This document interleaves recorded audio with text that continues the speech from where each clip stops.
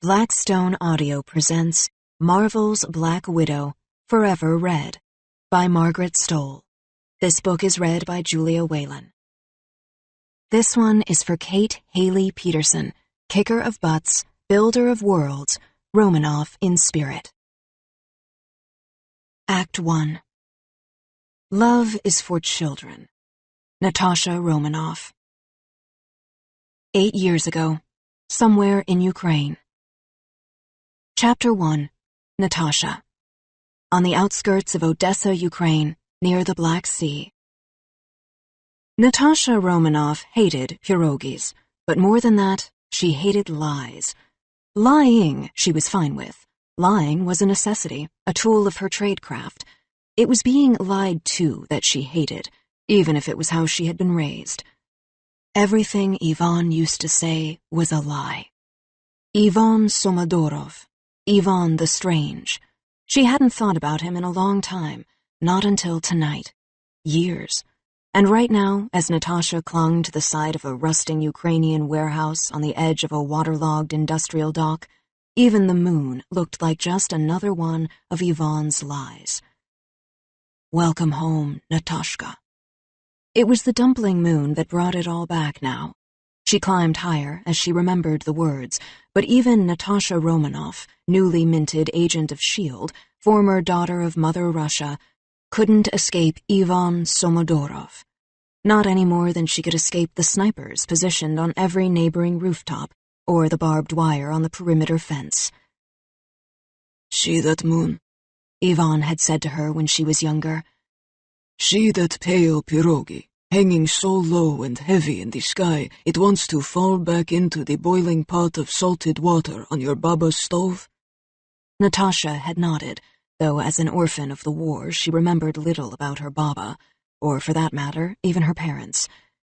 With a moon like that, your targets can see you as easily as you see them. Not a good night for hunting, or a clean kill. Not a good night for disappearing. It was Ivan she remembered. Ivan who had taught her how to shoot a Russian sniper rifle and to never use anything but a German pistol, preferably an HK or a Glock, no matter how you felt about the Germans. How to change out the barrel and action of an assault weapon in seconds and to modify her trigger so it broke like glass. How to cover her tracks, how to hide from the SVR and the FSB and the FSO, all the legitimate organizations that the KGB had become when it was the KGB no more. Those were her bosses' bosses, the groups they worked for, but never with, the groups they vowed to follow, but who disavowed them, the groups with the names that could be mentioned in the headlines of the Gazeta, unlike her own. Unlike the Red Room, unlike Ivan's crew, and, in particular, his favorites, Devushki Ivana, Ivan's girls. Natasha took a breath and swung, springing through the moonlit night from side to side, making her way farther up the corrugated wall of the decaying warehouse. The rough metal siding bit into her palms. It was a miracle that she was still hanging on. A miracle and years of training. Natasha closed her eyes and tightened her grip. Truthfully, she didn't need her adhesive suit. Even if I wanted to let go, I haven't been trained for that. I will teach you more than how to kill, Ivan had said. I will make you into the weapon itself. You will become as automatic and unfeeling as a Kalashnikov, but twice as dangerous. Only then will I teach you how to take a life, how and when and where. And why? Natasha had asked. She had been young then, or she would have known better. Child Natasha had been all eyes and shadows and angles. Alone and defenseless, half the time she felt like a thrashing rabbit caught in a winter trap. He had laughed outright. Not why, my Natashka. Never why. Why is for guitar players and Americans. Then he'd smiled. We all have a time to die, and when it's mine, when they send you to sink a bullet into my head, just make sure not to do it on a pierogi moon. She'd nodded, but she couldn't tell if he was serious or not. That's all I ask. A clean kill. A soldier's death. Do not shame me. It was his favorite line. He'd said it maybe 1,000 times. And now, as Natasha stared up at the boiled dumpling moon, she decided it was the one she'd repeat back to him tonight, when she finally killed him, just as he'd predicted she would. He's not a martyr, she reminded herself. We aren't saints. When we die, nobody mourns. That's the only way this ends, for all of us. Even if there were 100 fat moons in the sky tonight, Natasha refused to feel any shame or any sorrow for Ivan Somodorov. She didn't want to feel anything at all, not for anyone, but least of all for him. Because he felt nothing for you. Natasha kicked her legs up, balancing on an air duct on the side of the warehouse. Now she had a full view of the building, which only made her shake her head. She had seen abandoned FSB doghouses in better conditions. No, outhouses. She reached higher, grabbing another light fixture like a handle, hauling her body upward until it came off in her hand, clattering to the rotting dock beneath her. She froze. Tiermo. Выслушайте-то! Beneath her, a fat dock guard moved toward the sound, his weapon still slung across his back. 2 more guards followed. Untrained, not Ivan's guys, unless he's really getting sloppy. Natasha cursed to herself, flattening her hanging body against the side of the rusted wall beneath the shadowy eaves of the tin roof. Flashlight beams now swept across the warehouse, only centimeters beneath her. She held her breath. You didn't hear anything, Murak. Just your old outhouse falling apart.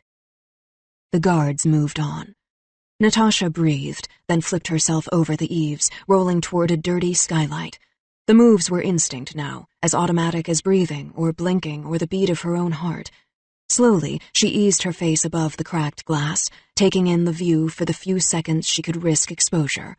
The world below was murky, and only 2 figures moved through the shadows in the central space between the shipping containers.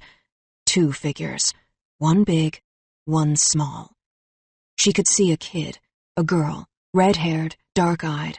From the looks of it, she was maybe 8 or 10 years old. They all looked the same to Natasha. Aside from her fellow strays in the program, the only child she'd ever known had been herself, and she hadn't even really liked that one. The girl turned her face away from Ivan, who stood between her and the window, and Natasha could now see she was crying, holding on to a ballerina doll. The kind with a ceramic head, Natasha thought, the kind they sell in the streets outside the Bolshoi Theater. She'd had one of her own a few lifetimes ago. Was that how I used to look at you, Ivan? Because now, shoving the girl and the doll aside as he stepped into the moonlight, there was her old commander, and new target, Ivan Somodorov. The closest thing I had to a father. Natasha hung farther over the skylight to get a better look. What was he doing? Putting something on the girl's head? Electrodes, maybe? Definitely. On her temples. More wires on her arms, hands, even her chubby little legs. On the other end of the wires was a squat metal box the size of a phone booth, bolted to the concrete floor, patched and soldered on the surface, apparently kludged together from many lesser machines. It sprouted a mess of thickly bundled wire umbilical cords, curving and sparking in every direction. The wiring led to more boxes, and then more wiring, as if it were a fundamental anatomical part of a much larger organism, one with no visible end. An experiment. So the reports were true. She's one of Ivan's little projects. Another Divushka Ivana. Natasha stared. She didn't wince, and she didn't look away. The scene was all too familiar, though she'd been chained to a radiator, not strapped in a chair, and Ivan hadn't been into electrodes back then. All the same, it didn't matter. Enough was enough. Natasha took in the scene in front of her, then rolled onto her back, raising her wrist to her mouth. Target is confirmed. Tell MI6 their tracking beacon worked. Intel is good. I'll send the Queen a fruit basket. God, you've got eyes on Ivan the Strange. London calls him Frankenstein. Coulson's voice crackled over the comm in her ear. Human test subjects, that's really his thing now? She glanced at the skylight. Looks that way. It's alive, Coulson said in his best mad scientist impression. Natasha stared up at the dumpling moon. The view was even better here, from flat on her back on the top of the warehouse. Not for long. I'm going in. Chapter 2. Natasha. Odessa Shipyard Warehouse, Ukraine, near the Black Sea. The moment Natasha Romanoff anchored her carabiner to the steel frame of the open skylight, her mind went into overdrive. Battle mode. The adrenaline kicked it up, and she rode the surge the way she did everything, fast and hard, with no apology and no regret. She hadn't felt it when she was unbolting the warehouse skylight's glass panels, or when she was silently dislodging them from the metal frame that held them in place. She only felt it now that she was going in. As she loosened her belay clip and rappelled silently down into the warehouse, her mind first ran through Yvonne's obvious moves, then his logical moves, then his less logical ones. She knew them all. It was a one-woman game of speed battle chess, and when it was over, Natasha almost always won. Like a Kalashnikov, she thought. Like a Romanov. This is who I am. This is what I do. Her eyes flickered across the interior of the warehouse as she read the room. So you've got 5 thugs at the perimeter trying not to look like they're waiting for me. Where did you find these idiots, Yvonne? Natasha dropped 3 feet farther for a better look at her target. I know you heard me rolling the last few feet of roof to the skylight. You taught me that move. What are you up to? Natasha swung 180 degrees until she could see the little girl's face. What about the kid? Looks genuinely scared. Kid, vulnerability, check. Natasha spun farther, counting heads as she turned. Thick cabling coming through the walls with a heavy smell of ozone and a scary amount of electricity. Check. Let's try not to blow the place up. It was time to do the real battle math. Thug 1 is sticking close to Yvonne at 1 o'clock, but just out of the light. Looks like he's the only grunt with a sidearm. She raised an eyebrow. Carrying Mexican style? Don't they ever worry about blowing their balls off? Which means they've been told to grab me, not shoot me. She rolled her eyes in spite of the darkness. Good luck with that. Thug 1 won't be the first to charge. He'll be hoping to get in a cheap shot from behind, if he needs to, while I take out 2 and 3. They'll be coming from 7 and 9 o'clock as soon as I hit the floor. 4 looks like he'll be the fastest.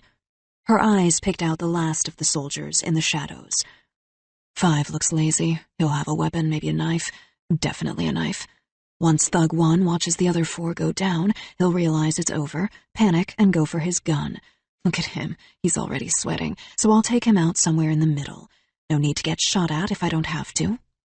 She glanced back up at the ceiling above her. The snipers are just insurance. They would have already engaged me. Yvonne clearly wants to chat. Natasha loosened her grip on the cable and continued to rappel down toward the target. She was getting close now. She could see the bald sheen on the top of Yvonne's head. He used to razor it every day to keep it shiny. She could see he still did. She wondered why he was sweating. Because he knows I'm about to get the drop on him? With that, Natasha Romanoff relaxed her hands and slid to the warehouse floor as quietly as a spider, but not quietly enough for Ivan Somodorov. Little Natashka, Ivan said, not looking up from the girl. It's a dumpling moon. If you're going to be so obvious, next time just ring the doorbell. A tattoo of barbed wire circled its way around his neck, the sign of a stint in a Russian prison. He turned to look at her. You shame me. Natasha took in the rest of what she could see of him, a cheap leather jacket and chains, which, along with the dirty V-neck shirt, just made him look like a Russian mobster. She sighed. Knock, knock, Ivan. Who's there? Shield. He looked at her blankly. I don't get it. Natasha punched him in the face as hard as she could. As he went flying back, she rubbed her fist. Sorry, it's more punch than line. The little girl began to scream, but Natasha couldn't hear a thing above her own heart pounding in her ears. She wasn't thinking now. This wasn't the time to think. This was pure movement and reflex, action and reaction, adrenaline, muscle memory. And Natasha Romanoff's muscles had a nearly perfect memory. Thugs 2 through 5 fell exactly as she had planned. except that Thug 5 pulled out nunchakus with a ninja flourish instead of a knife. "Are you kidding me?" She looked almost impressed. "But I appreciate the creativity." As she spoke, she dispatched her widow's cuff and sent the ninja flying with a bolt of electricity, and not in a very ninja way. Thug 1 got off his shot, but not before Natasha shattered his arm with her left boot. The bullet went wide, and the shooter went down. There was no one better at battle math than Natasha Romanoff. Ivan Somodorov threw himself into the waiting chair next to the girl and attached the electrodes to his own head. The machine sparked between them. He grinned at his old protege, his hand on the machine's lever. "Took you long enough? I've been waiting for weeks now. My Natashka." Natasha stared at him, trying to figure out if he was lying, and what it meant if he wasn't. The thugs were a distraction. The real game is just starting. Ivan snorted. "You come for me on a pierogi moon, and you don't bother to take out the security cameras first? Did I teach you nothing?" "I wish." Natasha stepped in front of him, brushing an unruly curl of red hair out of her face. "And how you've grown since the days when I schooled you in the Red Room." The look in his eye would make any girl shiver, but Natasha didn't flinch. "You looked like a lost little petunias then, fallen right out of the nest." Natasha ignored him. She couldn't take her eyes off the machine standing between him and the girl. It was marked Opus in Russian military tagging. It was also why she was here, that tech, though S.H.I.E.L.D. hadn't filled her in on the details. She hadn't been with the American agency long, and they didn't tell her much. All she knew was that she was here to put 3 bullets into her old Yoda and bag the box. "What is this thing? It looks like it belongs in a museum. And word on the street is Yvonne the Strange's new gig is stranger than usual." He waved one hand at the Opus. "Old Red Room tech. Something I've been playing with since our glorious Union of the People collapsed. The program has seen, better days, but that doesn't mean we can't pick up a few of the pieces and make some money." "Right. Last time I checked, you could barely hotwire a Yugo, Yvonne." "Who wants a Yugo? I drive a Prius now." He shrugged. "I've picked up a rogue physicist here and there. Red Room remnants." He grinned. "Dinosaurs like me, fighting extinction." Natasha was unmoved, tilting her head toward the wide-eyed girl. "And the kid? Why is she here?" He shrugged. "Does it matter? Another poor little unwanted petunias." Now his smile was dark. "Sound familiar?" Natasha Romanoff tightened her hand on her gun. "Was that what I was? Unwanted?" "No. What you were was a pain in my zadnitsa." Wrong answer. She smashed him with both wrists, once again unleashing the sting of her widow's bite cuffs. Yvonne writhed under the surprise of the electric charge, his head snapping backward, smashing him into the chair. Yvonne lifted his head. His were the eyes of a madman now. "Forever red, that's what they call your kind. You may talk a big game, but you're no more American than I am." "I'm nothing like you, Yvonne." She leveled her gun at him. Her hand wavered. "Just do it. He deserves it. You should have done it a long time ago." Yvonne's mouth curved into a twisted smile. "You're a ticking time bomb." His face was still pale from the shock. "Only a matter of time. You're not going to be able to cut this wire. Petunias. Not from me, and not from Mother Russia."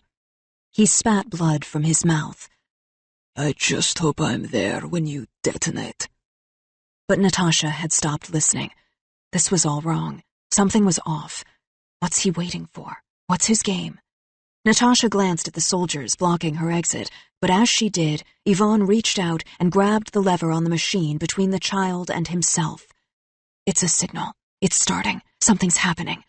Natasha heard the first rounds fire the moment he pulled the lever. She catapulted forward, and the line of fire moved with her, driving her toward Ivan the Strange and his even stranger steel metal box. They were all caught in the firestorm, Natasha and the kid and Ivan. Ivan shouted, but it was too late. A barrage of bullets riddled the machine. It exploded in a burst of fire and black smoke, and he went flying back from the impact. Natasha dodged the stray rounds, diving away from Ivan and toward the girl. "I'm getting you out of here!" she shouted, reaching to take her from the chair. The child screamed with every gunshot, her arms and legs instinctively kicking, her dark eyes wide with fright. Natasha yanked her free, and for a moment the girl clung to her. Only for a moment. Before Natasha could set her down, a massive electrical pulse surged from the machine, flooding through the wiring to the electrodes, lifting the body of the girl almost into the air. Because she was still holding the girl, it lifted Natasha right along with her. For a split second, Natasha Romanoff and the nameless, red-haired child were frozen in the same white-blue light. This is what he wanted. I walked right into it. I failed the battle math. Endgame? 0. Then it hurt too much to think about anything but the pain. Nails, Natasha thought. It feels like poison nails, ripping through every part of my mind and body. She had never been so exposed. A rush of images surged into her mind too quickly to process. Her brain burned hot, and the pain was overwhelming. She writhed beneath it. But then the blue light was gone, if only because everything else was going up in flames around it. The entire warehouse was igniting. A second explosion hit, this one much bigger than the first, then another, and another. Natasha realized now that the Opus machine was no single piece of tech at all. Rather, it was a collection of generators. By the ignition pattern, she figured almost every shipping container in the warehouse held one part or another, all wired together, which meant the blast wave would be bigger than she was expecting. Much, much bigger. The kill zone will be too. Ivan cried out, slumping to the floor, holding his head. Black smoke poured from the fried electrodes on his forehead. Dead? The little girl screamed. Natasha didn't hesitate. She grabbed the kid and rolled beneath a weapons locker, the last of the electrodes snapping free. She held her hands over the child's ears as the locker and the warehouse and the world rolled around them. Chapter 3. Natasha. Ruins of shipyard warehouse, Ukraine, near the Black Sea. When it was over, Natasha kicked off the locker. She rolled to her side, still holding the girl. Her own ears were ringing. Her vision cleared, and she took in the remains of the scene. Flames were spreading from shipping container to container. Soldiers were downed. Shrapnel had taken out the ones she hadn't. Either way, it didn't matter now. Natasha looked at the girl, who lay motionless on the concrete floor. Sirens blared from every direction as she lifted the child out of the rubble. The girl's eyes fluttered open. "You're okay," Natasha said, hoisting the girl into her arms and staggering toward the warehouse door. She shifted the child over her shoulder, ignoring the flames that now surrounded them. The flames and the ash and the bodies. "Don't look."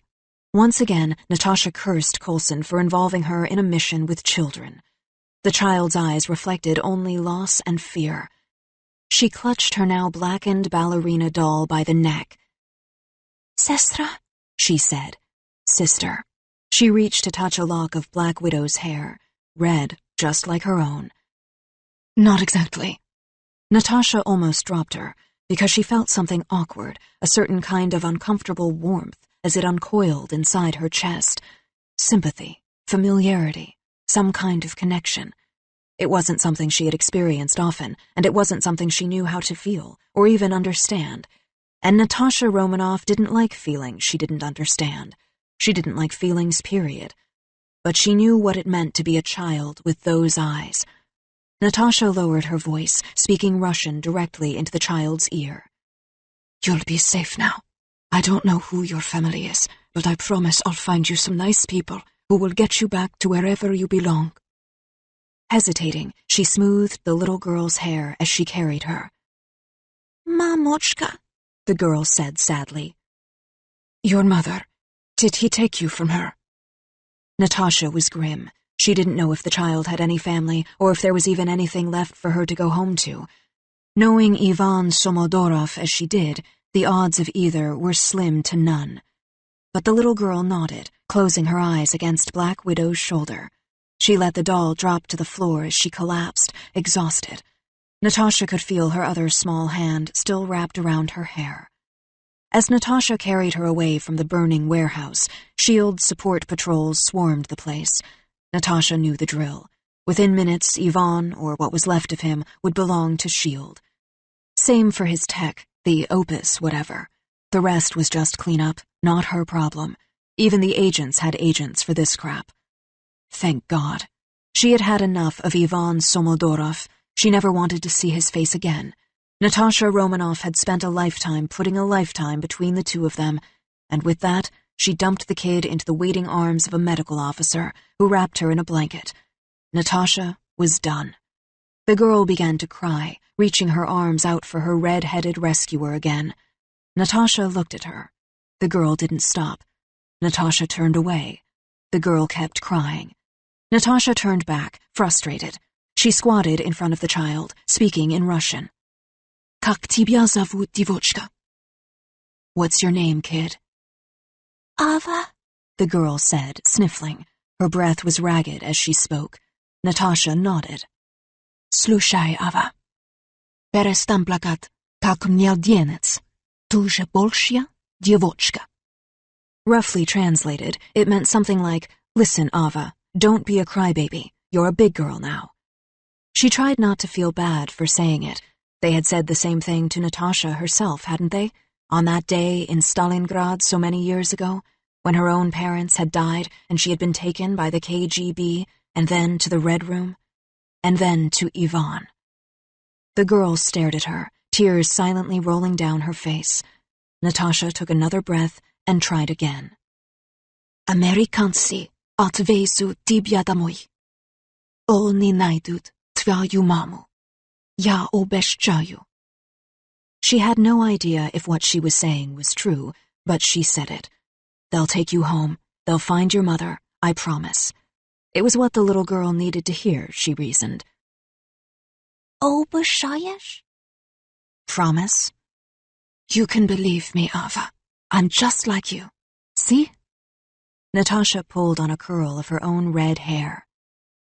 Я как и ты, she repeated. I'm just like you. The girl tried to catch her breath, but she couldn't. The tears kept coming. Natasha exhaled, standing up to grab a wallet off a passing soldier without him noticing. She pulled a €5 note out of it as she let the rest fall to the ground. Then she yanked a pen off a senior officer passing by, who turned to look at her, confused. Agent Coulson sighed. Can I help you, Romanoff? She didn't look up as she ripped the euro in half and scribbled something on it. No, Coulson, I can help you. I made sure to leave the security cameras running. She looked up at him. You should have good tape, whatever that thing was. Coulson held out his hand. Great, but I want my pen back. That's a limited edition 1935 Mont Blanc Tiger Eye. Natasha rolled her eyes and slapped the pen into his hand. It's called a Sharpie. You might want to look into it. You do things your way, I'll do them mine. He took the pen. Speaking of which, good job in there. Your file says you were Red Room too. This must have been personal for you. Emotionally complex. It wasn't, she said, trying to push past him. Coulson smiled.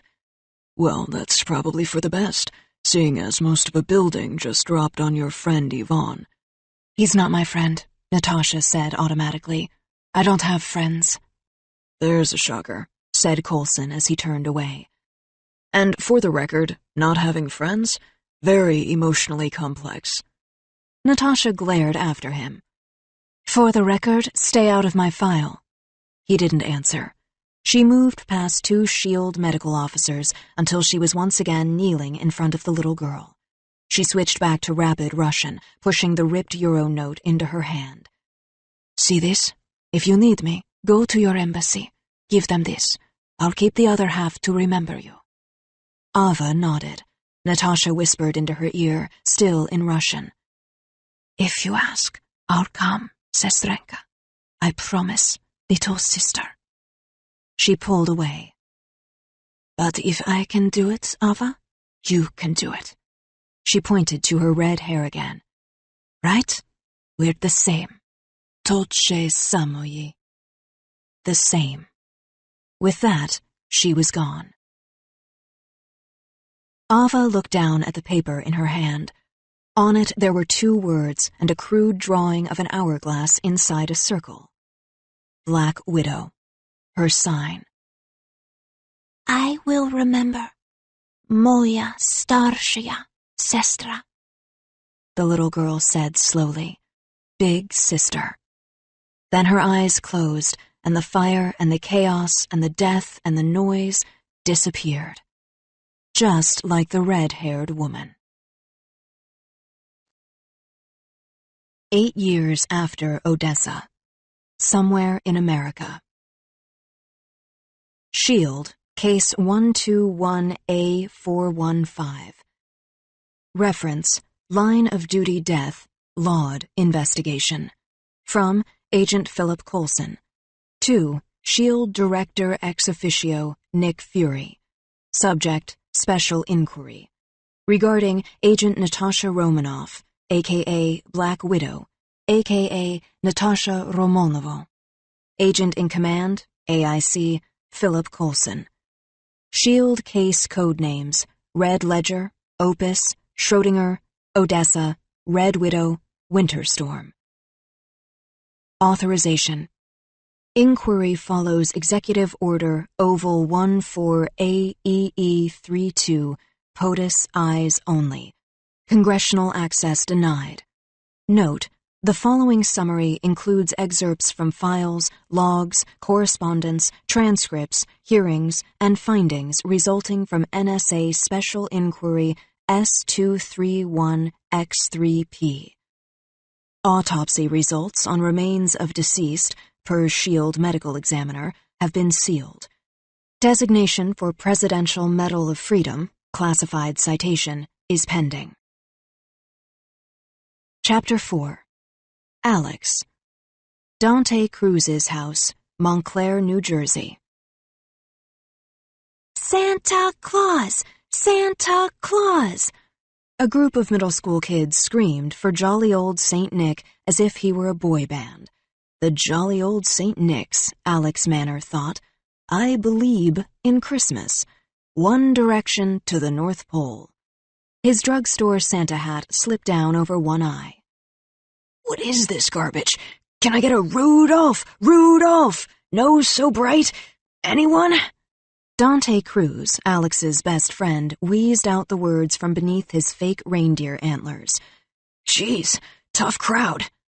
Alex, a sweating, red-faced 17-year-old, looked like he was about to pass out.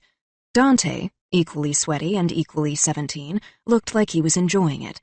The two friends faced off over a swaying ping-pong table in what appeared to be the arm wrestling match of the century, or at least of the week, or at the very least of Dante's little sister's holiday party.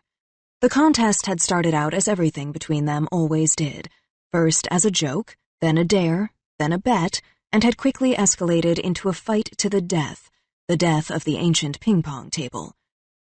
Alex Manor didn't have an off switch, not once his adrenaline was pumping.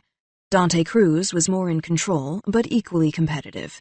Together, they were the equivalent of a lit match and a stick of dynamite that had decided to become friends, or brothers. Had enough? Alex looked at Dante over his fist. Why? Can't take the pressure, Santa? Dante smiled.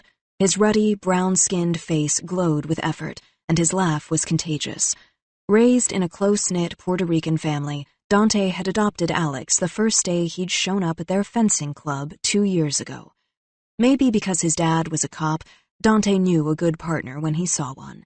And definitely because his dad was a police captain, there were never any parties at the Cruz house, not even the middle school variety, unless both parents were out of town. Pressure? What pressure? Alex said, gritting his teeth. Alex was as good-looking as Dante, even if his long dark hair did hang halfway over his even darker eyes. A good 2 heads taller than his compact friend, The lanky Alex didn't look like a choir boy, but he wasn't a thug either. And if there was something about him that seemed unsettled, a roughness or a restlessness that seemed to haunt from inside, something that left him with shadows under his eyes and the startled reflex of a trapped wolf cub, Alex himself would have been the last to know why it was or how to stop it. Alex Manor was just this side of the edge, at least for now. This side of the edge, both in life and in this wrestling match. Alex's arm bulged beneath his faded t-shirt, and the harder he shoved against Dante's arm, the more his tattoo slid beneath the edge of the material. It was red and black and circular. The pattern inside was shaped like an hourglass. There wasn't anyone in school who didn't know what that tattoo meant. It belonged to the Black Widow, who had become a hero to teens around the world, along with Iron Man, the Hulk, and Captain America. Plus, it was a cool tattoo. Everyone said it, and Alex knew it, even if his mother didn't think so. That's how he played it off anyway. But what Alex never told anyone was that he had no idea where he'd gotten it. He was so freaked out when he'd woken up with it that he'd had a full-blown panic attack and hadn't been able to sleep for a week. Just another reason to stay sober and stay in school, he thought. But you would think I would remember something like that. Alex frowned and pushed harder. Dude, I'm blitzing, Dante said. On energy drinks? At a middle school kickback? Alex gritted his teeth, pressing down on Dante's arm. That's your combat strategy? More caffeine? He leaned in. Better than more Pringles, Dante said, as his face turned even redder. Alex did have a bottomless appetite for junk food, and he couldn't help but laugh when Dante called him on it, which was apparently the opportunity Dante had been waiting for. He sprang forward, forcing Alex's arm almost down to the table. The moment he did, Alex countered. He ran through the options in his head as he leveraged more and more of his weight against his target. Dante's like a broken record, and now he's off balance, which means it's almost time. Wait for it. Not yet. Let him get a little farther. Getting there. Almost. 3, 2, 1. Alex smashed Dante's arm down to the table, and it collapsed beneath them.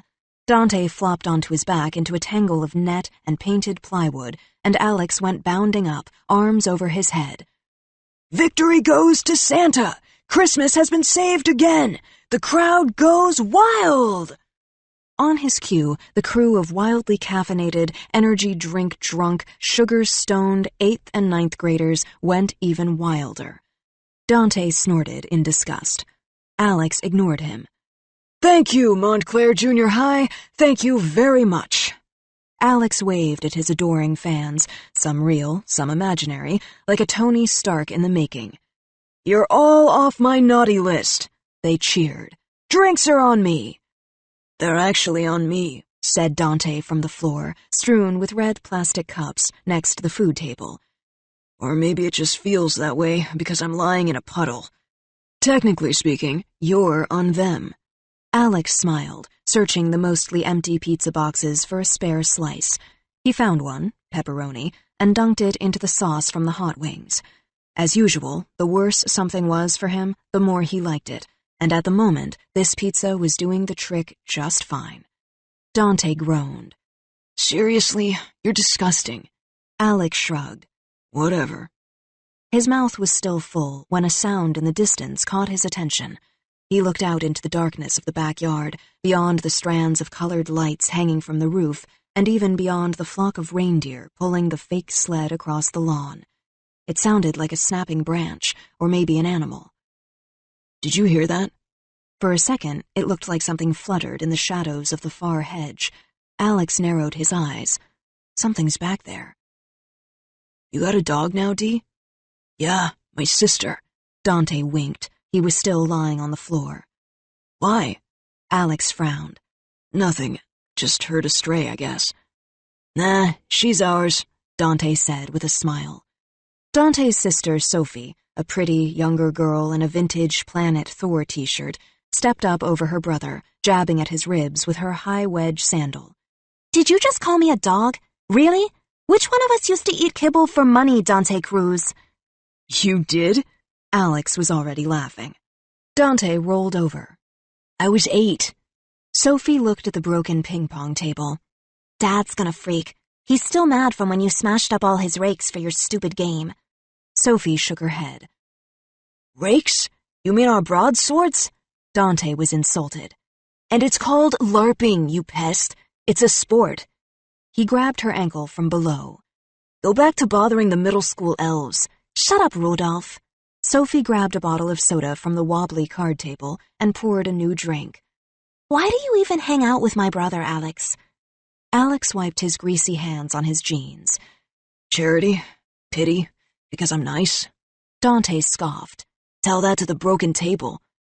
So I'm a little competitive. Alex looked embarrassed.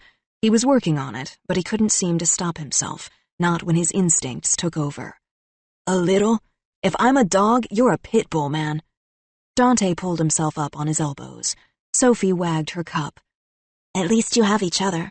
I don't know why anyone else would hang out with you. Oh, wait, nobody does. She poured soda down on her brother's face. Dante lunged for his sister's ankle as she stalked off. Alex saw the porch light from the next house brighten for a second, as if something had only just moved out of its way. Then he shook it off. You're being paranoid. It's probably just Santa and his flying reindeer. But he found his eyes lingering on the dark back of the hedge. What if something really is out there? Over at the far end of the yard, well beyond the shadows, a black-gloved hand pushed the hedge back into place. Distant laughter drifted above the muted holiday music, all the sounds of someone else's party. It was the sound of strangers having a good time, of the holidays proceeding as they should, at least for the average, everyday sort of people. But not for everyone. A face ducked back into the darkness, leaving the world of hedges and yards and red cups behind. Because Alex Manor was right. Something was out there, even if it had more to do with destiny than flying reindeer. Shield eyes only. Clearance level X. Line of duty death, Laud investigation. Reference Shield Case 121A415. Agent in Command, AIC, Philip Coulson. Regarding Agent Natasha Romanoff, a.k.a. Black Widow, a.k.a. Natasha Romanova. Transcript, Department of Defense, Laud Inquiry Hearings. DOD. The boy. Let's start with the boy. Romanoff. Yes, sir. DOD. It seems, if we go back to this mountain of paperwork S.H.I.E.L.D. has so thoughtfully provided, that he had nothing to do with any of this. Romanoff. It seems that way, yes. DOD. Was that the case? Romanoff, pausing. That would be classified intel, sir. DOD. And this would be a classified DOD Laud hearing, Agent, would it not? Romanoff sits back from Mike. DOD. Agent Romanoff, I want to remind you that you're under oath. Romanoff. Look, let's cut the crap, sir. I know what I did, and I know why I'm responsible. If you want to know where things really went south, it all started with Ava and me. Is that what you wanted to hear? DOD. What I want to hear, Agent, is why. Romanoff. That's so American. DOD. I'm waiting. Chapter 5. Ava. Fort Greene, YWCA Basement, Brooklyn, New York. When Ava Orlova opened her eyes in the mornings, all she could hear was Swan Lake. Her mother had hummed Tchaikovsky as she had rocked Ava to sleep as a baby, then later when she'd tucked her in at night as a little girl. It was all Ava had left of her now. She didn't know what had happened to her mother or even her father. She only knew that they were gone, and that by the time she left Odessa, all those years ago, she no longer had any reason to stay. Ava could feel the hard floor beneath her thin, lumpy, and distinctly non-swan-like mattress. It radiated cold, and she pulled her sleeping bag, the one she'd stolen from the Auburn homeless shelter, up to her shoulders and shivered. Except for one scrawny kitten with an equally scrawny belly, Sasha Cat, Ava was alone in her nondescript room. And possibly in the world. A single light bulb hung from her bedroom ceiling, if you could call the room a bedroom. The high, small windows were the first clue that her makeshift room was actually a basement. The second clue was the damp puddle on the concrete floor, the recycled newspapers stacked along the walls, and the bags of old cans and bottles. It looked like a prison cell, but Ava wasn't a prisoner. Not technically, and not in anything resembling a jail. Not anymore. When Shield had first brought her to this country, they'd taken her to 3 places: a baseball game, to experience America, a big box store, to buy off-label American clothes, and 7B, a decommissioned American military bunker that still felt like a jail. The classified safe house had no name, so Ava thought of it as 7B, the numbers on her steel-reinforced bedroom door. For 5 years, her only companions were a dull rotation of tutors and security guards, an old television stuck on C-SPAN, and an endless supply of microwave macaroni and cheese. Never again. Ava had been on her own for 3 years now, and she'd never looked back.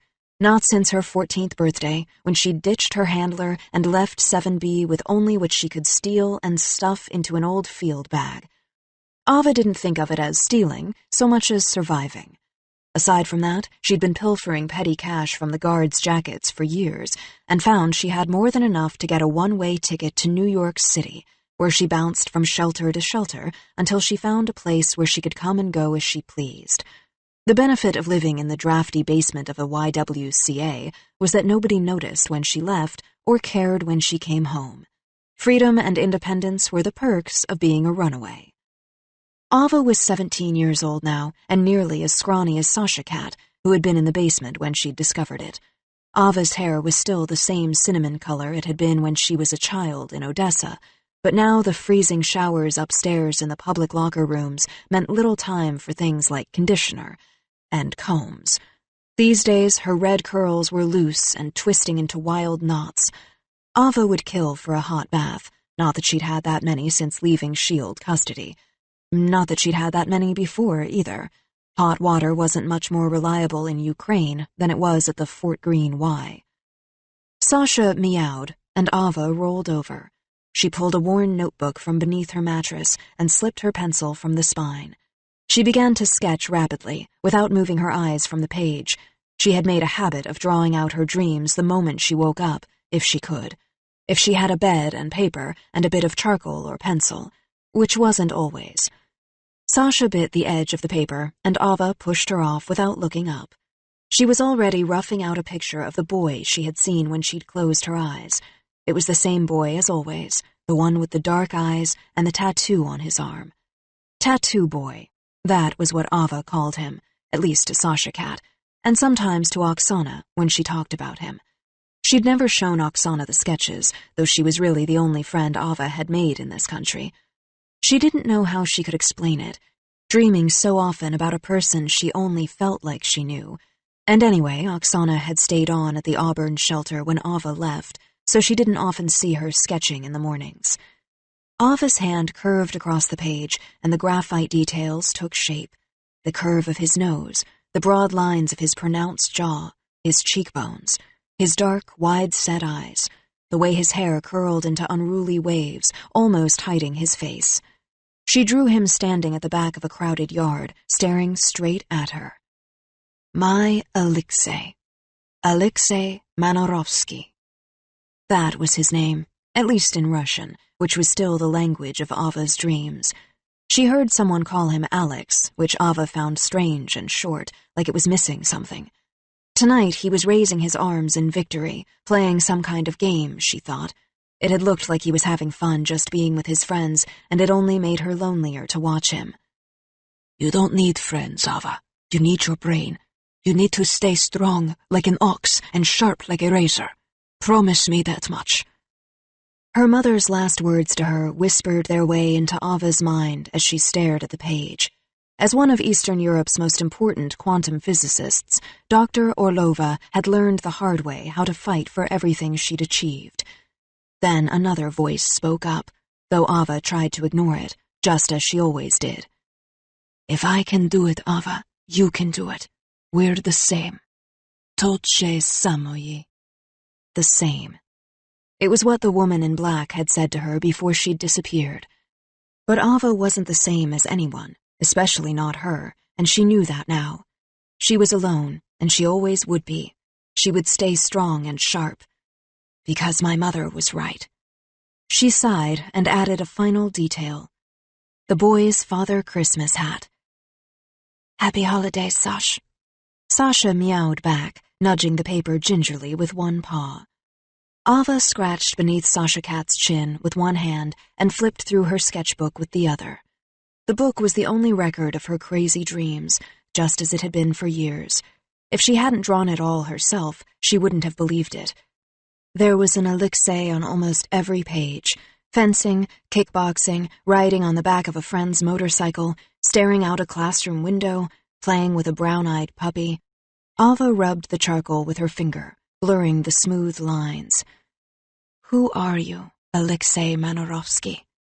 Why do I only see you in my dreams? And what do you have to do with me? She turned the page without answering the question. There was home, Odessa, and before that Moscow, what she could remember of them. Her mother's face above the collar of her lab coat. Baked apples. Her beloved old ballerina doll, the one with the ceramic head, Karolina. The doll had been a present from her parents, long lost now.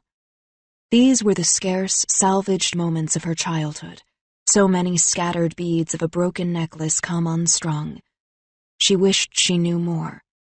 She moved to a new drawing, to darker memories. The Odessa warehouse where she'd lost everything years ago. The bald man with the barbed wire pattern inked around his neck, the monster who had taken her whole world away. She always drew him with vacant black eyes, like a demon, which is what he was. She couldn't remember much, but she remembered the black eyes taunting her. No one will come for you, little petenets. No one wants you. No one cares. Not even your precious Mamochka.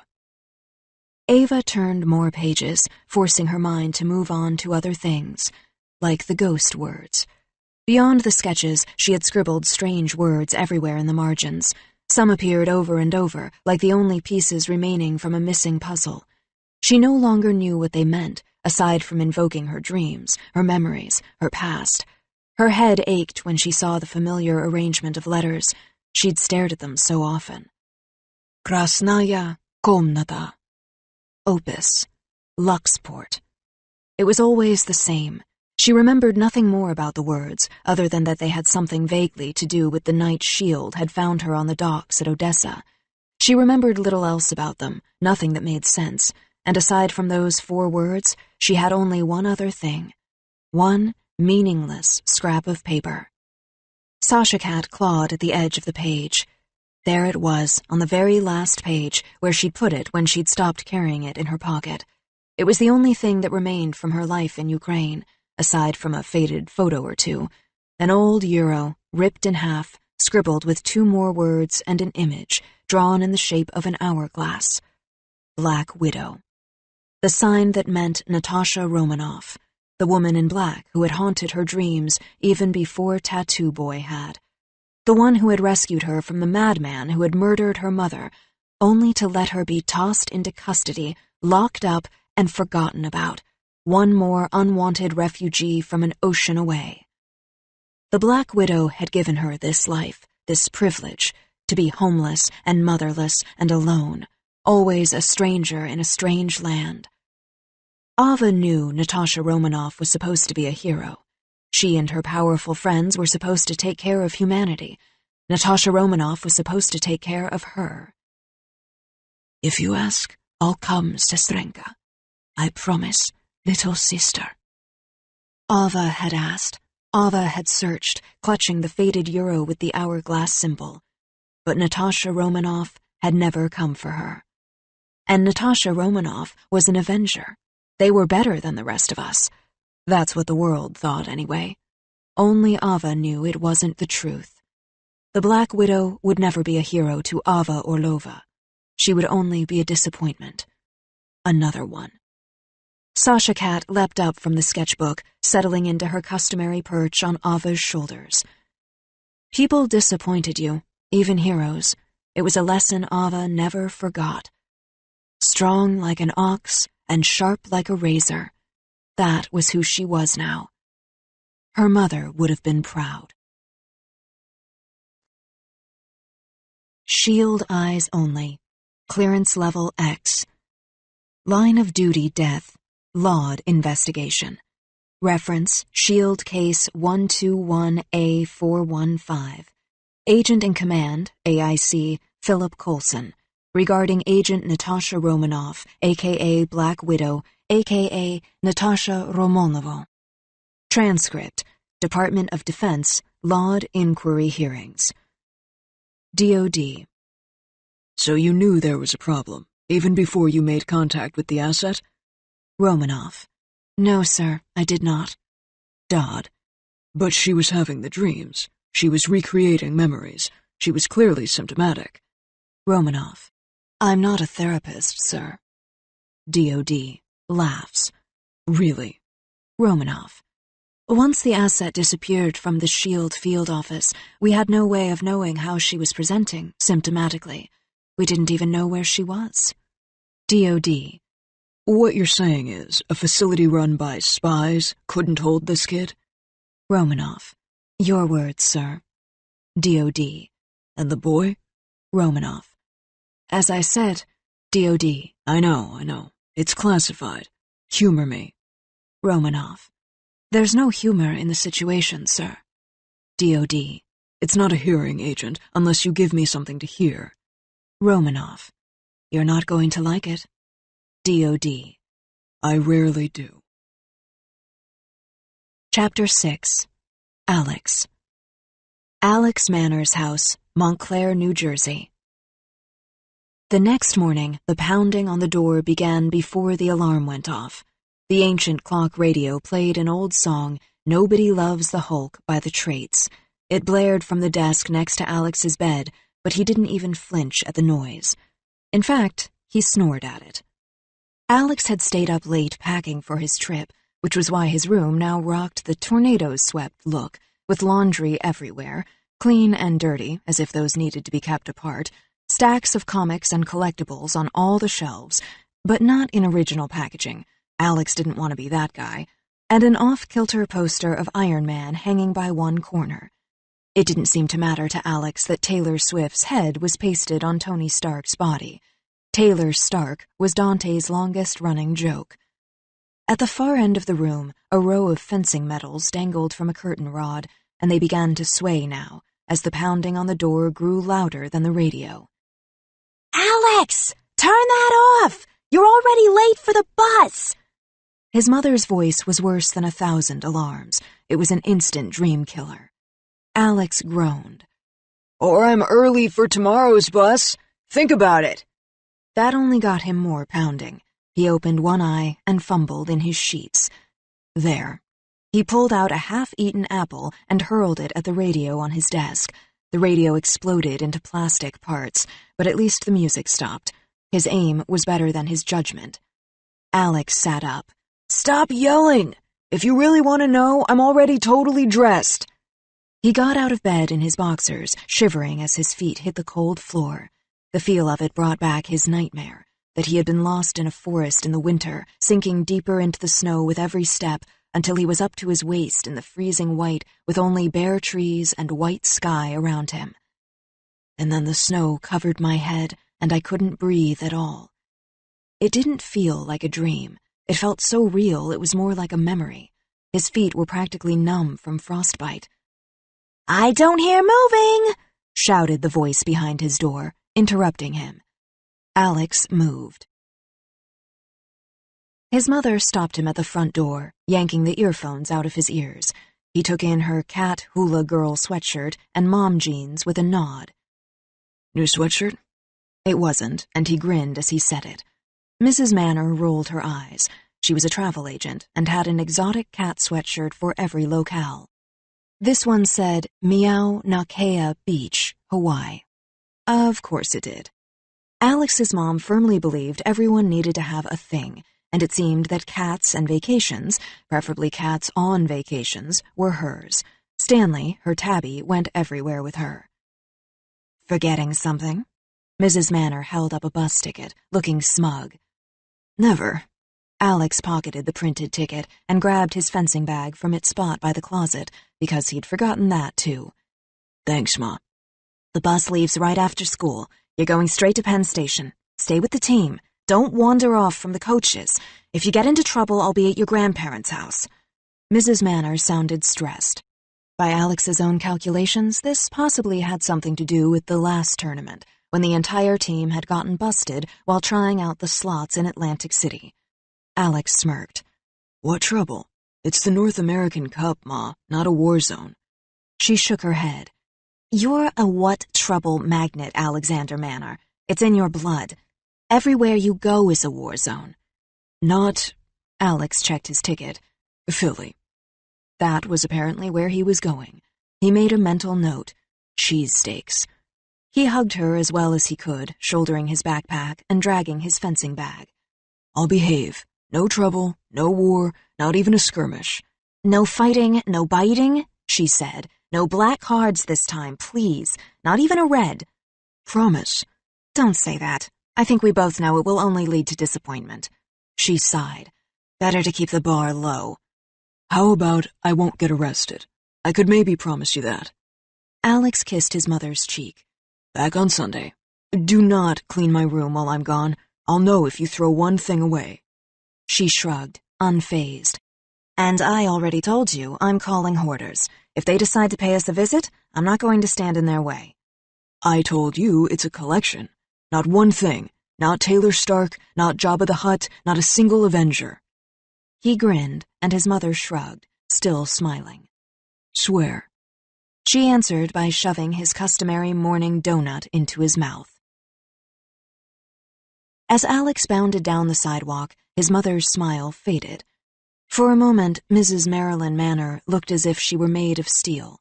When Alex rounded the corner, she took out a cell phone and punched in a few numbers.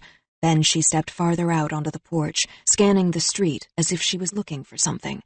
Her eyes darted from car to car, hedge to hedge, rooftop to rooftop. If there was anything there, she didn't seem to see it. Mrs. Manor shivered despite her sweatshirt and pocketed her phone. Behind a neighboring chimney, a black-gloved hand dropped a pair of binoculars. There was no doubt about it. Marilyn Manor was worried about the right problem. She was just looking in the wrong place. There were eyes on the Manor family. That was the what trouble now. And whether or not trouble was in Alex Manor's blood, as his mother suspected, it made no difference. There was more to worry about this time than teenage boys let loose in Atlantic City. Shield eyes only. Clearance level X. Line of duty death. Laud investigation. Reference Shield Case 121A415.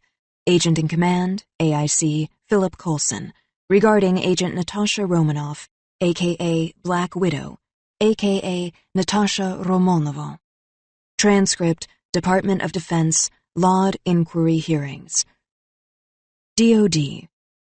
"So we did have eyes on the boy?" Coulson. "No, sir, not to my knowledge." DOD. "Not shield eyes, Agent Coulson?" Coulson. "Let me put it this way. Whatever was going on with Alex Manor, or whatever you want to call him, it wasn't under my purview." DOD. "Then whose purview was it?" Coulson. "Not mine. That's all I know." DOD. "And the girl, Ava Orlova? When did you first encounter her?" Coulson. "That would be when Ivan Somodorov was trying to microwave her in Odessa, I guess. You know the rest. The hostage grab, when she was just a kid, and then Philly." DOD. "Ah, which brings us to Philly." Coulson. None of that was her fault. DOD. "Because she was your average teenage girl? I find that hard to believe." Coulson. "Ava Orlova was never your average teenage girl. But then we wouldn't be having this conversation if she was, would we?" DOD. "You tell me, Agent." Chapter 7. Ava. the Fort Greene YWCA, Brooklyn, New York. Prosapaisia, Ava! Wake up. The slam of a fencing blade into her chest brought Ava back to reality. As she opened her eyes, the latest daydream faded. Tattoo Boy saying goodbye to his mother, the one with the strangely hard eyes, but something else too, someone, watching from across the street. Someone with a gun. The blade hit her again, and Ava found herself automatically kicking her foot beneath her attacker's outstretched leg, taking her down, slamming her to the floor beneath them. Her heart was pounding. That's new. Ava now stared awkwardly down at her friend Oksana, who was flat on her back on the wooden strip. Sorry, I don't know why I just did that. Never mind why. Where did you learn how to do that?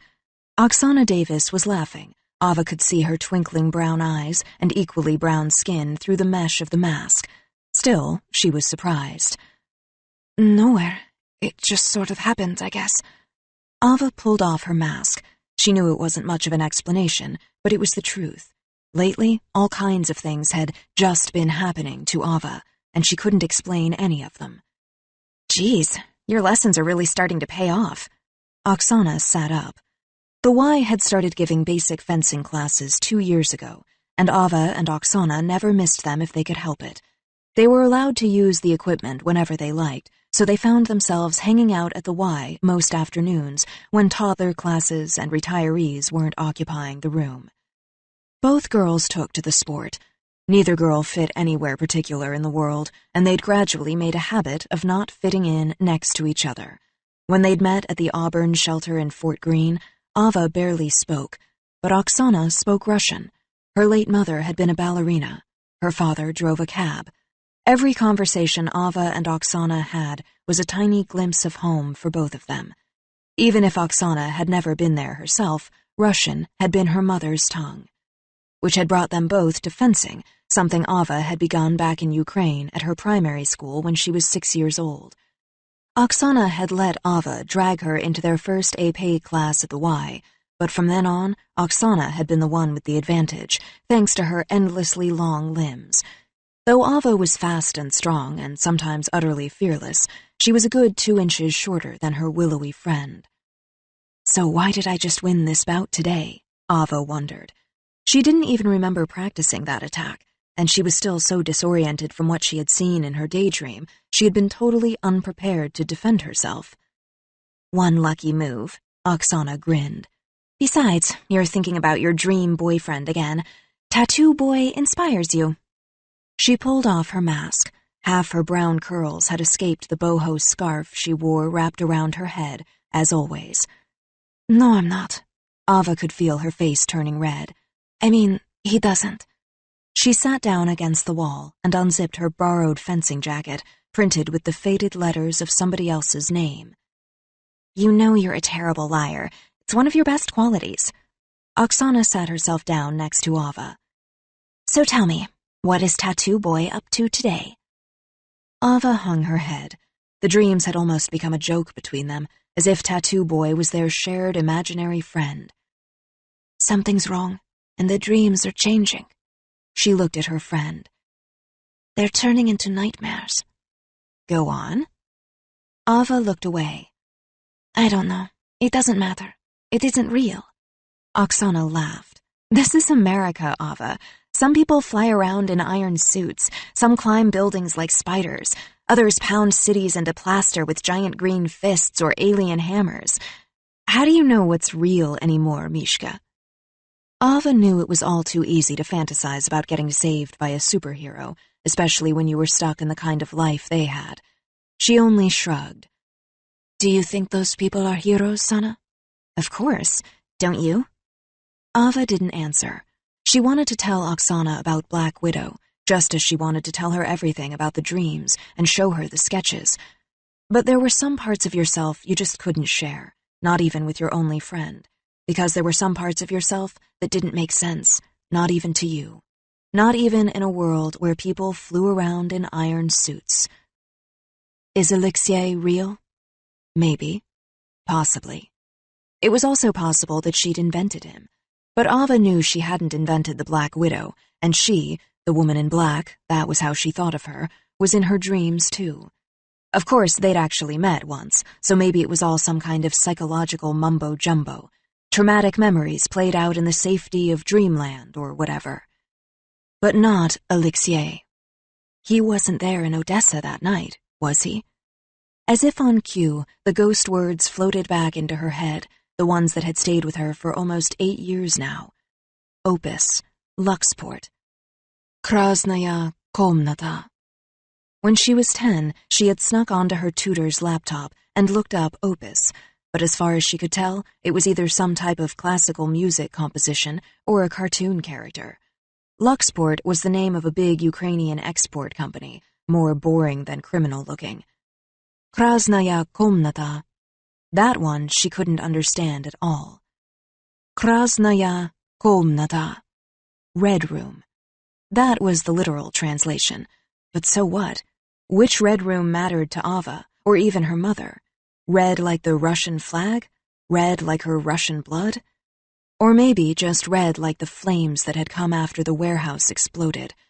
Maybe her mind was just remembering that night, trying to make sense of it. Maybe the room was just her memory. Red what? Now Oksana was poking her with a blade. Speaking of trips, we've got to leave really early tomorrow, like 6 in the morning. Ava tried to piece together what her friend had been talking about. 6? That's the first bus? And how are we going to pay for a bus all the way to Philly? Oksana smiled. Who said anything about a bus? She unplugged her blade, letting it clatter to the floor. I've called us a cab. Ava looked surprised. Your dad is going to drive us all the way to Philly? Oksana shrugged. Once Nana said it was time we started competing, my dad said yes. He wasn't going to be the one to crush our dreams. She grinned. Well, my dreams. We already know what your dreams are about. Ava shoved her. At least they're not about Nana. Nana was their volunteer coach, an Armenian firecracker who taught classes for free on Thursdays. Between the 3 of them, every other kid in the class now knew how to curse in Russian. You know we have to register for tourneys. It was the best Ava could come up with. A fencing tournament was the farthest thing from her mind. She'd had an uneasy feeling all day, and now she felt sick to her stomach. It's the gun in the dream. I can't stop thinking about it. What if I said same-day registration was still open, and that Nana told me she wanted us to go? Oksana smiled. I guess I'd say we don't have equipment, Ava answered. She was still distracted. Maybe it's an omen, she thought. Maybe bad things are coming. Oksana looked around. And then I'd say we could use this stuff. And then I'd say excellent, because these gloves don't smell like someone died in them. Ava peeled hers off, dropping it on the floor. Oksana smiled. Oh my God, Ava. You're chicken? Ti trushish? Is that even possible? I'm not chicken. Ava wiggled out of the jacket, which was 3 sizes too big. You?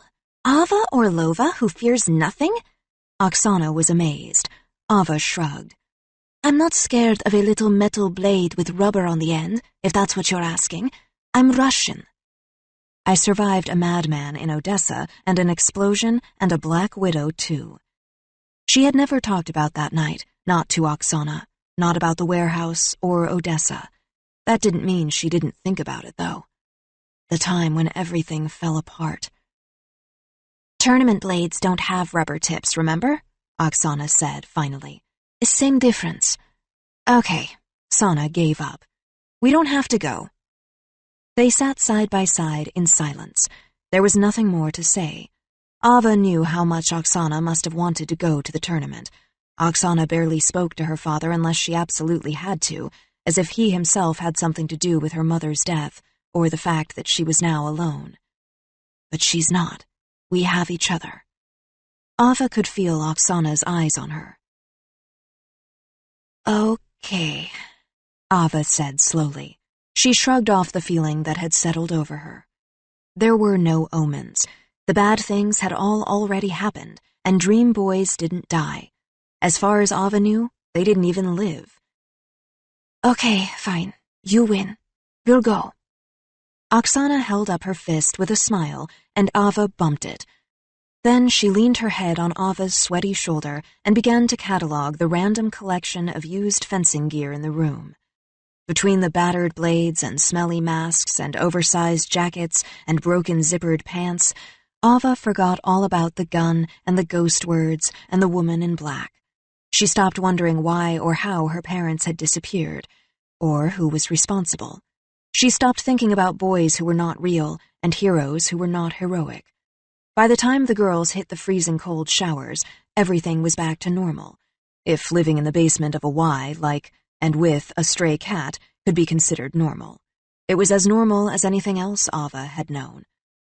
The icy blast of water was almost literally mind-numbing, at least clarifying. That's why Ava never minded the cold. She depended on it. It pushed away her memories and made her head hurt less, which was important because the one thing Ava could not afford to do was feel. She had felt too much already. She already knew she was going to have to be her own hero. Shield eyes only. Clearance level X. Line of duty death. Laud investigation. Reference Shield Case 121A415. Agent in command, AIC, Philip Coulson. Regarding Agent Natasha Romanoff, a.k.a. Black Widow, a.k.a. Natasha Romanovna. Transcript, Department of Defense, Laud Inquiry Hearings. DOD. And you made zero contact with the asset prior to engaging? Romanoff. No, sir. After further reflection, I had decided it would be best to cut ties. DOD. Why? Romanoff. Sir? DOD. Why cut ties? From what I've read, you pulled the asset from burning wreckage. You spoke her language and identified with her as an orphan of war, almost a sister.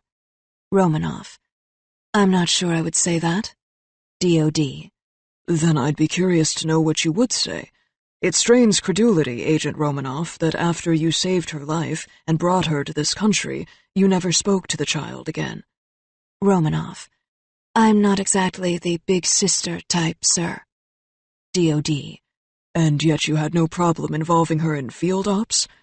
When you knew yourself to be putting this minor asset's life at risk? Romanoff. Yes, sir. DOD.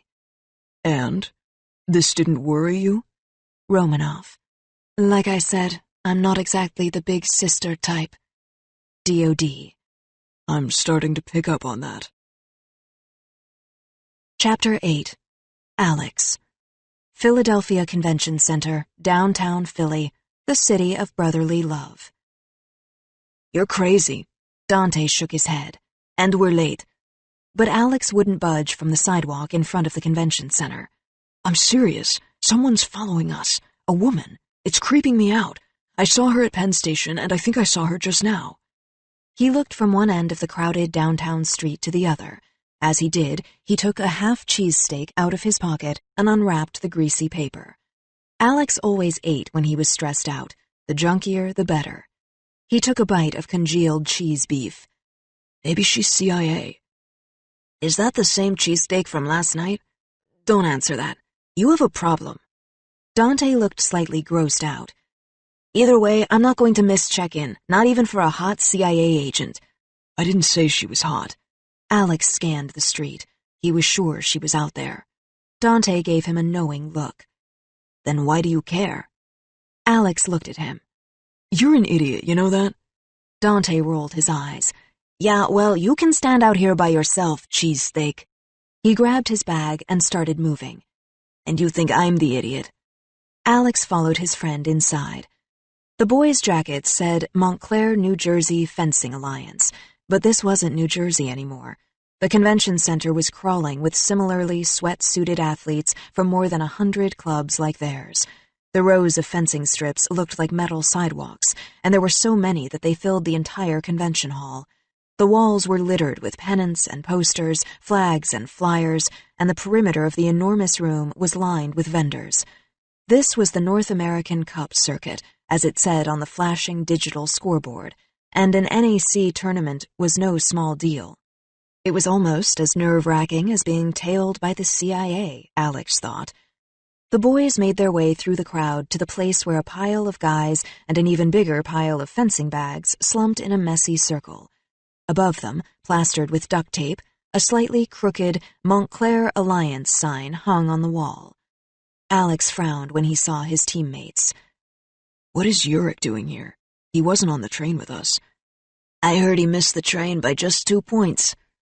That was always the joke. Jeff Urich, the Montclair Alliance team captain, never could just tell you his own results. He also knew yours and liked to tell you how close he had come to doing even better. According to him, he missed everything he deserved in life by just 2 points. Oh, man. If he makes us call him Cap again, he's going down.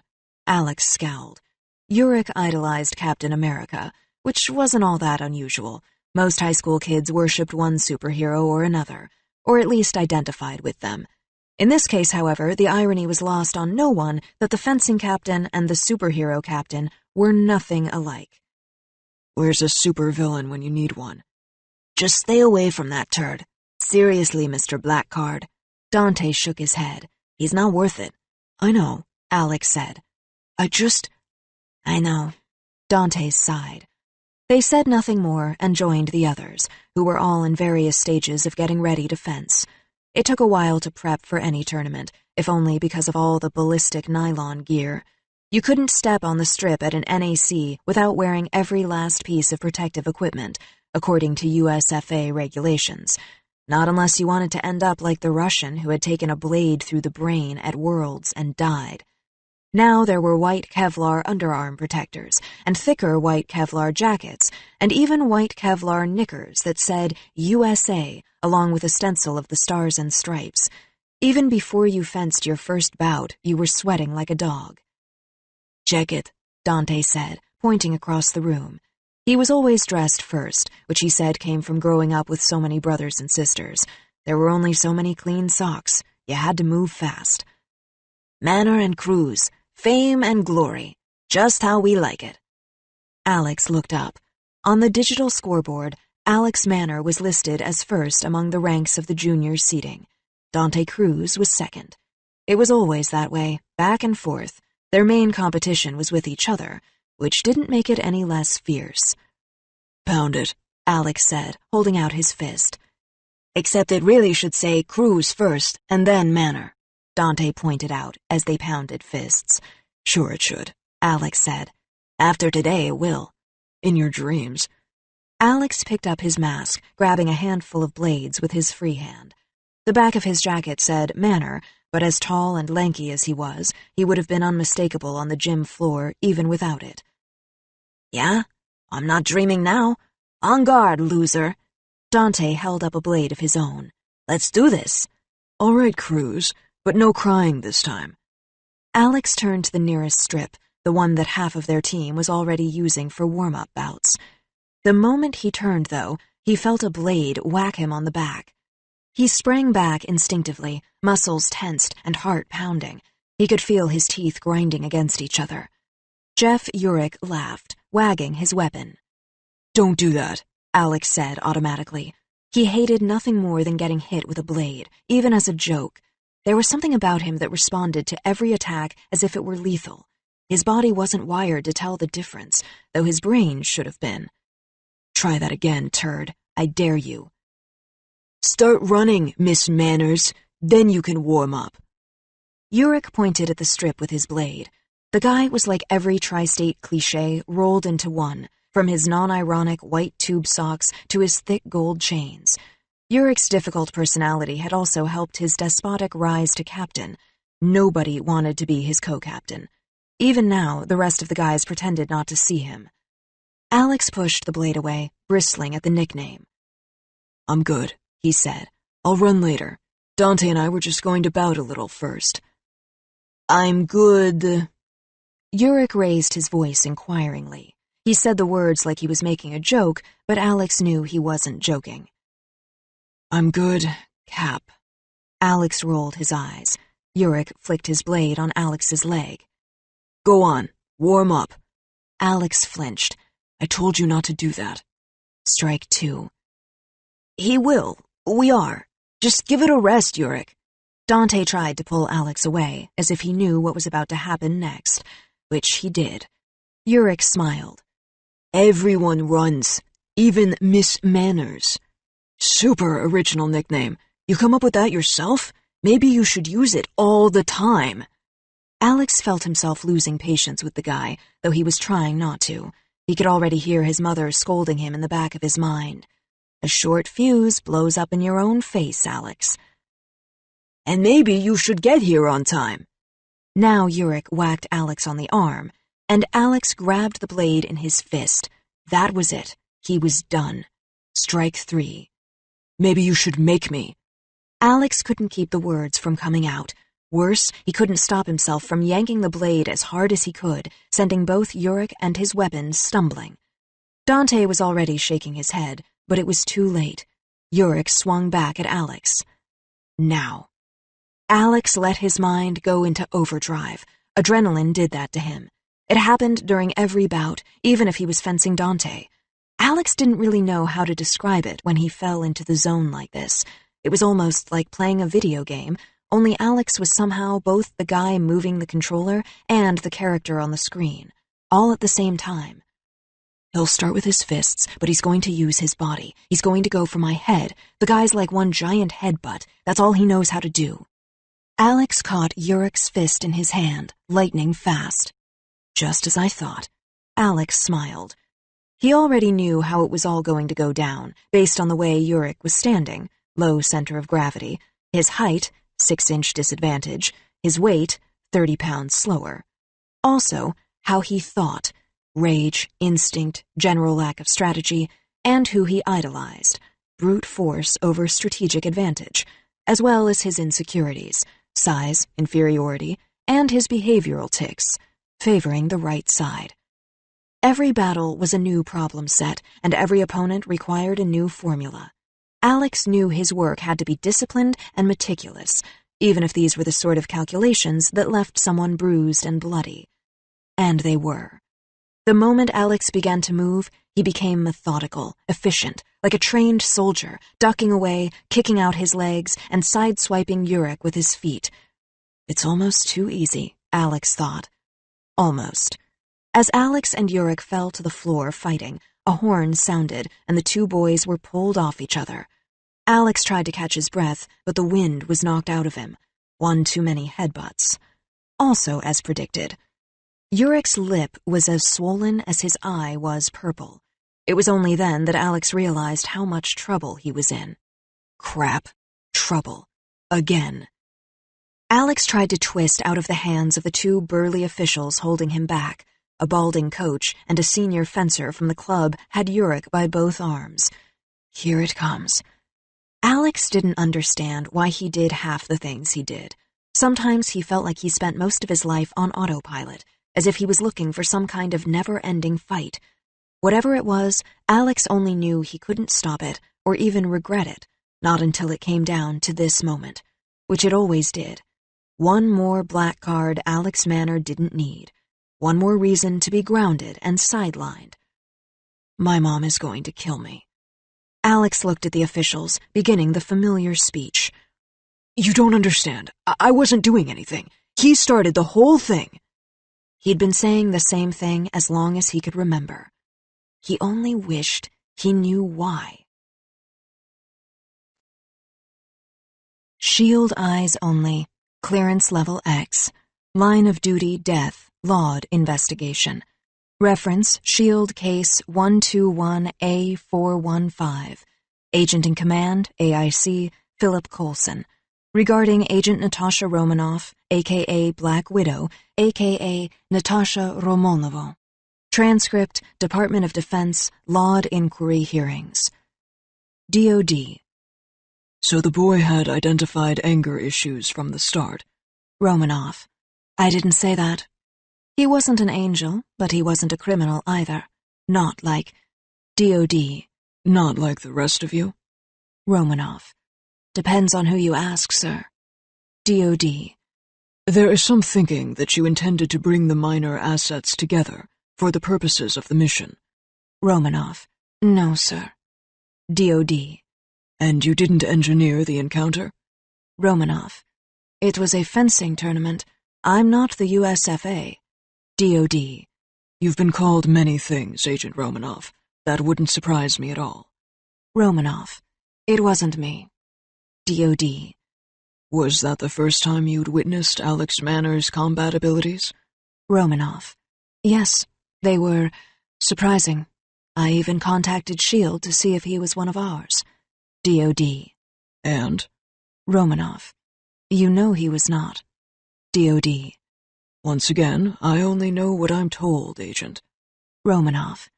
And I'm telling you, just a boy. Chapter 9. Ava.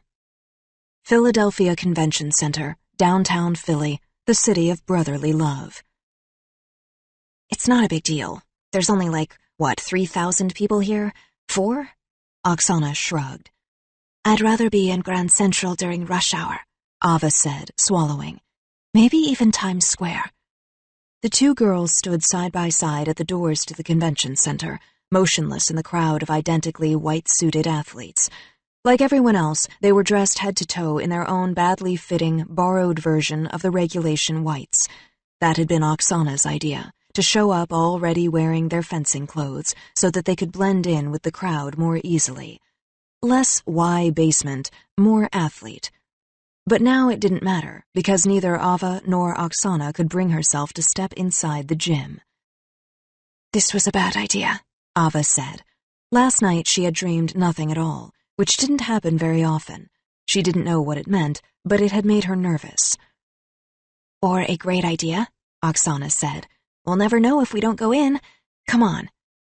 They didn't move. Oksana took a deep breath. Okay, you know how there's always someone you'd like to run through with a blade? Just one? Ava smiled, in spite of the sour feeling in her stomach. Pretend everyone you face today is that person. Oksana grabbed Ava's hand and squeezed, and that was it. No more stalling. It's time to start fighting for what we want. Or at least time to walk into the building. Ava nodded. But Oksana was right. It was time. They let the crowd carry them through the doors and into their first tournament. Ava had never seen anything like it. She was overwhelmed by the crush of uniforms and flags and faces and words. She saw club jackets referencing places she'd only heard about on the endless hum of C-SPAN back in 7B, when she thought she'd never be free to go anywhere at all. Some were still foreign. Windy City, Alamo, Chevy Chase, Bowling Green. But the famous American schools she knew, and those surfaced one colored warm-up at a time. Columbia, Harvard, Princeton, Stanford. Ava recognized the names from preppy, sweatshirt-wearing Americans taking the Q train on their way to the trendy parts of Brooklyn to buy a scoop of ice cream for $5 or homemade pickles in little jars. Ava knew she would never set foot inside any school like that. She'd probably never go to school again at all. She tried not to care. School wasn't for everyone. She herself was the daughter of a quantum physicist, and look how well that had turned out. But as Ava watched a pair of girls in perfect braids walk by, she knew it wasn't just the schools. It was the bedrooms and the bathtubs and the swimming pools and the laundry rooms, the leashed dogs and the cut grass. She had no business being in a room with any of these people. They breathed a different kind of air than she did. Registration and weapons check. Oksana's voice seemed to come from far away. That's what Nana said to do next, but let's leave the gloves off until the last minute. They smell like cat pee. Ava wasn't listening. She was too busy staring. Aliens. They might as well be from another planet. Then one of the braided girls looked back at her and laughed. She leaned in, whispering to her friend, who turned around to inspect Ava as well. They were both wearing shirts with enormous whale logos on them. Why whales? Do rich people have a thing about whaling? The longer the alien girls looked at her, the more Ava knew what they saw. The shabby, oversized jacket that only said her name on a piece of duct tape on the back. The sagging pants that she'd had to safety pin at the waist, with the one drooping suspender. The corkscrew curls she'd cut herself using borrowed scissors. The holey sneakers that could barely pass for sneakers, let alone fencing shoes. Ava touched a messy curl as she felt her face go red. Termo. And then, screw you. She didn't have a choice about feeling like an outsider, but she didn't have to feel like a loser. She didn't have to let it get to her. She was tougher than that now. Strong and sharp Ava. Remember. She followed the alien girls with her eyes as they moved around the perimeter of the gym, over to where a group of boys were warming up on a strip. One in particular caught her eye. He was taller than the others, and his brown hair curled into unruly waves that fell into his face as he laughed. Do not get near the gloves. I repeat, not the gloves. Oksana laughed, but Ava almost couldn't hear what she was saying. Her own ears were ringing, and the blood was rushing to her head. There's something so familiar. Ava froze. Oksana hit her on the arm. Privyet. Hello. Ty slushish? You listening? Earth to Ava. Ava couldn't answer. She was too busy staring at the boy on the far strip across the crowded hall. Now she could see his face, and she knew it. She recognized him. It was impossible, but then everything about this boy had always been. Because it was him. Him. Alexei Manorovsky. Tattoo boy. The boy from the dreams. Ava was sure of it. It had to be him. He was right there in front of her, standing across the gym from her, talking to his friend. Oksana. Ava could barely get out the word. There. She couldn't look away. He's here, now, and I'm awake. This is real. This is happening. What? Oksana looked confused. Are you okay? That's him. Alexei. Ava breathed. The room was lurching and contracting around her. She thought for a moment that she was going to pass out. Oksana relaxed. Is this about Tattoo Boy? She shook her head in mock dismay. She shook Ava by the arm. Is he invisible? Can only you see him? Is he reaching out to you with his mind? Can you smell his blood, like in the vampire movies? Oksana, I'm not joking. See for yourself. Ava fumbled in her backpack, pulling out her worn notebook from the fencing clothes and water bottles. Like most people she met in the shelters, she kept almost everything she owned with her, which wasn't much. Now she turned the pages until she found a sketch of Alex, a decent likeness, one of the many. This. Ava held the smudged charcoal portrait up in front of her friend. Look, it's the same person. What? Oksana looked at the page. Hey, you're a really good artist. Why would you never show me your stuff? She looked up. Can I have this? Or maybe, could you do one for me of Thor? Ava rolled her eyes. I'm not talking about the picture. Look at that one. Him. The one with the messy hair. She pointed, and Oksana looked across the gym to the farthest strip. Then Oksana frowned and glanced at the sketch again. Ava watched as she compared the pictures. I'm not crazy, right? Sana? Oksana didn't answer. But it was him, and Ava knew there could be no doubting it. She believed, for the first time in her life, that she was looking at the real Alexei Manorovsky, or Alex Manor, or whatever you wanted to call him. The tough-looking boy in front of her, the one with rowdy long hair and the rocker look, was unmistakable by now. He had the same wicked grin and dark eyes as always. Ava studied the familiar details with an artist's eye. He was tall and lean, with the body of a swimmer or a diver. His lanky arms only seemed that much longer with the blade in his hands, like now. Everything about his body, about his long, arched back, about the loose-fitting white jacket that somehow covered and revealed just how powerful he was, all at once, seemed to belong to a warrior. And then Tattoo Boy began to move. He reached out and ripped a blade from the arm of an angry, red-faced boy, sending him flying. The boy cursed and swung at him. Oh, my God. After that, even Oksana, who was not speechless, who was never speechless, could not speak. In one fluid motion, Alexei hurled himself down the strip, uncoiling like a spring had set him off and thrown him across the room.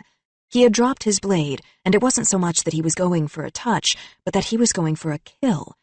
That was what it looked like, predatory and beautiful, if such a thing was possible.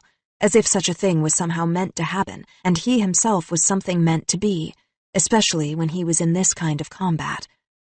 He's a fighter, all right. Ava grabbed Oksana by the hand. I know I'm not crazy. As she watched, it wasn't even a question anymore. Now Alexei was being held back from the skirmish by two burly men, both of whom looked like they wanted to toss him out of the tournament. Oksana frowned as she looked from the picture to the boy in front of her. It's incredible. Do you really think? Ava nodded. She couldn't speak. They both stared back at him. Not imaginary. Ava couldn't believe it. Wow. Oksana's mouth hung open. Definitely not imaginary. Right? Ava looked at her friend. You're absolutely sure you see him too, right? He's 100% real? Definitely real. Very, very real. And really, really... Just then, at that very moment, Alex turned their way. He was furious and embarrassed and upset, but both girls could see him perfectly for the very first time. And more embarrassing, Ava was almost certain that he could see them, and that he was beautiful. Oksana crossed herself as she grabbed Ava by the arm. Really? This can't be a coincidence, Ava said, not moving her eyes. What else can it be? Ava didn't know how to answer, so she didn't try. Finally, she looked away. I'm going over there. She took a deep breath. I have to, right? Her heart was hammering in her chest like it was trying to get out. Don't look now, but I think you've been spotted. Oksana squeezed Ava's arm. Ava let her eyes flicker back in his direction. He must have seen her staring at him. Now he was standing in the middle of the convention center, looking right back at her with his wildly dark eyes and his even wilder shag of hair. The men who had held him back were nowhere in sight. The pink in Ava's cheeks turned to red, and she realized she was barely breathing. She let herself look at him, really look at him. Alexei smiled at her, a bit awkwardly. Let's do this. We're doing this. Here I am, doing this. She forced herself to breathe. She could feel him. She could feel his eyes exploring her, and she could feel the weight of their pull. She knew what he was doing. He was sizing her up the way Ava did when she waited for two fencers to finish a bout in class, knowing that she would fence the winner, analyzing their strengths, their weaknesses, the patterns to their motion and their rhythm. As Nana liked to say, there was a kind of observation that was itself the overture to interaction. That was this, and Ava could feel it. What it meant or why he was doing it, that was a different story. She had no idea. Does he have them too? The dreams? Does he know me? Ava felt so strange, chemically, physiologically strange, like there was some kind of crazy magnet pulling them together, which of course was what the dreams had always felt like, at least to Ava. Why else would she have imagined him into existence, right here in front of her? She didn't know what was going on, not exactly, but she found that the longer she stood in the same room with this boy, the less she seemed to care. Ava didn't realize her feet had actually begun to move until Oksana grabbed her by the arm. No, you can't. Why not? The spell was broken, and Ava turned back to her friend. You look like an idiot. What are you going to do, hand him your drawing? Like, hello, beautiful boy, I'm really not just a serial killer or a stalker or something. You're going to scare him off. Oksana had a point. Ava frowned. I'm not going to throw myself at him. I just want to talk to him. I want to figure this whole thing out. This I see you every time I close my eyes thing? Yeah, that's not creepy. Oksana shook her head. Look, I don't know what's going on here, but I know you have to play it cool. Normal rules still apply. Ava knew she was right. Well, what am I supposed to do? You need a plan. Oksana looked at her. And maybe a hairbrush. Ava hesitated. Maybe this is the plan. Maybe it took me 17 years to get here, but now that I have, maybe I'm here for a reason. Maybe this is what destiny feels like. A horn blew. Oksana grabbed a handful of battered and bent épées out of the old bag. Either way, it will have to wait. I didn't spend all those hours in a car with my father not to fence. He's up in the stands now. Registration is going to close in 10 minutes. We have to get our weapons checked. Ava knew it was true. Even though this tournament was classified as open to the public, every fencer present still had to register, whether they came from Yale or the Y. She looked across the room doubtfully. The boy who looked like Alexier was now deep in conversation with his friend, who also looked familiar. As she watched, she had to press her hand against her leg to stop it from shaking. This is real. He's real. It was all so confusing. She didn't know what was about to happen, but she also knew that some part of it had been happening for so long now that it would take more than any one person to stop it. Strong as an ox. Be strong as an ox. You have to think. You have to figure out what to do. But it wasn't that easy. There were too many people everywhere she looked, making too much noise. Her heart was pounding, and she was beginning to panic. Where was the clarity of a freezing cold shower when you needed it? Maybe there was no shower, but at least... Ava looked back to Oksana. I'm going to find the locker room. I just need a minute. I'll meet you at the weapons check after that. Oksana nodded, then grabbed Ava by both shoulders. Breathe, Mishka. Breathing, Ava said. And I'm not a mouse. She smiled. Mishka had been Oksana's pet name for her since they'd met in the rodent-ridden dumpster alley behind the shelter. Only a mouse would go hide in a locker room when the whole world had just opened in front of her. And I'm not a mouse. We'll see, Oksana said as she disappeared into the crowd. Ava slowly picked up her blades. I'm not. She turned in the direction of the boy and forced herself to start walking. Shield eyes only. Clearance level X. Line of duty, Laud death investigation. Reference Shield Case 121A415. Agent in Command, AIC, Philip Coulson. Regarding Agent Natasha Romanoff, a.k.a. Black Widow, a.k.a. Natasha Romanova. Transcript, Department of Defense, Laud Inquiry Hearings. DOD. And the friend? Romanoff. Oksana Davis. DOD. Russian national? Romanoff. American citizen. DOD. Tell me, did her Russian and American names give you pause, considering your history? Romanoff. Every name gives me pause, considering my history, sir. DOD. Did you run a check on this friend? Romanoff. I did not. DOD. The father, the deceased mother, step-siblings, living situation? Romanoff. I wasn't planning for a Laud inquiry hearing at the time, sir, and I didn't think she mattered. DOD. Everyone matters, Agent Romanoff. Romanoff. I'm touched, sir. DOD.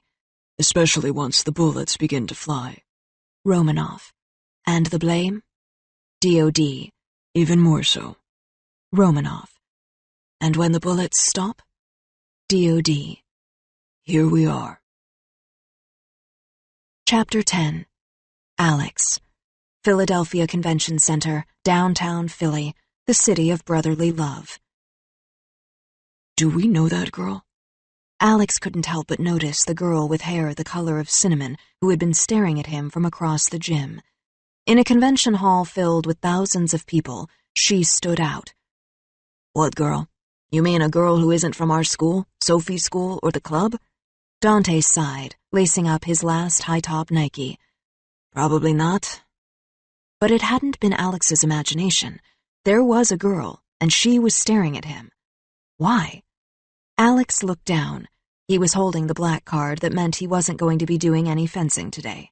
In fact, he only had a few minutes to get his stuff together and get out of the gym. That normally would have been all he could think about, but none of those things was as distracting as the striking girl on the far strip. Alex couldn't bring himself to look away. He hadn't realized he was smiling, but he was. Dante shoved him. Dude, stop staring. Be cool, for once. Alex snorted. I'm not staring. She's staring. I'm being stared at. Who cares? She's... Wow. That he's so not an 8th grader? Dante looked up and then looked back down again. I said be cool. The horn sounded, the final warning. I gotta go. Dante punched Alex in the arm, a little lamely. "Sorry about the black card. Maybe next time you'll listen to me when I tell you to ignore Captain Underpants." Alex wasn't listening. She was definitely looking at him, and when he met her eyes for the briefest of moments, they flashed with recognition. It was as if an electric current charged between them, and he felt his face going red. "Who is she?" "A fencer, duh. Probably competing in junior women's, since it starts when our event does." Dante grinned. "I mean, when my event does." "Don't tell my mom I got black-carded," Alex said automatically. "Don't tell my dad either. The noble police captain Guillermo Cruz already thinks you're going to drag me down. I can't give him the satisfaction of knowing how far you've fallen already." "Me? Fallen?" Dante laughed. "I gotta get to my strip." He pulled his mask halfway onto his head and picked up his water bottle, a spare electrical cord, and 3 blades. "Wish me luck." As Alex looked back at the girl across the gym, he made up his mind. "Yeah, well, you wish me luck," he said. Dante saw where he was looking and whistled. "You're going to need more than luck, compadre. What pretty girl would ever look at you?" he teased, holding up his fist, but Alex didn't pound it. Not in front of her. By the time he had made it across the hall, the cinnamon-haired girl was on the move with a handful of blades. Not just on the move. In fact, she was moving right toward him. Alex tried to compose himself. Be cool. She's just a girl.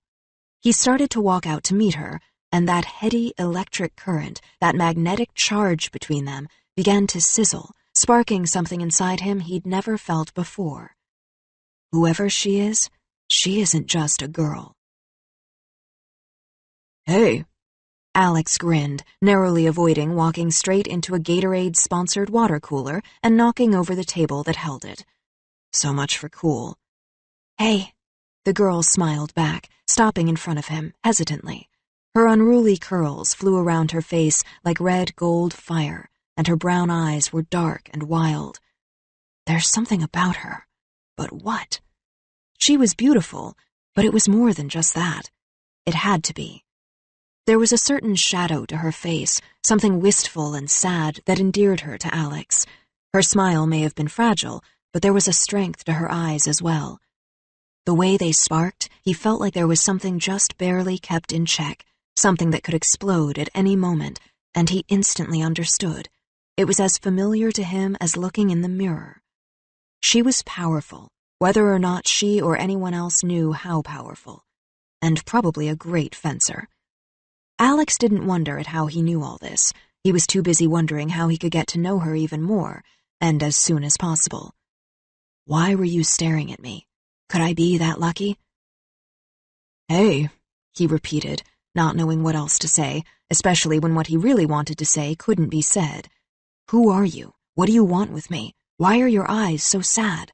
Want to go away together? "Hey," she echoed back.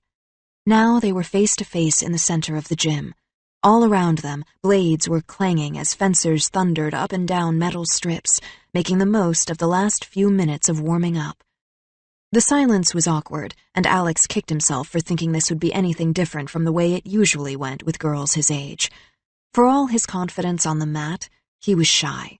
When it came to talking to most girls, he felt like he was trying to understand a whole different country, or even a different planet.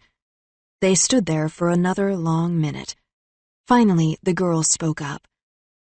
"So, this will probably sound weird, but do I look familiar to you?" He'd never seen her before in his life, he was certain of it. Still, she did seem almost familiar, if only in a way he couldn't articulate. "Sure," Alex lied. "Totally." "Right?" She tilted her head, staring into his eyes. "Do you know what I'm talking about?" No idea. Alex could feel the weight of her glance all the way down to his Nikes. He tried not to think about how much he was sweating, and he wasn't even wearing his fencing jacket. It was tied around his waist. When she looked at him, the whole rest of the room blurred out like some fisheye camera filter effect. Crazy. The longer he stood there, the more it seemed like she was waiting for him to say something, so he did. "We met at Nationals, right? Did you go to Atlantic City?" "Nope." The girl shook her head. that's not it. He wasn't sure, but he thought she almost looked disappointed. You're from New Jersey? He tried again. Brooklyn. Before that, Ukraine. And Moscow. She gave him an odd look. He was even more confused now. What's your club? Alex rubbed his hand through his tangle of hair. This wasn't going as well as he had imagined. Hoped. No club, she said with a sigh. Ah, so you're independent. That's cool. So cool, she said with a laugh. He smiled, relieved. Yeah, I could tell. You know, you Brooklyn hipster types. He nodded at her triple piercings that dotted one ear. That's me, she laughed again. And you're from Mountain Clear, right? Montclair. Yeah, close enough, Alex said. Wait. But how did you know that? She looked startled, then pointed at the logo on his sweatpants. Because I know how to read? Alex forced himself to smile. Duh. Manor, you're an idiot. A buzzer sounded. She shrugged, holding up her handful of blades. I better go, or registration is going to close without me. You better. She turned to go, but paused. You really don't know who I am?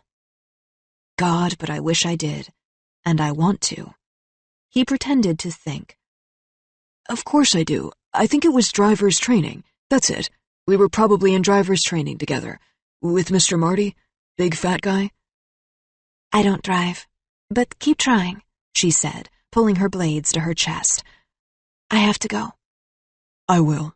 Keep trying, that is. And good luck, Alex said. You too, she nodded. Yeah, it's a little late for that. Alex gestured at his faded t-shirt and the jacket wrapped around his waist. He wasn't suited up, which for a fencer only meant one of two things, that they'd been eliminated or that they weren't competing at all. You're not fencing? A shadow flickered across her face. Are you hurt or something? Only my pride. Blackheart, Alex said. I'm Mr. Blackheart. It's sort of a thing with me. Her eyes widened. Ah, I think I saw that happening. I've never had one. I've never not. Really? No. She laughed. So, yeah, see you around, he said. See you around, Alex. She smiled as she walked away. Don't go. Come back. Crap. You suck at this, Manor. Dante is never going to let you live this down. Alex stood there, frozen in place for a moment. Then he turned and shouted after her into the crowded convention hall. Wait, what's your name? Ava, she called, walking backward. Ava Orlova. Let me know if it starts to ring any bells. Then she was gone, and he felt like she had taken all the air in the room away with her. Ava Orlova. She thought he knew her, but he'd never seen her before in his life. He only wished he had. Then he yanked his fencing jacket loose from his waist and stared at it. It was inside out, which meant she couldn't have read a single word on it. And yet somehow, she still knew his name. Shield eyes only. Clearance level X. Line of duty death. Laud investigation. Reference Shield Case 121A415. Agent in command, AIC, Philip Coulson. Regarding Agent Natasha Romanoff, a.k.a. Black Widow, a.k.a. Natasha Romanova. Transcript, Department of Defense, Laud Inquiry Hearings. DOD. Dante Cruz is the child of a law enforcement officer in the state of New Jersey. Is that correct? Romanoff. Yes, sir. DOD. And the boy's friend, closest friend.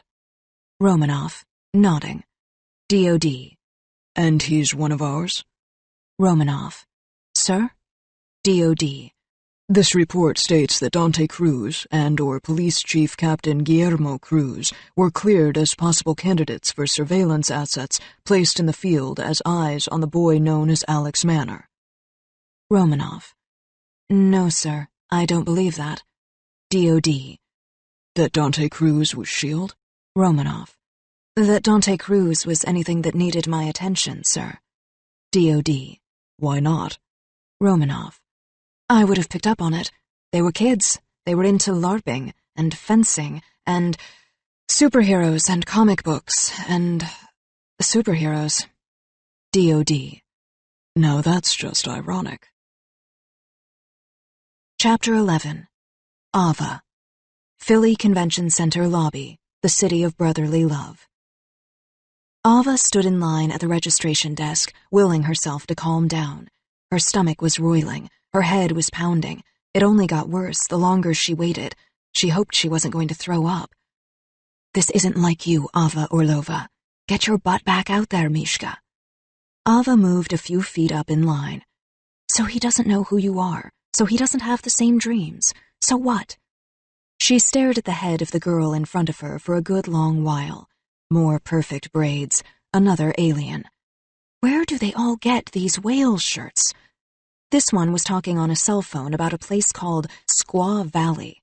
Ava wondered what a squaw was and why it had its own valley. But nothing could distract her from her own racing pulse for long. You know he's real now. You know he's here.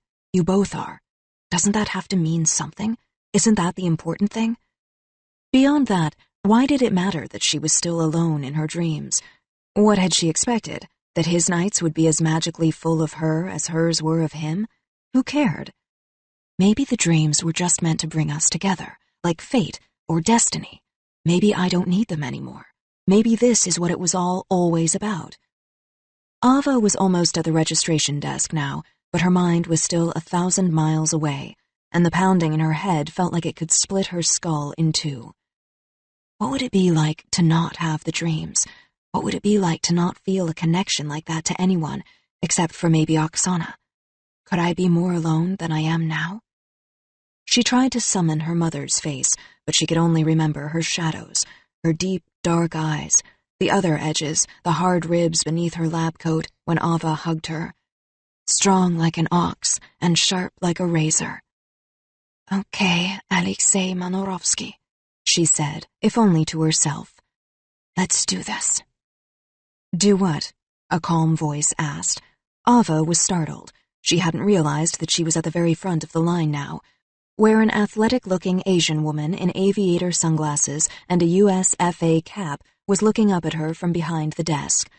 Her name was Jasmine Yu. That's what her badge said, anyway. Ava took a breath. Jasmine spoke again. Were you not talking to me? No, Ava said, handing her a registration form. Sorry, Miss Yu. Same-day registration? Well, let's get you into the computer. You just made it on time. Jasmine typed a few words into her computer and frowned.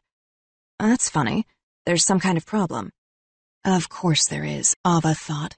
I don't understand. It says here that you don't have a birth certificate on file. Of course I don't. She wondered if Oksana had one and realized she probably did. Ava tried to look unfazed. That has to be a mistake. Then, in her best impression of an entitled teen, my mom must have messed everything up. Again. She always does this. Jasmine nodded at her sympathetically. But I'm really not supposed to register you without one. She handed Ava back her registration form. Do you have a parent here, or one you can call? Of course not. Ava pretended to think about it. They're at work, but you could call my coach. Perfect. The forms are all in the office. Do you mind? Jasmine motioned to her. Come around the desk. She put up a plastic sign. Registration closed. Straight ahead now. This way. It'll just take a minute. Jasmine fumbled with a door, finally shoving it open. As she did, Ava noticed there was no key in her hand. It wasn't until Ava stepped through the door marked staff only, however, that she really knew something was wrong. They weren't in an office. They were in some kind of dim, industrial stairwell that appeared to run the full height of the convention center. The door slammed shut behind them. Ava panicked. This isn't right. This isn't good. Her instincts kicked in. She turned to go, but Jasmine grabbed her jacketed arm. That door is locked, kid. You're not going anywhere. Ava stared at her in disbelief. Even through the sleeve of her Kevlar jacket, her arm throbbed like it was on fire beneath the official's hand. Every cell in Ava's body began to burn. She tried to wrench herself free, but it was no use. Are you some kind of total psycho? Let go of me! Not so fast, Ava. We just need to have a little chat. Jasmine's grip on her Kevlar was as hard as her voice had become. Now Ava's arm was burning with searing pain. Yeah? The next person I chat with will be the cop who hauls your butt to jail, Ava said, forcing herself to calm down. I have to think. I have to get out of here. Jasmine sighed. Let's get some air, why don't we? She yanked Ava up the convention center stairwell, pulling her by her side a few steps at a time. Her grasp on Ava's jacket was iron. Ava's head now ached with such intensity she thought she might lose consciousness. Up? That doesn't make sense. That's not the way out. But Jasmine was surprisingly strong, and Ava knew she was in trouble. She screamed, but the sound echoed pointlessly through the abandoned stairwell. At this close range, Ava could tell Jasmine Yu was no USFA official. Police? Or worse? She wore all black, black jeans, a fitted black blouse, black boots. There were no other clues to her identity. Jasmine, if that was her name, shoved her farther up the stairs. Ava tried to get another look at her, a better look. Even her abductor's hair was jet black, from what she could see of it, with severe geometric bangs and a chin-length crop poking out beneath her cap and her expensive-looking aviators. She looked like someone famous, like a star from a James Bond movie or something. Probably not one of the good guys. Now Jasmine was pushing her up through the stairwell so quickly, Ava almost felt like her feet weren't touching the ground. They were within sight of a doorway. A sad-looking, rusted metal door surrounded by a thin rectangle of light. They must have reached the roof. Jasmine Yu kicked open the door with one leather-booted foot and shoved Ava into the light. Ava stumbled out onto the roof. The woman stayed behind her, squarely between Ava and her only escape route. Ava breathed as the pain in her arm faded away. The sky was cloudless and blue, and all around them was cold winter sunshine and Philadelphia skyline. Ava edged toward the low wall at the perimeter of the building. She could see traffic moving, slow and oblivious, far below. No way out. Her head was no longer pounding, but was still buzzing with static. She took a steadying breath and looked out toward the horizon, where the buildings met the shoreline, as she raised her voice. Who are you? You know who I am, Sestra. The words hung in the air, low and grim. It wasn't the answer Ava was looking for. It was, in almost every way, the opposite. There was only one person who had ever called her that, but that's impossible. Ava was silent.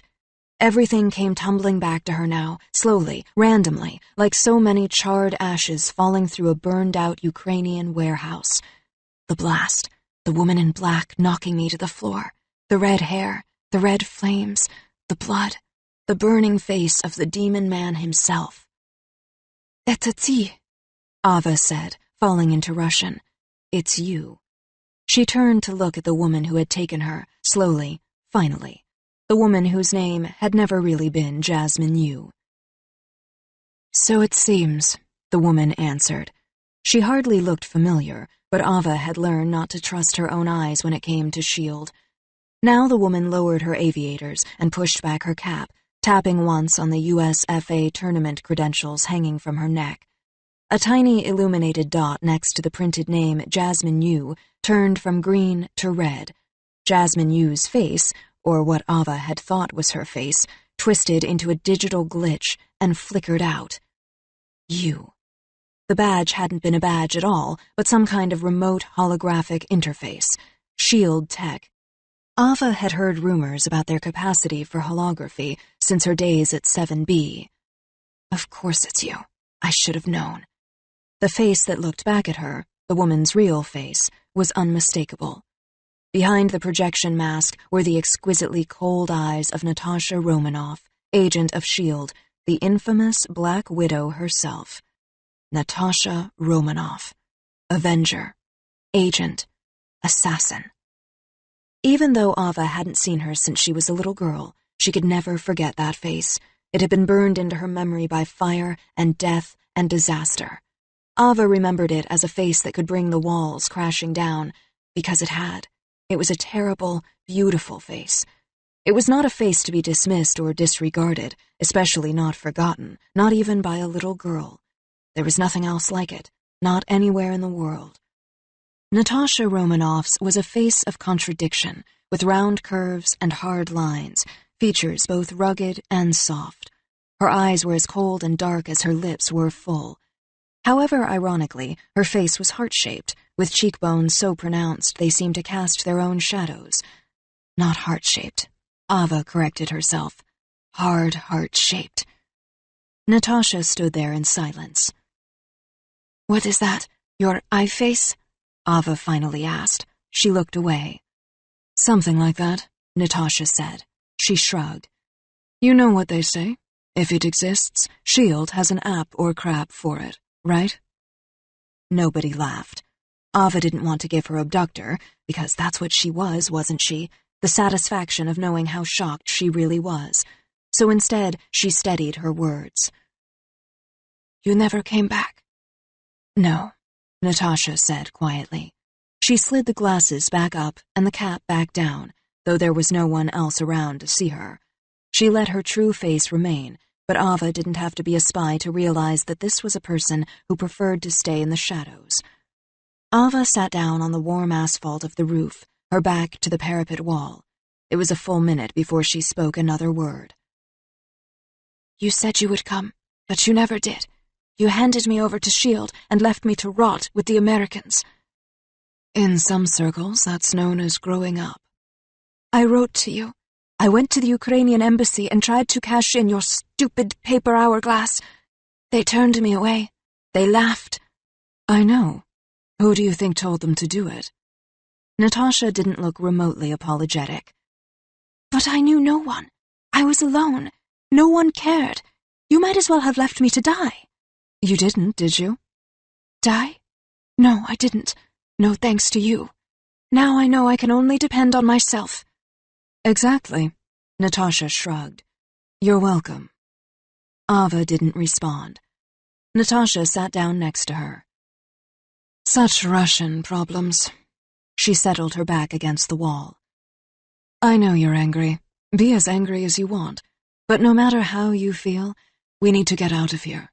Fair enough?" "Why should I do anything you say?" "Because you can trust me." "Are you crazy? You're the one person I can't trust. You taught me not to trust you." "No, I taught you not to trust anyone," Natasha said. "And that's something everyone has to learn, especially every girl." She sounded as stubborn as Ava felt. "So now I'm supposed to thank you for the lesson and move on?" "Things have changed. Now you have to listen to me. Now you don't have a choice." "This is America. Here I have a choice, sestra." "No, you don't." Natasha frowned, and for a split second, an expression that looked entirely too human for the infamous Black Widow flickered across her face. "Not since 6:15 this morning, when customs officials flagged a passenger arriving on a flight from Manila, en route to Newark via Panama City." "Panama what? Why?" Natasha sighed. "Because Panama is the go-to airport for the modern cartel, and because the country does big business in cleaning up blood money." Ava was confused. "And all of this has what to do with me?" "Only that this passenger apparently had more than 200 Russian Belomorkanal cigarettes on him, which, as you probably don't know, is Panama's legal limit on imported brands." Natasha shook her head. "Disgusting." "Cigarettes?" None of this was making sense to Ava. "Not just any cigarettes.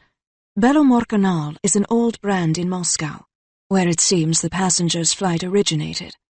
Natasha looked Ava in the eye. "Following a 3-hour train ride from Odessa." Ava froze. That customs inquiry triggered another, let's say, less official flag, which caused one particular individual in a certain network of unlisted and unnamed friends to run a check on an unpublished number, which in turn resulted in a single transmission via a secure broadcast. Natasha shrugged. "And here I am." "What are you saying?" Ava couldn't breathe. "Ivan Somodorov didn't die, Ava. He's not in hell where he belongs. He's in New Jersey." The words fell between them with a dull weight. Ava felt like she'd been struck in the face. She thought she had forgotten the name, but she hadn't. Of course she hadn't. She only wished she could. Ivan Somodorov. She let her head drop into her hands. Natasha's tone was more than serious as she got up from where she was sitting next to Ava. He could have just disappeared off the face of the earth, but he didn't. He's still at it. Your name keeps coming up in chatter that all tracks back to Somodorov, now more than ever. He seems to have unfinished business with you, Ava. I believe he's been looking for you for 8 years, and he's never going to stop. Ava tried to think, but found she could barely speak. Because Ivan Somodorov is looking for me. Ivan Somodorov is not finished with me. Ivan Somodorov will be the end of me. My demon. So? Ava said finally. She felt the warm asphalt roof beneath her feet as she stood up. It was all she could manage. So the return of our friend Ivan changes everything.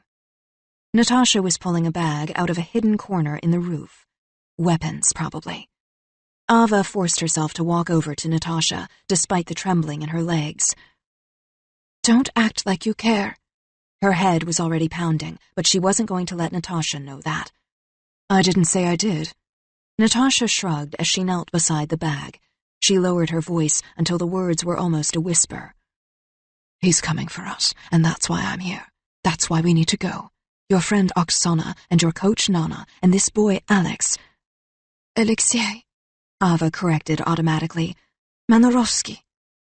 Natasha Romanoff knows about Oksana and Nana and even the boy I dream about? She knows every detail of my entire life? The thought was somehow thrilling and horrifying, though Ava hated herself for caring, either way. Natasha smiled at Alex Manner's Russian name. Alexei and Oksana don't deserve to die. They don't deserve Ivan Somodorov. No clueless teenager deserves to get thrown into the middle of that.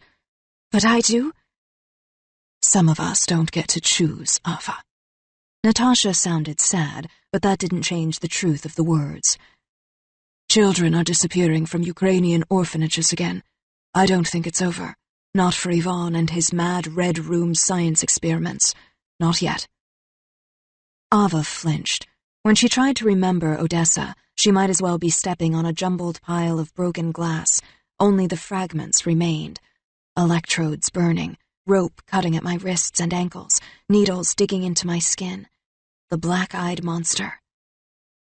Red Room, Ava said sharply. What's that? Krasnaya komnata. Natasha shrugged as she stood up to face Ava, like it was nothing, but Ava recognized the words from her own dreams. They still made her shiver. Natasha looked at her. Those were the people Ivan worked for. The Red Room is also where Moscow's innocents are raised to be black-hearted spies like me. If you want to talk about not getting to choose. Of course I don't, thought Ava. And just like that, I'm alone in 7B once again. Like always. Natasha looked at her. If I can get through this, you can too. She raised a single eyebrow, almost smiling. We're the same, remember? Ava remembered. She remembered those exact words spoken in Russian by her great rescuer. That was it. Something in her snapped. She couldn't take it, not another second. She punched the Black Widow in the face as hard as she could. For once, Natasha Romanoff didn't see it coming. Shield eyes only. Clearance level X. Line of duty death. Laud investigation. Reference Shield Case 121A415.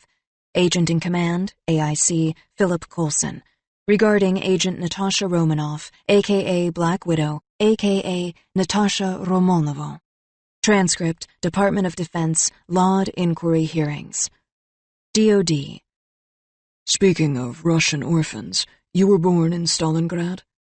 Romanoff. That's right. DOD. I'm surprised to learn even that much. There isn't a lot of background in your background file, Agent. Even your birth date is redacted. Romanoff.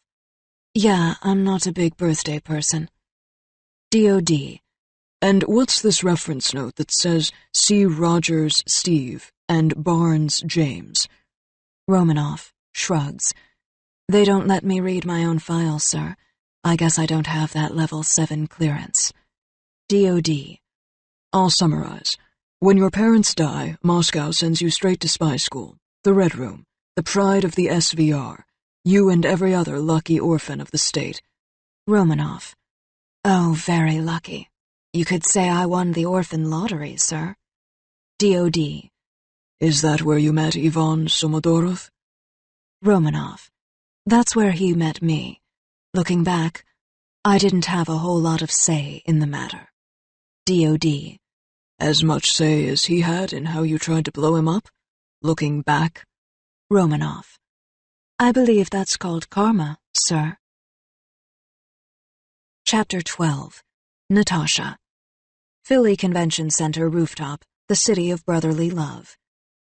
Natasha Romanoff was still reeling from Ava's left hook when the door to the roof burst open. It swung wide, and the figure that came rolling through it landed on his feet. Natasha's instincts erupted into movement, and she flung herself into attack position. Fists high, center of gravity low. Legs bent, like a predator ready to spring. Reflexively, she glanced over her shoulder to Ava, standing a few feet away. Just have to keep the kid from getting hurt. But to her surprise, the kid seemed plenty ready. In fact, Ava had assumed the same attack position as Natasha. She was the mirror image of the S.H.I.E.L.D. agent herself. Their instincts were identical. Fists high, gravity low. A Systema pose. All Red Room combatants were trained in the classic Russian martial art, which was strange, Natasha thought, considering only one of them had been trained there. She frowned. Seriously, it's not exactly Krav Maga. Even if the Secret Service uses it, would an orphaned Ukrainian immigrant girl? It was like having a shadow, and Natasha Romanoff wasn't used to having a shadow. She was so startled she almost forgot she was under attack. Ava! A guy's voice.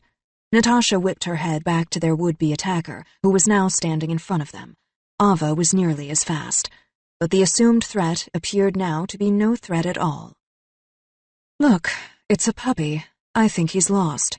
Natasha sighed, relaxing to a standing position.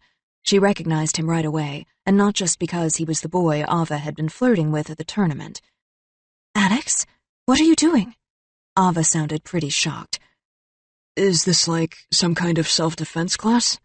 Alex frowned, looking from one attacking Russian to the other. No, Ava said. Yes, Natasha said. They looked at each other. I don't believe you, he said slowly. So why don't we all go back downstairs and talk to the USFA about it? Natasha noticed that the boy, Alex, didn't drop his fists, not even now. Great, not only a puppy, a junior Avenger puppy. Just what I needed on a day like this. Alex, Ava said, straightening back up. Everything's okay, really. I don't need you to rescue me. Aw, Natasha said. That's so cute. The word was withering. I asked your friend where you went, and she got super sketchy on me. Said you weren't even registered for the tournament. I forgot. We got to talking. We were catching up. You forgot to register for the NAC? Who does that? She does, Natasha said with a scowl. So the kid isn't an idiot. That isn't going to make anything any easier. What conversation is worth missing the chance to compete at a national tournament? Ava glared. A little hypocritical, don't you think, Mr. Blackcard? He shook his head. Well, good on you, Super Sleuth, Natasha said, sounding annoyed. You've checked it out, and she's fine. Now go away. Ava looked at Natasha, then at Alex. I am, she said. Really. And again, I usually rescue myself. Or I do, Natasha thought. Ava shot her a look, as if she knew what the agent was thinking. But Alex still didn't drop his fists. Now Natasha watched as he sized up the situation, taking in his options. Junior Avenger, not an idiot, stubborn as hell, and worried about Ava. Interesting. She shook her head. Don't try it. Try what? Alex asked, edging a few steps closer. Whatever you're thinking. I'm pretty good at taking the immobilizing shot, right hamstring. It won't kill you, but you'll wish it did. She shrugged. I'm not too worried. I don't think you understand, Natasha said. It's not a suggestion. Distance and speed, momentum and angle of impact, Alex said, looking her right in the eye. What about it? You just have to think it through. You know, before. Before what? This. He drew a breath, rolled into a crouch, and exploded toward Natasha. She wasn't expecting him to be able to move so quickly.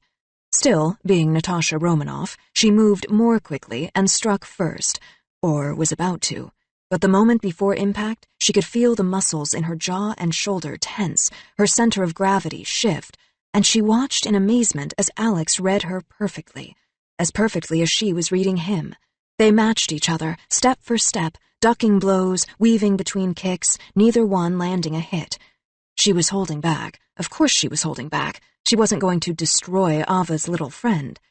But all the same, she hadn't been expecting this. He seemed to sense exactly what she was going to do and to anticipate how she was going to do it, just as she did with him. Finally, he caught her fist in his hand. The two of them looked at each other, equally surprised. Natasha shoved him off. He's good. Very good. Very interesting. Alex released her hand and spun, sweeping his leg. She avoided him effortlessly, anticipating the move. Tsisuma soshla, Natasha muttered. You're crazy. Whatever that is, I don't speak it, Alex said. He didn't seem afraid of her, which she found intriguing. Also annoying. Natasha dropped her fists. I don't have time for this game, little Alexei. Ava interrupted. Really? Because I don't have time for any of this. Now she was the one who sounded irritated. Leave Ava alone, Alex said to Natasha. I know you're after me. Natasha laughed. Ava did not. Seriously? You? Why would she be after you? Ava was insulted. Why is the CIA ever after anyone? Alex studied Natasha. I saw you, this morning. You were following me. Don't flatter yourself, I was following her, Natasha said, motioning to Ava. I don't believe you, Alex repeated. So I'm going to say it one more time. Just let her go. Oh, please, I'm not CIA. Don't insult me. Natasha raised an eyebrow. And besides, I don't negotiate with kids, so shove off, kid, before you hurt yourself. Rude, Ava said suddenly. You don't get it, do you? Me? Alex looked surprised. Yes, tell him, Natasha said. Ava glared. I meant both of you, actually. I don't want to be rescued. I'm not some hopeless girl with a big fat target on her forehead. I can fend for myself. You have no idea, Natasha thought, how big that target is. That's not what I meant, Alex insisted. But, almost as if the universe wanted to drive home the point, a fraction of a second after Ava spoke, a shot rang out across the rooftop. The bullet missed Ava's right temple by less than a centimeter. The second bullet knocked her backpack off her shoulders. The third whizzed past Alex Manner's head, clipping off a tangle of wavy brown hair.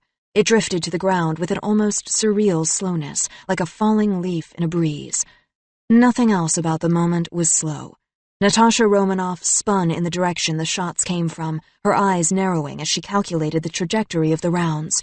1 o'clock, top floor, across the intersection, angles off by maybe 40 degrees, and she dove forward, yanking Ava down as hard as she could until they were both lying flat against the asphalt roof. Alex dropped right next to them, not a moment later. What the? 3 more rounds answered him. Sniper, hissed Natasha, grabbing for the bag she had taken out of hiding just before the bullets began to fly. She could feel her brain speeding up. Sounds like he took his silencer off for better range, which means he's at least a building or 2 away. She looked up, running the numbers in her head. He's clearing, 400 meters? And hitting within maybe a half inch of target? 0.5 MOA? Or 0.3? She shook her head. Is that bad? Ava asked. Natasha was grim. Bad for us. It's a tough shot. So that's a highly trained military marksman. A pro, probably top dollar. Russian, I'd say. Maybe an Ursus T-5000 from the sound of it. People are shooting at us? Alex was in shock. At a fencing tournament? Not us, Ava said quietly. Me. Her eyes met Natasha's. He's here, isn't he? She sounded like she could hardly breathe. Natasha shook her head. I doubt it. Not in the flesh. Now she looked over her shoulder, taking in the skyline across from the roof. But this is probably his guy. The profile fits. Now do you believe me, kid?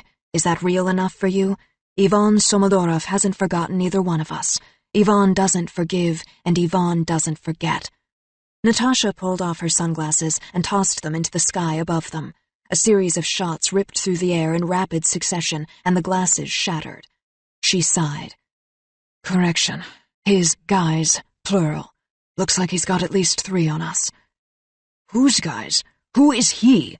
Alex's eyes narrowed in anger. Natasha ignored him, examining a bullet hole in the cracked surface of the cinder block wall. Look at that. Congratulations, Ava. They pulled out the big guns. Those are 338 Labua Magnums. Which means? Ava asked. Moscow only likes a Labua for high-value targets. You're a hot commodity. Those rounds don't come cheap, and Labuas can eat through 5 layers of military body armor, so keep your hands in the car, kids. Can someone fill me in here? Snipers? High-value targets? What are you talking about? Another shot rang out, and Alex ducked even lower, smacking his face against the asphalt. There isn't time to explain. Like I said, shove off, kid. You aren't part of this, and you don't want to be. Natasha studied a row of windows in a bank building down the block. She drew out 2 weapons from the bag, a compact-looking automatic assault weapon and a submachine gun, and crawled toward the low wall of the rooftop. Stay down. Ava nodded, crouching low. Natasha snaked past her. Good. The girl might be scared, but she's not showing it. Out of the corner of her eye, Natasha saw Alex's hands instinctively curl into fists, though there was no one to use them on. I hear you, buddy. She knew how frustrated he felt, which is why she was rarely without a gun. Or 3. Her assault rifle, preferably a CZ-805 for real gunfights, her submachine gun, a PP-2000 for more discreet firepower, her HK P-30 pistol, for always. Czech, Russian, German. The pistol was always German, even when she traded her HK out for her Glock. Just like Ivan taught her. Which is why she'd use it on him as soon as she found him. She reached over her shoulder to yank the submachine gun from her back strap and rolled toward the ledge in one fluid motion. Good night, moon. Without another word, Natasha Romanoff began to fire back at the sky. Shield eyes only. Clearance level X. Line of duty death. Laud investigation. Reference Shield Case 121A415. Agent in Command, AIC, Philip Coulson.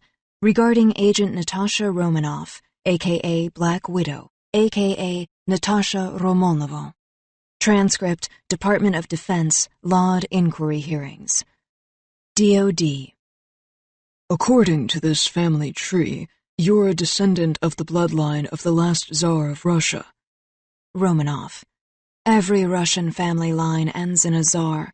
That's the only way the genealogist gets paid, sir. DOD. Does every Russian family have a lost fortune worth billions? Romanoff.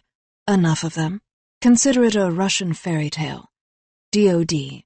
So would that be a yes or a no, Agent? Romanoff. Is this supposed to be some kind of joke, sir? DOD. It goes to motivation, Agent.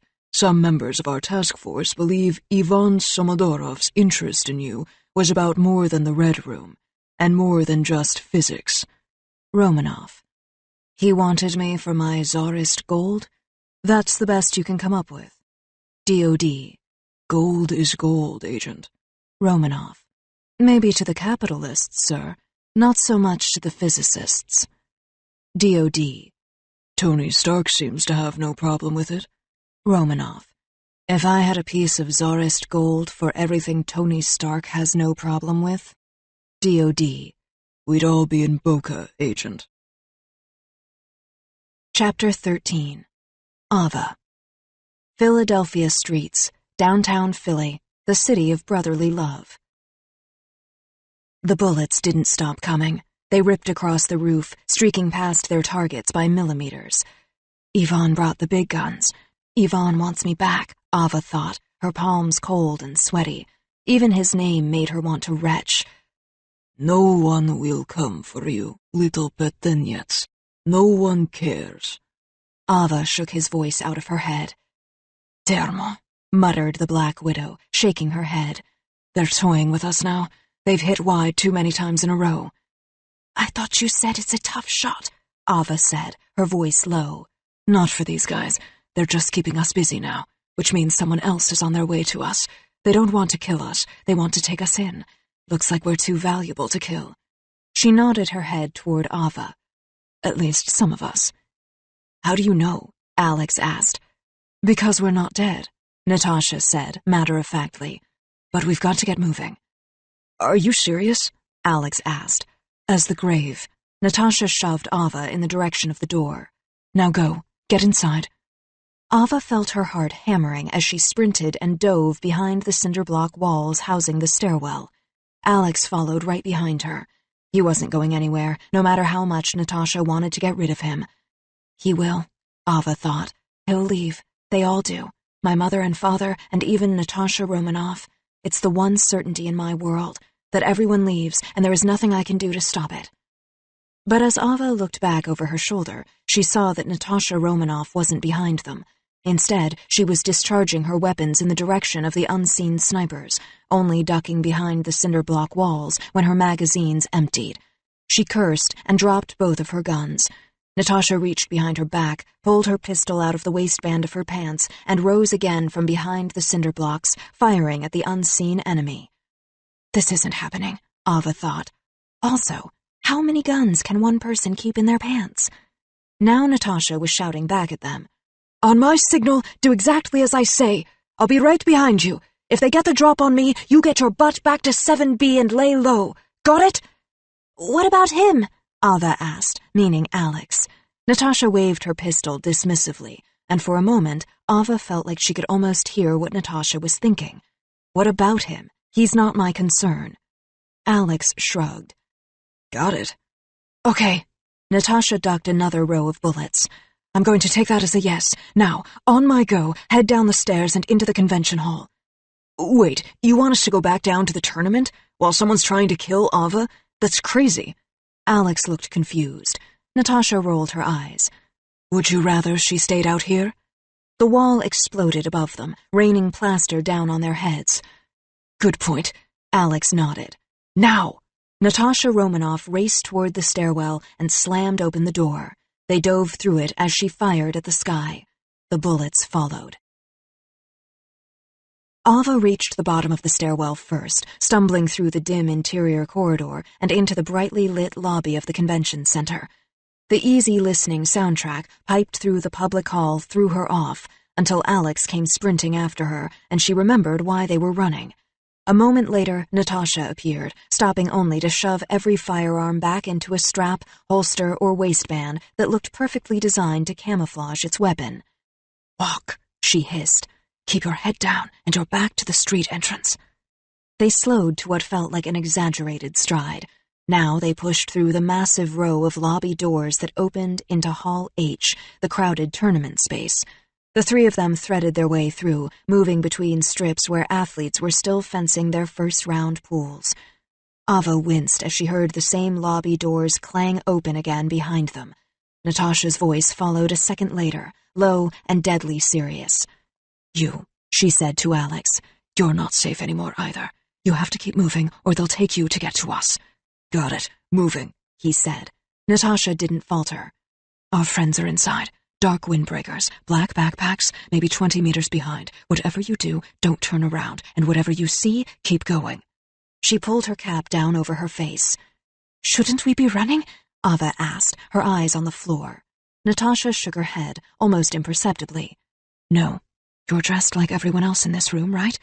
These really stylish fencing uniforms? She glanced sideways. So split up and blend in. Don't draw attention. Cross through the convention hall to the far exit, the one closest to the river. I'll meet you on the street. Alex nodded. Ava didn't say a word. Natasha moved her hand to the concealed pistol at her waistband and cut away from them without another warning. Ava felt the adrenaline course through her body. It all seemed so desperate and so dangerous. For all she knew, this could be a trap, meant to make her think the Avenger was on her side, if only so she would let her guard down. And even if we make it, then what? Ava didn't want to think about it. She had to trust Black Widow, at least for now. She didn't have a choice, even if all she believed were the sounds of the guns pointed in her direction. There was no other way. Ava was interrupted by a familiar shout, and she turned to catch a glimpse of Oksana hurtling toward an opponent on the strip. Suddenly, the idea of competing with rubber-tipped blades seemed a whole lot less intimidating than it ever had. The blades in this room were fake. The guns were very real. And what if we don't make it? Ava imagined the shots ringing out, the people running, the chaos and the crowding as everyone tried to get to the exits. Red blood spattered across white Kevlar, dripping off the American flags. Ava shuddered. She glanced over her shoulder to the metal strip, almost involuntarily. Oksana's arms were raised in victory, and she ripped off her mask. It all seemed so pointless now. Still, it gave her an idea. The mask. Keep your head down. Blend in. Wasn't that what Natasha said?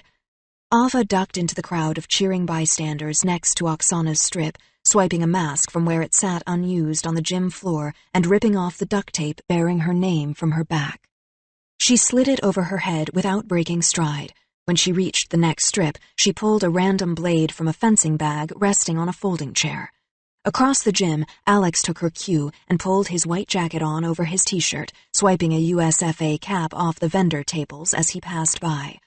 Along the perimeter, Natasha Romanoff casually joined a team of medics carrying an injured boy off the floor, grabbing his bandaged legs with her hand.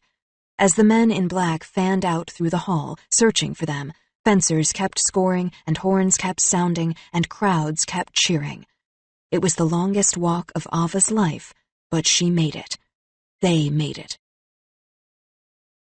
Natasha was the last one out. We're not in the clear yet. Keep walking. She motioned to Alex and Ava, and they fell into step with her. We've got to get to the river. Come on. The river? Why the river? Alex looked sideways at her. That's where our ride is, Natasha said. Good parking. She held up her wrist, where something vaguely resembling a black digital watch glowed. If we can make it. Fine. To the river, thought Ava. They kept heading toward the Delaware River waterfront that glittered in the distance, maybe 8 blocks away. Ava couldn't seem to make the pavement move quickly enough beneath her feet. 7, 6, 5. A black SUV skidded around the corner. A man in black protective gear fired a machine gun at them from the open window of the SUV, spinning to get back into position. Natasha rolled behind a parked minivan. Ava and Alex took cover one car behind her. Natasha seemed fearless, calm even, in spite of automatic weapons targeting the street around her. She shouted back at them. "I'm going to go have a little chat with our friend. I get the feeling he wants to tell me something. You guys keep going until you get down to the riverbank." Natasha took off, leaving Ava and Alex behind. Alex glanced at Ava. You know, your CIA friend is pretty hardcore. I almost feel bad for the shooter. Ava didn't smile back. She's really not CIA. He raised an eyebrow. Yeah, right. And those aren't really guns in her pants. Ava took a breath. This is wrong. He shouldn't be here, and he shouldn't be with me, even if I want more than anything for him to stay. Ava had to let him go, push him away. She took a breath. But you're right. She can handle it from here. She tried to sound convincing. And this isn't your problem. None of it is. If I were you, I'd go home, Alex. Right. Okay. Alex hesitated. So why don't you then? Maybe I will, Ava said. She didn't move, though. Neither did he. In the distance, Ava could see Natasha was now engaging the SUV in some kind of firefight, baiting it into approaching her, leading the car away from them. Natasha looked back at them. "What are you waiting for?" she bellowed in their direction. But Ava still didn't move. She couldn't. She found herself staring at the bumper in front of her. Frozen. We should just keep running. Go home, both of us. Only bad things happen when I'm around her, when anyone is. Maybe that's why they call her the Black Widow. The shooter must have seen them, because now he began to fire in their direction. Steam erupted from a bullet hole in the back of the car just above Ava's head. "Ava!" Alex grabbed her and pulled. They crawled out from behind the car and started to walk, just as Natasha had shown them before, heads down, not looking back. Alex kept his voice quiet, talking steadily as they moved down the street. "I have a weird feeling that I'm not supposed to leave you, Ava. Not like this." "You get a lot of weird feelings?" "Only when guns are involved." Alex didn't let go of her hand. "I'm not stupid. I know you're in trouble, and I know that cop isn't your friend." "Yeah, well, she's not a cop either," Ava said. "Whatever she is, and whatever this is, it's too much for one person. I mean, I can help." He looked at her. "If you want me." "Of course I want you. I spend every night with you, don't I?" But Ava said nothing. The sound of gunfire ripping up the sidewalk behind them echoed in the distance as if to make his point, and they moved even faster. Alex squeezed her hand. "You don't have to do this alone." "It's too late. I don't know any other way." They were only a few blocks from the river now. Ava didn't know what to say. What could she? That nobody could help, and nobody ever had? That she'd always known this day was coming? That Yvonne would come back to her and finish what he'd started? "I can't trust anyone, Alexei Manarovsky, not even you." But she realized Alex was still holding her hand. He was still walking through the gunfire with her. He was still right there next to her. He hadn't taken off, and he hadn't let go. Even though he barely knows me. Alex was somehow different. He was good, and he was innocent. He still had heroes, just like Oksana. Ava had watched him long enough every night to know that. And for the first time since 7B, Ava wondered if she really was better off on her own. For a moment, she wondered if she ever really had been. "Ava, I'm serious. Do you want me to stay?" Ava glimpsed the same unbridled energy, the warrior Alex that had gotten him the black card. She could almost hear him thinking out loud. "Say the word, and I'll take on the world with you. I'm ready to fight, so bring it." Ava wanted to let him. But Alexei Manarovsky was never meant to be in this story. It wasn't his fault she had dreamed him into her life, however it had happened. It was still her dream, not his. Dreams, she corrected herself, because there have been many, and because I've known you for a long time now, Alexei, even if you don't know me. Ava had a sudden thought, for the second time that day. Maybe this is what destiny feels like. Maybe I can't stop this from happening. I can't stop myself from dreaming, and I can't put aside my memories. Maybe I can't even hide from Ivan Somodorov anymore. The next time Alex asked, Ava let herself nod. Yes, I can't do this alone, and I don't want to. Please, stay. She squeezed his hand. By the time the words were out of her mouth, Alex was off and running, pulling her toward the river as if he'd known what she was going to say all along. Ava and Alex were only a half block or so away from the water when Ava looked behind her. Natasha was still in a firefight with the man in the black car. She could hear sirens in the distance, and she knew it would be over in a matter of minutes, one way or another. What the?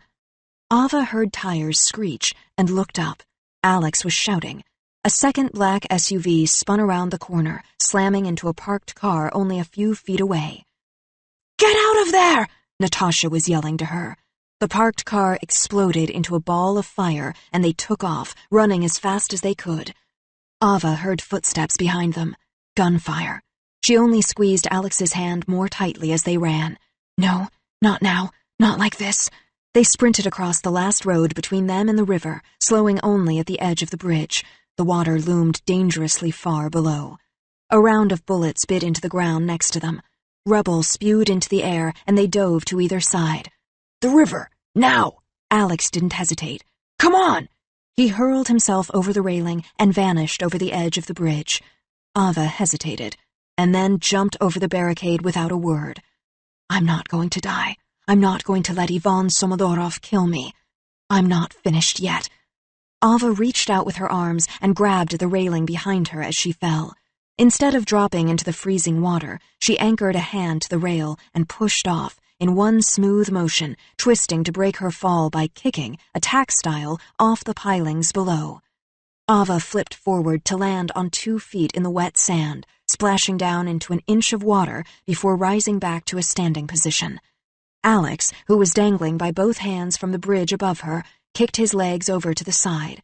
He took a deep breath and bounced off the bridge a few times, scrabbling for a handhold as he dropped, finally managing to land in the water next to Ava. One way or another, they were safe. Ava was still panting as she grinned and held out her fist. That was awesome. Alex bumped it with his own, nodding as he tried to catch his breath. We're not dead, so yeah, more awesome than I thought. Not at all. Dead, Ava agreed, taking one more deep breath. He leaned his head back, gulping down oxygen. Do you do this a lot? Never in my life, Ava said, standing straight again.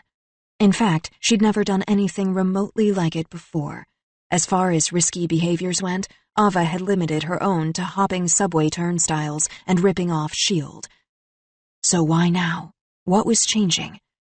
Me neither, Alex said. Nothing like this, I mean. Then he smiled. My mom would freak.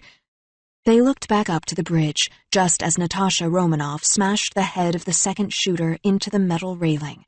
His now unconscious body dropped to the ground, and Natasha straightened herself. She leaned forward over the railing and looked down to Ava and Alex. You stuck the landing, Natasha shouted, looking surprised. Even a Russian judge would have to give that a 10. Ava couldn't read the look on her face. It was only then that she scanned the entire height of the bridge. By her calculation, they had jumped more than 25 feet.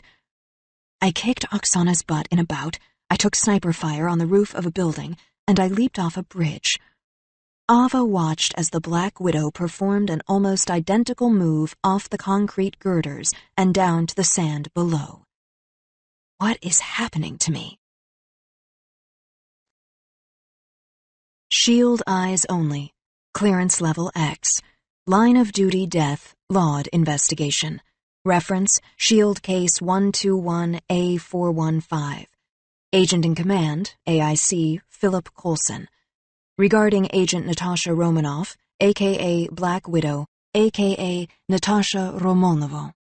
Transcript, Department of Defense, Laud Inquiry Hearings. DOD. Let's talk about Moscow's favorite finishing school for super spies and sleeper agents. Romanoff. The Red Room? It's all in my file, sir. DOD. And the Black Widow program? Top Gun for Red Room girls, as it were. Romanoff.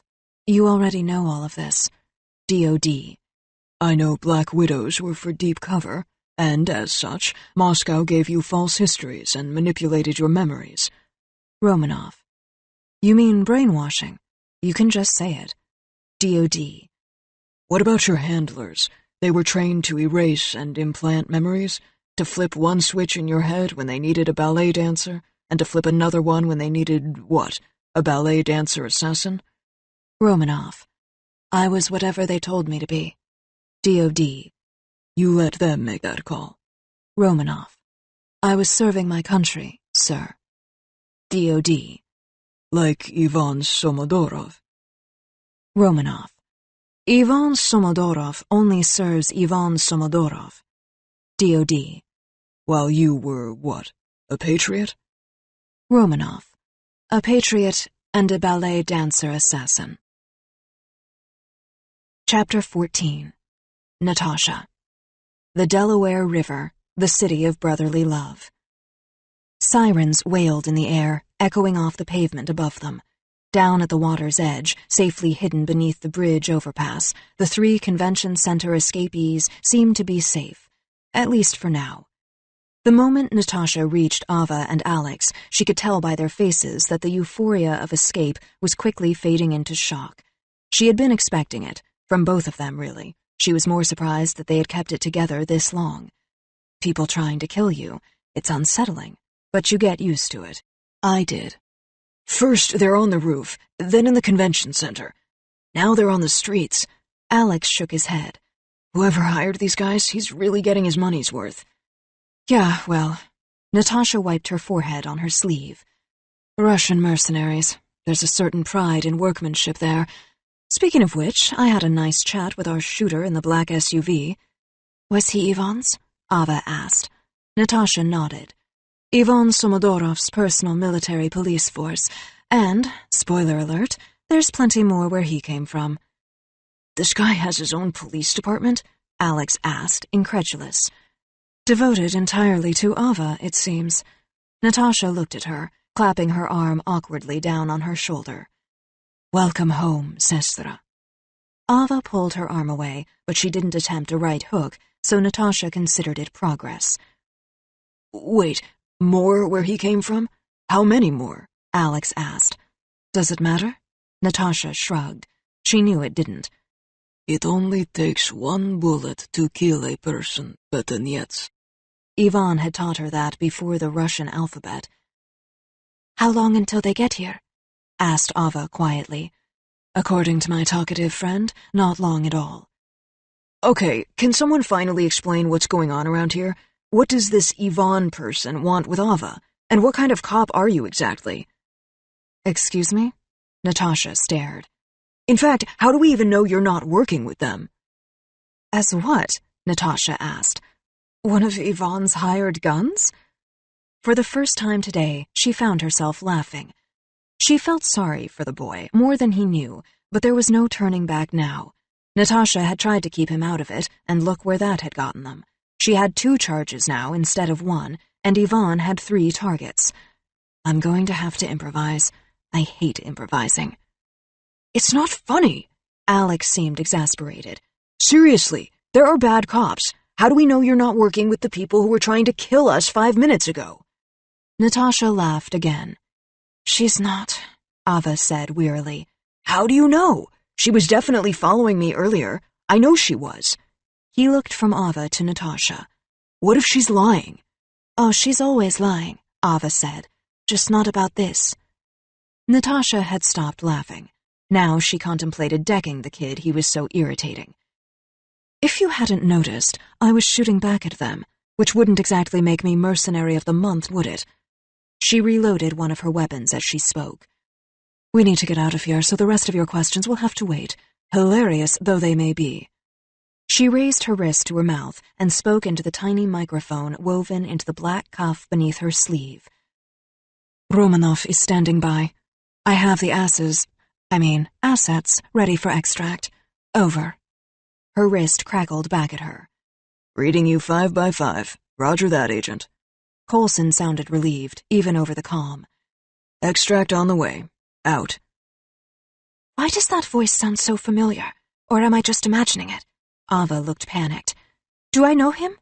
Natasha shrugged. Everyone else seems to. Who was that? Alex asked. Coulson, Natasha said, knowing full well that the name would mean nothing to either of them. He'll want to debrief you. Alex looked at her blankly. I mean, he'll probably have a few questions for you. Either way, she thought, I'm not leaving you around to answer anyone else's. What's happening in 5? What did he mean? Ava frowned. Natasha waved her off, ignoring the question. The more she thought about it, though, the more she had a few of her own. Where did you learn to jump off bridges like that? I didn't learn. I just knew, Ava said, annoyed. Where did you learn to shoot people like that? School, obviously, Natasha said tonelessly. Top of my class. Of course you were. Valedictorian of the shoot-'em-up. Ava sat herself down on the rocks, looking like she wanted the conversation to be over. She lay back. Natasha shrugged. That and combined arms, tactical, close-quarters combat, naval aviation, navigation, military engineering, artillery. We got it, Alex said, cutting her off. You're amazing. After years of training, but somehow Ava expects me to believe she became an Olympic-level bridge vaulting gymnast when I wasn't looking? When were you ever looking? Ava didn't bother to sit up. Natasha eyed the girl, still. Something wasn't adding up. A flip kick into a front flip with a full 360 rotation? Nobody on the planet just knows how to do that.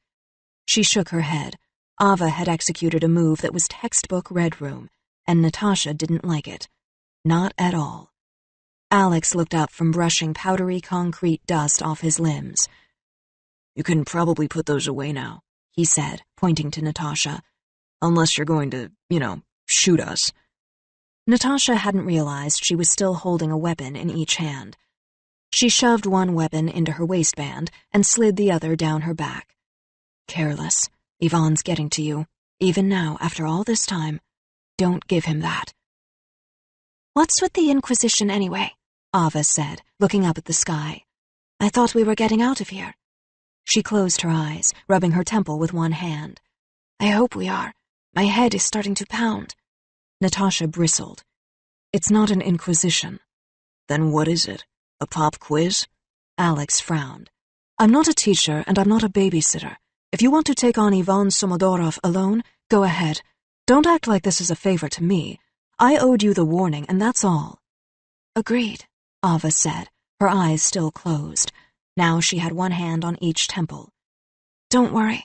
You're not doing anyone any favors, and you're probably the world's worst babysitter. But hey, I do appreciate the warning. Natasha moved toward her and held out her hand. Get up. Ava opened one eye. You're a sitting target, Natasha sighed. You can't stay here, not unless you are hoping to meet the rest of Ivan's goon squad for... Ava grabbed Natasha's hand and pulled herself up, or tried to. As soon as she was halfway standing, she doubled over on the rocks, moaning. Something was wrong. Are you okay? Alex looked worried. Ava tried to stand up again, but found that she couldn't. I'm dizzy.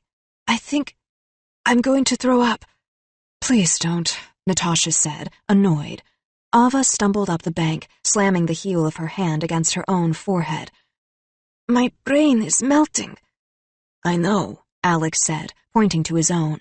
My ears are still ringing from the gunshots. It's probably from that. Not melting. Brain freeze. Ava managed to force the words out as she lurched forward. Major brain freeze. She stumbled into Natasha, knocking her off-kilter wig from her head. It tumbled loose, dropping into the craggy rocks at her feet, and Natasha Romanoff's infamous curls of red hair tumbled free. Ava froze. Natasha just stood there. She knew exactly what had happened. Red hair, cap off, glasses shattered, digital mask down, dermo. In head-to-toe black, with her leather jacket and her triple firepower, her trademark red-gold hair blazing down to her shoulders, there was only one operative in the world who looked like that. And that one operative hadn't exactly managed to keep a low profile. Not since the Avengers Initiative. Natasha Romanoff might have still considered herself a S.H.I.E.L.D. agent, but she wasn't just any S.H.I.E.L.D. agent. In fact, the Black Widow was hardly unknown to anyone who had ever idolized Tony Stark or Captain America or a certain physicist with rage issues, not to mention an Asgardian king in the making. Last year, she had turned down more Hollywood premieres than Tony Stark, which wasn't hard, since he never turns down any. Valentino had offered to dress her for the Met Gala. No grazie. She'd found her face on the cover of Time magazine's 100 Women Who Rule issue. Only 100? She'd even been asked around for bowling at the White House. In her own way, whether or not she wanted it, Natasha Romanoff was a celebrity now. That had been the price of taking up the sacred responsibility of protecting the entire planet from dangers that no one else would or could. The cameras and the headlines and the coverage. There was nobody who wouldn't recognize the Black Widow now, no matter how much harder that made it for her to do her job. It's you. Sure enough, Alex was staring at her as if he was seeing a ghost, or a movie star, or even the ghost of a movie star. He couldn't seem to believe what he was seeing. He was paralyzed. He couldn't look away, and he couldn't move. You, he stammered. She is, Ava said, putting a hand on his shoulder. So this is all real? Alex seemed to need to say it aloud. Afraid so, Natasha said. Those were real Russian mercenaries shooting at us. He was still staring.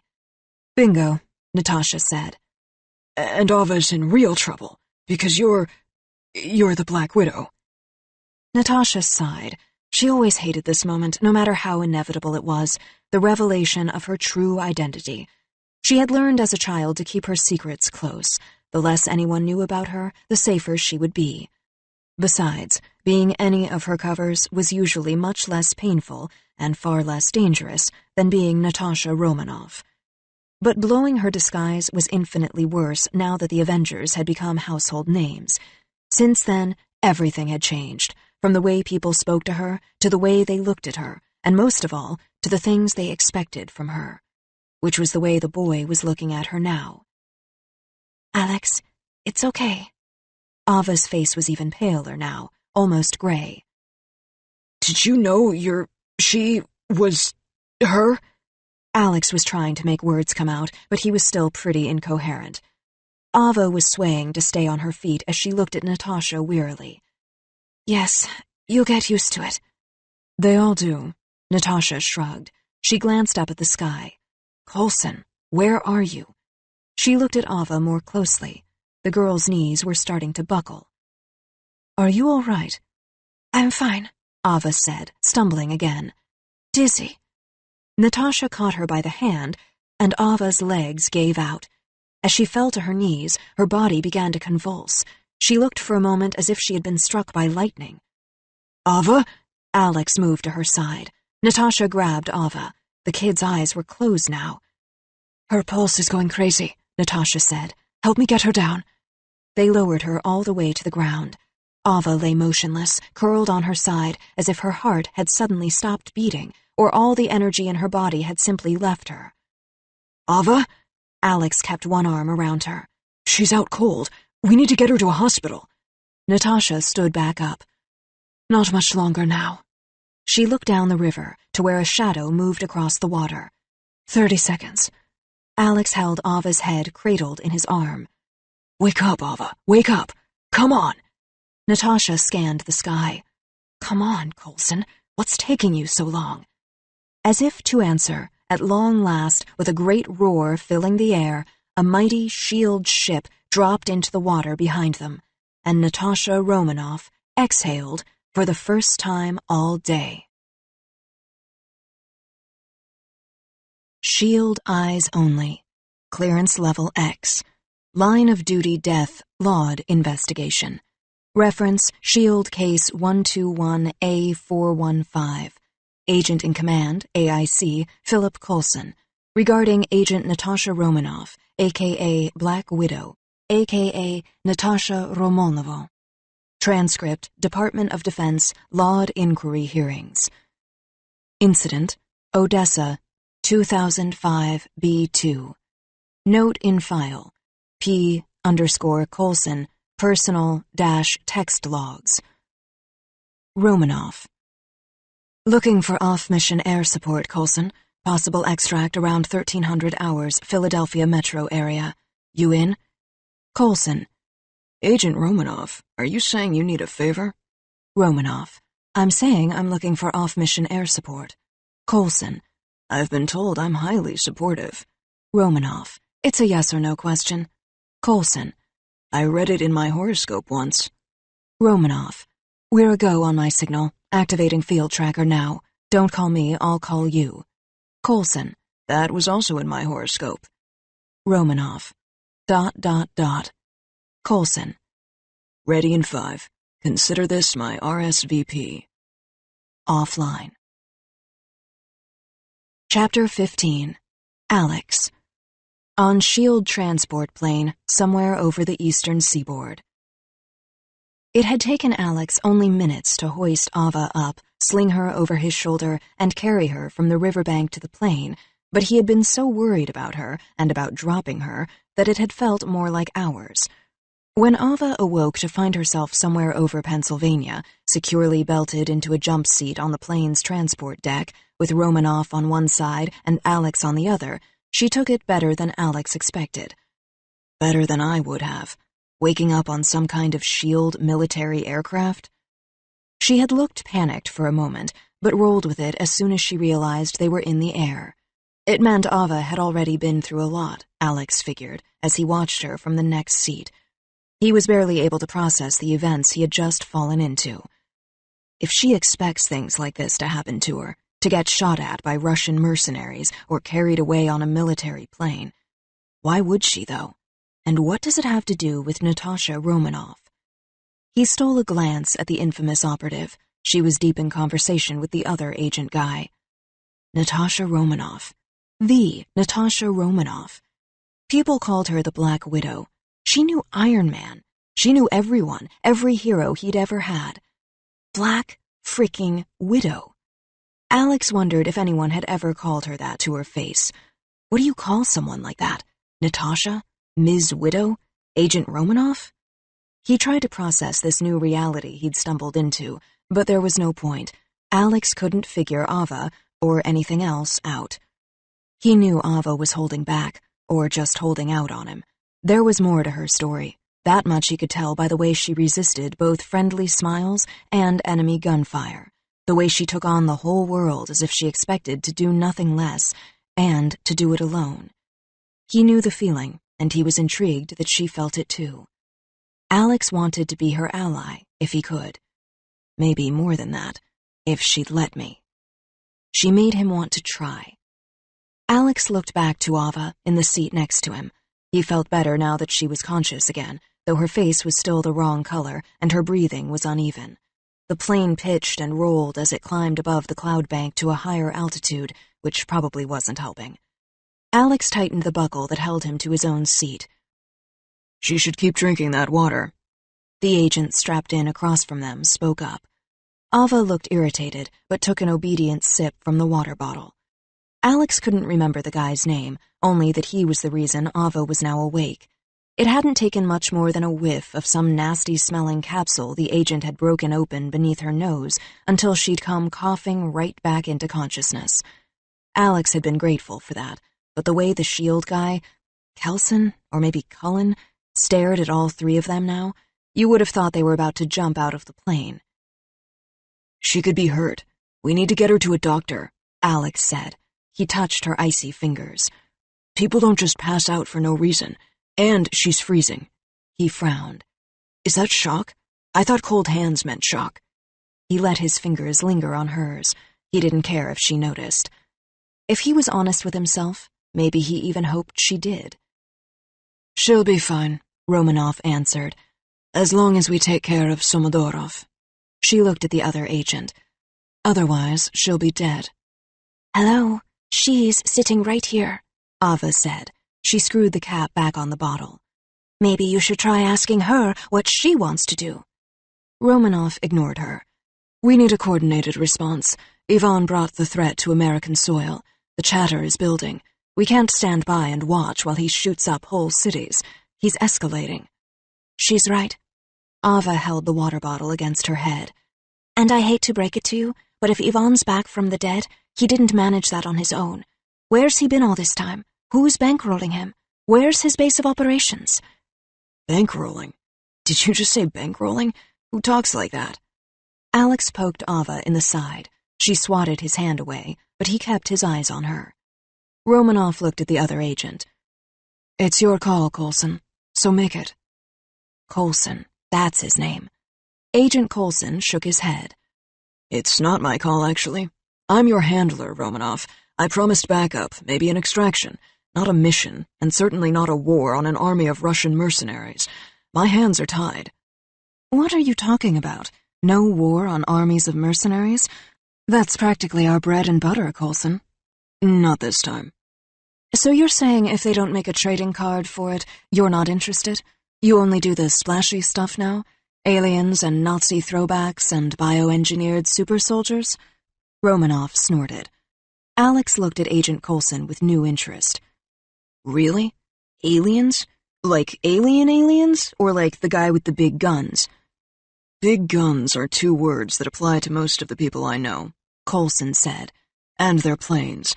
Sometimes even their flying cars. I was talking about the buff dude, you know, with the hammer. Why is he here again? Coulson looked back at Romanoff. Come on, Phil. She sounded annoyed.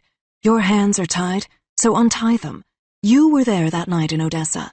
If Somodorov is alive, he's coming straight for Ava, to finish what he started. Ava acted like she hadn't even heard the comment. but Alex knew otherwise, because her icy hand was suddenly clenching his.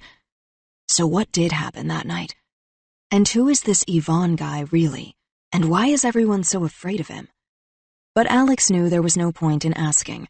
He wasn't certain what exactly S.H.I.E.L.D. did, aside from being some kind of shady intelligence agency, but whoever they were, they didn't seem much more forthcoming with information than the CIA, from what he could tell. Forget the Russian, Alex said. We need a hospital. Ava might have something seriously wrong with her. If she had blacked out any earlier when we were back on that street in Philly... He didn't finish the sentence. She could have gotten killed, Romanoff said, or gotten us all killed. She had no problem finishing difficult sentences because she was Natasha Romanoff. At least that's what Alex figured. Russians. But she didn't, Ava said. Coulson was shaking his head, and he looked more than a little unhappy. You should have thought of all that before you brought a couple of kids into the mix, Agent Romanoff. Kids? We're kids now? Ava protested. Oh, please. Romanoff shrugged. Keeping Ava from Yvonne was my job. How was I supposed to know the boy would follow us? She looked at Alex. The boy is the real problem. He complicates everything. We've got to dump him. Then we'll figure out what to do with her. Dump me?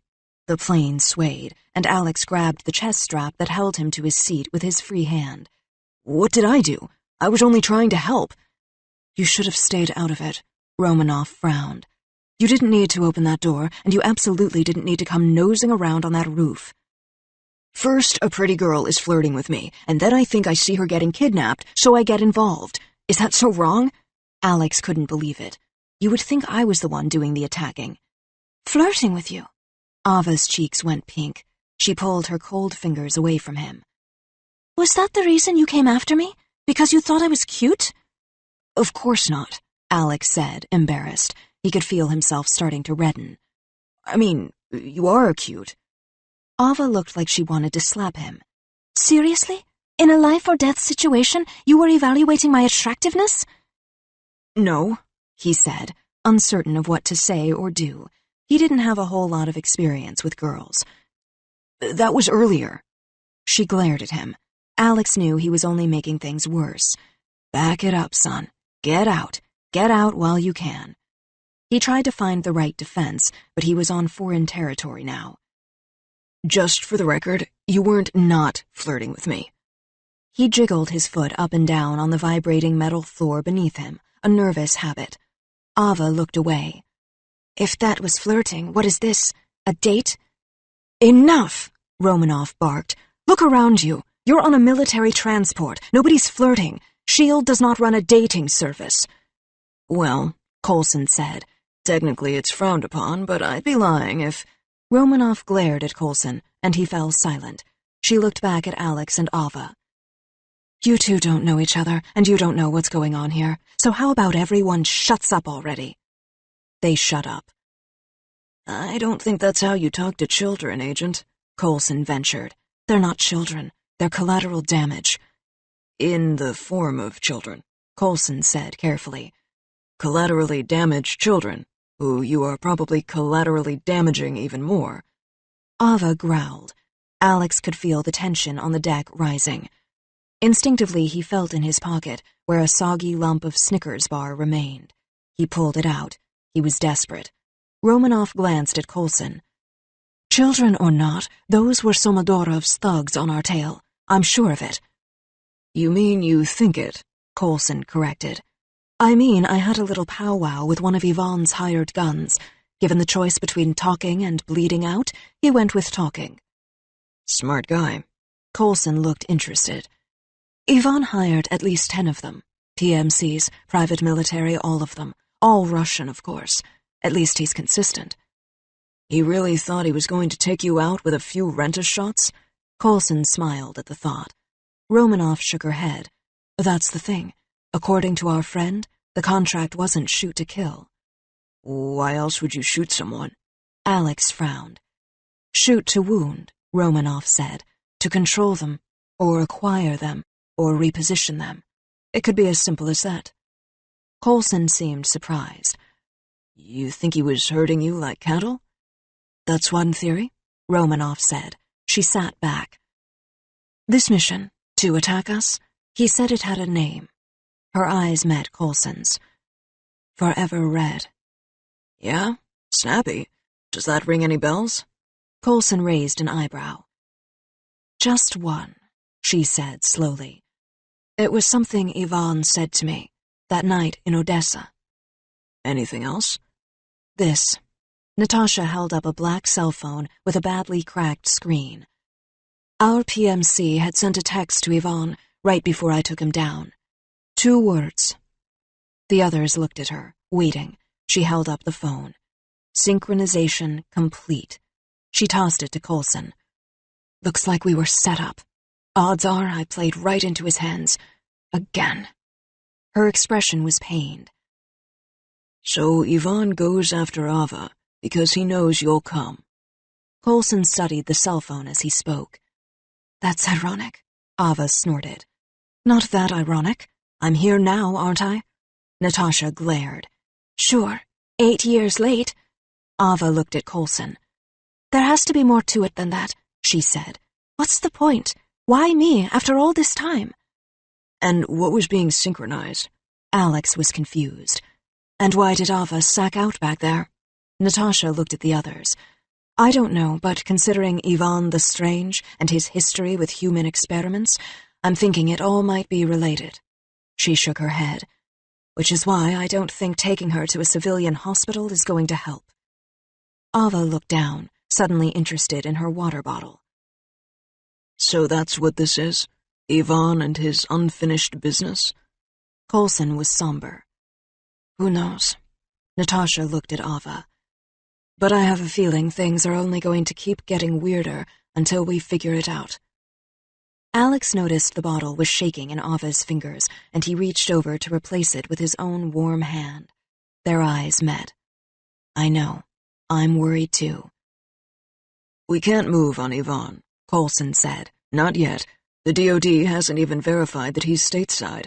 Nobody's had eyes on him since Panama. As far as we know, he's still officially dead. Romanoff sighed. Red tape is your department, Coulson. Coulson sat forward in his seat, a serious expression on his face.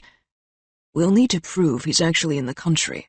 Bring in some hard evidence it's Somodorov on your tail. If we can show beyond a doubt that Yvonne's back in play, we'll have the full resources of S.H.I.E.L.D. behind us. He sat back. Then I can make the red tape disappear. Or we do it my way. Romanoff shrugged. He stared at her. Do I even want to know what that is? Do you ever? She shot him a dark look. It's time for some answers. Put us down where I can get them, or I'll land this thing myself. And where exactly is that, Agent? S.H.I.E.L.D.'s high-security mainframe. I'm thinking the New York Triskelion. I need to track down a piece of tech, and in a level 10 classified world, this one goes to 11. She glanced at Ava. We can have a S.H.I.E.L.D. medic take a look at Ava while we're at the base. The Triskelion? Now? Ava was clearly spooked. Whatever it was that S.H.I.E.L.D. had to do with her, Alex could tell she wasn't a fan. Right now, Natasha said. Coulson's eyes narrowed. Let me guess. This piece of tech belongs to Ivan Somodorov? Romanoff nodded. It did, until you and I stole it from him in Odessa. Ava had gone ashen. They're not going to like it, Coulson said. They don't have to. Romanoff's voice was ice. I don't like any of this myself. Like it? What about me? I hate it. Ava shook her head. You got a better idea? I'm waiting. Romanoff looked at her. Yeah, didn't think so. Ava, come on. She's right. You probably should get checked out by a doctor. Alex began. Don't, Ava said. Not you. But even Alex knew Natasha Romanoff was right. There wasn't a better option, and there was nothing else to say. A long minute later, Coulson sighed. Then it's settled. We head to S.H.I.E.L.D.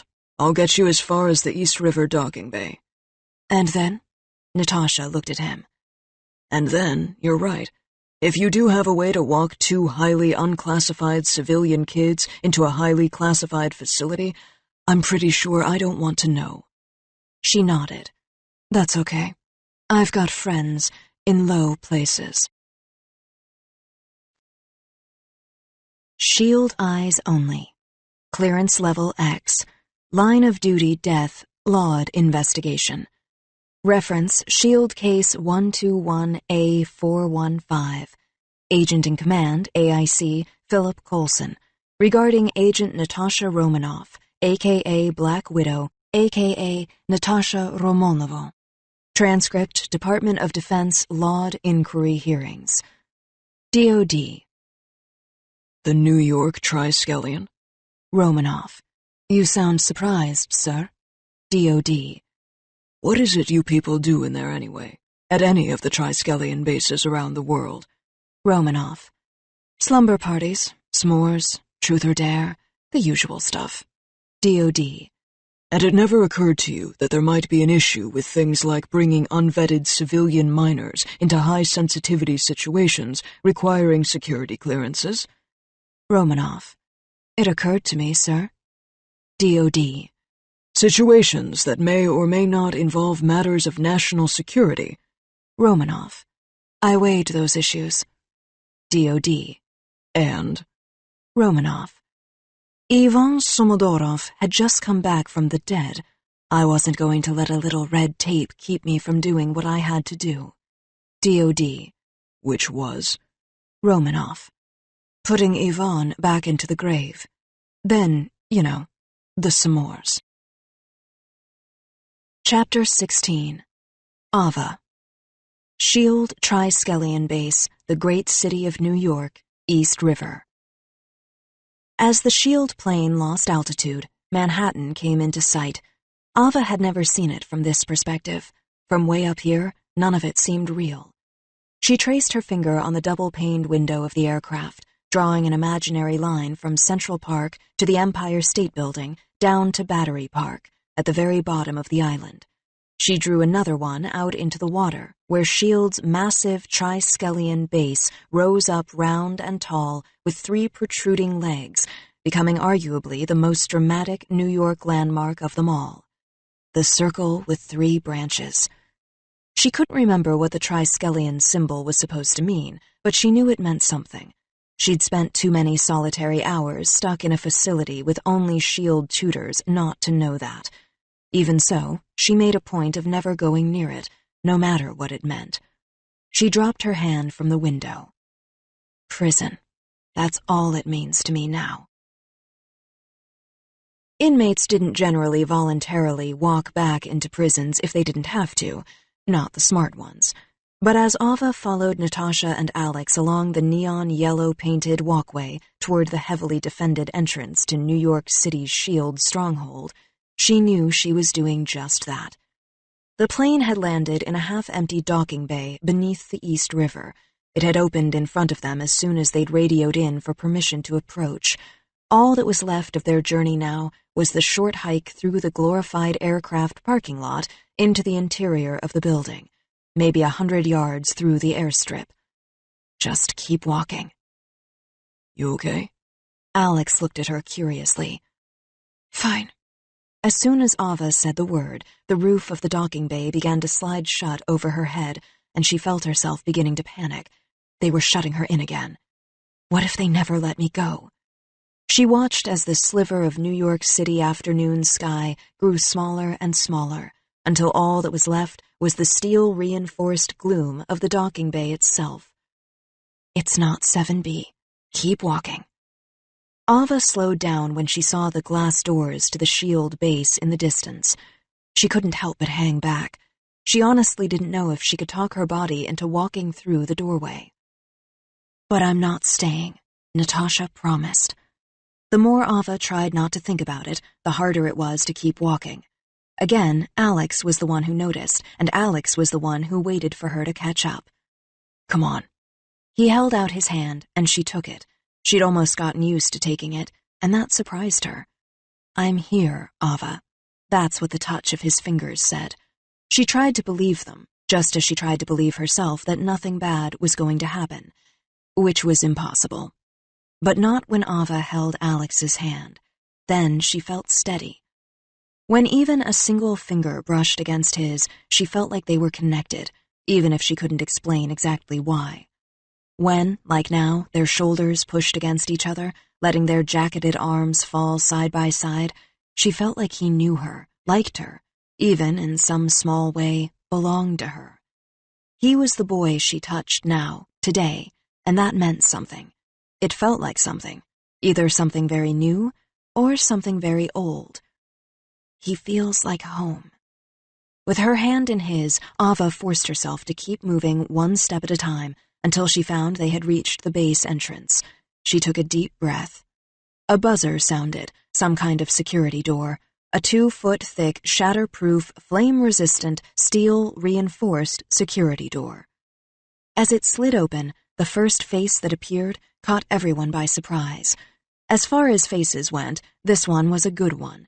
It was undoubtedly handsome, incredibly animated, fairly well-kept, and utterly charming. Also, somewhat narcissistic, slightly rakish, borderline wicked, and surprisingly battle-worn. Very, very battle-worn. Is that? Alex stopped dead in his tracks.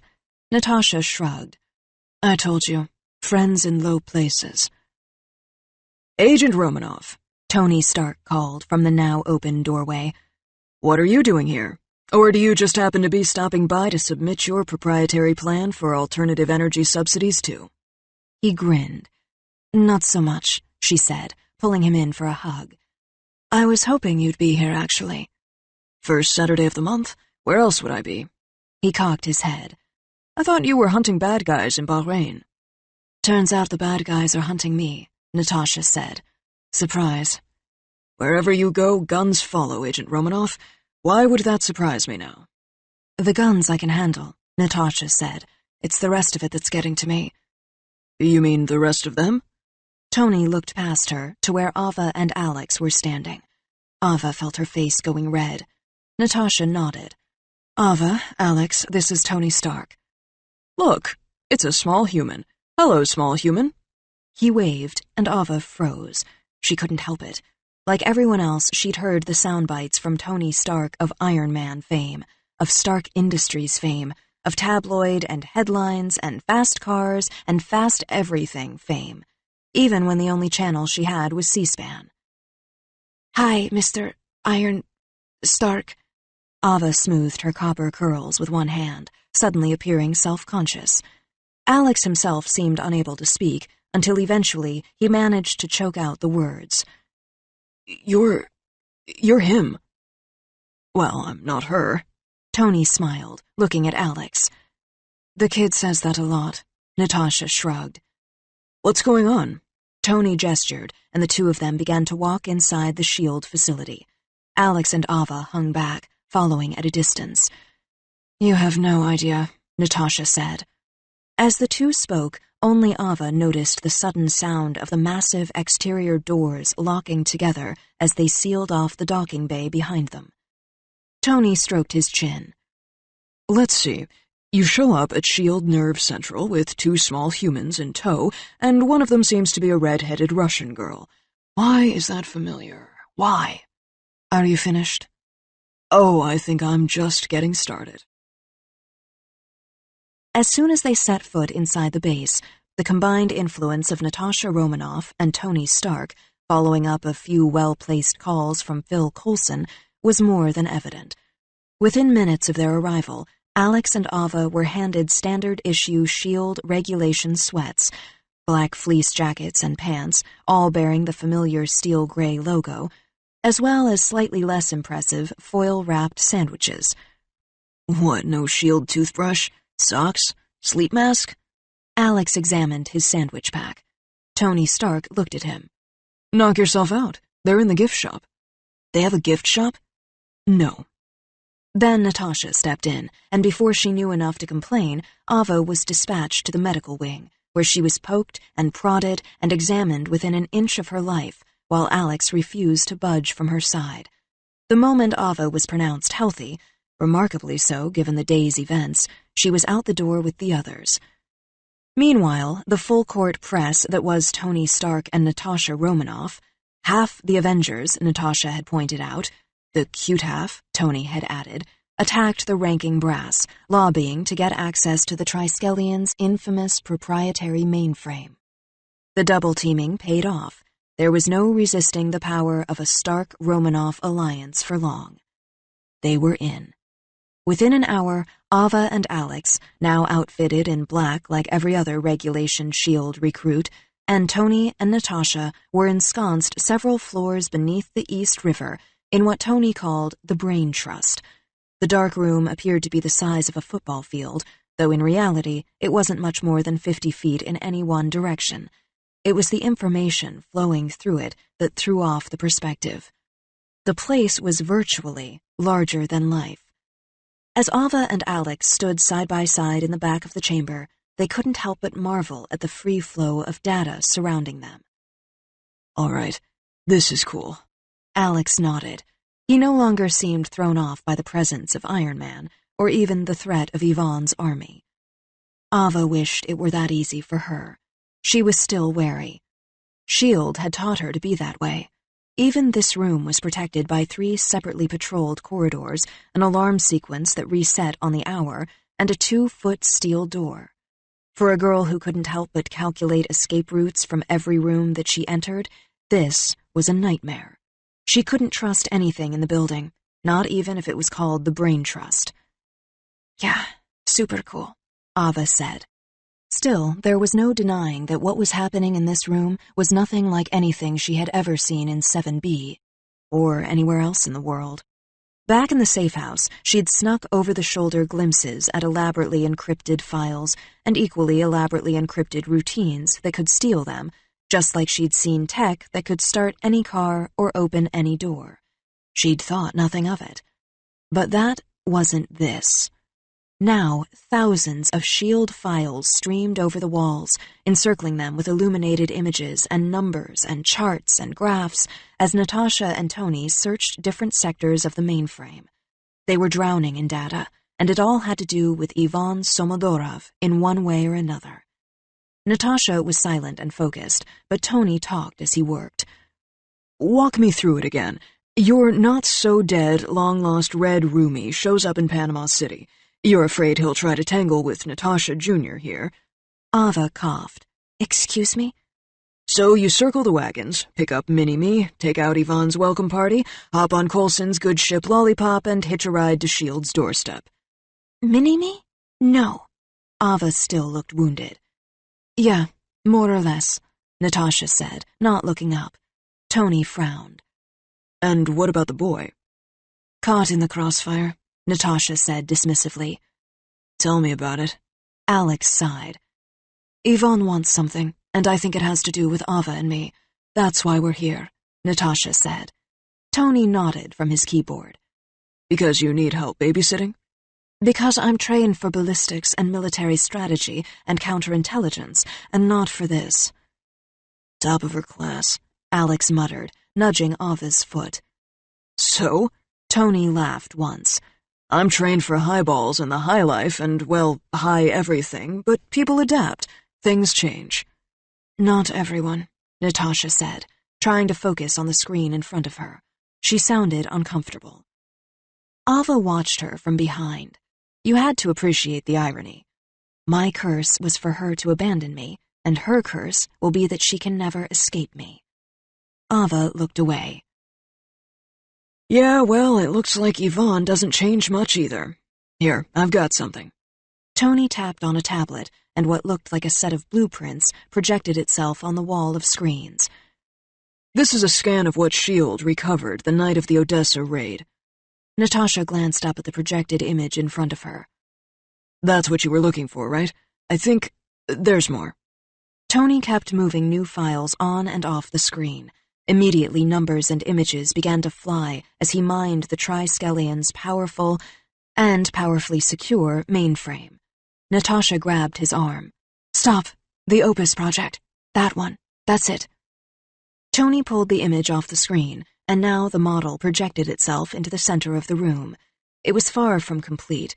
If anything, the model appeared to be damaged and only partially materialized, but even in that state, it hung in the air above them in 3 translucent dimensions.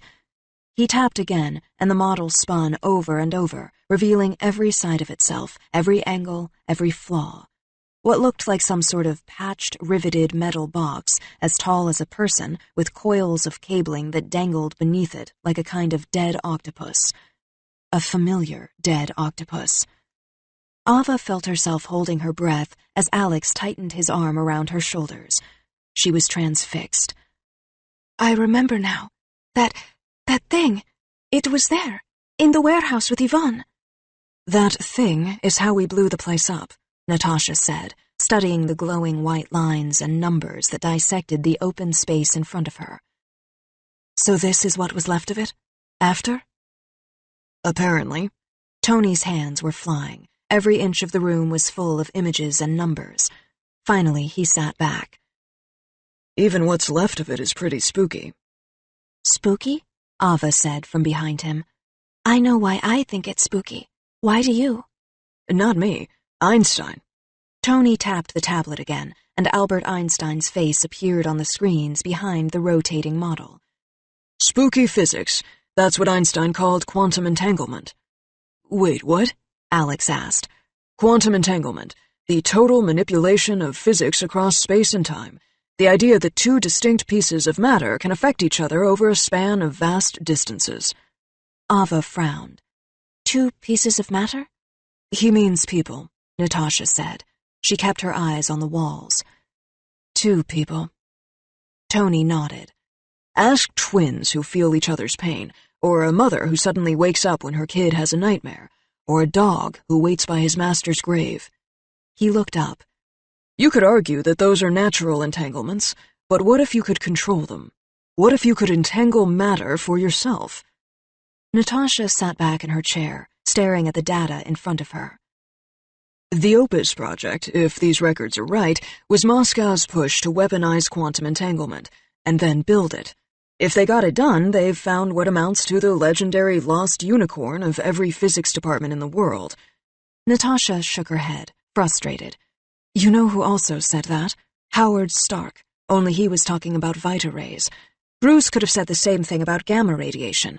I'm getting pretty tired of unicorns. Could we try to get a regular horse around here for once? Tony tapped the interface again.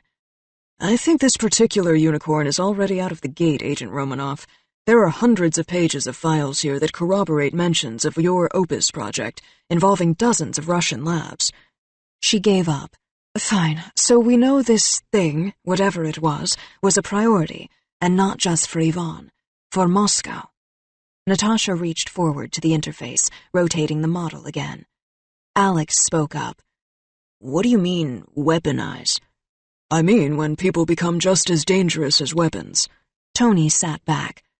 Unless I'm mistaken, that device right there was an attempt to entangle the psyches of 2 unsuspecting parties, like an adapter, but for brains. And by people, you mean me? Ava said slowly. Her eyes were fixed on the wall of data streaming past her. I'm the weapon. Conceivably. A weapon, Tony corrected. That has to be impossible, Natasha said. Please tell me that's impossible. I'm not so sure, Tony said. Imagine a modern-day version of the Vulcan mind meld, only Spock is completely in the driver's seat now, and poor Captain Kirk doesn't even know his mind is being melded. Natasha looked annoyed.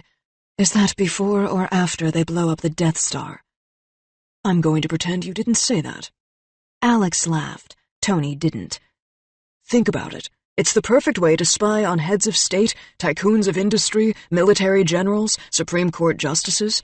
If the psyche of one person can connect to the psyche of another person, anyone could be a double agent anywhere. Not anyone, Natasha said, staring at the model in front of her. How old were you, Ava, back in Odessa? 8, Ava said, barely able to speak. I was 8. By the time I left, I was almost 10. Exactly. Natasha pulled a Ukrainian newspaper article up on the screens.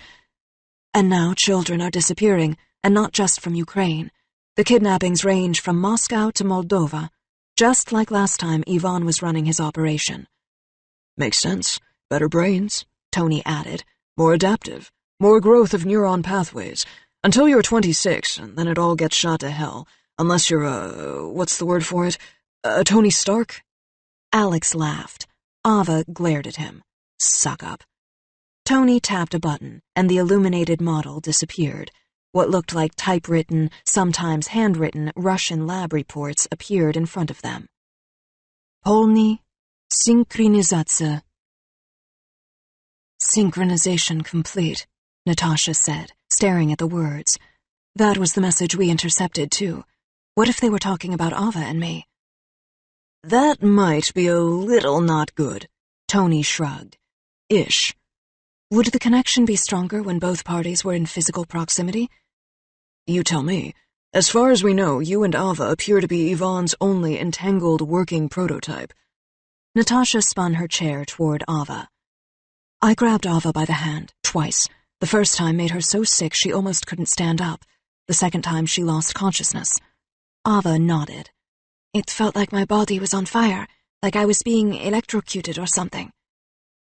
And then she was gone, completely sacked out, Alex added. Tony looked delighted, and his brain appeared to be racing. Like 2 live wires. That's amazing. That's unbelievable. And some kind of dopaminergic pathway? Mesolimbic and mesocortical? That's... Natasha cut him off. A level 7 classified breach? An intelligence disaster? An unparalleled vulnerability, not just for S.H.I.E.L.D., but for the entire Avengers initiative? I see your point, Tony said. I hate to bring it up, but what if they're not the only entangled prototype? Alex asked. Then we're in a lot more trouble than anyone knows. Tony hesitated. This party's just getting started. Even if it is only Ava and Natasha who are entangled, it's likely that the stronger the connection gets, the greater access Ava will have to Natasha's cerebral cortex. Which means? Alex looked at Tony.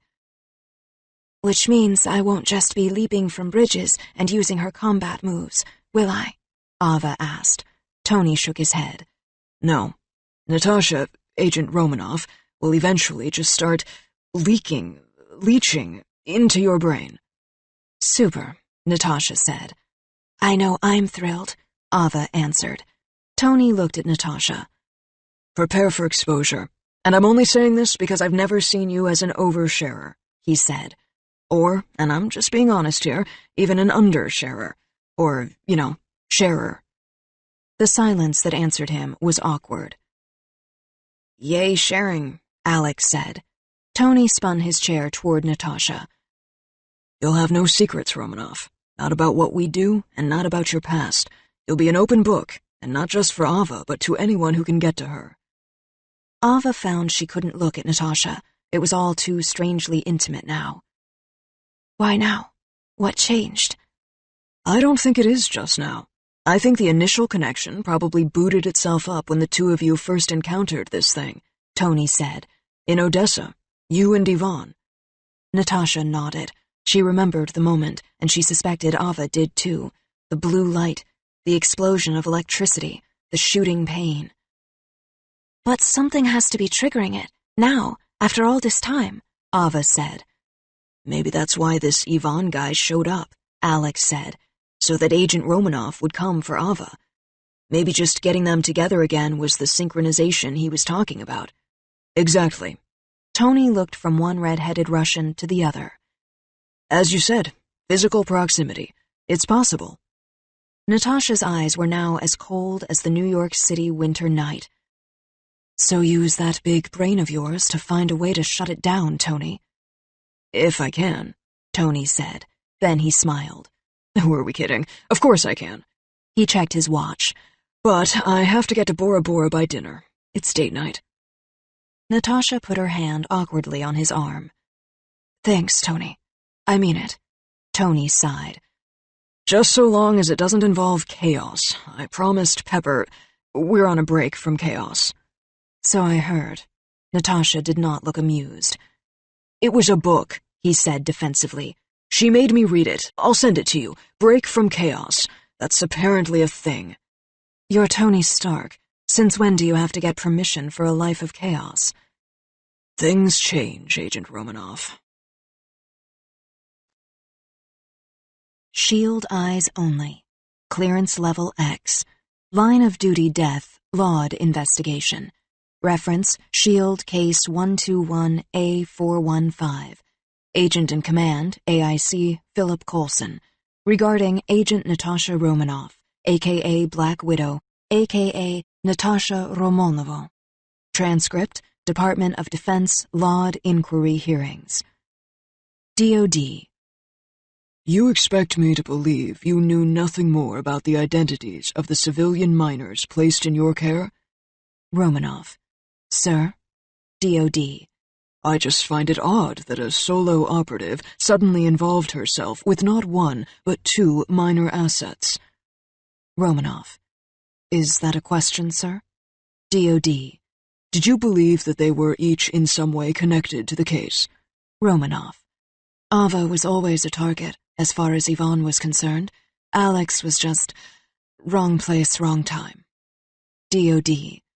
Would you say a protective instinct emerged, one that an agent of your record would have found disorienting, given your own childhood history with Yvonne Somodorov? Romanoff. I find everything about children disorienting, sir. DOD. So no instincts? Romanoff. My only instincts are to shoot and to run, sir. DOD. And the children? Romanoff. I wouldn't say I'd shoot them, but they should probably still run, just to be on the safe side. DOD. So no instincts? Romanoff. None whatsoever. Chapter 17. Natasha. Shield Triskelion Base, the great city of New York, East River. You know what they say, the 15th time's the charm, Tony said cheerfully. They don't say that, Natasha glared. Ever. Actually, I think the 15th time is when they say to give up, Alex offered. They don't say it to me, Tony said, waving him off. Tony's 14th attempt to sever the mental connection between Ava and Natasha had nearly incinerated half her head, and she was still resentful. She looked doubtfully at Ava, who sat on a metal stool in the center of the room, just as she did. Like two sitting ducks. Is he always like this? Ava asked her. Always, Natasha said. Come on, haven't you seen the documentary? Alex piped up from where he stood behind them. Tony Stark, Iron Will, he's the original American Optimist. Yeah, what he said. Tony smiled, holding up a blowtorch. Actually, he's not the original, Natasha said. That would be Rogers, by about 50 years. I'm just getting started, Tony said, lowering a welding mask over his face. Reverse dog years. What are those, cat years? Super Soldier Steve Rogers? Alex swallowed. I like this kid, Tony said as sparks flew. The kid stays. Just as he said it, the sparks exploded around all four of them. Natasha's vision blacked out, and she flashed on a split second of imagery, a blurry figure of a dancing girl, maybe? It was too quick to see who it was. She only knew it wasn't her. But she'd also heard something. A song. Is that Tchaikovsky? It was too quick to understand, though, and Natasha's vision returned to normal just as Tony dropped the mass of burning wires on the tiled floor. Two dutiful lab technicians sprayed the smoking heap with white foam. I saw something that time, Natasha said. I might have. Let me guess, you saw stars? Alex eyed the ruined remains of Trail 15. Natasha thought about it. What did I see? Were those Ava's memories? Was I seeing into her mind? She could feel her own pulse beginning to race. It had been one thing to logically understand quantum entanglement, but to see it for herself? For the first time, Natasha realized Ava could really see into her mind, could actually access her memories. The thought was more than terrifying. The idea of anyone seeing her past made her almost physically sick. I don't care. I'm not putting these things anywhere near my head, Ava said, ripping off her own smoking electrodes. I don't have a death wish. Natasha looked at the other 14 charred piles on the floor. Though the Triskelions' lab facilities were state-of-the-art, at least they had been before today, Tony didn't seem to be making much progress. In fact, he seemed to be making everything but progress. Come on, Tony. Get her out of my head. I don't know how much more of this I can take. It was slow going. Tony had started the evening off with his improvised Stark Quantum Detangler, quickly followed by a Stark Quantum Retangler, soon detouring into a little Stark Quantum Hypnotic Regulator, a Stark Quantum Rapid Eye Movement Stimulator, and a Stark Quantum Ultrasound Scanner. Basically, if Tony could put the words Stark or Quantum in front of it, he was game. He was now holding 2 sparking electrical wires in front of Ava and Natasha, along with a handful of electrodes. Round 16. New idea. The Stark Hypothalamus Buffer. He attached a new electrode to each of Ava's temples. Or, if you think it's catchier, the Stark Hypothalami Sandwich. Just put it on. Ava yanked the electrodes off. And subject myself to more Stark quantum electrical shock? Forget it. This isn't helping anything. Alex nodded. Yeah, no offense or anything, but you might as well just tell them to each stick a fork in an electrical socket. Well, actually, Tony said, staring up at the ceiling. But then he shook his head. No, never mind. That was basically what we did on number 7. Let's try this instead. He held out the sparking wires again. Ava looked at him like he was crazy, which at this point was a pretty fair assessment, Natasha had to admit. Pass.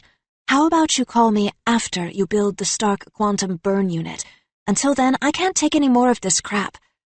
My tech, Tony said, is never crap. Almost never. Alex looked at the 14 abandoned prototypes around them and raised an eyebrow. Tony shrugged. Well, it's rare. Let's leave it at that. Ava, if there were any other way, we wouldn't be here, Natasha said. Trust me. Why? Why should I? Ava slid off the stool and backed away, knocking over half a lab table full of circuit diagrams, wire coils, electrical switches, even soldering irons, as well as tools of all sizes. Ava didn't look like she was about to let any of it near her head again. Why? How about national security? Or even international peacekeeping? Natasha stood up. She had no idea how to talk to the girl, to someone who was so like her in so many ways, yet so different. At only 17. Natasha watched her now, surveying her options. Another scared rabbit in a winter trap, she thought. It was a familiar sight. How much I was like her at that age, and yet how much she hates me now. Ava kept backing up until she'd made it nearly all the way to the airtight laboratory doors when 2 armed MPs stepped in front of her. She folded her arms. Really? You're going to force me to stay? And here I thought the point of all those locks was to keep people out. The room was silent until a stray spark ignited a nearby trash can. It exploded, toppling a rolling lab cart into 2 technicians. Don't touch that! Tony shouted at the more terrified-looking of the 2 techs. What do you think that is, a toaster? He paused. Well, okay, I see your point. You could use it to toast bread. French bread, or say the entirety of France, but don't touch that. Just get out of here, now. The techs fled to the door, and an MP pressed a security code into the keypad next to the steel panels, sliding the doors open.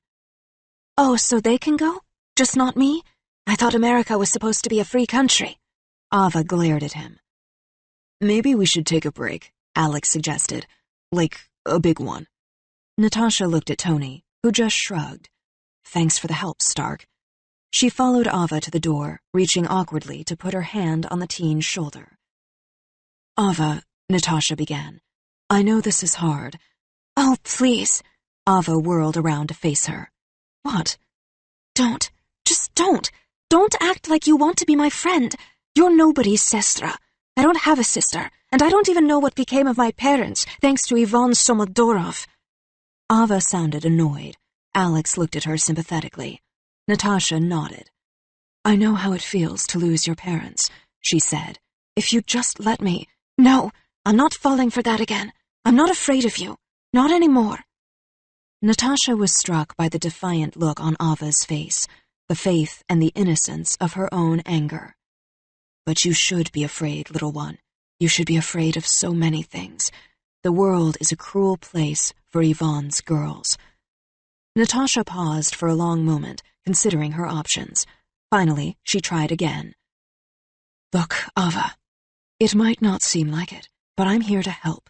I'm trying to keep you from getting fried by Yvonne the Strange for the second time. I know what that's like. I was there, remember? And I was just like you once. You were there? Ava scoffed. You were never there when it mattered.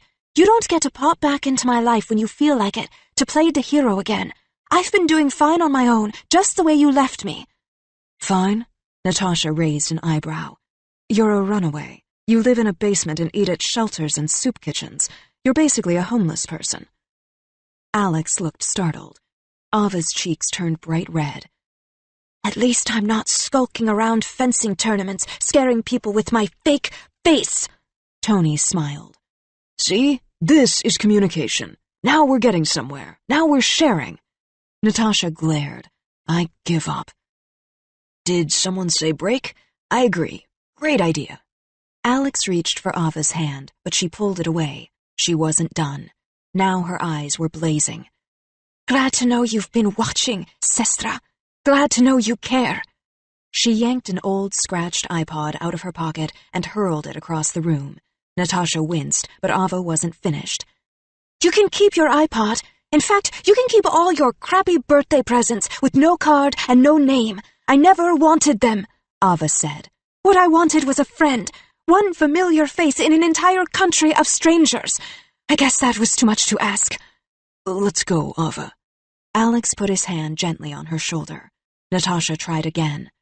Just hear me out. I have an idea, and I won't let Ivan Somodorov near you.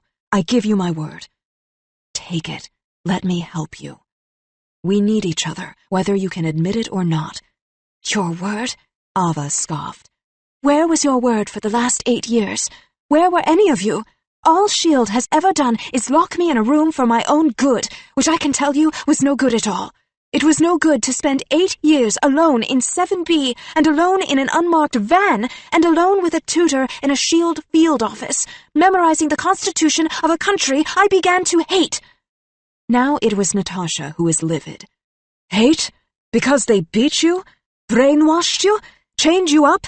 Forced you to steal and lie and kill? Natasha spat the words out before she could stop herself. No?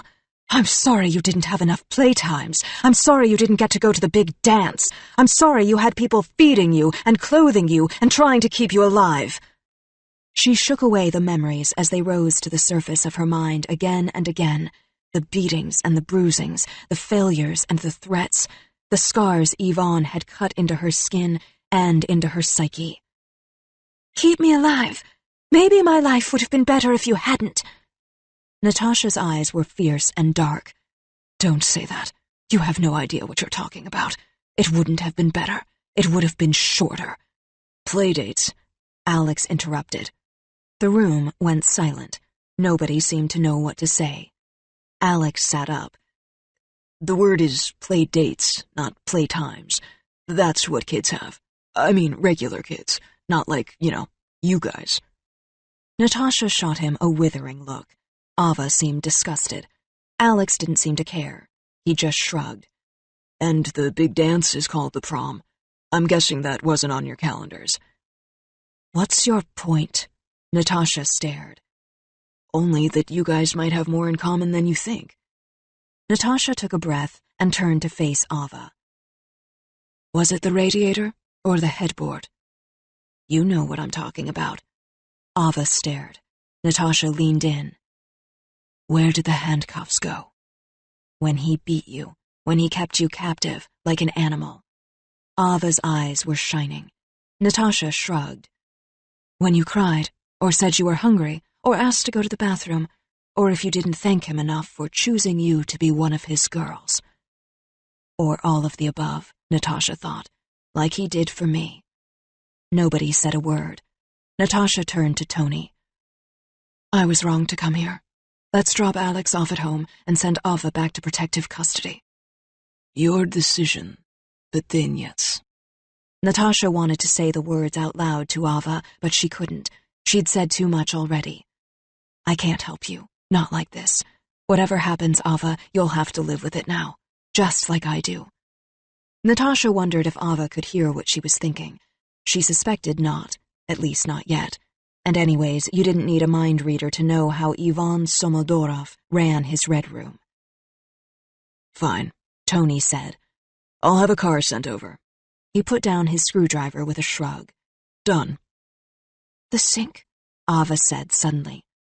It was a pipe beneath the sink. Of course it was, Natasha thought, closing her eyes. Better acoustics. He wanted the others to hear you scream. The room was silent. I can't remember very much, but I remember that. I think I got used to what he did. We all did. What he said, I never got used to that. Ava's voice was quiet, but not weak. If anything, talking about it only seemed to make her stronger. And angrier. Natasha could see it in her face. Good. You should be. It will make you stronger. All eyes were on Ava now, but she just shrugged. If she had something more to say, she wasn't saying it. Not here. Let's go, Natasha said. She was resolute, even more so than before, because Natasha now understood the truth. Ava was as vulnerable and broken as Natasha herself was. It was up to Natasha to keep her safe, to keep them all safe. Ava was a vulnerability, and Natasha had to make sure she wasn't exploited. By Ivan or by anyone. You've got to take cover, Natasha said, finally. What? Ava looked as hurt as if she'd struck her. S.H.I.E.L.D. is the safest place for you. You'll be off the grid in an hour. Nobody will be able to get to you. That's why they call it a safe house.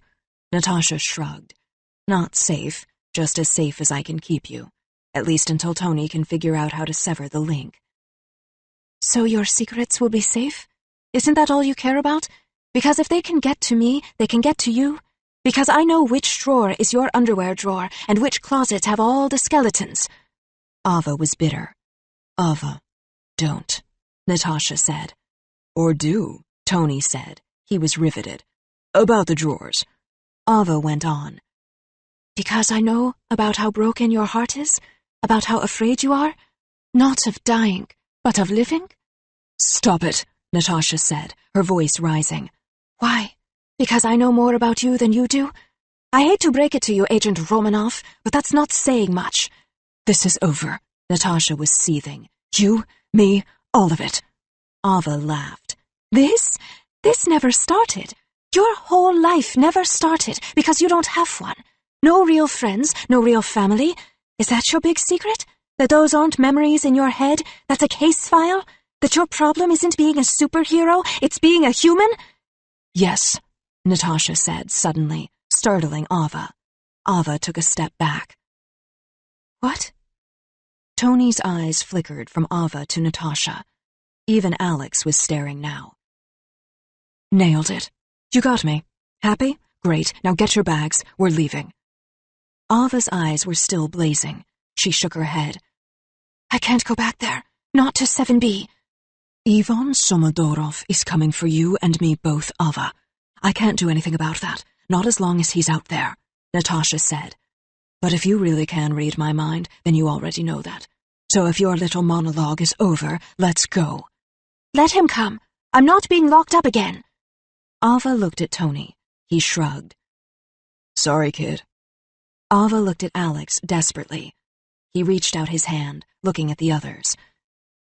Just give Ava tonight, okay?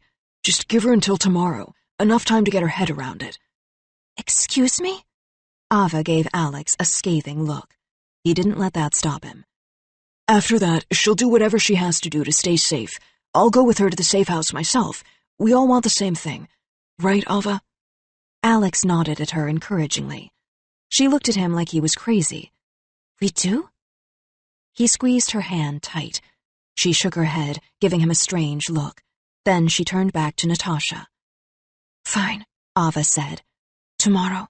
Then I'll go back to 7B. Natasha nodded at the MP, and he tapped the keypad, allowing the doors to slide open. Tomorrow. But you're still going, Bithinyets, one way or another. All I ask is one thing. Ava took a last hard look at Natasha. After tomorrow, you leave me alone. I'll never see your face again. Promise me. Natasha's expression was even harder. Believe me, sestra, I wouldn't have it any other way. Shield eyes only. Clearance level X. Line of duty death, Laud investigation. Reference Shield Case 121A415. Agent in Command, AIC Philip Coulson, regarding Agent Natasha Romanoff, a.k.a. Black Widow, a.k.a. Natasha Romanovna. Transcript, Department of Defense, Laud Inquiry Hearings. DOD. Was that distressing? To discover that a stranger would have access to your mind and your memories? Romanoff. It wasn't the first time, as you've noted. DOD. Of course not. Did that make it harder or easier to accept, Agent? Romanoff. There's nothing easy about having your brain on display, sir. DOD. For some of us more than others, Agent. Romanoff. If you're asking if I had a problem with Ava being entangled with me, of course I did. If you're asking if I intentionally put her in harm's way, you don't know me at all, sir. DOD. I only know what you tell me, Agent, as I keep trying to explain. Romanoff. Did it ever occur to you that there might be other people worried about my memories becoming public knowledge? DOD. For example? Romanoff. You tell me. I'm not interrogating myself here. Who asked you to investigate me? DOD. That's classified. Romanoff. It's not a hearing if you don't give me something to hear, sir. Act 2. Keep your true self buried under several layers of untrue selves. Natasha Romanoff. Chapter 18. Alex. Shield Triskelion Base, the great city of New York, East River. Some SHIELD bunk rooms were their own method of torture, Alex guessed. The one that had been given to visiting civilian asset Ava Orlova, right next door to visiting civilian asset Alex Manor, which was itself next to unassigned operative Natasha Romanoff, was small and stuffy and windowless, with barely room for a single compact iron bunk bed. It was even a miserable place to be miserable. Ava lay curled sideways on the lower mattress, staring at the wall in front of her. Alex lay next to her, his arm flung protectively around her back. She had been so exhausted she'd passed out as soon as she'd arrived at the room. Alex had watched her toss and turn until her nightmares had finally gotten the better of her fitful sleep. Within an hour, Ava had woken up screaming the name Ivan Somodorov. Alex rubbed her shoulder now. Her t-shirt was thin and soft, and her skin was warm beneath it. Lying there with her now, he almost forgot they were at a SHIELD base at all. We'll find him, Ava, and we'll find out what happened to your mother and your father. I promise. We won't stop until we do. The room was quiet. Slowly, Ava turned to stare at him with her tear-streaked face. What did you just say? He looked at her. What had he said? Won't we? Ava frowned. Ti seriasno? She was still staring. Are you serious? She sat up suddenly, almost hitting her head on the bunk above her. What? Alex pushed himself up on one elbow. What you said? Ava said the words slowly. Мы найдем его, Ava. И мы узнаем, что случилось с твоими мамой и папой. Я обещаю, мы не остановимся, пока мы это не делаем. Because those had been Alex's exact words, he only thought he had said them in English. In fact, he hadn't. What Alex had spoken was perfect Russian, a language he didn't know he knew. Dermo, Alex thought. Ava was incredulous. You speak Russian? Why didn't you tell me? Because I don't. I swear I don't.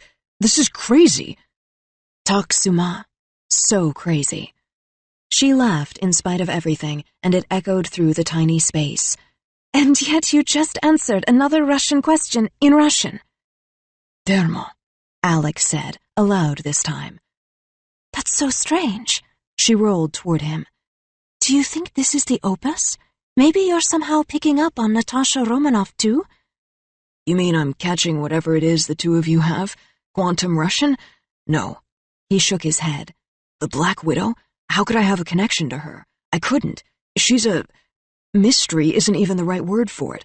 She might as well be from outer space. I don't understand her at all. He thought about it. Except the combat part. That I get. She has some great counterattacks. Ava rolled onto her back, reaching to pick at the bottom of the institutional striped mattress above them.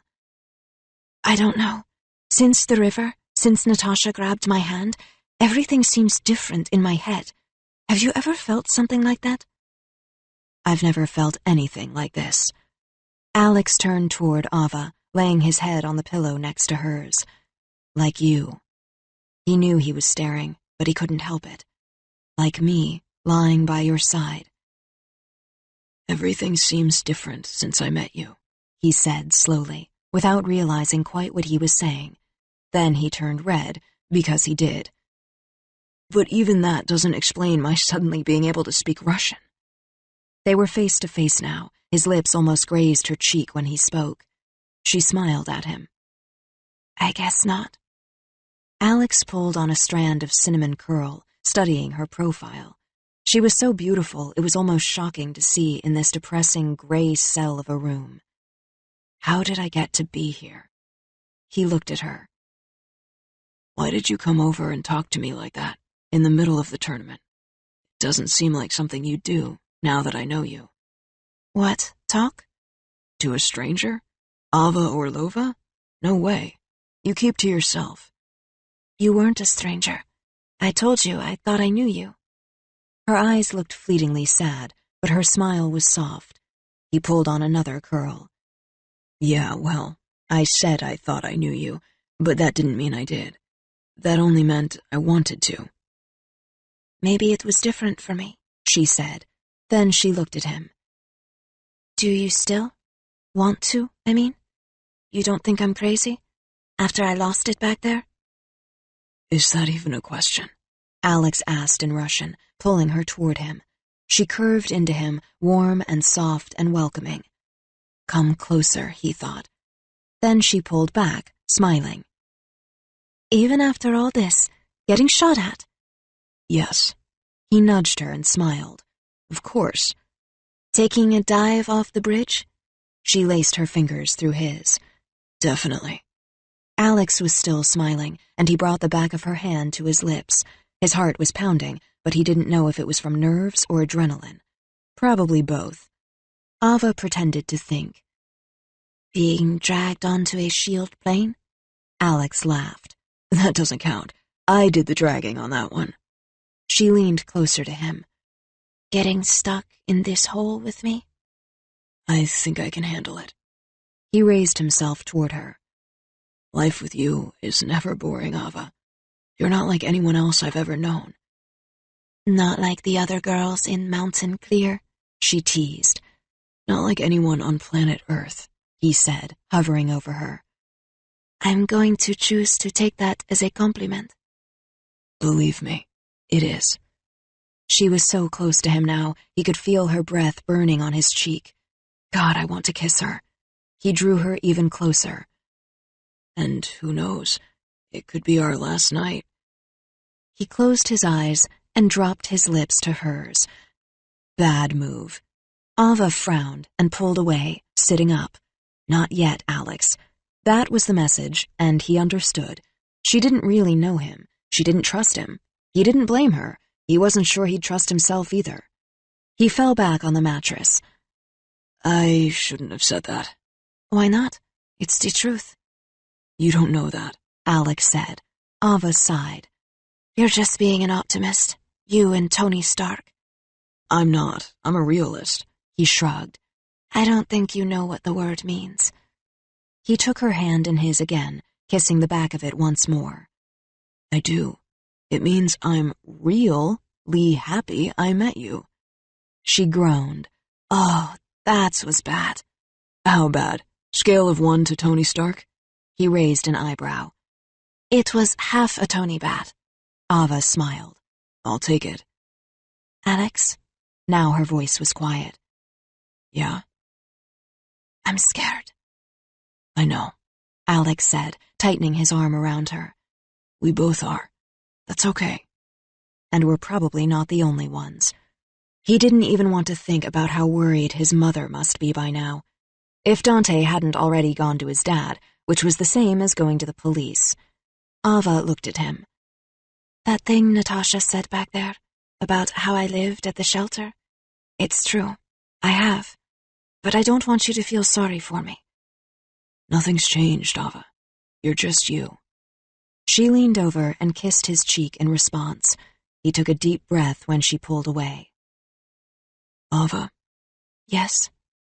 I'll wait for you, he thought, as she lay her head back against his shoulder, relaxing for the first time since she'd woken up next to him.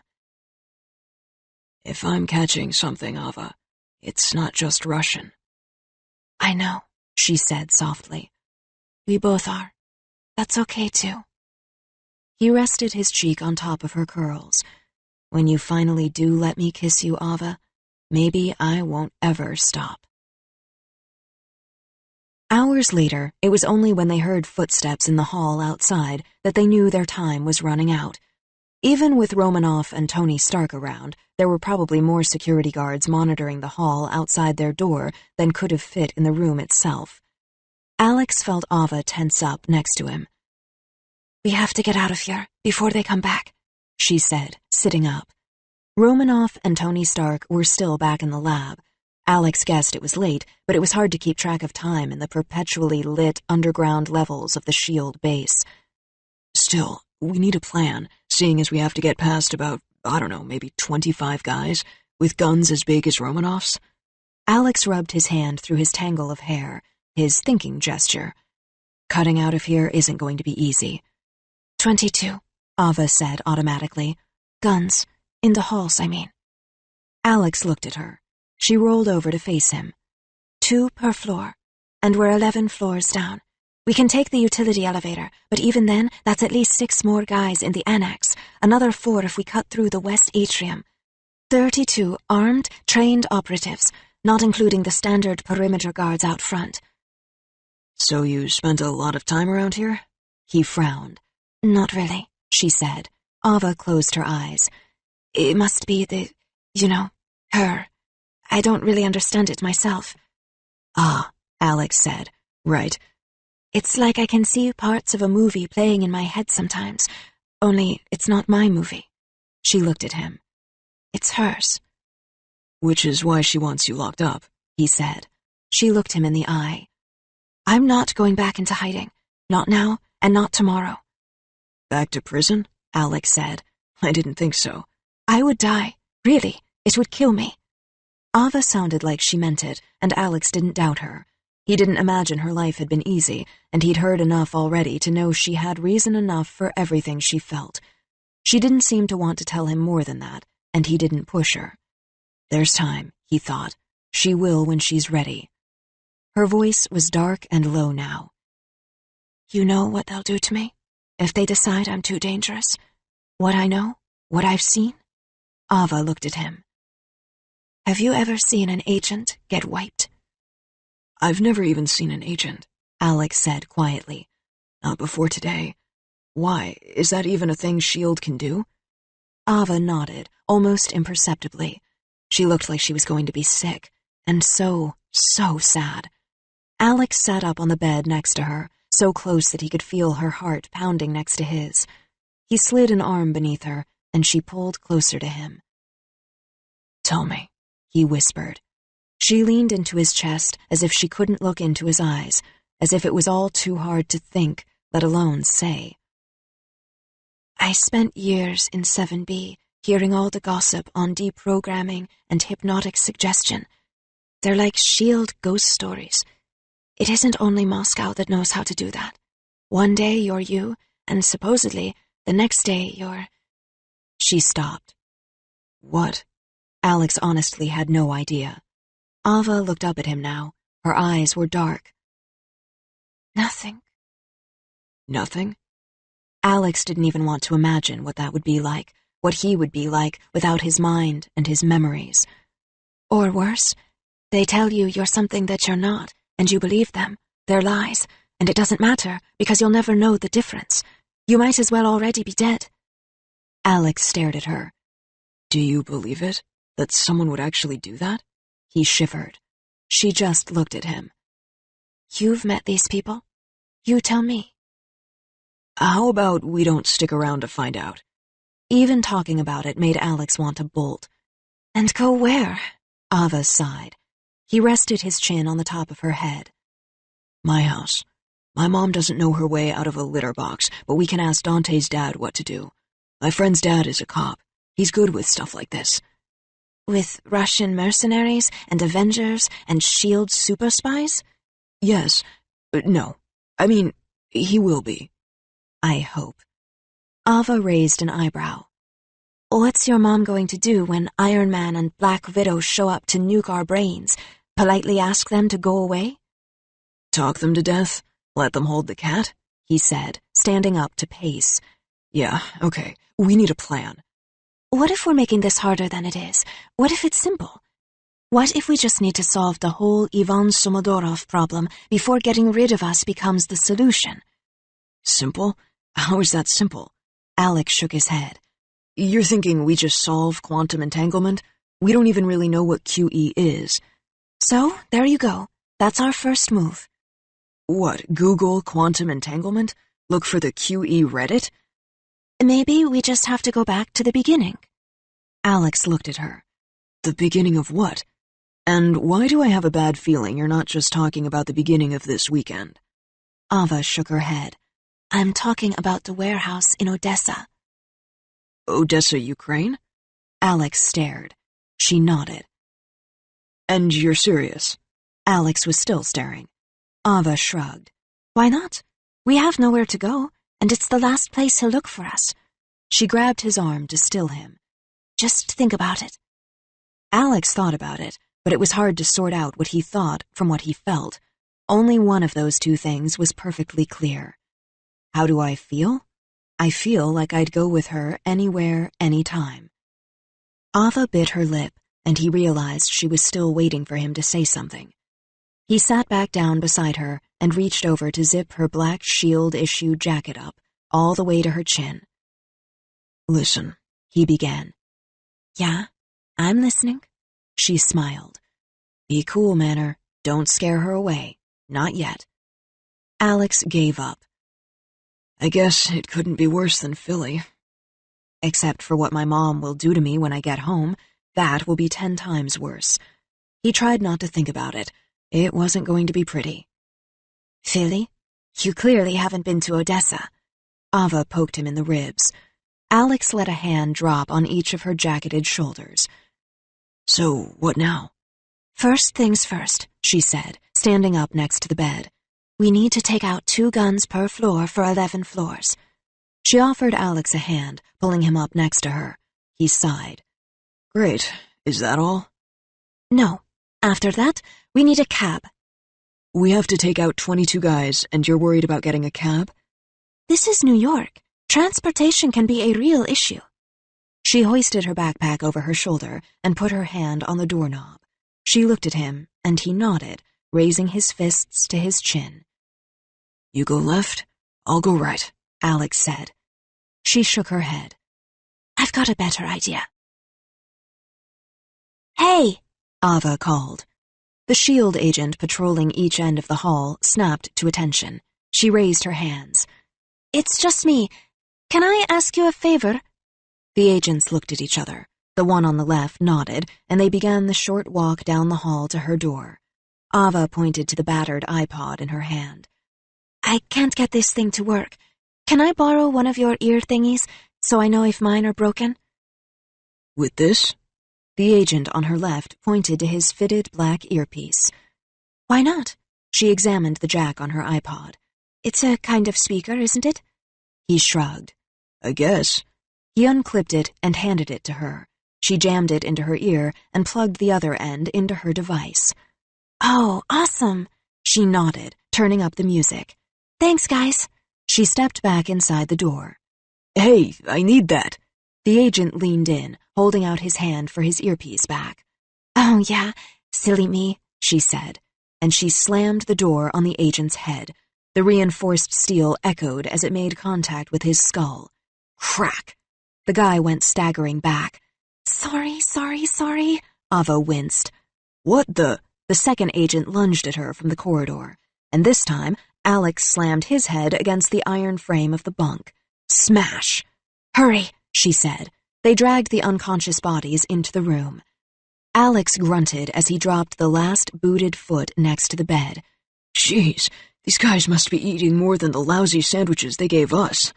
Ava went through the pockets of the first agent. Alex yanked an earpiece off the other agent, jamming it into his ear. Got it, she said, holding up a key card. She consulted it. Thanks, Elliot. What about those? Alex looked at the first agent's sidearm. They both stared, not knowing what to do.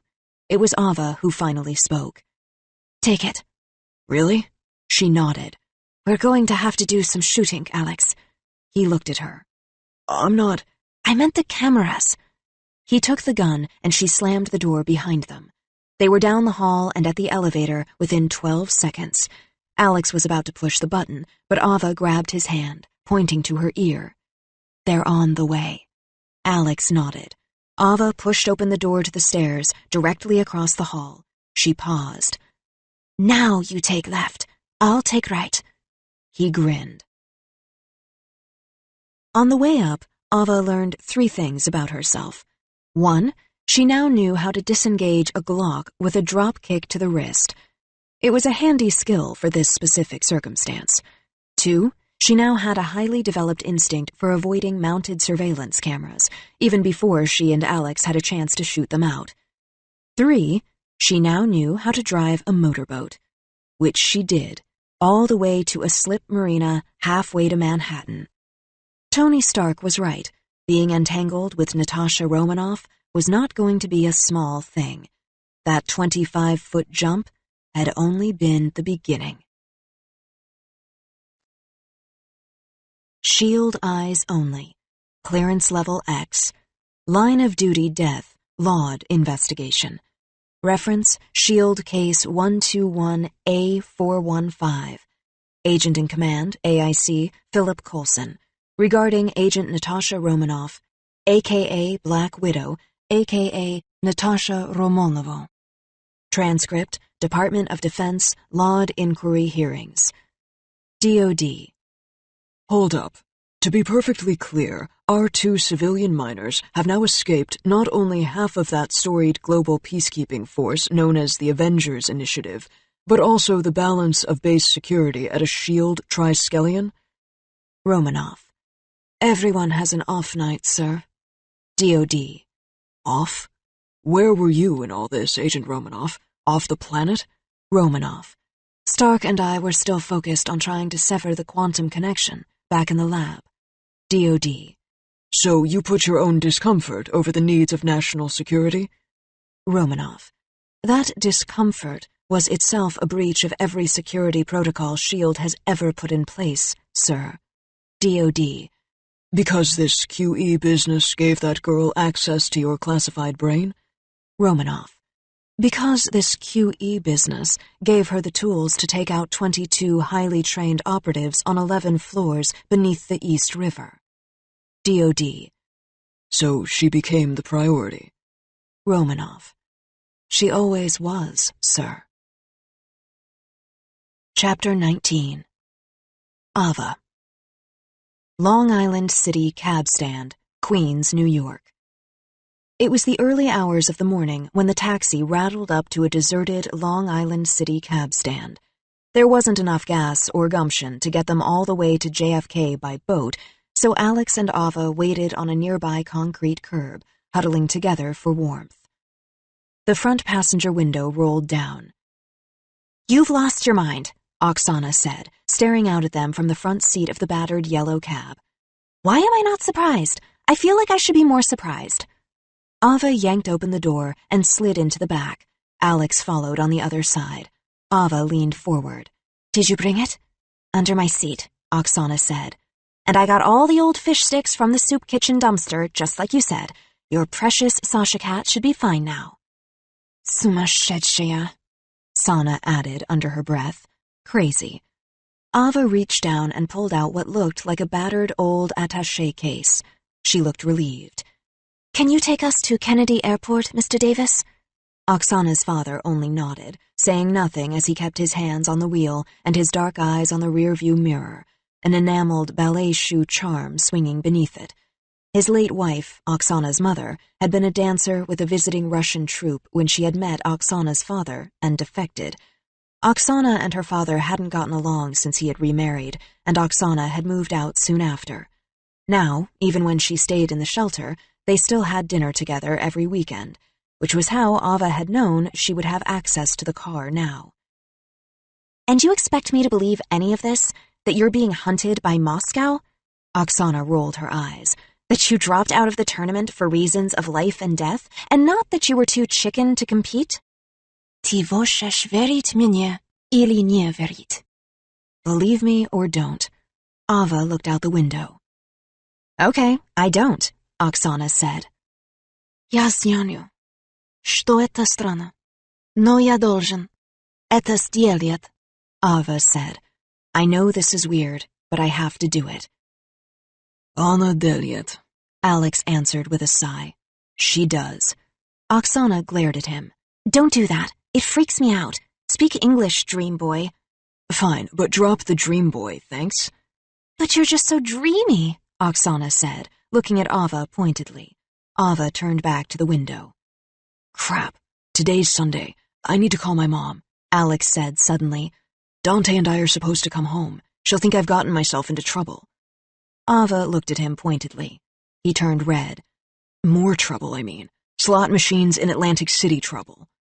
Not Moscow assassin trouble? Oksana raised an eyebrow. He shook his head.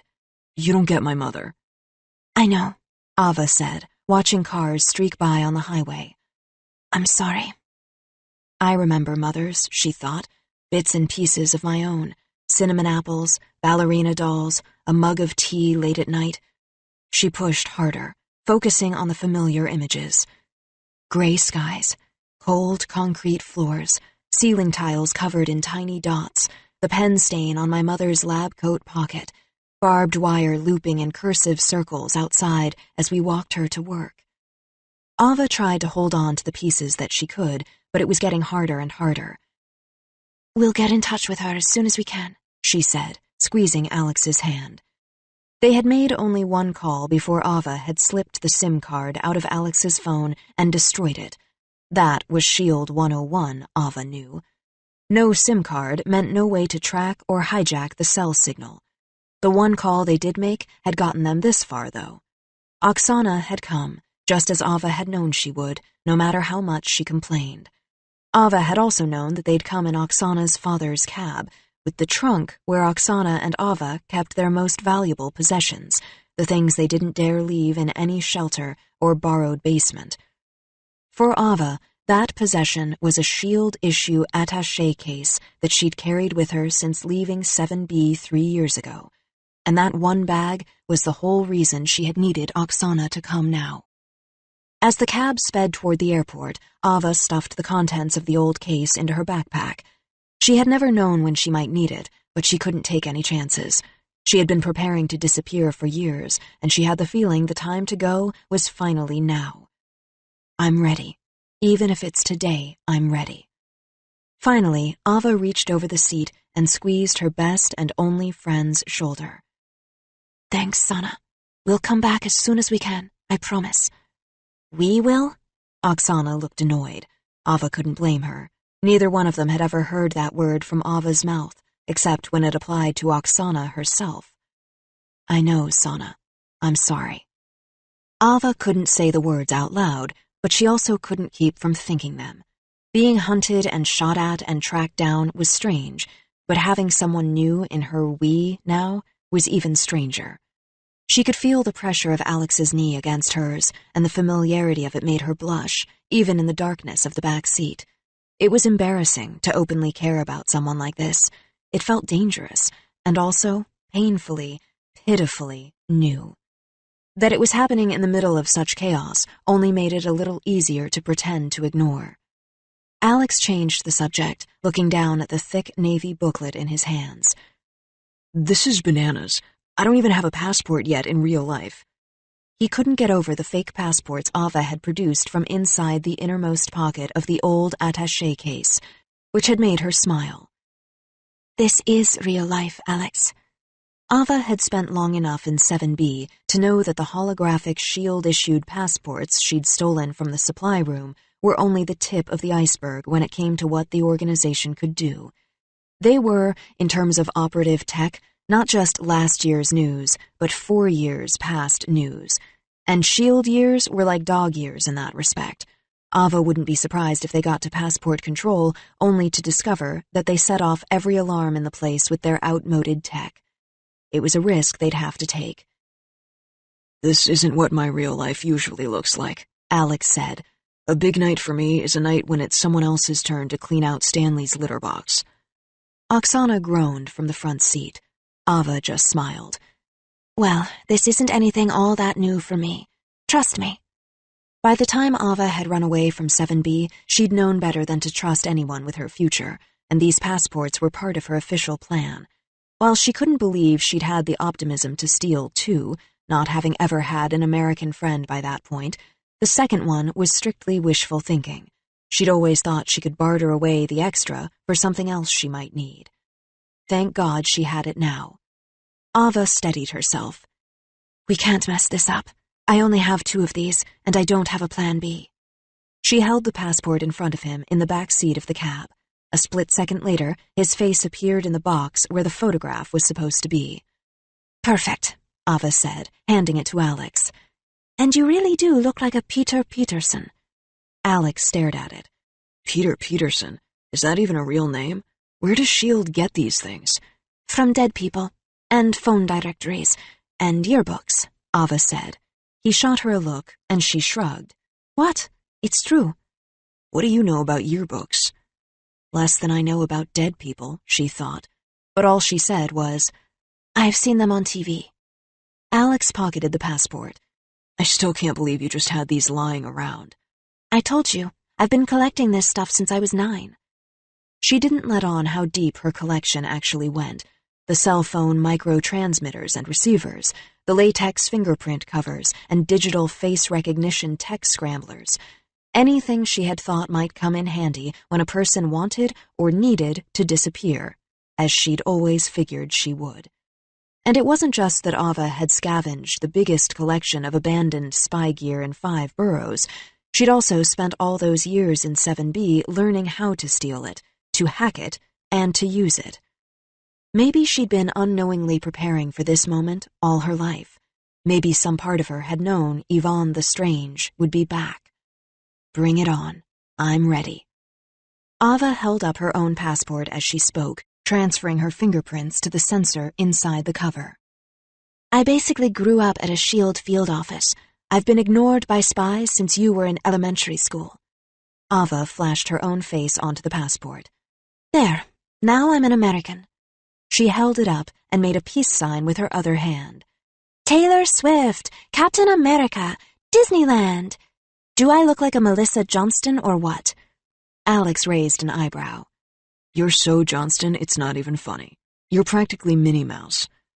Ava held up the last thing she'd stolen, not from S.H.I.E.L.D., but from Tony Stark. She'd found it inside a hollowed-out copy of Break from Chaos in his open briefcase, which was something closer to a toolkit, only made of fine Roman leather. A thick clip of $100 bills. She shook her head. Billionaires and S.H.I.E.L.D. agents, they always come so prepared. Always ready to take off, I guess. Alex eyed it. Looks like someone isn't planning to take a break from chaos yet. Oksana was wide-eyed, and Ava thrust a wad of bills up to the front seat before she could even ask. Are those real? Yes, Ava nodded. And believe me, they won't be missed. Are they yours? Oksana swallowed. No. Now they're yours. Ava's eyes met her friends. Take it. More than that, they didn't even have to say out loud. What have you done, Mishka? Something I can't undo, Sana. But then there was no more time to worry, because the lights of JFK Airport were blaring in her eyes, and the cab pulled over in front of a doorway marked International Departures, and suddenly she was standing at the curb with her only friend in the world. As Oksana threw her arms around her, Ava pressed a small, black object into her hand. It's a burner phone. Old, but international and untraceable. There's a number in it. Call us if anything weird happens. Then, trash it. Weird? How weird? You mean weirder than this delusion of yours? Sana, I'm not kidding. Strange things have been going on all week. I don't want you to get dragged into my mess. I'm already in your mess. Your mess is my mess. Just lay low. Maybe stay at your dad's. Ava kissed Oksana on each cheek. Just make sure to take care of Sasha Cat for me, will you? Oksana nodded. Alex followed with an awkward one-cheek kiss. Bye. He looked her in the eye. You're a good friend, Sana. Americans. Oksana rolled her eyes. Still, Ava noticed she was smiling as she got back into the car. Ava shouldered her backpack and stared up at the Kennedy International Terminal looming in front of them, Alex by her side. She heard the cab doors slam and felt a surge of panic. What if this is goodbye? What if something happens and I never see her again? Ava turned back and shouted, You never told me! How did you do, Oksana? At the tournament? A hand shot up out of the passenger window as the cab jerked back into the traffic, waving a gold medal in the air before disappearing again. Ava laughed. Even Alex smiled. A gold medal for Sana.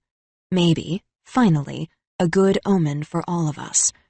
Then, without another word, Alex and Ava took each other by the hand and disappeared into the crowd, leaving everything as familiar as an old yellow cab far, far behind them.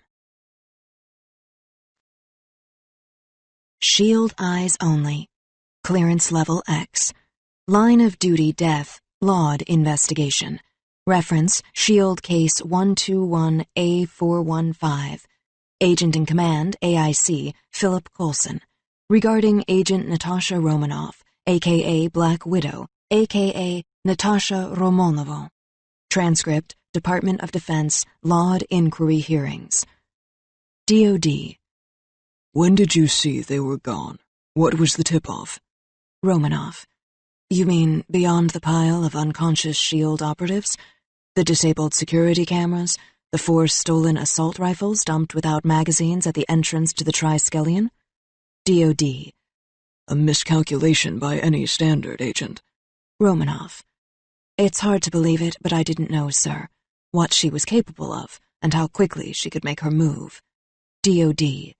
But why did you seek out Mr. Stark? Why did you come to the Triskelion base at all, Agent Romanoff? Romanoff. It was coincidence, sir. I needed a secure computer. DOD.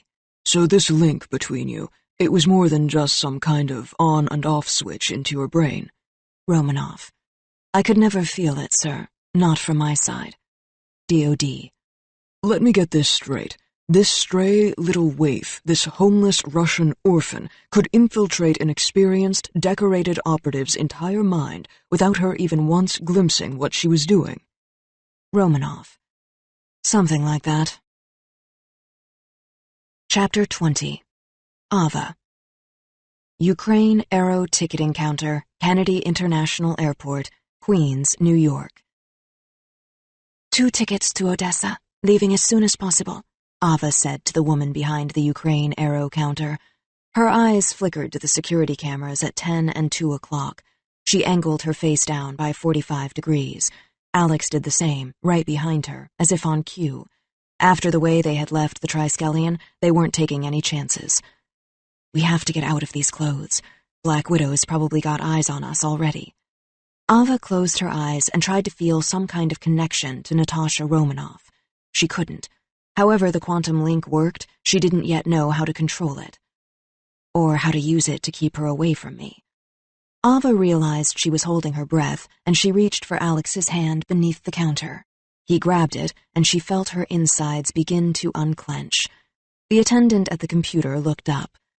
You'll have to stop in Moscow. There's a flight departing in 55 minutes, but I only have business class. We'll take it, Alex said from behind Ava in Russian. We will? Ava sounded surprised. She had almost forgotten he could speak it. Of course. It's a family emergency. Our Baba's on her deathbed. We need to sleep while we can. Alex shrugged, continuing on in rapid Russian. Ava tried not to smile. His accent was aristocratic, almost too perfect. Every time he opened his mouth, she wanted to start laughing at the ridiculousness of it all. Besides, our Baba always hated economy travel. Alex put his hand on her shoulder sympathetically. Do it for her. The airline representative looked at them quizzically. Ava counted out half the fat roll of Tony Stark's $100 bills, shaking her head. If you say so, brother. We don't want to disappoint Baba. The flight attendant eyed the pile of cash. Alex didn't blame her. It was the most cash he'd ever seen in his life. Papers, please, she finally said, clicking her long nails against the keys of a computer that seemed older than the airport itself. Ava handed over their passports, and the woman examined them, then shrugged. If there was something fishy going on here, she didn't want to know about it. She pushed 2 airline tickets across the counter. I'm sorry for your loss. Don't be sorry yet, Alex said. Our Baba's a fighter. Now, do these tickets get us into the lounge? He smiled innocently. And are there showers? The attendant raised an eyebrow. Not the lounge, Ava hissed, pulling him away by his backpack.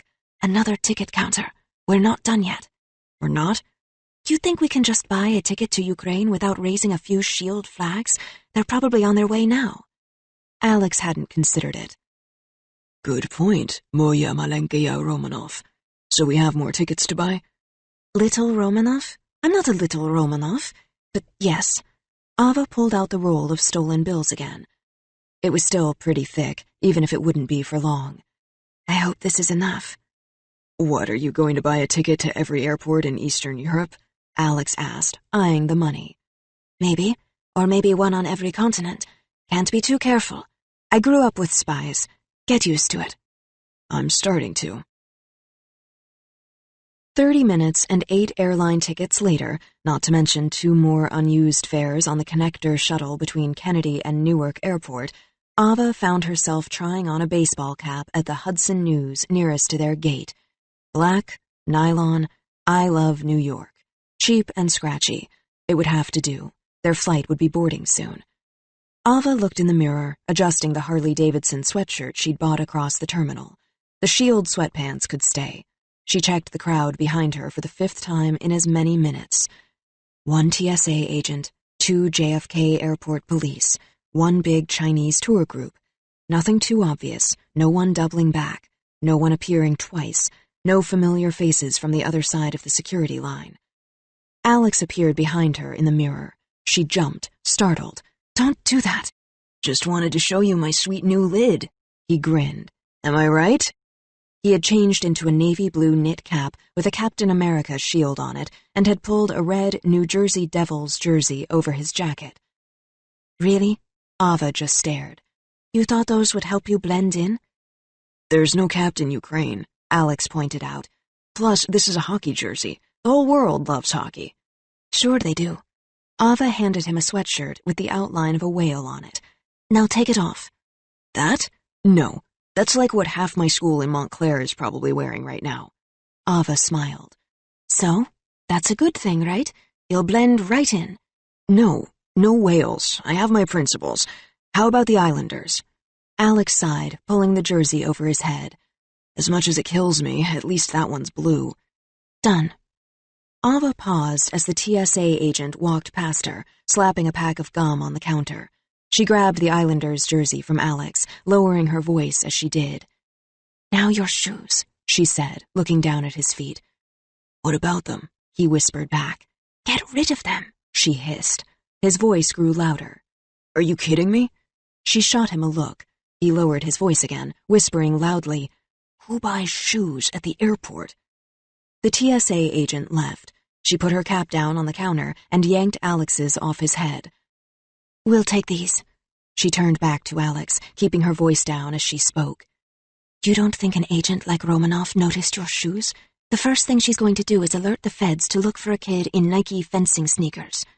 You think? Ava shrugged. She knows it's harder to get new shoes than a cap or a sweatshirt. I'm surprised we even made it through security without getting pulled. She must really be off her game. She pulled a $100 bill out of Tony's money clip. Shoes. Off. Fine, he said. Ava glanced at the cashier, a surly-looking bald man trying his best to ignore her. Excuse me, do you know where my boyfriend could get new shoes? That's right. I'm her boyfriend. Alex grinned. The cashier didn't look up from sorting a pile of receipts. Mazel tov. He just stepped in something really gross, Ava improvised. You know, I guess someone really doesn't like to fly. Just clean them off in the bathroom, the cashier said, still not looking up. That's what I do. Ugh, disgusting. Ava frowned. We tried. The cashier grunted and pointed to a boutique across the way. Only shoes in the terminal. Then he looked at her. Seriously, who buys shoes at an airport? See? Alex said. Size 12, Alex said to the saleswoman, and we're in a hurry. Ava leaned against the open glass doorway, tallying the faces that passed by in the crowded terminal. Restroom attendant, another cop, different badge, gate agent, mother with stroller, teen taking selfies.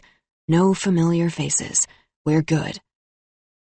Our sizes are French, a bored-looking saleswoman said. She had a scarf twisted around her neck in a complicated knot that made Ava tired looking at it. Yeah? Alex just looked at her. So are my fries. She frowned. Alex shrugged. Just a joke. Sorry, that would have been funnier if we'd actually had time to go to Five Guys like I wanted to. Alex, Ava warned. She averted her eyes as two police officers suddenly stopped in front of the boutique. Come on, guys. Why would cops want to hang out here? You're just blocking my view. She pretended to try on a scarf in a mirror until they moved on. Then she put the scarf down on the counter behind her, noticing the price. Is that for real? She looked incredulously at the saleswoman. Now 2 Chinese-looking girls floated into the store, chattering away in Mandarin. Mainlanders. Accent sounds like Chengdu. Cute boy. The first girl looked at Alex. Do you think that's his sister or his girlfriend? Ava pushed her hand against her head. Natasha Romanoff must have pretty decent Mandarin, because you shouldn't even know that was Mandarin on your own. You have your hands full with English. The saleswoman ignored Ava, looking at Alex. The shoes. What style? He shrugged. Style? Something with good, grip, that I can run in, and that won't slip if I only have one foot on the ground. The saleswoman raised an eyebrow. Where would the other one be? In someone's face, he said, or maybe a door. The saleswoman looked at him blankly. Alex, Ava said from the doorway, her eyes still on the passing crowd, and him, and the Chinese girls, and every security camera within 50 yards. Alex smiled. Just a joke. See, I got you again. Look, he's looking at shoes, one of the girls said, still in Mandarin. Who buys shoes at the airport? The other laughed. Ava shook her head, picking up a belt from the counter. She kept listening, if only because it was hard to turn it off. And why is a TSA agent shopping at Hermes? How well does the TSA pay in New York? Americans are so crazy. Ava froze. TSA guy? He was back? Again? She angled slightly to see a man in a TSA jacket looking at a display of ties lying across a glass counter behind her. She couldn't see his face. Is he the same one from Hudson News? Is he our tail?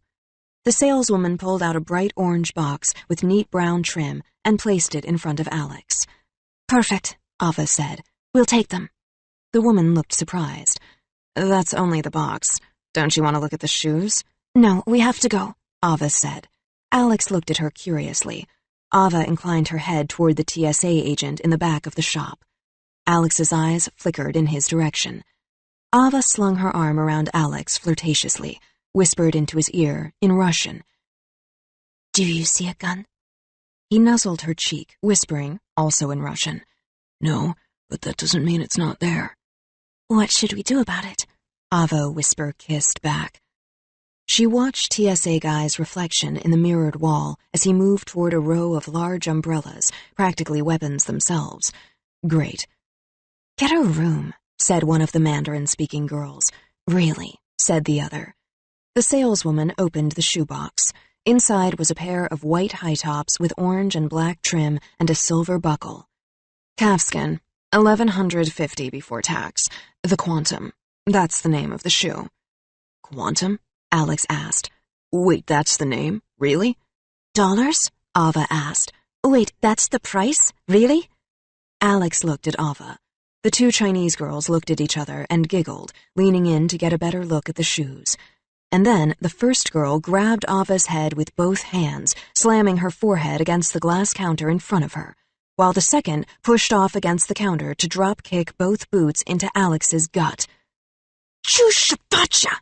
Ava cursed, yanking her head back up as hard and as fast as she could until she made contact with her attacker's skull. Thwack! Ava heard a loud cracking noise, and the girl dropped to the floor. The TSA agent looked startled, falling halfway into a row of umbrellas, clutching at his pack of chewing gum. "Chort me!" Alex cursed back, grabbing the girl's booted feet while they were still lodged in his side, hurling her into a steel-framed hanging coat rack of expensive-looking cashmere coats. Crash! The girl grabbed the rack with both hands, swinging her legs out to catch either side of Alex, but he twisted until she hit the edge of the rectangular steel rail. Thud! And dropped motionless into a pile of coats. The saleswoman hit the alarm, loud and piercingly shrill. Alex straightened, picking up his backpack. "Really? Now?" Ava dumped the sneakers out of the box and grabbed a random pair of shoes off the counter. "Change of plans. We'll take these." "Loafers?" Alex made a face. "They've seen the others." She pulled a handful of bills out of her pocket. "Let's get out of here." "Are you all right? I'm so sorry." The saleswoman shook her head, shouting over the noise. "If you wait for a minute, we can file a police report." "Sorry, plane to catch," Alex shouted back, dropping the shoes and jamming his feet into them. "She must have really wanted those Quantums. 1150 is pretty steep for some people. Maybe she thought she could try to shoplift them and run?" The money was on the counter, and the shoes were out the door before the woman could stop him. 20 minutes later, they were somewhere in the air over the Atlantic. Shield eyes only. Clearance level X. Line of duty death Laud investigation. Reference Shield Case 121A415. Agent in command, AIC, Philip Coulson. Regarding Agent Natasha Romanoff, a.k.a. Black Widow, a.k.a. Natasha Romanova. Transcript Department of Defense Laud Inquiry Hearings. DOD. So tracking their airline tickets was a dead end? Romanoff. Not a dead end, but we didn't have a read on the stolen passports until much later, so we didn't know what names they were traveling under. All we had was facial recognition software and a whole lot of real-time JFK security footage. DOD. From a girl who knows how to avoid security cameras. Romanoff. Exactly. If Yvonne hadn't already had muscle in every New York airport, it would have been even harder. But he had eyes on the airports, and we had eyes on his eyes. DOD. And you were all looking for Ava? Romanoff. One way or another. DOD. But Yvonne's guys found her first. Romanoff. He tried to have 2 Triad pick her up at Kennedy. DOD. How did that pan out? Romanoff. It didn't, but it gave us one critical detail. We knew we were now looking for a boy in a pair of Richie Rich high tops. DOD. Funny how it always comes down to the shoes, doesn't it? Chapter 21. Natasha. Shield Triskelion Base, the great city of New York, East River. Grounded for life, Natasha said. She'd made her way out to the perimeter of the base, but then retreated back to Tony's disaster scene of a lab to scroll through security footage. 4 fully trained operatives had been hauled away by medics. When they had come back to consciousness, they'd been more embarrassed than anything else, but that didn't change the situation. Natasha was furious. Both of them. Grounded? What are you saying, Romanoff? You've taken out men for less. Sure, you do that, but first you'll have to find them, Tony said, watching the footage. Natasha rewound, stopping the tape at the moment where Ava borrowed the headset from the guard. Look, she's faking him out, drawing him in, closing the distance, and boom, he's down. It was a good move, clever and fast, which only made her angrier. That ridiculous little...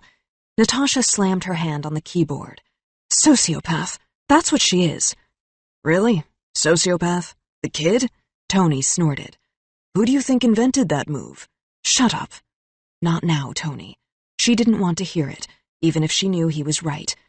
Come on, it's textbook Natasha Romanoff. You know it is. Tony laughed. It's not funny. Infuriating, embarrassing, humiliating, irritating, rude even, just not funny. It's a little funny that Natasha Romanoff finally meets her match, and it's what basically amounts to another Natasha Romanoff. Tony grinned. I'm personally enjoying the irony. Natasha dropped into a chair in front of a plasma screen. Met my match? Please, I'll have them back here in 20 minutes, and then I'll make sure they're both locked up for 20 years. At least. Longer, if Tony can't fix the Wonder Twin brain leak. Tony shrugged. We both know you won't do that, Romanoff, but they don't know you won't. That's probably why they took off. Natasha frowned. Why do you say that? Because you're standing here talking to me, right? You're not calling in the cavalry. You're not even ringing up Coulson, and that's usually your first move. He's right. Why aren't I? Because I don't know who to trust, or so they don't get into even more trouble? I don't need Coulson or the cavalry, Natasha said finally. Please, I'm my own cavalry. Tony sighed, putting down his screwdriver for a moment. What you need to understand, Enro, is who you're dealing with. A teenager.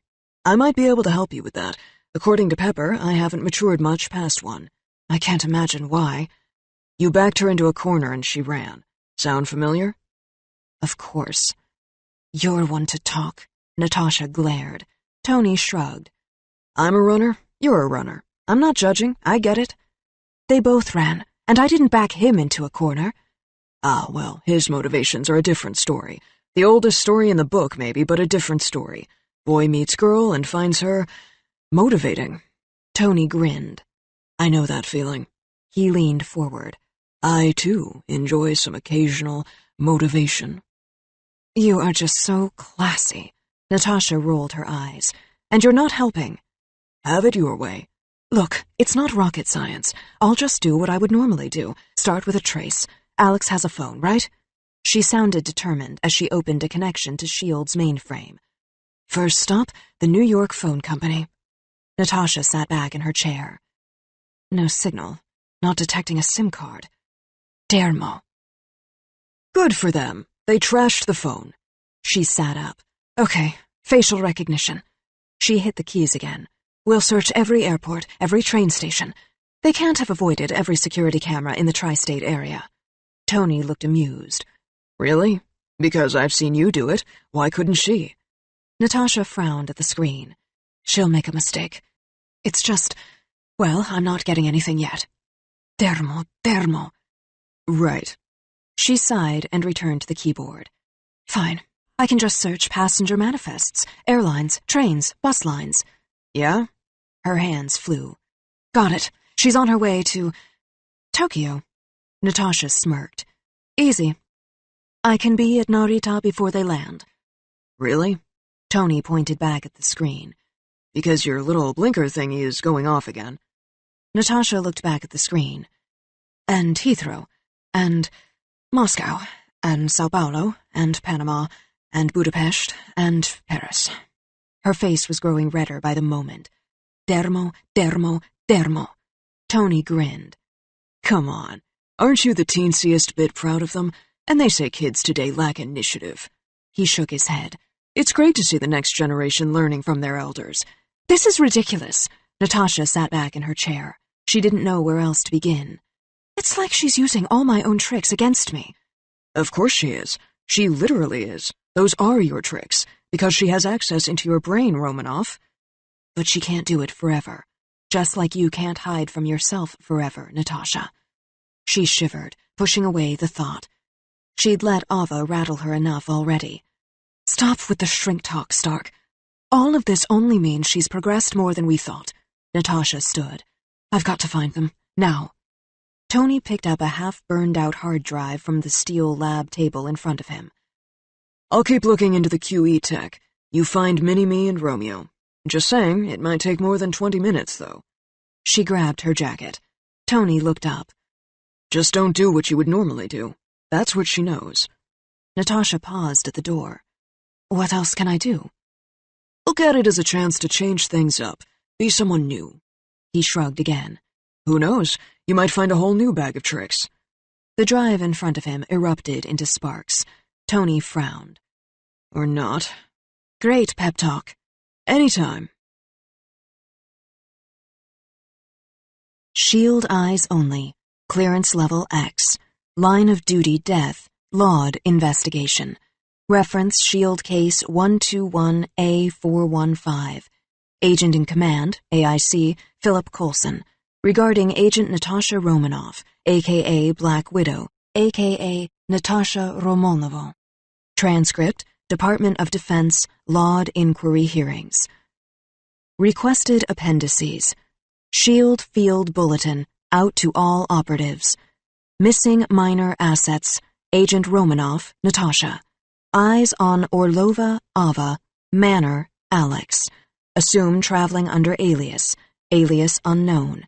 Spotted on flight manifests for Rome Fiumicino, London Heathrow, Amsterdam Schiphol, Moscow Sheremetyevo, Rio de Janeiro Galeão, Panama Tocumen, Tokyo Narita, Istanbul Ataturk, Singapore Changi. Tickets purchased in cash, no CC tracking, no cell/sat tracking. Detain upon sight. Chapter 22. Alex. Ukraine Aero Flight 649, business class cabin, somewhere over the Atlantic Ocean. 5 hours into the flight, Alex still wasn't sleeping. He was staring straight up at the ceiling, one arm tucked beneath his head, a pair of abandoned loafers beneath his reclined seat. He watched Ava squirm in the seat next to him, trying to get comfortable. She had dutifully accepted every offering from every flight attendant. She had marveled at every warm nut or curl of cocktail shrimp, and her tray table was littered with empty cranberry juices. But there was nothing comfortable about where they were now, or where they were headed, not even in business class. Finally, Ava gave up, righting herself in her seat. She looked exhausted and ragged, but even still she couldn't sleep.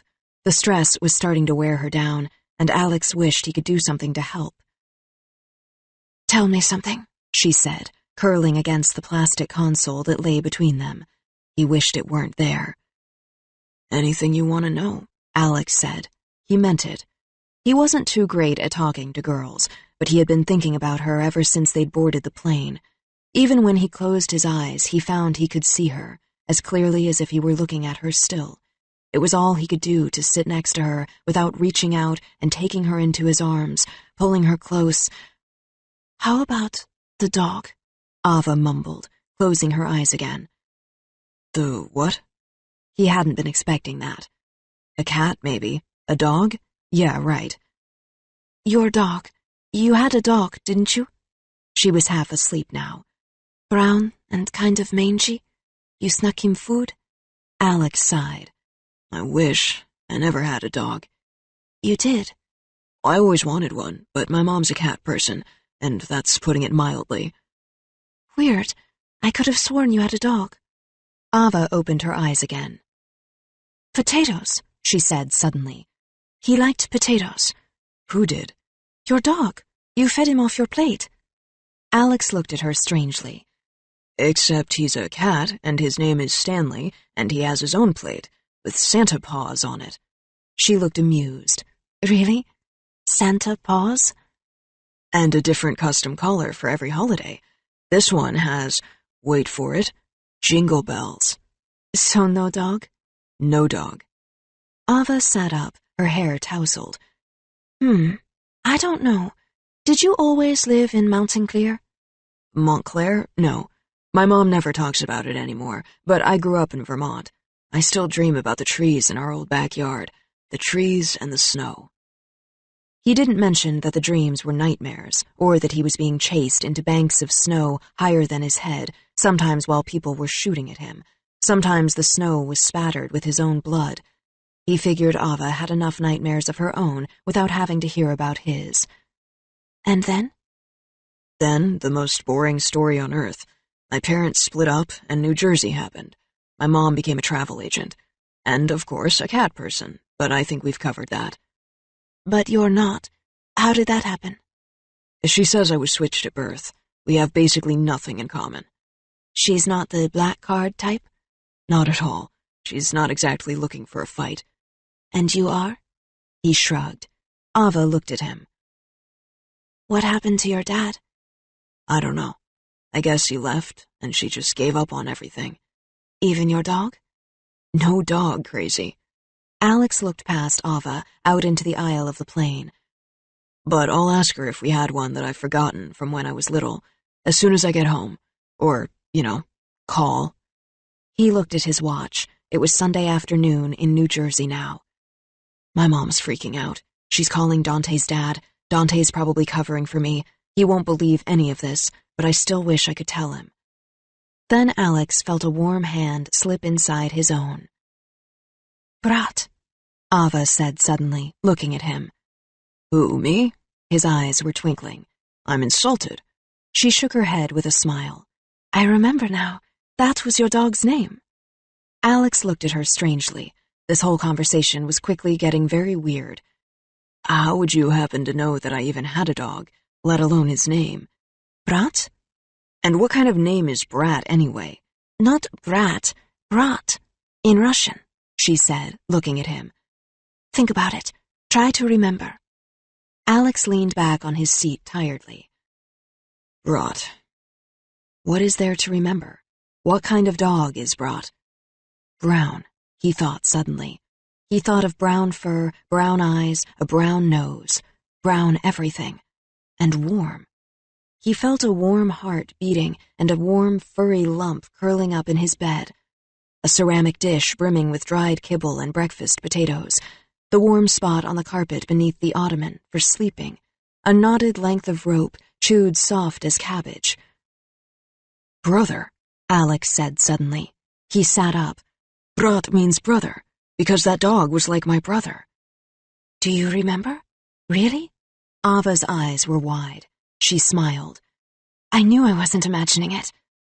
Alex felt at once more confused and more certain. In his mind, doors were opening in places he didn't even know to look for them. When I was alone, that dog was the only family I had, he said slowly. It was unsettling, but still somehow real. I really did have a dog. He looked at Ava. How could I forget that? And why don't I remember my mom being there? Or even my dad, if it was so long ago? Alex ran his hand through a lock of dark hair. People forget things, she said. Even dogs. It was making his head ache. He didn't want to think about it, but he had the strangest feeling that he should.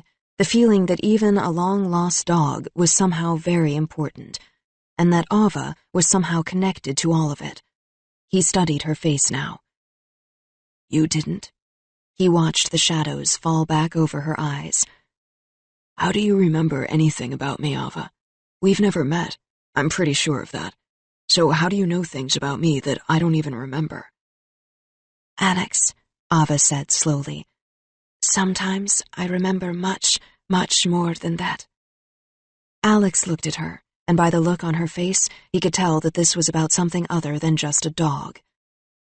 You mean like how you know things about Natasha Romanoff? Or like how I know Russian? She nodded. The words came slowly and with great difficulty. My dreams aren't always just about her.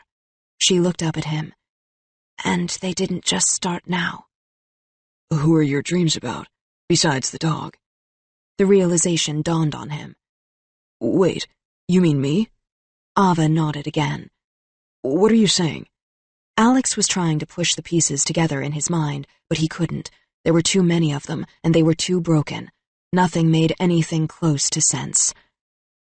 I dreamed you, she said, about you, before I even met you. He tried to logically process what she was saying, even if it wasn't rational. Like a premonition? Ava shrugged. A little more than that.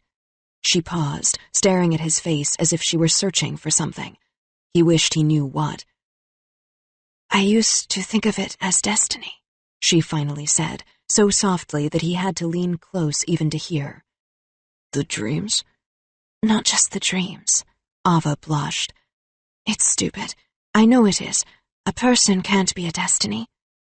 Alex watched the flush of her cheeks as it deepened from pink to red. He still didn't quite get what she was saying, but he could see how important it was to her, and how nervous she seemed, how badly she wanted him to understand. Help me, Ava. Help me put the pieces together. I want to remember. I want to know everything. Especially you. Destiny, eh? He tucked a stray copper curl behind her ear. How do you know what a destiny looks like? Then she took a breath. Here. It's probably better if I just show you. Just don't freak out, okay? She reached down to the backpack at her feet and pulled out what looked like a tattered old notebook. I've never shown anyone but Oksana. She put it in his lap and waited for him to open it. He only had to see the first sketch to understand why she was so unnerved. That's me? He studied it. That is me. And there's Brat.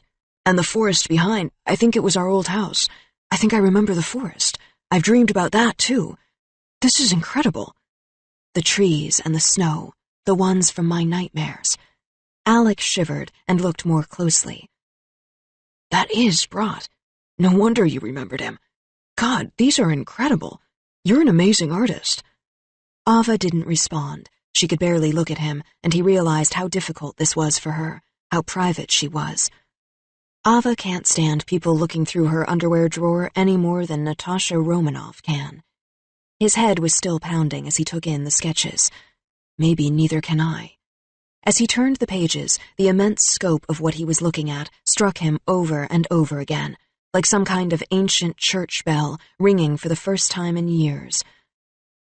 But I don't remember most of this, he said slowly.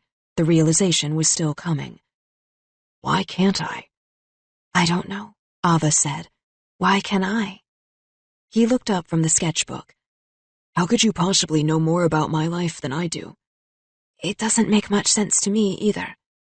Alex flipped through the pages, seeing the sketches without really seeing them. It was all he could do to make sense of the words in his own head. She remembers things I don't know myself, things that happened to me years ago. He turned another page. How? He flipped the page again. And how is this real either? How am I on a plane to Ukraine, sitting with a girl who sees my life in her dreams? He felt her hand on his arm. And why doesn't this seem weirder than it does? Are you okay, Alex? I'll be fine. Alex took a steadying breath and turned back to both Ava and the book. This is my house in Montclair, where I live now. That's what I thought. She smiled. Mountain Clear. I should fix the caption. But did I get the house right? Perfectly. He studied the drawing more closely. You've pulled off a weird perspective, though. You'd basically have to be standing on the roof of the house across the street to see it like that. He smiled at her. Have you been climbing the Flanagan's roof again? You caught me, she said, mustering a smile. He moved to another image. This just happened. That's right, a few days ago. Sophie's party, on Dante's back porch. This one looks like you drew it from all the way at the end of their yard, where the hedge is. He shook his head. Which is only weird because I thought I heard someone out there that night. Busted again, she smiled.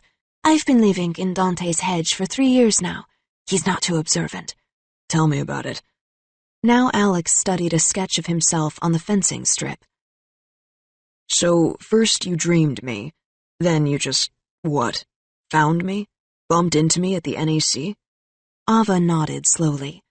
I wasn't expecting to. I was as surprised as you were. Which is why you said I looked familiar? He looked back down at the massive sketchbook. Because I did. Of course I did. He reached out and took her hand, even as he kept turning the pages. How is this possible? How is anything that's been happening lately possible? Alex didn't answer. He was examining a sketch of the Odessa warehouse, now the surrounding docks, now a city in winter, now crumbling gray buildings and twisting streets. And these? Just bits of things I remember. My old home, mostly. So that's where we're headed now? Home to Odessa. That's crazy. I've never even left the country before this. Ava looked at him wistfully. I don't know if Odessa is my home. I barely remember it, except in pieces. Even then, it's mostly things I don't want to remember. Nightmares, the warehouse, soldiers, Ivan Somodorov. I don't know if I want to think of that as my home. Maybe nowhere is now. Alex understood. So it's just a place you once lived. Sometimes I feel that way about New Jersey. He tried to get her to smile. It's a place I know my mother worked with Ivan Somodorov, and also the last place I saw my father. Her eyes were dark. He squeezed her hand. Also the last place you saw any of them, right? Ava nodded. And your mother was a scientist? Both of my parents were, for the government. Quantum physicists. My mother was even head of a lab. Before Ivan took me away. She reached over to flip a few pages. That's her, my mother. Ava pulled an old photo of her mother loose from the page. In the picture, once black and white, now yellowing with age, she was standing on the docks. She was beautiful, Alex said. She looked a lot like you. Maybe she did. I hope so. I tell myself she did, Ava said, handing him the photograph. He flipped the picture over in his hand. There was one word written on the reverse side of the photograph, in fading pencil. Odessa. There could be no turning back now. But as Ava's head settled against his shoulder, Alex knew it didn't matter. Not for him. He wasn't going anywhere without her, not if he could help it. Because Ava was wrong. Sometimes a person could be a destiny. Sometimes there was no difference at all.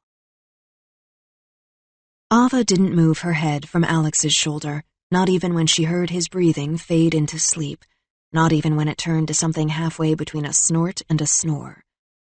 She found she still couldn't move. She couldn't do anything but think, because she had realized something important, she thought. Alex was the one who had made her see it. The one similarity in all her sketches, the odd distance, the removed perspective, the barrier that could never be crossed. She never drew herself into the picture. Most of the time, she wasn't even in the same plane as Alex, but at a noticeably different height or distance or even angle. She had come to think of it romantically, as the space between the two of them, between living and dreaming, the real and the imaginary, real life and tattoo boy. Now she wasn't so sure. You'd basically have to be standing on the roof of the house across the street. Check. Possible. I thought I heard someone out there that night. Check. Also possible. Think. The one with the black gloves. Check. She didn't know why she hadn't recognized them earlier. The one with the gun. Check. The pistol. The one she carried at her waist. I'm not spying on Alex, but I think I know who is. Natasha Romanoff. It's always been Natasha Romanoff.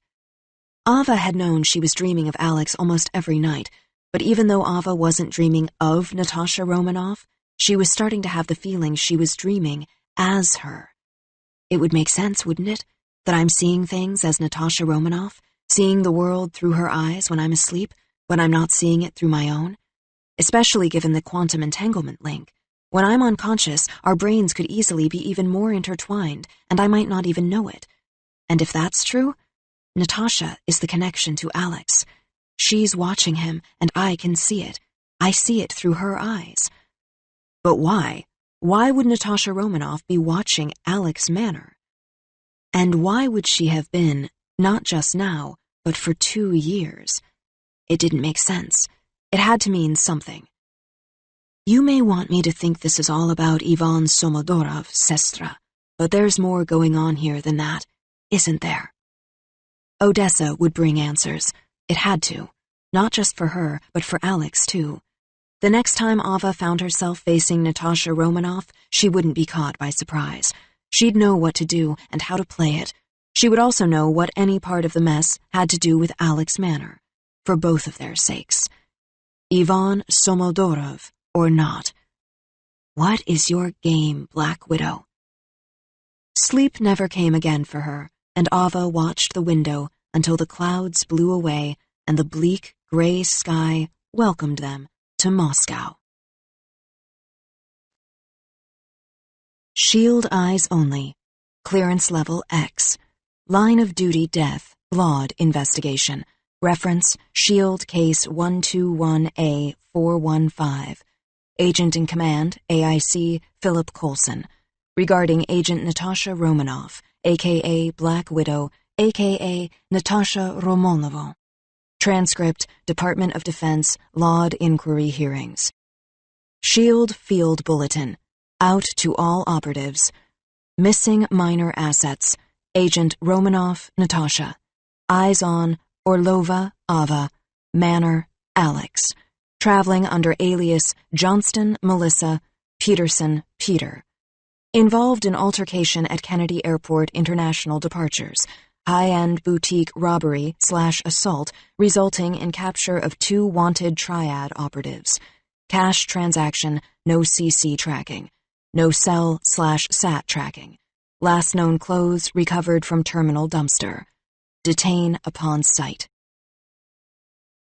Chapter 23. Natasha. Black Widow's apartment, Little Odessa, Brooklyn. Ava Orlova is only 17 years old. How far can she really get? Natasha sat in the empty kitchen of her apartment in Little Odessa, staring at the tiny black thumb drive in her hand. On it was everything S.H.I.E.L.D. had on either Alex or Ava. If the QE link holds, Ava Orlova is not just a 17-year-old. If the link holds, she's an experienced operative trained on 2 continents who speaks 5 languages and knows at least 3 ways to kill someone with her bare hands. It was too complicated to take in, especially for someone whose life had already been as complicated as Natasha Romanoff's. She had tried to keep her life in this country as simple as this apartment. She had exactly 3 rooms and 4 pieces of furniture to her name in this country: a couch, a bed, and a small kitchen table, and a chair. And somehow a cat with no name that wandered in and out as it pleased and that seemed surprised to see her now. Natasha wondered when she'd last sat at this same kitchen table. 3 months ago? 6? The plain square of varnished wood tabletop was perfectly reflective, as if even a fingerprint had never smudged it. The entire kitchen was like that. The white paint was fresh and the cupboards were bare, as though Natasha had just moved in, when really she'd lived there for years. If you could call it a life. She picked up one of the traditional babushka dolls, called Matryoshka, that sat in the center of the kitchen table, with red painted scarves on their heads and pink circles on their cheeks. They wore flowered aprons for dresses and had hearts for mouths. They were one of her few personal possessions in the whole apartment, the kind of thing a grandmother would have given a granddaughter, Natasha guessed. If I still had a grandmother. These were from Pepper Potts after a business trip to Moscow. They fit together so neatly you found yourself looking at 12 concentric babushkas trapped inside each other when you had thought you were only looking at one. It was only a doll. Natasha didn't know why she found it to be so disturbing. The hidden identity trick. Pepper had thought it was funny. "Look," she'd said, "the original Russian secret agent. She reminded me of you." Is that what I am? What Ava is? A matryoshka? 12 different people and different pasts that only pretend to be one? She pulled the hollow wooden dolls open, one after the other, until their empty halves lay on the table in front of her. Inside the last set, the smallest, was a piece of worn paper folded into a neat square. She didn't have to open it to know what it was. The remaining half of an old, torn, €5 note. Natasha drew her knees up to her chest, balancing on her chair with crisscrossed legs, as she had when she was a child. She stared at the hollow wooden figures. Could I really be that full and that empty all at once? And except for the other versions of myself, that alone? Natasha drank from a take-out cup of black coffee. This wasn't the kind of apartment that had appliances, and stared into the screen of her laptop. She needed to stop thinking. She needed to focus only on Ava's dossier. Hold it together, Romanoff. She picked up a pen and wrote another word on the take-out napkin she was using as paper. Now there were 4. 4 places Ava Orlova could be. 4 places that she might think of as home, given her history. Brooklyn, D.C., Odessa, Moscow. She had moved in a reverse chronology through Ava's file to come up with the 4 possibilities. Brooklyn was her home now, if you could call it that. Natasha had visited the Y, and she was impressed. The kid was tough. And then before that, the Shield safe house in D.C. For what, 5 years? That had been a grim place, too. Natasha had only seen it once a year, when she went to drop off a birthday present for the kid, even if it was without a card. She shook her head. Before that, Ava had lived in Odessa, and as a baby, in Moscow. So, Ukraine, Odessa, and the warehouse. Would Ava want to go back there, to where it all started? Maybe. But would she dare to head that deep into Ivan Somodorov's stronghold? If she's thinking like a Romanoff? Yes. She circled the word Odessa and returned to scroll through Ava's dossier. Half the scanned pages linked back to Natasha Romanoff's own files, and like Natasha's files, half of every page was redacted. There were more blacked-out lines than not. She was frustrated, wasting time and getting nowhere. Meanwhile, Ava and Alex could be halfway around the world. Natasha pulled up another file. Let's try the boy. Alex Manor. Again. She stared at the folder on her screen for a long time before clicking on it. When she did, she saw that even for a civilian, it was thin. Alex Manor was a decent student at Montclair High School, fencing team, mixed martial arts club. Marilyn Manor worked at New Beginnings Travel Agency, specialized in honeymoons and pet-friendly getaways. The house was paid off, the car was used, the termite problem had been solved. Nothing out of the ordinary, but not enough to be ordinary. There were no school records for Alex before high school, nothing before 10th grade, no driver's license, no birth certificate, no mention of a father, not even divorce papers. There should be more here. Natasha scrolled through his dossier. More strangely, especially for a civilian and a minor, just as it was in Ava's file, half of what was there was redacted. For all the black bars running through Alex's paperwork, he might as well have been a spy. Then she noticed a few words scribbled in the margin of the very last page of his file. She zoomed in. 3 words. She had never noticed them before, which was strange, because this wasn't the first time she'd opened Alex Manor's file. The first time she'd opened it had been the day after she found herself on the street outside his house, watching him as he left for school, without even knowing who he was or why she was there. She'd sat there for hours, 3 houses down, only to return the next day. He means something to you, doesn't he? It had been her secret. Nobody at S.H.I.E.L.D. knew, not Coulson or Bruce or Cap, not even Tony. But you know, you've known it all this time, that the boy matters. She stared at the screen, not even seeing the words. That's why you've had eyes on him, without even knowing why you've watched his house, his friends, his tournaments. Now she tried to focus on the 3 odd words in front of her, the ones she'd never noticed, almost illegibly scribbled as they were at the bottom of the margin on the very last page. Alias Alex Manor. Her head pounded with a sudden searing pain. Alias? Alex Manor is an alias? Alexei Manorovsky isn't Alexei Manorovsky after all? It made no sense. She scrolled farther. See Project Blank Slate. Blank Slate? What's blank slate? The words themselves seemed to push and claw against her brain like it hurt to even think them. Natasha had never heard of the program, whatever it was. Nonetheless, Alex appeared to be some kind of participant. Under whose supervision? Because that someone has a little talking to do. Natasha ran through his files. She could only locate one more mention of blank slate, which didn't help until she found that it was cross-linked to another buried S.H.I.E.L.D. server folder. And that folder had an owner. Someone had created it. someone who was presumably in charge of Project Blank Slate, and that someone was... She clicked on the folder. Natasha Romanoff. She wouldn't have believed it, but an authorization code appeared beneath the name, and the digits were strangely close to her own. What the... Natasha Romanoff stood up, grabbing her jacket. The door banged shut behind her, and the cat with no name jumped up on the table, staring at the now disassembled wooden parts of a girl that had once been a hollow doll. Natasha Romanoff's motorcycle skidded to a stop in front of the Triskelion at the edge of the East River. The monologue didn't stop running through her head the entire time. You have two choices, Romanoff. You? Nobody wants to see you here, Agent Romanoff. Even the guy working the front desk knew what had gone down, she guessed. He didn't look like he was about to buzz her in. File flight plans for Odessa and get your butt to Ukraine before something happens to Ava or Alex, assuming they're even there.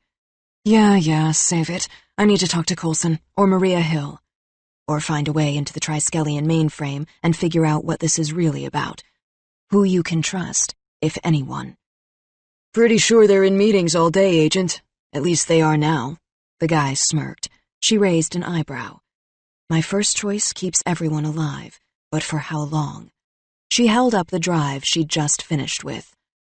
I just have to give them this. It's some stupid Mac thing Coulson gave me, but I have a PC, and I can't even get it to work. Computers, right? The door buzzed. Natasha smiled. My second choice is riskier, but in the long run might keep everyone safer. The guy's head hit his desk with a slam, and a second gate opened. His boots dragged across the slick lobby floor and into a maintenance closet. The door closed behind him. So make the call, Natasha. Natasha walked through the atrium, letting her motorcycle helmet drop to the floor. She nodded at the suited man standing in the elevator next to her, then shoved him out of the way just as the doors closed. What do you need? No more people in your head? No more people getting hurt because of you? The elevator doors slid open, and she moved down a pitch-dark hallway, lit only by a thick strip of luminous blue safety lights in the floor. No more doctors, no more generals, no more Yvonnes getting inside your brain. What did he call you all those years ago? A time bomb? Is Ava Orlova in your head going to be the one thing that finally pushes you over the edge? She was in a basement now, dark, secure, featureless, a place to withstand any kind of attack, even the kind that S.H.I.E.L.D. seemed to most frequently attract, from within. What do you need, Natasha? How about 24 hours? 24 hours to figure this out. She found the door she was looking for, the one marked Danger, Radiation Exposure. She backed away from the door, raising her sidearm. German, in honor of Ivan Somodorov. Even Ava and Alex can keep themselves alive for 24 hours. She fired 3 rounds into the door. Now hurry up and find this slate and unblanket.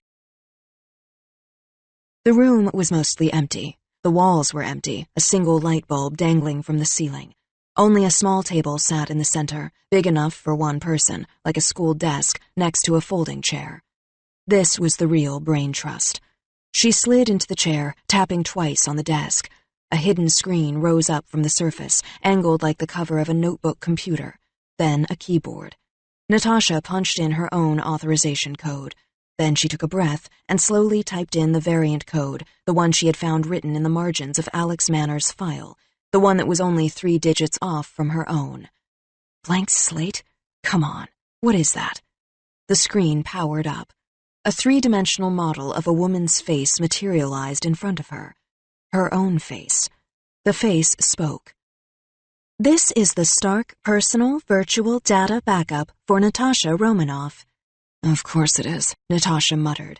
If you're within earshot of my voice, you can thank Tony Stark for uploading a personal photographic scan and cloning all existing digital data to secure it for future use, Natasha. Remind me to send him a note. I'm sorry, that exceeds my intended function as your VDB, Natasha. The model smiled. It was unsettling. Now she beckoned for Natasha to come closer. Natasha, I'll need to ask you to stop for retinal scan now, please.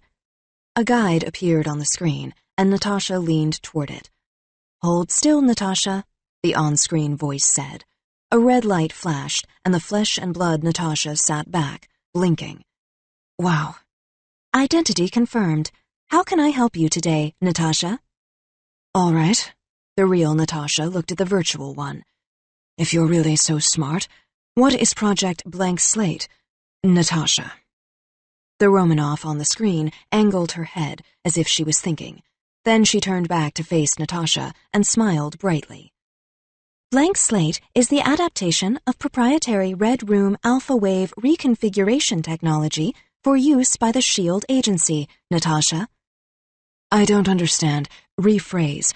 What is Blank Slate? Blank Slate is a colloquialism. Blank Slate is a program. Blank Slate is a protocol. Blank Slate is also a state of mind, Natasha.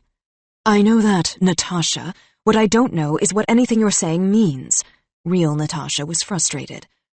Digital Natasha shrugged. I'm sorry. I'll try to be more clear, Natasha. Real Natasha glared at her. Who instigated the Blank Slate program? The face angled, thought, smiled, and answered. You did, Natasha. Me? Why would I do that? It is an advanced security protocol, Natasha. Whose security? The minor asset with the alias of Alex Manor, Natasha. You negotiated it as part of his conditional release to the United States under the auspices of SHIELD, Natasha. Are you sure? I am an uncorrupted record of saved data, Natasha. When was this? 22 months ago, Natasha. She sat back in her chair. Alex Manor? She should have known. She should have seen it coming. Admit it. At least admit it to yourself. You've had eyes on Alex Manor for almost 2 years now. You haven't told anyone, not Coulson or Tony or Cap or Bruce, not even Pepper, not anyone. Why? What can you possibly find to be so interesting about a teenage boy from Montclair, New Jersey? And why are you so terrified of him? It was Natasha Romanov's private business, something she was handling herself, and something that was no clearer now than it had been at the start. What did the boy matter to anyone, but most especially to her? The whole thing was so off the radar that she'd actually defied SHIELD protocol to clear out her own schedule, if only so she could stay in the country long enough to check in on a fairly regular basis. And she still didn't even know why. You don't know why he bothers you, but you can't let it go. It probably has something to do with the whole Yvonne thing, but you don't even know what. You don't know anything. Why don't you know? Why you? Why? Natasha looked up. So this blank slate, she said slowly. It's me, isn't it? Virtual Natasha nodded. Yes, Natasha. I've been wiped? Real Natasha asked incredulously. Yes, Natasha. That is the colloquial expression that articulates the process by which the neurotransmitters in your hippocampus, amygdala, and striatum have been electromagnetically reconfigured, and in which your overall neurogenesis has been altered. And Alex too? Yes, Natasha.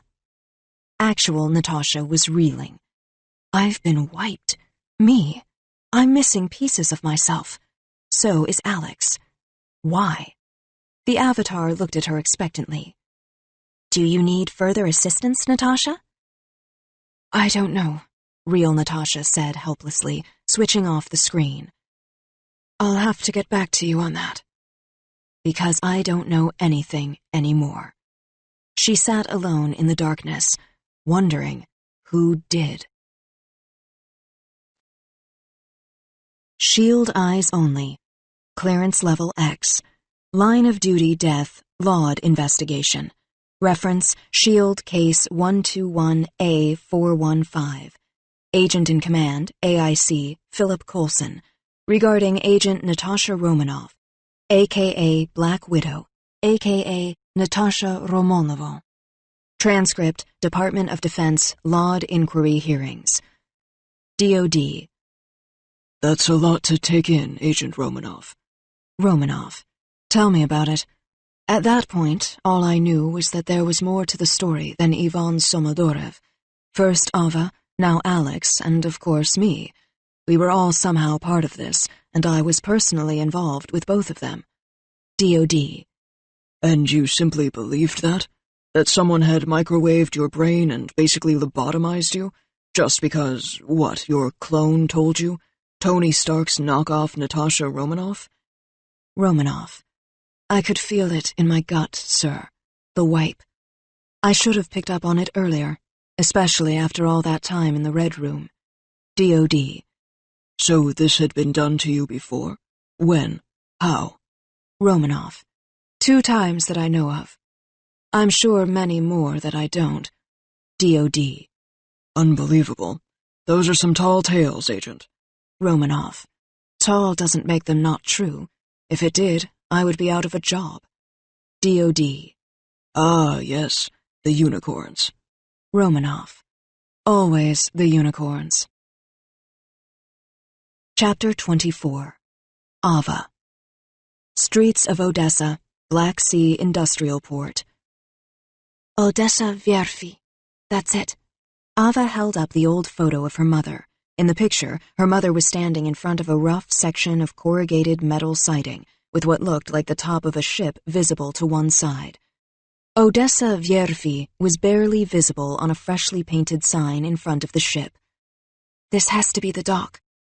You think the answers are here somehow? The answer to how we can sever the link? Alex looked over her shoulder at the photo, as if he expected it to answer him. Maybe. It all started here, didn't it? Ava stared at the picture, just as she had during the connecting flight from Moscow to Odessa, memorizing every line on her mother's face. But that photograph had been taken long ago, when the dock, and Ava's family, had seen better days. Alex squeezed her jacketed arm with his gloved hand. At least nobody here is trying to lock you up, or wipe our brains. That's good enough for me. It's an improvement, Ava agreed, holding the picture higher. Now, in the winter moonlight, she tried to compare the photo to the shipyard itself. The docks didn't look like they did in the picture, or in her memories. From where she and Alex hid, crouching behind a row of empty oil drums at the edge of the water, she could see just how badly the Odessa Vierfi sign and everything around it had fallen into disrepair. The general decay wasn't limited to the sign itself. The whole place was in shambles, as if it had never really recovered from the last time she had been here. Scrawny wild cats roamed the rusting, splintering ruins, and what looked like vultures circled in the clouded moonlight overhead. Most of the ancient electric lights around the perimeter fence flickered on and off at will. Even the snow looked dirty, and the sky was as dark as the sooty shipyard beneath it, full of the promise of another storm. This is not a place for the living. It's for ghosts like me. Ava tried to breathe. She could feel her pulse racing and her heart hammering in her chest. She made a conscious effort to steady her hand so the photo would stop shaking. But this is it, isn't it? The infamous warehouse from the photo? This is where it all started, and here I am again.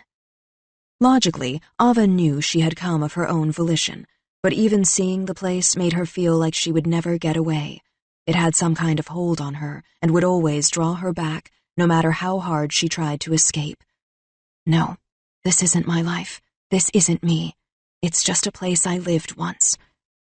Ava tried not to think about it, turning instead to Alex. This has to be it. See the sign? Odessa Shipyard. Alex compared the photo to the burned-out shell of the warehouse in front of them, assessing the ruins in the cold moonlight. I think you're right. It seems like you've drawn this same warehouse at least 10 times in that notebook of yours. Ava shivered. I know. So this is where the raid went down? She nodded. He scanned the dockyard full of cargo ships. This is probably also where Yvonne smuggled in all his equipment, straight off the boat. Pretty efficient. He shook his head. You have to wonder what else this dock has seen over the years. Plenty. 50 million tons of Black Sea traffic each year, and a direct connection to a major rail network. Ava caught herself on QE overload and shrugged. Can't be good, I mean. Look what else. Alex pointed to the top of the warehouse building in the photograph. Not as many cops back then. It was true. There were armed officers around the perimeter of the shipyard now. Militia. Ava could count their woolly gray Ushanka trooper hats, and she was jealous of the ear flaps. She and Alex had waited for a good 45 minutes before managing to sneak into the restricted cargo dock alongside a slow rumbling truck that had offered only minimal cover. Pretty strange for a supposedly abandoned warehouse on an old dock, wouldn't you say? Alex counted the hired guns lingering around the dock's gates. To have a whole team of security? Or pretty standard when you're Ivan Somodorov and you're trying to cover up your history, Ava said, lowering her voice as yet another guard walked past them. Well, we can't take on that many of them, not without setting off enough alarms to bring the entire Ukrainian police force down on us. Alex sounded frustrated. Not to mention the rest of Ivan's private militia, Ava said, looking grim. What's the play? Alex looked at her, and she tried not to think of how much he sounded like a SHIELD agent. Ava, we got this. You can think like a Romanov. He grinned. And I'm pretty good in a fight. Ava closed her eyes, then opened them. You're right, she said. We got this. She smiled. But this time, I'll take left, you take right. They found themselves pushing open the rusting warehouse not 4 minutes and one neatly unconscious security guard later. An uppercut beneath the jawbone, contact at the mandibular angle, generate minimal lateral movement, snap the head straight up. Ava had gone left, Alex had gone right. We're getting to be quite a team, she thought. If nobody finds our friend here, she said, glancing back to the worn combat boots still sticking out from behind the oil drums, we should have plenty of time to check things out inside. You're going to have to teach me that uppercut, Alex said, giving the guard's boots one final shove. It seems handy. Handy for what? Your future career at S.H.I.E.L.D.? Ava surprised herself by how irritated she sounded as she flipped out her tactical micro-flashlight. Says the girl with all the spy gear. He grinned. But sure, why not? We can be partners. Bonnie and Clyde. Only for good guys. Like Bonnie and Clyde Coulson. He laughed. How do you know we're the good guys? Ava asked distractedly.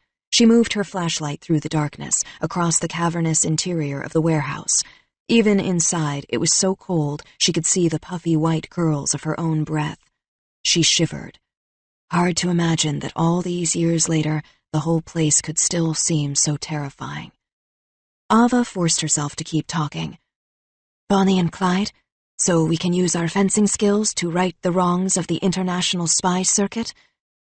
It's not a bad idea, she told herself, trying to think about anything other than where she was and why she had come back there. And if I could figure out how to rig some kind of folding blade... Exactly, and we'll only fly business class, with our dog, whose name will be Brat Jr. Alex took her by the hand. Plus, when you're a brat, I can call you that, and you'll still think I'm talking to the dog. I see you've got it all worked out, Ava said. She studied the shadows around her. Was that where Yvonne strapped me down? Was it there? She tried to think, but she couldn't control what appeared in the present and what remained obscured by the terror and chaos of the past. A bald man with eyes made of black shadows, a maze of tattoos rising above his jacket collar, the smell of sour cigarettes and strong coffee, a belt with a brass buckle that sometimes left scars, the lies that always did. Alex squeezed her hand, gently but insistently, interrupting her thoughts. But the cat? What will we name our cat? He wasn't giving up. She knew he was saying, I'm here, you're not alone. Talk, keep talking. Sasha Cat already has a name, Ava said as she looked up at the now gaping hole in the roof. Snow was falling softly through it. There. That's where I remember the row of big guns, she thought. Snipers. Not Jerk? Alex said, poking her in the ribs, bringing her back to him. Because I decided that was the secret name for every cat on the day I was made to change my first feline diaper. He poked her again. Look it up. It's a thing. You're terrible. Sasha and I hate you. Ava smiled. Seeing how hard Alex was working to cheer her up was its own kind of warmth. Ava began to calm herself, despite everything. She didn't know how he did it, but he made everything seem like it was going to be safe again. Like it's all going to be okay someday. She exhaled. Suck it up. We get in, we get out. Give it 12 hours. That's what she told herself, but even she didn't believe it. Then what? What's the next play? You're going to take out Ivan Somodorov? You think you've got enough Black Widow in you now to do that? Ava imagined she could do it if she had to, technically speaking. She had the capability. She even had 3 shield micro-darts in her pack, each containing enough toxin to put down an elephant. That wasn't the problem. She was. It's one thing to disable a guard. It's another thing to kill one. Those memories Natasha has in her mind, the ones that make you wake up screaming in the night, do you really want those for yourself? So this is it, Alex said, looking around. Just one big, trashed room, and yet the clues to everything in your past might be here somewhere. Ava nodded. It looked really different, though. Before, Ivan. She pulled a fraying length of cable up from the floor. And the whole explosion and fire and destruction thing. And before Agent Romanov, Alex said, squatting to pull a chunk of concrete off what looked like an old metal locker. She didn't exactly let him go down easy. Ava shivered. He seems to have that effect on everything, places and people. Alex shook his head. But I don't get it. This place is a dump. It's nothing. He kicked a pile of charred rubble. What's still here that nobody wanted us to see? Why the security? Why the secrecy? Good question. Ava looked over the blackened ruins around her. Maybe Ivan isn't done here. Maybe there's something he can't afford to get rid of just yet. She moved her flashlight across the floor around them, which was cracked in 1,000 places, unstable and uneven under their feet. Or maybe it's a trap. Alex stopped to pick up a shiny scrap of metal from the rubble beneath his feet. He had only noticed it as Ava's flashlight had zoomed past. It was stuck. What's this? The thing was wedged halfway into a deep fissure in the concrete floor. Ava held her light over it. No idea. Alex knelt on the floor, tugging at the metal scrap with his fingers. It looks like someone dropped it there. Probably impacted during the explosion. Ava knelt next to him with the light in one hand. With the other, she pulled a compact switchblade from her pocket. He looked at her. What are you, James Bond? She shrugged. Other kids collected plastic ponies. I have a collection of old shield junk. Alex shook his head. He took the blade and dug out the object, which turned out to be a strangely formed piece of metal. He turned it over in his hands, blowing off the dust. What do you think? Some piece of machinery? It might be stamped with something, a number, and I think words? He rubbed the metal with his sleeve. It's a key, Ava said, picking it up from his palm. The metal surface was warm from friction, and she touched the stamped letters with her finger. Those aren't just numbers. That's a name. Luxport. I recognize it. I used to see it painted on big trucks on the highways out of town. Luxport? Alex frowned. That's in your sketchbook, right? And my dreams. So maybe that's some kind of clue. How many keys can there be that could have this same serial number? I don't know. Let's keep going and check the other side, Ava said. Now she was curious. Her mind was spinning. 4 words had haunted her since Odessa. Stumbling across one of them now, and here, seemed like some kind of sign from her past. It seemed almost hopeful. They moved through the darkness, toward the far side of the warehouse, until Alex smacked right into a wall, or what he thought was one. Wait, what's that? Alex rapped on the object in front of him. The warehouse doesn't end here. And look, this wall doesn't match the roofline. That's because it's not a wall, Ava said.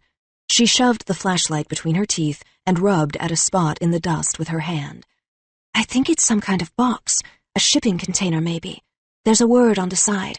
The paint or ink or whatever is coming off now, but I think I can still make it out. Luxport. There it is again, Alex said. Just like the key. They both stared. This time, the word was painted in military stenciling. Ava pulled her sketchbook out of her backpack. She held her flashlight so that Alex could see for himself. From my dreams, she said, just like Brat. Krasnaya Komnata. Opus, Luxport. That can't be a coincidence. Alex's eyes narrowed. Ava shook her head. For a long time, those words were the only things I could remember about this place. And that night, I didn't know if they were memories or dreams. But why those 4 words? I don't know. Natasha never even thought of Luxport when she remembered this warehouse. Ava sounded confused. I was starting to think maybe Luxport had something to do with Yvonne, but not on the night that S.H.I.E.L.D. found me. Maybe. Alex took a step backward, looking up. This really is a giant shipping container. You could stack up, a dozen of my mom's minivans, and you'd still have room for a Prius or 2. Your mom drives a minivan? Ava gave him a thumbs up. Cool. Now's not the time. Wait, does that mean you sometimes drive a minivan? I don't have my license yet, and you don't get to make those jokes until you learn how to drive, Alex said.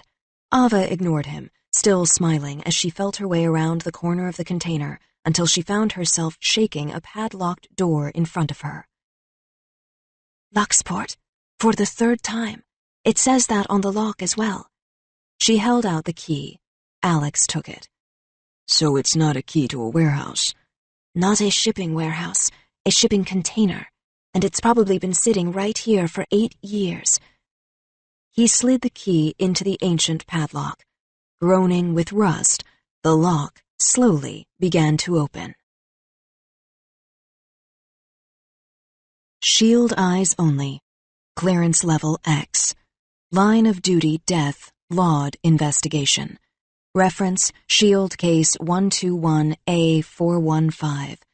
Agent in Command, AIC Philip Coulson. Regarding Agent Natasha Romanoff, a.k.a. Black Widow, a.k.a. Natasha Romanova. Transcript, Department of Defense, Laud Inquiry Hearings. DOD. So you went rogue, eh? AWOL? Mommy and Daddy must have loved that their #1 agent now had it out for them? Romanoff. I had just been told my brain had been wiped, sir. That's not S.H.I.E.L.D. proprietary tech. That's an old Moscow move. Pure Ivan Somodorov. DOD. So you weren't taking any chances? Romanoff. Of course not. For all I knew, my name had been forged, my authorization code stolen. I needed to retrench, dig in. Would you have done anything any differently in my position, sir? Would anyone? DOD. That's a tough question. Frankly, I can't imagine ever being in your position, Agent Romanoff, and I hope I never am. Romanoff. I didn't know who to trust. DOD. It doesn't seem like you often do. Romanoff. You get used to it, sir. DOD. I imagine folks over there are a little sensitive about that. Romanoff. You have no idea. DOD. Your director reports to the same president I do, Agent Romanoff. So believe me when I say I do. Chapter 25. Alex. Odessa Shipyard Warehouse, near the Black Sea, Ukraine. Just turning the key wasn't enough. The shipping container didn't appear to have been opened in years, which meant it had no interest in allowing itself to be opened now. Great. Alex shoved his shoulder against the metal, garage-like door. It wouldn't budge. Ava joined him, which he had to admit was humiliating for his high school boy ego, but still better than going at it alone. Together, they slammed against the metal until it finally gave way beneath them, starting to slide. Alex yanked as hard as he could, and the door slowly groaned upward, revealing a further rectangle of darkness. Time to find out why Yvonne has all those guards on the payroll. Ava checked her watch. I'm not sure when security will move on us again. Got it, Agent Orlova. Ava smiled, flipping her compact flashlight to a wider setting. Not Agent Orlova. Red Widow. Krasnaya Vidova. That was the name I came up with when I was little. She ran the flashlight over the shipping container's walls. Hold on. Red Widow? You had a superhero name picked out and everything? Alex laughed, but he was impressed. Of course I did. I was a kid, and I was stuck sitting around in 7B all day. What else was I going to do? But yes. She inspected the wall more closely, ignoring the laughter. I decided that I would be the opposite of the Black Widow in every way. She wore black, so I would wear white. Like a fencer? Alex smiled. Stop laughing. Ava punched his arm. Ow! I'm not laughing. He rubbed his arm. Those Kevlar uniforms are bulletproof and blade-proof. You could do a lot worse. Right? And the Black Widow had her guns, so I would have my blades. Ah, I see. A little bulky when you're jumping off bridges, maybe? A little. You'd have to work on that one. Clearly. And you might want to rethink the whole no guns thing, too. She shrugged. The Red Widow can be flexible. Does the Red Widow also have 45 pounds of stolen spy equipment in her duffel bag? Alex raised an eyebrow. Maybe in her lair. Oh, she has a lair now? Where else would she keep her cat? Right, okay. Now I'm getting it. He laughed. Ava smiled, looking a little embarrassed. I even practiced my autograph signature. First, I'd draw her big red hourglass, and then I'd cross it out by drawing my own right over it. Double hourglass? Isn't that a cross? She looked like she was going to hit him again. No, it's not a cross. Think about it. I'm thinking about it. You're saying you'd be the Red Cross? Because that's already a thing. Alex shook his head. Not a cross. Ava made a face. You mean like a flower, then? Not a flower. She punched him in the other arm. Ow, okay, fine. Why not a spider? Hello, Spider-Man? She rolled her eyes. You put a lot of thought into this, didn't you? Ava shrugged. I had a lot of spare time. Apparently. She ignored him, turning back to study the space around them. But the walls of the container were perfectly smooth as the room itself was empty, except for the dust that now spiraled up into the air. Nothing's here, she said, sounding disappointed. That's because it's there. Alex pointed to an outline of a trap door cut into the floor of the container, and he guessed the warehouse itself beneath it. Is that? Ava crouched over the trap door, running her hand along its seams. A door. So this isn't a container at all. It's some kind of secret entrance, he said. Hidden in plain sight. Now Ava was on her knees. Looks like Ivan was getting smart in his old age. Not smart enough to stay away from a Romanoff, I guess. Alex rapped on the door. It's definitely hollow, so there's some kind of space below us. He wrenched the rusted panel upward, and a shower of dust gave way as it finally creaked open. A wooden stepladder descended into the darkness beneath the floor of the container. Alex stuck his head over the edge, trying to get an idea of what lay below. I think it's some kind of secret basement. He pulled his head back up. Let's check it out. Ava was already holding her flashlight in front of her, and she began to move down the ladder. Alex followed right behind. Once they entered the darker room below, the beam from the flashlight cut across the shadows, flickering off the far walls. The space under the warehouse was immense, sealed and protected by a layer of concrete. The lower level had been perfectly preserved in time. This place is practically a bomb shelter, Ava said. I mean, it even sort of looks like one. And I should know, I grew up in 7B. But it still makes no sense. Alex shook his head. A bomb shelter? For protecting who? And from what? He picked up a mug from what seemed to be some kind of security station. It left a perfect ring in the dust. And why the guards, if nobody uses the place anymore? I have no idea.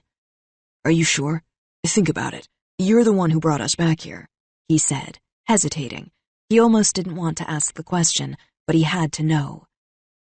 How did you know we'd find this? Ava didn't answer. Instead, she moved the light in front of her, focusing it on what looked like a hallway. Look, I think this part is even bigger than upstairs. She edged toward the hall, pulling Alex after her. That's not exactly an answer to my question. I didn't know that we'd find anything, Alex. Not for certain. I just knew we had to come back to where Ivan had taken me. Where he'd... She gave up. Where I met Natasha. She was done talking about it. Alex got the message. Instead, they explored. The first hallway branched into others, until it became clear the basement was a whole little world of its own. Dusty old maps of Russia lined the walls, dotted with the locations of former safe houses, munitions depots, secure recon posts. Boxes of electrical parts, coils of wire, and old circuitry sat abandoned on empty desks next to what resembled outdated phone books and discarded departmental handbooks. An old kitchen with yellowing linoleum sat next to a room with a sagging couch and a long-dead television. Ava turned on a rusting faucet at the sink. Nothing came out. I think people might have lived here, at least spent a whole lot of time here, Alex said. From where they now stood, they could see past the shadows extending out in front of them, to where a row of doorways methodically punctuated the hallway walls. There, that's the way, Ava said, motioning to the wall of doorways. To what? I don't know. It feels like the way. Ava stopped. I think I know this place. She pushed onward through the shadows, reaching out to touch the first 3 doors that she passed, finally opening the 4th. This one. This is it. She stepped inside, transfixed. It looked to Alex like she was moving through a waking dream, almost like Ava was becoming her old self. She's remembering. My mother would stay here with me. Ava rounded the corner slowly into the next office. There, right there. That's her desk. I used to call it my cave. One safe space all my own. I think I used to play house under it. Ava crawled beneath, dragging a valley through the dust. Her mind was always somewhere else, but I didn't care, because I knew where she'd be, sitting right at this desk, so even when she seemed like she was a million miles away, I never minded. Alex watched her in the shadows, all curled up now, hiding beneath the desk like a child. He let her talk. He let her do whatever it was that she'd needed to do, whatever reason she'd come for, whether or not she even knew. Look, her voice echoed. Come see. My name is still here, the one I wrote with permanent marker on the underside of the wood. Alex sat down on the concrete floor next to Ava, who was huddled against her knees. I wanted to make it permanent. This was my place, with my mom, even when my dad was in Moscow. If we had to be here, I wanted to be right by her side, forever. Alex ducked his head next to her. They both couldn't fit, so he lowered his head to rest in Ava's lap. She shone the flashlight on the wood across from her. There, in painstaking lettering, was her name, Ava Anatolia. But above the name, there was something more, and Alex reached for it carefully, gently. Ava, he said, pulling a dusty black and white photograph free from where it had been tucked away, hidden up in the wooden slats supporting the desk drawer. Her hands shook as she took it from him. It was a picture of Ava as a young girl, holding her mother by the hand. Alex recognized Dr. Orlova from the picture of her on the dock he'd seen earlier.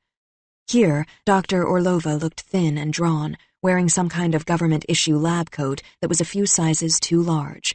Her dark, haunting eyes seemed too big for her face, and the grip she had on her daughter's hand was iron, judging by the angle of Ava's chubby arm beneath it. Ava was gripping something tightly in her arms. Carolina, my doll, Ava said sadly. She traced the picture of the doll with her finger. I loved her almost as much as my parents. She was the closest thing I had to a sister when I was little. See? She moved the flashlight, and now Alex could see 2 more words, written next to 2 little arrows on the wood.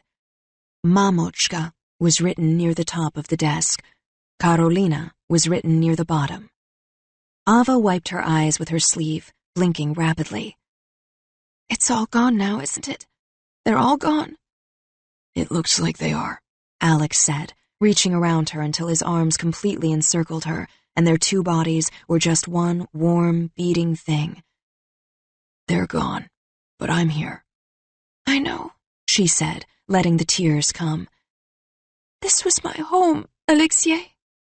It was, Ava Anatolia, he said, reaching his warm hand up to her face, rubbing away her tears as they fell. You've come home. I'm broken, she said, her face wet. I know I am. You're not, he answered. You're strong. Look, you're the one who's still here when everything else is gone. She nodded. He hoped she believed him. Have you seen enough? Alex asked. She nodded again. He slid outward, pulling himself free from the desk, then her. He lifted her in his arms until she was back on her feet, her toes barely touching the floor. I think I want to kiss you now, Alexei Manorovsky. She whispered the words into his cheek, as if pulling her face completely away from his was something she could not even imagine. I think I do too, he whispered back, lowering his mouth down to hers as gently as if she were made of the snow that was falling steadily and silently from the sky outside. She raised her tear-streaked face to his. The moment their lips first touched, in the first kiss of many, he knew. He knew it from how he could feel the kiss in his toes, from how her fingers seemed to burn against his jaw where she touched him. He knew it from how a single kiss could make him want to burst into laughter and tears all at once. The feeling was so intoxicating that he craved even more of it, and so terrifying that he dreaded feeling it ever again. It was all he could do not to tell her right then. He told himself there would be plenty of time for that later, time when they weren't being hunted by madmen from afar or threatened by operatives at home. Time when they weren't hiding in the secret basement of a burned-out warehouse in a snowy foreign land. Love could wait, even when so many other things could not. Couldn't it?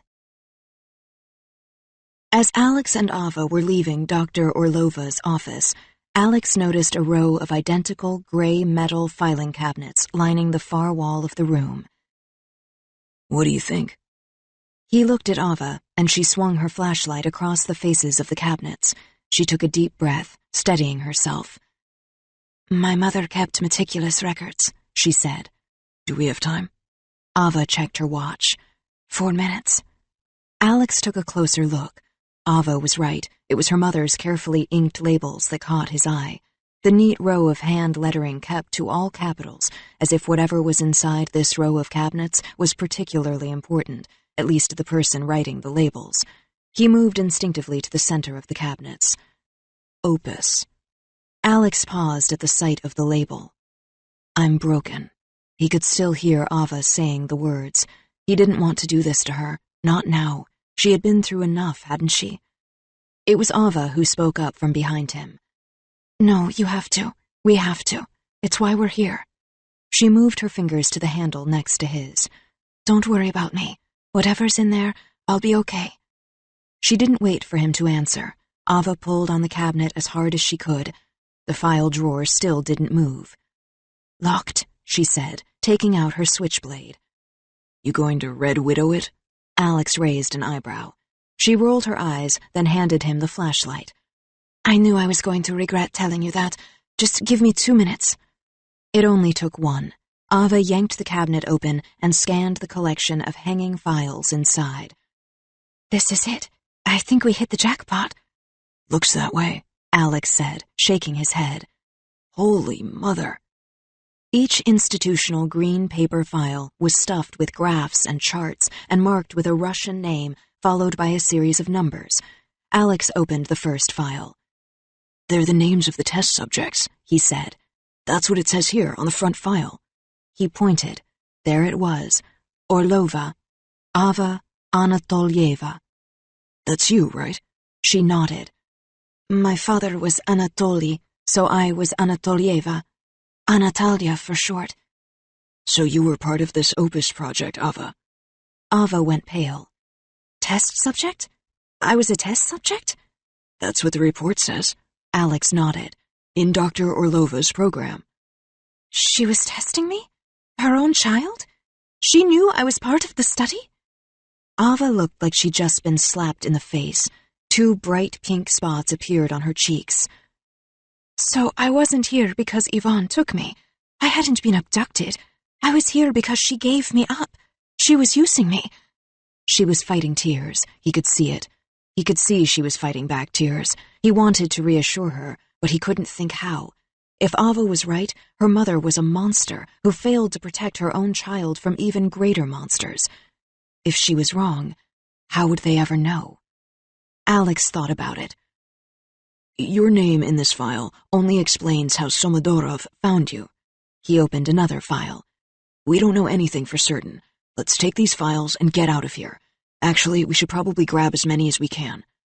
Ava nodded, but she still looked stricken as she turned back to the cabinet. He reached for her trembling hand and squeezed it tightly.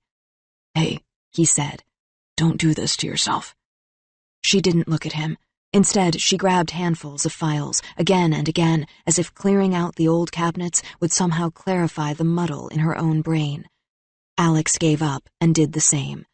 As he began pulling files, he couldn't help but check for his own name. Not that he was expecting to find it, but still. You never know. You speak Russian, don't you? It's possible. Nobody's ever really explained that away. There were no Alex Manners, not even any Alexei Manorovskys in the cabinets, though, and he breathed a sigh of relief. By the time they'd stuffed 2 dusty cardboard boxes with everything they could fit, Alex had stopped worrying about it altogether. It was Ava who found the photo. Wait, what's this? Ava stood in front of the cabinet, holding a second file in her hand, in addition to her own. "What? I can't see, it's too dark in here." She shone her flashlight on the folder for him. There was a photograph clipped to the file, and he found eyes as dark as his own staring out at him from the front of the green paper. And a face, a childish, chubby-cheeked face under a head of sprouting curls, with a number stamped along one side of the folder, just like all the others. Look at this. He looks just like you. "Isn't there a name?" He looked at the boy's face. He looked like Alex, but he was also a stranger. I don't see a name, not in this part of the file. She looked at him. "Does it say anything more about the program?" He was impatient. There's a whole stack of reports here. Ava split them in half and shoved a pile of paper into his arms. Here, look. Ava held another page beneath her flashlight. This transcript calls it Yvonne's spiritual companion to the Red Room program. She shivered. "But this time, he's not holding back?" Alex looked up from the page he was reading.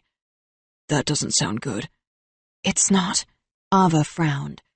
This says the children of Opus are to be trained as master spies. Listen to this. Until such a time as their placements with top foreign governments can be assured. Only the highest level access, particularly with Western heads of state, will allow us to execute our glorious plan. That's crazy. Ava looked like she was processing 10 years at once. But then the Black Widow showed up, and the warehouse got blown to oblivion, and after that I was nowhere to be found. Alex finished the thought. And everyone thought Yvonne was dead. End of program. Except now Yvonne's back in town, and kids are disappearing again. Ava sifted through papers as she spoke. Alex shook his head. But if something's up and running, there's no way of knowing what targets have already been compromised, is there? Short of asking Yvonne himself. Ava pulled a page out of the stack of files and froze. Alex, that boy. There he is again, the one who looks like you. What about him? Alex watched, now impatient. He wanted to get out of there. The dust was choking, and the darkness was unsettling. Ava pulled page after page out of his file, scanning each one rapidly. He has a name, only I don't think it's Manor, or even Manorovsky. She looked up at him with dark eyes, holding out the paper. It's Romonovo. Alex stared. Ava repeated the word, this time in English. You know, Romanov. He heard the words, but he couldn't understand what she was saying. He couldn't, and he didn't want to hear it. She pressed the open file into his motionless hands. And I think he's you. Shield eyes only. Clearance level X. Line of duty death, Laud investigation. Reference, Shield Case 121A415. Agent in Command, AIC, Philip Coulson. Regarding Agent Natasha Romanov, a.k.a. Black Widow, a.k.a. Natasha Romonovo. Transcript, Department of Defense, Laud Inquiry Hearings. DOD. Did it ever occur to you that you were in too far, all three of you? Romanov. I'm always in too far, sir. DOD. It just seems to me that, even for you, Agent Romanov, this one was different. Romanov. That's what deep cover is all about. Your government isn't going to come bail you out from a Black Ops mission that never officially happened. You have to know that going in. I did. DOD. Maybe so, but they're also not going to force you into a permanent cover by taking your own brain from you without even consulting you. That's not how we usually do things in this part of the world, Agent. Romanov. Really, sir? DOD. Let's keep it to the inquiry, Agent. Romanov. Either way, I wasn't thinking about myself at that point. I was worried about Alex and Ava. I wasn't certain they could get themselves out of whatever they'd gotten themselves into since leaving the base. DOD. Were you right? Romanov. I was close enough, sir. Chapter 26. Ava. Luxport Basement Archive, Odessa Dockyard, Ukraine. Alex Manor. Alex Roman. Alexei Manorovsky. Alexei Romanovsky. Alexei Romanov. A Romanov. Ava stared at him. The walls of the tiny room seemed to be closing in on them. Alex looked like he could not speak. He could not physically say the words. Ava knew the feeling. Even when you only thought them in your own mind, some words still sounded like lies. Is it true? Is it even possible? She watched in sympathy as Alex slumped against the wall, letting himself sink to the floor. Ava sat down beside him, gently touching his knee. Do you think, could that be you? A Romanov? As in Natasha Romanoff? And me? Alex shook his head. No, not possible. He let his head fall into his hands. Anything is possible, Ava said gently. You said that yourself, and it would explain the Russian. He shook his head almost violently. I have a mother. She's a travel agent, with a cat named Stanley. But you had a dog named Brat. We live in suburban New Jersey. Ava thought about it. You remember Vermont, and the woods, and the snow? She shrugged. What if it's not Vermont you're remembering? He looked stunned. My best friend is Dante. His dad is a cop. Maybe that's why. Maybe they've been watching you. Ava sighed. There was one more thing. She felt like she had no choice but to tell him now. When I dream, Alex, I think I'm dreaming through her eyes. I think Natasha Romanoff has been watching you. He didn't answer. He looked like he couldn't. Finally, he said the words. Natasha and Alexei Romanov. The Romanov children. The Black Widow herself has a little brother. How is that possible? I don't know, Alexei. What part of my life is real? Is any of it? She said nothing. If that file folder with my face on it is right, then everything else about my life is wrong. Alexei Romanov. Ava thought about it.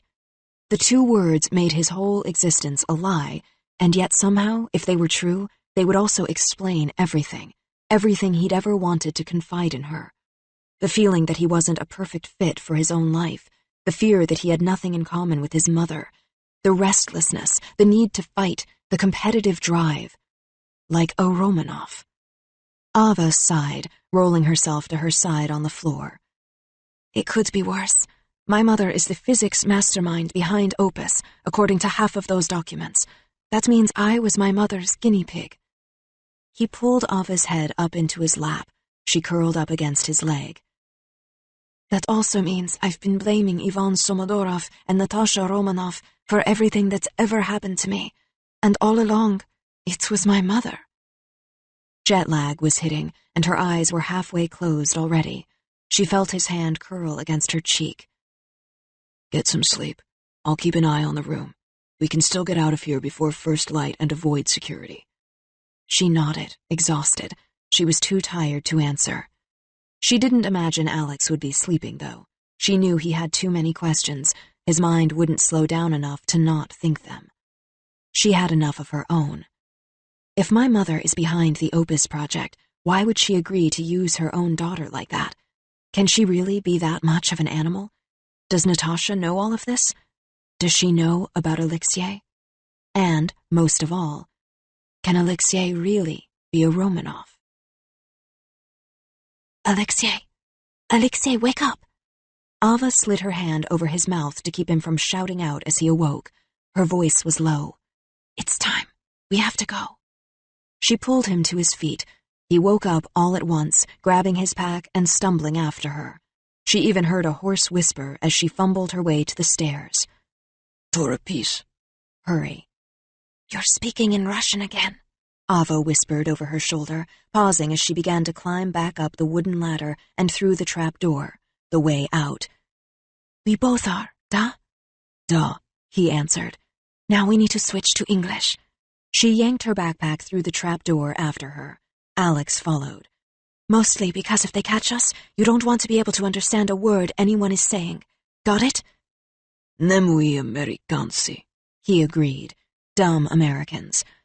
Ava latched the shipping container shut behind them and ran through the warehouse, Alex following closely behind. By the time they made it to open the warehouse door, there were at least half a dozen guards assembling on the dock. I guess they found our friend from yesterday, Alex said. "Termo," Ava cursed. "There's no other way out." What now? Alex looked at her. And by that I mean, you want to take left or right? She pulled an ancient-looking gun out of her backpack, the one from her mother's desk drawer. Ava, he said. She stared past him to the dock and the guards. She was already making the same quick calculations the Black Widow would have. "Grab their attention. Focus them on you as the target. Take 1 and 6 out first. Find cover while 2 and 5 get off around. Take position on the other side of the oil drums." Alex hissed at her. Ava, stop. You're not taking on all those guys. It's too risky, even with the QE link. "I can do it." She looked at him. "I have to." You've never even fired one of those things before. But she shouldered past him, aligning herself with the edge of the warehouse door. "Alex, I've got this." She wedged her pistol into the open doorway, raising it until it was level with her eyes. She hesitated, closed her eyes. Ready.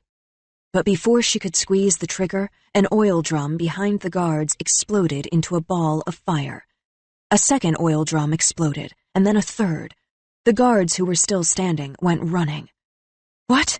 Ava stood there, stunned. She pushed through the doors and out onto the burning dock. Alex was right behind her. "Oh my God," he said. It was her. Natasha Romanoff rolled down off the roof. Alex watched as Natasha landed on the ground in front of them on 2 steady feet, sliding away her weapon. "Sorry, didn't mean to sneak up on you like that. I had the drop on them, so I took it." Natasha looked from Ava to the gun she was holding, finally taking in the scene. "Oh God, what are you doing with that thing? Put it down. You could have blown your own head off." Ava just stood there, in apparent shock. Alex, right behind her, found he couldn't speak, couldn't move. He could hardly register a thought, beyond the obvious. Who am I? Who is she to me? Then Ava grabbed Natasha and hugged her with relief. "Thank God." Natasha looked like she'd rather take a bullet, but she said nothing as she turned her eyes past Ava to Alex. "Natasha Romanoff, imagine that. What are you doing here?" Alex finally spoke. He felt undone, hard and cracked and so hurt that it didn't matter what happened anymore. The dock was on fire around them, but Alex didn't care if it burned. He didn't care if it didn't. He didn't know what to care about. The world had changed since he'd last seen Natasha Romanoff. The world and his world and everything in it. It was an entirely different place now. And I'm a different person. "This fire is only going to get bigger. We need to go." Natasha looked over to Ava for help, but Ava said nothing. "Alex?" Alex raised an eyebrow, folding his arms in front of him. "Is that even my name?" "Fine, Alexiei. It doesn't matter what we call you, as long as we get you out of here before the police decide to show up," Natasha said in Russian. "I'm not going anywhere with you," Alex said, in English. Natasha took a step toward him, her hands out in front of her as if to say, "Take it easy." "I'm just here to talk." Almost as if on cue, the flaming oil drums behind Alex exploded, sending smoke and fire to the docks around them. He didn't flinch. "That's funny, because I'm sick of talking, Sestrenka." He moved toward her as if he was back on the fencing strip and trying to pick his attack. I'm sick of lies, of confusion, of nothing making any sense. Natasha seemed to know exactly what he was doing. What are you going to do? Fight me? I'm a trained assassin, and you're barely more than a child. She backed away. Am I? Really? How would I know? He closed the distance between them. Don't be stupid. But I am stupid. That's the point, isn't it? I'm so stupid I didn't even know my own name. Alex picked up a long piece of abandoned pipe from the dockyard debris and swung it. I'm so stupid, I don't even know how I got this way. Alexei, Natasha warned. She grabbed a splintering piece of 2x4 just in time for Alex's pipe to smash into it. My whole life has been wrong, even felt wrong. I have nothing in common with what I thought was my family. I get into fights for no reason, and when I do, I win every one of them. I'm restless. I can't sit still. I think everyone and everything is an attack. And now I'm supposed to just believe that this is why? That you're the answer to everything that has ever made sense about my own life? Alex swung again. I don't think so. Natasha ducked the pipe, extending her hands in peace. Alexei, don't test me. Why not? Here's the whole test. It's only one question. Are you or are you not my sister, Natasha Romanoff? It's not that simple, Natasha said. Alex swung the pipe again, lurching with the weight of the metal. Oh, I think it is. I found my name on a list of Opus test subjects. Only, it was your name, too. I can explain if you'll just let me talk. There's nothing to talk about. It's a yes or no question. Am I or am I not Alexei Romanoff? I have a right to know, don't I? Who I am and where I come from? He staggered toward her, swinging recklessly. Da, Nataliska? Careful, Alexei. Now even Ava was starting to get nervous. She kept her distance, though. She knew better than to interrupt what was about to happen. Alexei wagged the pipe in the air. Maybe we should start with this one. True or false? The woman who lives in my house and pretends to be my mother? Alex, Natasha began. He swung at her head wildly. Ding, ding, ding! It's true! She's false! Natasha held out her hand. Give me the pipe. Now for extra credit, and this is a tough one. What is my own mother's name? He swung at her legs, but she leaped over the pipe. Who cares? Natasha dropped the beam. Now she looked as angry as he did. Wrong answer! Alex lunged at her, and she leapt away from him, grabbing his own pipe and smashing it down into him. He smashed it back. Natasha shook her head, pushing him off. Alex! Ava shouted. He heard, but he couldn't stop. It was too late. If it matters, Alexei, I only just found out myself. Natasha ducked Alexei's next attack. It doesn't. Alex parried with a broken length of sighting now, flinging it at her. I was in the dark, too. It took me this long to put the truth together, and even then, it took breaking into my own classified file to get it out. The truth? What do you know about the truth? You're so good at lying you don't even know when you're lying to yourself. Alex was furious. He let go of his makeshift weapon and lunged at her, and she pinned him. She tried again. We both escaped from Yvonne. As part of my deal with S.H.I.E.L.D., and to keep you safe, our memories were wiped. They hid you in New Jersey for your own protection. But our bond couldn't be erased, Alex scoffed. Something like that. Natasha pressed his face against the dock. But I have to say, your attack really isn't so bad, she said, twisting his arm behind his back. For a kid. For a Romanoff, he said, laughing. For a little one, she said. Better than when you stalked my last tournament. He forced the words out through his gritted teeth. Somewhat. Marginally. Natasha twisted harder. Maybe in your footwork. How long? What? How long have you been stalking me? Alex tried to flip her off him, but Natasha smashed him back down. And is it just at fencing, or do you also like to hang with the moms at my judo class? 2 years now. Mostly fencing tournaments. And your house. And the occasional party. She shrugged. I've been busy. He stared up at her. Why? Why did you do it? She looked almost embarrassed. I didn't know why at first. I only knew that it was something I had to do. To be honest, I thought you might have been the son of one of my targets. Alex kicked at her, and Natasha pushed him back. Which could have been awkward, she added. He sighed, holding up his hands for the moment, a sign of truce. Listen, if I judo your ass, will you finally tell me what's going on? Natasha stood up, releasing him. Alex staggered to his feet in front of her, boxing stance. I'm Natasha Romanoff. Nobody judos my ass, she said. Not even my little brother. Natasha knocked her brother to the ground with her left hook. He went down hard and fast. Ava was there with him a moment later. She looked terrified, and Natasha didn't blame her. Alex groaned, rolling to his side, holding his jaw. Sestra. Then his eyes rolled upward, and he passed out.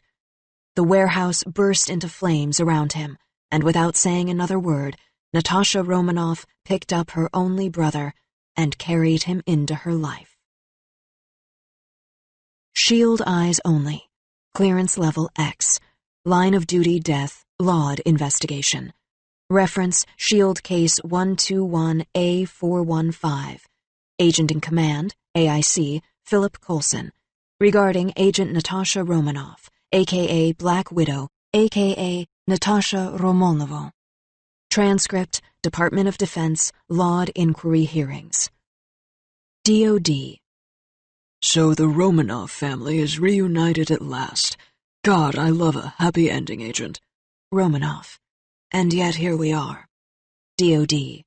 Why didn't you disappear when you had the chance? Romanoff. Because I wanted my brain back, even if it had been wiped. DOD. So a wiped brain is still better than an entangled one? Romanoff. It is if you're a government agent. DOD. And because you were a government agent, you knew your work wasn't done? Romanoff. Yvonne was still out there. DOD. And his entangled test subjects? Romanoff. At least 100 more names, according to the files Alex and Ava stole from the warehouse. DOD. 100 potentially entangled leaders of nations. Romanoff. 100 human landmines buried for years across the globe, waiting to go off. DOD. Forever Red, Agent? Romanoff. No, just Forever Yvonne the Strange. Act 3. Nothing Lasts Forever. Natasha Romanoff. Chapter 27. Natasha. Dacha Odessa Hotel, Odessa City Center, Ukraine. No more secrets, Alex said. no more lies. Alex and Natasha had spent the better part of an hour comparing notes. Between the files Alex and Ava had found and the digital archive Natasha had found, there could be no doubting it. Alexei and Natasha were brother and sister, the last of the Romanoffs. No more secrets, Natasha agreed. But when was that ever something I could promise anyone? A siren wailed in the distance. Polizia. She paused to look out a dirty window, reinforced with chicken wire inside the glass. She could feel the cold seeping through the flimsy panes.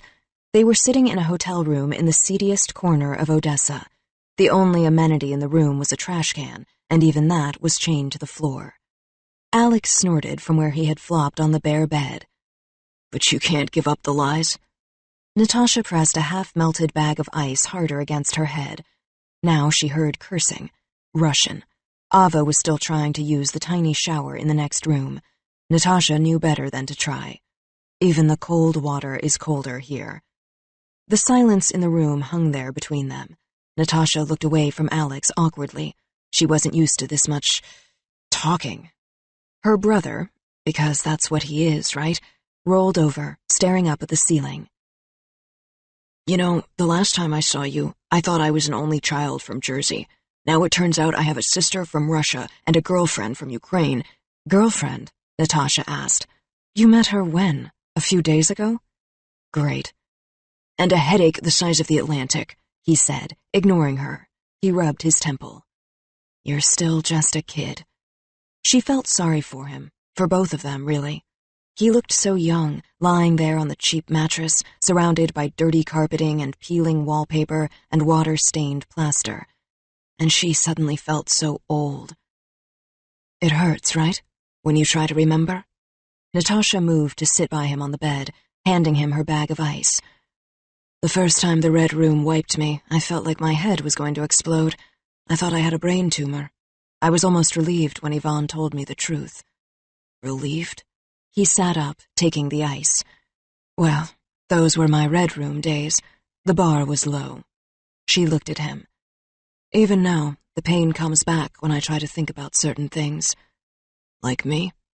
Alex draped the bag of ice across his forehead, tipping his head back against the mattress. Like you. He pressed the ice against his eyes now.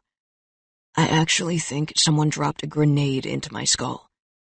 Here, you want to hit the nerve, right? There. Natasha repositioned the ice for him. Her eyes flickered down to his. Speaking of potential hazards, you and Ava seem pretty close. Smooth. Alex tried to sit up, but Natasha shoved him back down. You need to rest. He groaned. Oh my God, you've been my sister for what, 2 minutes, and you're going to start lecturing me about girls? She looked more uncomfortable than he did. Just be careful. A relationship is dangerous for both of you, at least in our world. People will use your feelings against you. Look what happened to the two of us. I don't know what world you live in. My planet is Earth, and there, people are allowed to like each other. He shook his head.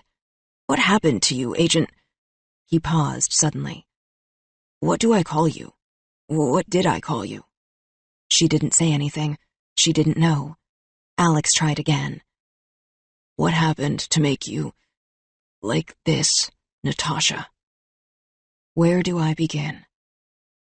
I got shot at, blown up, betrayed, dropped out of planes, attacked with knives, hit by every kind of moving vehicle on the planet. Any other questions? Yeah. Alex replaced the ice pack on his pounding head. Who did this to us, and why would they do it? He winced. Let me. Natasha reached out, tentatively, and took the ice pack from him, holding it in place. It was a caring gesture, one of the few she had, at least a Romanoff version of one.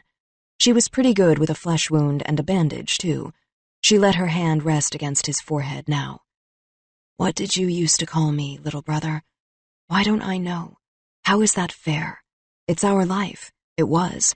It was our life, and they took it. Finally, Natasha looked up at him. Tasha. She looked at her brother over the ice bag. That's what my friends used to call me, I think, from what I remember. I don't know if it's real. Alex nodded. Tasha, then.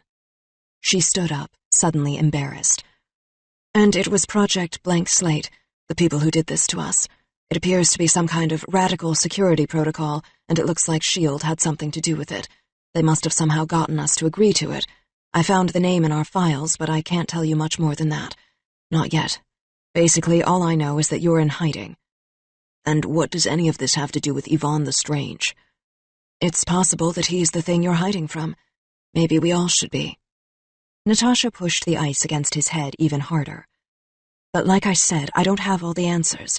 I didn't even know the questions before Sunday. Alex looked past her, to the dirty window. So, no Vermont? Where do I come from, really? She looked shy. Probably Stalingrad. That's where my family, our family, is from. He nodded, trying to keep his face composed. And New Jersey? She shrugged. A cover, for your own protection. Alex sighed. Well, I guess that explains my love of New Jersey junk food. I've only had it for 2 years. His eyes flickered to her.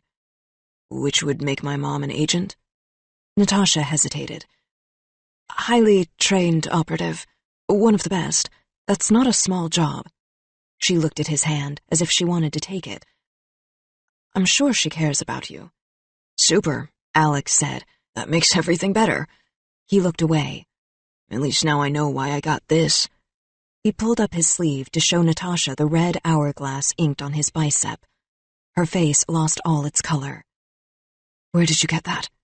A tattoo parlor, probably. She glared at him. What? I just woke up with it one morning.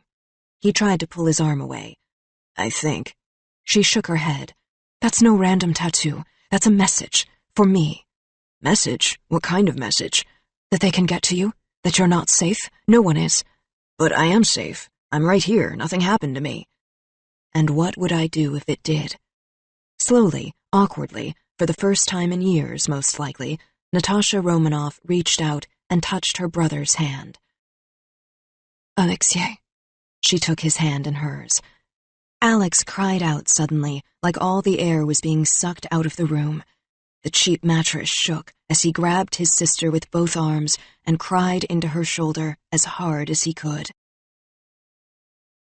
Ava clutched her towel to her chest as she pressed her hand against the bathroom door.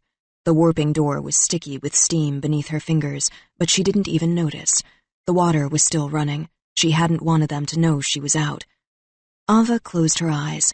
She was only a few meters from Natasha now, just on the other side of the door, and as far as their quantum entanglement was concerned, she might as well have been standing next to a bonfire. Ava could feel it all. Disbelief and confusion, and relief, and sadness, and guilt, and... what is that? That other feeling. It fluttered in her chest, rippling all the way to her fingertips. There were other feelings, too, but this one was new. It ricocheted through her, even now, straight through her heart. Love. Natasha Romanoff loved her brother more than anything in the world. It wasn't something she would ever admit, and it wasn't something Ava had ever felt from her before. Could Natasha Romanoff be happy? I'm from a family of superheroes. As the three of them rode the public bus into the center of Odessa, Alexei Romanoff was reeling. He had a sister now and a girlfriend, and he was sitting behind both of them. What he didn't have was a mother, though it was impossible to imagine that the person he'd thought was his mother was not, and that she, whoever she was not actually going to ground him for the rest of his life when he got back to New Jersey. Who was going to ground him now? The Black Widow? Was she his guardian? She was certainly his closest living relative. That wasn't speculation, it was the truth. He knew it, he just didn't know how to process it, and he certainly didn't know how he felt about it. He stared out the window as Odessa streaked by. The bus dumped them out on the corner of Deribasovskaya and Havanaya into a startling, piercing cold that seemed to entirely negate the late morning sunshine. They'd plodded across the snowy street in silence, Alex kicking the snow out of his stupid loafers, until they reached the far sidewalk. Then they'd crawled gratefully out of the snow and into a warm corner table at the first lit cafe they could find, ordering platefuls of eggs and steaming milky cappuccinos and fruity hot compote. Alex smothered his confusion with sugar and pastry. As he managed his fourth plate of strudel, Natasha and Ava studied the stolen Opus project files. I can't believe I missed it. Natasha was annoyed. Ava nodded. That his lab was right beneath the warehouse all along? All of S.H.I.E.L.D. seems to have missed it. Natasha frowned. And these names are test subjects, all of them. How can that be? There are more than 100 names on this list. She looked up from the folder. 100 test subjects means there could be 100 more entangled Avas out there. Ava picked up her coffee. You mean 100 deep-cover operatives waiting to start psychically linking to 100 heads of state or CEOs or dignitaries the minute Ivan Somodorov gives them the high sign. Alex put down his fork, shoving away his latest empty plate. Depending on what kind of access those children grew up with, Ivan could have positioned every single one of them to now be exactly where he wants them. Natasha turned a page. As his spies or operatives, or even an army of assassins. His own massive, worldwide red room. Ava shook her head, but something more seemed to be bothering her. 100 entangled children? Like me? Where were they on the night of the raid? Natasha looked at her. I didn't find any other test subjects but you. Ivan was dragging you around as if you were the only one. It's all a blur, Ava sighed. My name is on that list too, right? So where was I? Alex asked. Maybe this mission was about Ava, Natasha said. But that probably was the whole point, right? That Ava was the only one you found? Alex stared at his empty plate ruefully, as if he had eaten the answers he wanted. What are you getting at? Natasha asked. What if Ivan wanted you to rescue Ava because he wanted you to bring her back to the United States? What if he wanted an entry point to S.H.I.E.L.D.? And to you, Tosh? What if it was all a setup? Natasha's eyes flickered over at her brother. Tosh? He shrugged good-naturedly. Even if it was, what do we do? Ava was frustrated. If he really does have 100 entangled zombies in place, taking out Yvonne himself can't even stop it. We don't know who or where the targets are, what the threat is. We only have this list of names from, 8 years ago? They could be anywhere. So we'd better get started. Natasha looked at them. We find Yvonne and move before things get any more complicated. Alex looked from Ava to Natasha. So we take this to S.H.I.E.L.D.? Ava winced. After how we left the Triskelion, they're not going to be too happy with us. I'm not happy with them, Natasha said fiercely. They're the last place we can take this. Someone at S.H.I.E.L.D. wiped our memories, and I don't know who we can trust. Nobody said a word. So, what now? Ava tossed her napkin to the table, discouraged. Maybe there is a way, Natasha said slowly. She glanced at Ava. I hate to even bring it up. But you're about to, Alex said. Tosh?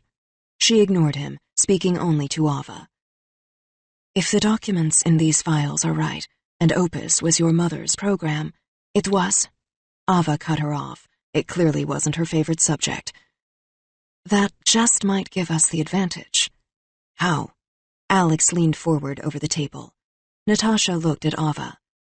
She's your mother. You were there at her side the whole time. You probably know more about her than anyone, including her scientific brain, which means you might even know more about the Opus than you think you do. We can't be sure of that, Ava said uncertainly. And I don't know anything about her. Why she let Yvonne take me, what became of her, what she was doing working with Yvonne in the first place. I don't know what good I could do. You did remember much more about the warehouse than you thought you would, Alex said, looking at her. Maybe it was starting to come back? Ava didn't answer. A waitress came by, shoving their empty plates onto her tray. Nobody said anything until she was gone again. Natasha lowered her voice. So we try to amp up our QE connection one more time, just you and me, like it was back at the river, or like with Tony's machines. I swear I saw a glimpse of something before one of his machines exploded. Because that was so great? Ava looked skeptical. Think about it. We make the most powerful connection we can. You let me in, and I'll see what I can find about Opus in your own memories. It's too dangerous. Last time Ava couldn't even stay conscious. Alex sounded panicked. I know, Natasha said, but there's no other way. Alex reached for Ava's hand. I still don't think it's a good idea. Ava looked at him. But she's right. Re-establishing our connection could be the key to figuring out how to break the entanglement. Or it's not, Alex said, and you risk it all for nothing. No, not for nothing. For every other person Yvonne ever held in that warehouse. The conversation was over. Ava's mind was made up. S.H.I.E.L.D. eyes only. Clearance level X.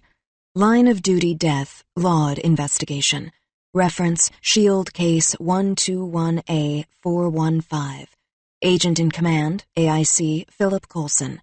Regarding Agent Natasha Romanoff, a.k.a. Black Widow, a.k.a. Natasha Romanova.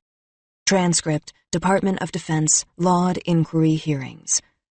DOD. You mean to tell me, upon learning you yourself had been the recipient of some kind of compulsory cognitive reset— Romanoff. Call it what it is. Just say it. Brain wipe. DOD. You had zero qualms about conducting an unauthorized cognition experiment of your own on a minor asset in some fleabag hotel room in Ukraine, on Ivan Somodorov's own doorstep. Romanoff. No, sir. That would not be a truthful statement. DOD. Excuse me? Romanoff. There were not zero qualms. There were qualms. There are always qualms, sir. DOD. Yet you didn't stop for 1 minute to consider the validity of your own concerns. You didn't once ask yourself why you were doing any of this kumbaya, mumbo-jumbo brain garbage at all. Romanoff. No, sir. DOD. Why not? Romanoff. Only guitar players and Americans do that, sir. Chapter 28. Ava and Natasha. Dacha Odessa Hotel, Odessa City Center, Ukraine.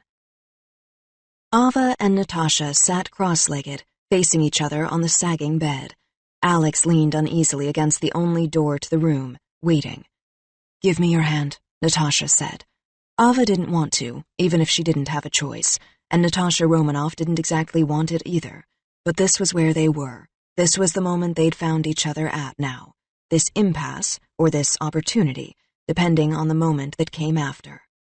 For once in their lives, both Divushki Ivana knew they had to force themselves to drop their mental defenses.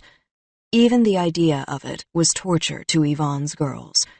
Ivan had done terrible things to them, to both of them, not just in the Red Room for Natasha, or in the labs of the Opus Project for Ava. The cold reach of Ivan Somodorov went much deeper than that. Ivan had condemned them to always live their lives in the solitary shadows, to always believe they were alone, that they could never be anything but alone. That was life beneath Ivan's dumpling moon. That was his curse.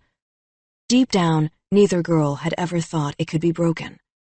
There was nothing more powerful in the universe than the cold truth of Ivan Somodorov, than the hatred of him and their fear.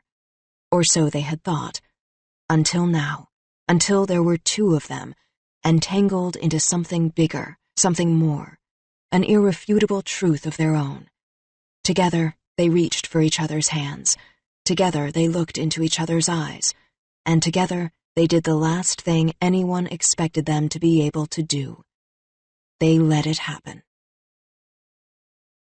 As Ava's fingers touched Natasha's, their minds rolled forward, intertwined, endlessly combining and recombining. Ava gave in to the pain that always came with linking to Natasha's psyche. But the moment she stopped trying to resist it, the sensation overwhelmed her, swallowing her whole, until she could no longer separate what hurt from what did not, the way a fish could no longer sense the water. Whether the pain swallowed her or she swallowed the pain became impossible to say, and she felt nothing at all. She felt nothing, but saw everything. Soon it was almost impossible to tell one memory from another, or even to know whose mind they were in one moment to the next. They were both. They were always. They were at the end and the beginning, all at once. The memories flowed. A scared Tasha presses herself against elaborately painted wallpaper in Stalingrad as heavy boots tramp down cobblestone streets and shots ring out beyond her playroom windows. Tasha reaches through the bars of the crib next to her. "Don't cry, Alexei. I'm not going to let the bad man hurt you." She looks down at the little brown puppy, whining by her feet. "Will we?" A young Ava refuses to let go of her father's hand, following him down the stairs to the street as she begs him not to leave their old Moscow apartment. "I don't care if it's your job. Mama and I don't want to go to Odessa without you." Tasha's hand clutches the railing as she stumbles, fast as she can, carrying her baby brother down the cellar steps. The puppy scampers after them. Her mother calls frantically for her father in the distance. Tasha covers her ears while shrapnel explodes through the old stone dacha. Ava plays on the rug with her new China doll, Karolina, sent in the mail from her father, who works abroad. Her mother, surrounded by the endless stacks of her work papers, watches with tired eyes. Natasha holds her baby brother in her lap next to a flag-draped coffin lying in the snow at their parents' memorial service. The brown dog curls under their chair. Dark-eyed and solemn, she refuses to let anyone else hold her brother. "You still have me, Alexei. You will always have me." Ava practices her ballet positions, holding on to the back of her mother's chair in the windowless office of her Odessa lab.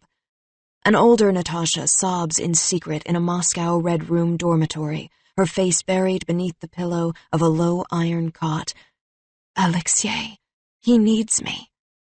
Ava practices a dance routine in an old Odessa ballet studio, twirling in circles across a mosaic floor. A number 62 is painted inside a yellow sun in the center of the tile. As Ava dances across the mosaic, she sings to her doll. "Karolina, Karolina, Karolina, learn the steps are key, Keep you safe, and you keep me. 1, 2, 3, 1, 2, 3, 1, 2, 3. Natasha assembles and disassembles an assault rifle over and over again beneath Yvonne's watchful eye. You shame me. Slow as a fat American. What are you going to do in the field? Stop and ask for more time? Natasha's finger curls around the trigger. Ava pirouettes in the ballet studio, pointing her toes as she hits the tiled number 6 over and over and over again, but with only her left foot and only on the downbeats of the rhythm. Natasha faces Yvonne, wearing only a tank top. He pulls a hunting knife from a sheath at his waist. Before she can say anything, the blade flashes and blood streaks across her upper arm. He laughs. I attack, Petenyets. You defend. If you don't want your shirt cut to shreds, I suggest you move quickly. Otherwise, I clip your wings. She takes a step back, but he's too quick, and he cuts her arm again, still laughing. Ava twirls, hitting the number 2, and only with her right foot, far fewer times. Her mind is filled with left 6s and right 2s. Her mother looks up from her papers nearby. Learn the dance, Ava. Your recital is very soon as your father comes back. From the city with the blue mosque, Mama? The very one, Ava. Natasha stands over the toilet, vomiting. Now she tries to wash the blood from her shaking hands, but it won't come off, and the whole sink turns red with her efforts. Yvonne laughs behind her. Your first Red Room kill, Petenyets, and there you stand, wild-eyed and weeping. For what, a deer? What will you do when Moscow sends you hunting for me? You really should be an American. Ava walks with her mother into a military office, but refuses to go inside. Her mother panics, slapping her. Ava is stunned. General Somodorov is a powerful man, Ava. You need to do what he says, for your father's sake. Natasha practices her pliés at the bar, one slim black leotard in a company of 50 others, stretching her graceful arms toward the rafters of the theater while avoiding the concealed pistol strapped to her upper thigh, concealed by her ballet skirt. Ava sits on the floor against the wall of an institutional-looking bathroom. The tiles are green. She picks at the grout as she tries not to pull the chain holding her to the pipe beneath the sink. It hurts her wrist. Natasha tears apart an assault rifle in seconds. Her face is stone.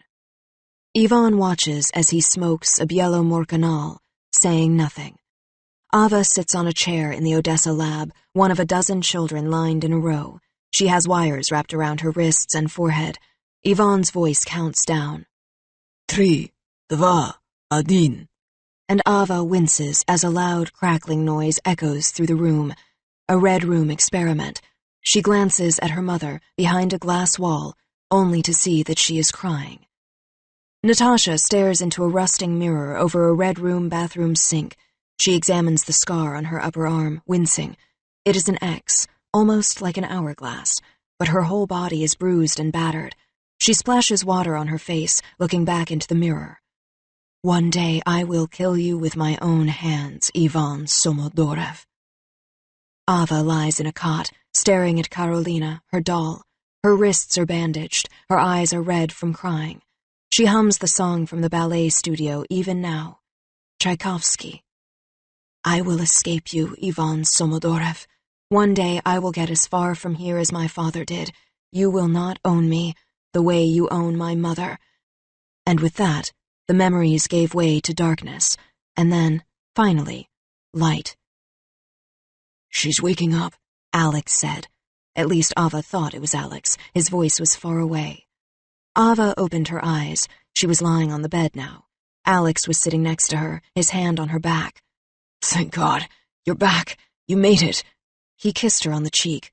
Natasha was pacing in the room. I could see it all, Ava. Everything. I've never experienced anything like that. It was... Quantum? Alex suggested. That song, Ava murmured.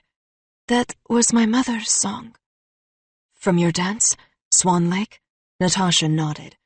You know what Swan Lake was, of course. A lake? With swans? Alex asked, reaching for Ava's hand.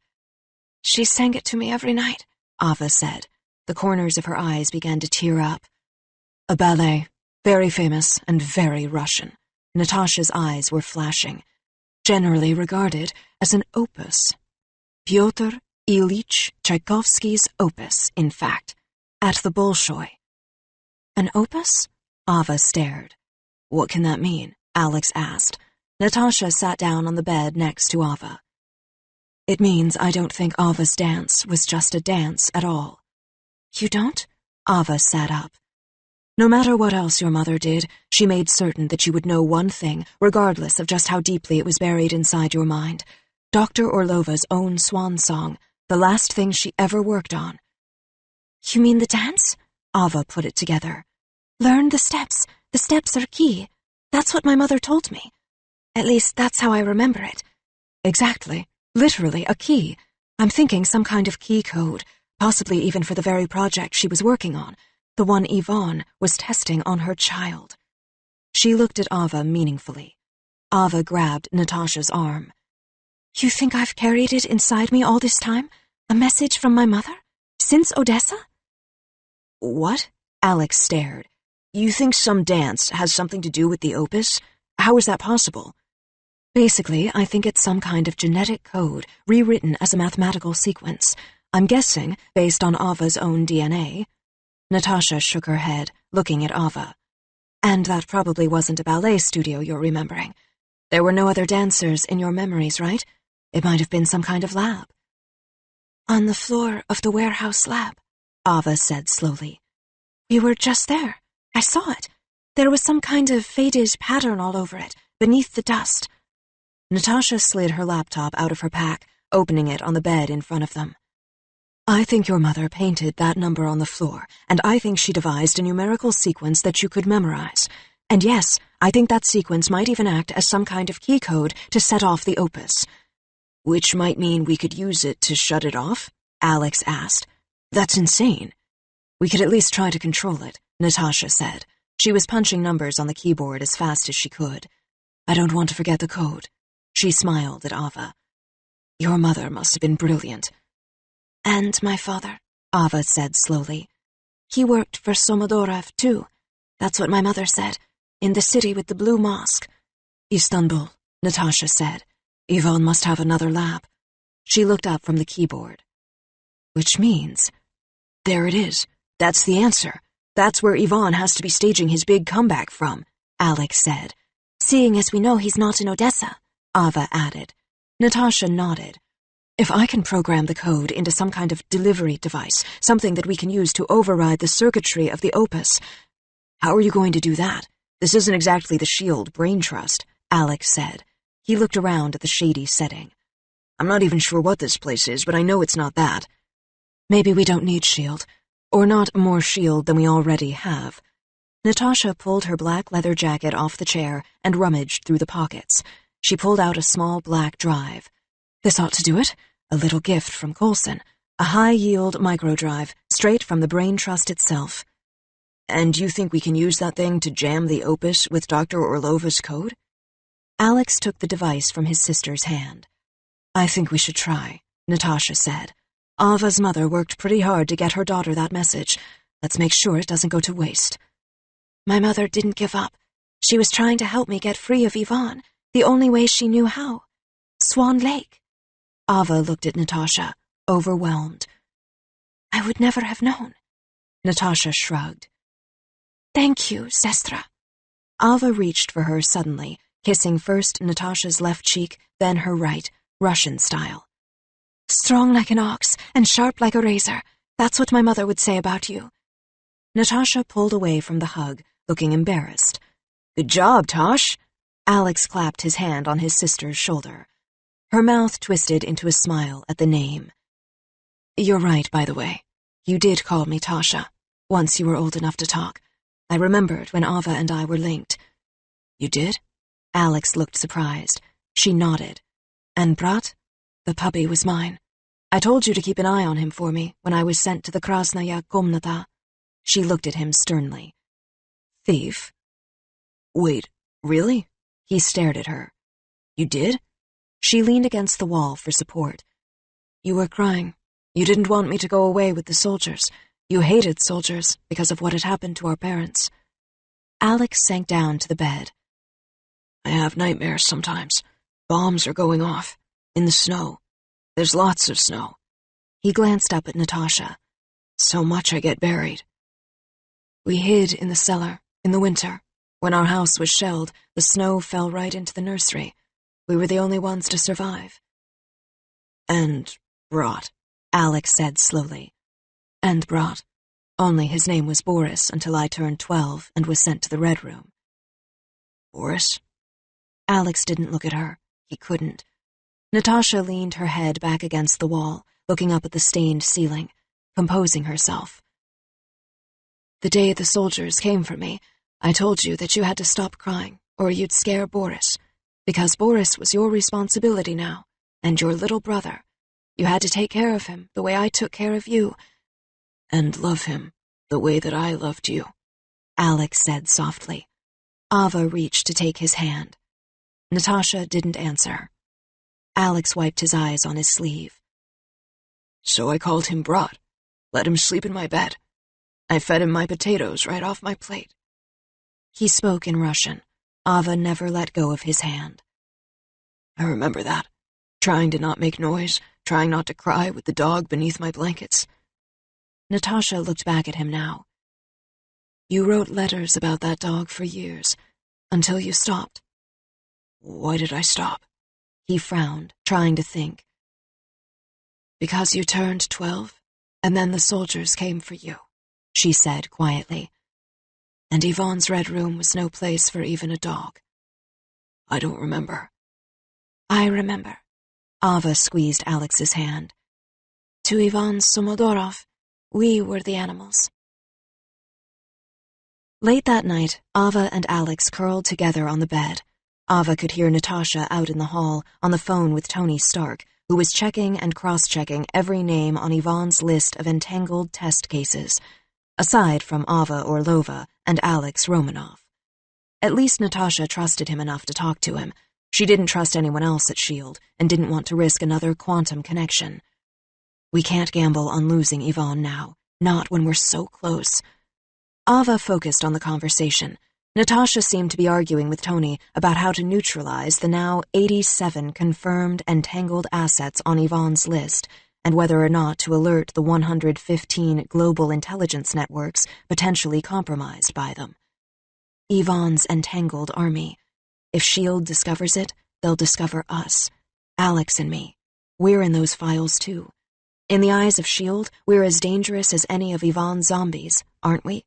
If they find out, if anything happens, I'll never escape 7B. Or worse, I'll have electrodes strapped to my head for the rest of my life. She couldn't stand to think about it, and she suspected Natasha was outside in the hall, instead of in the room with them, because she was concerned about the same thing. What will happen to us? Ava lay in silence, listening to Alex's heart pound. Alex hadn't shown any signs of being compromised, but they couldn't rule it out.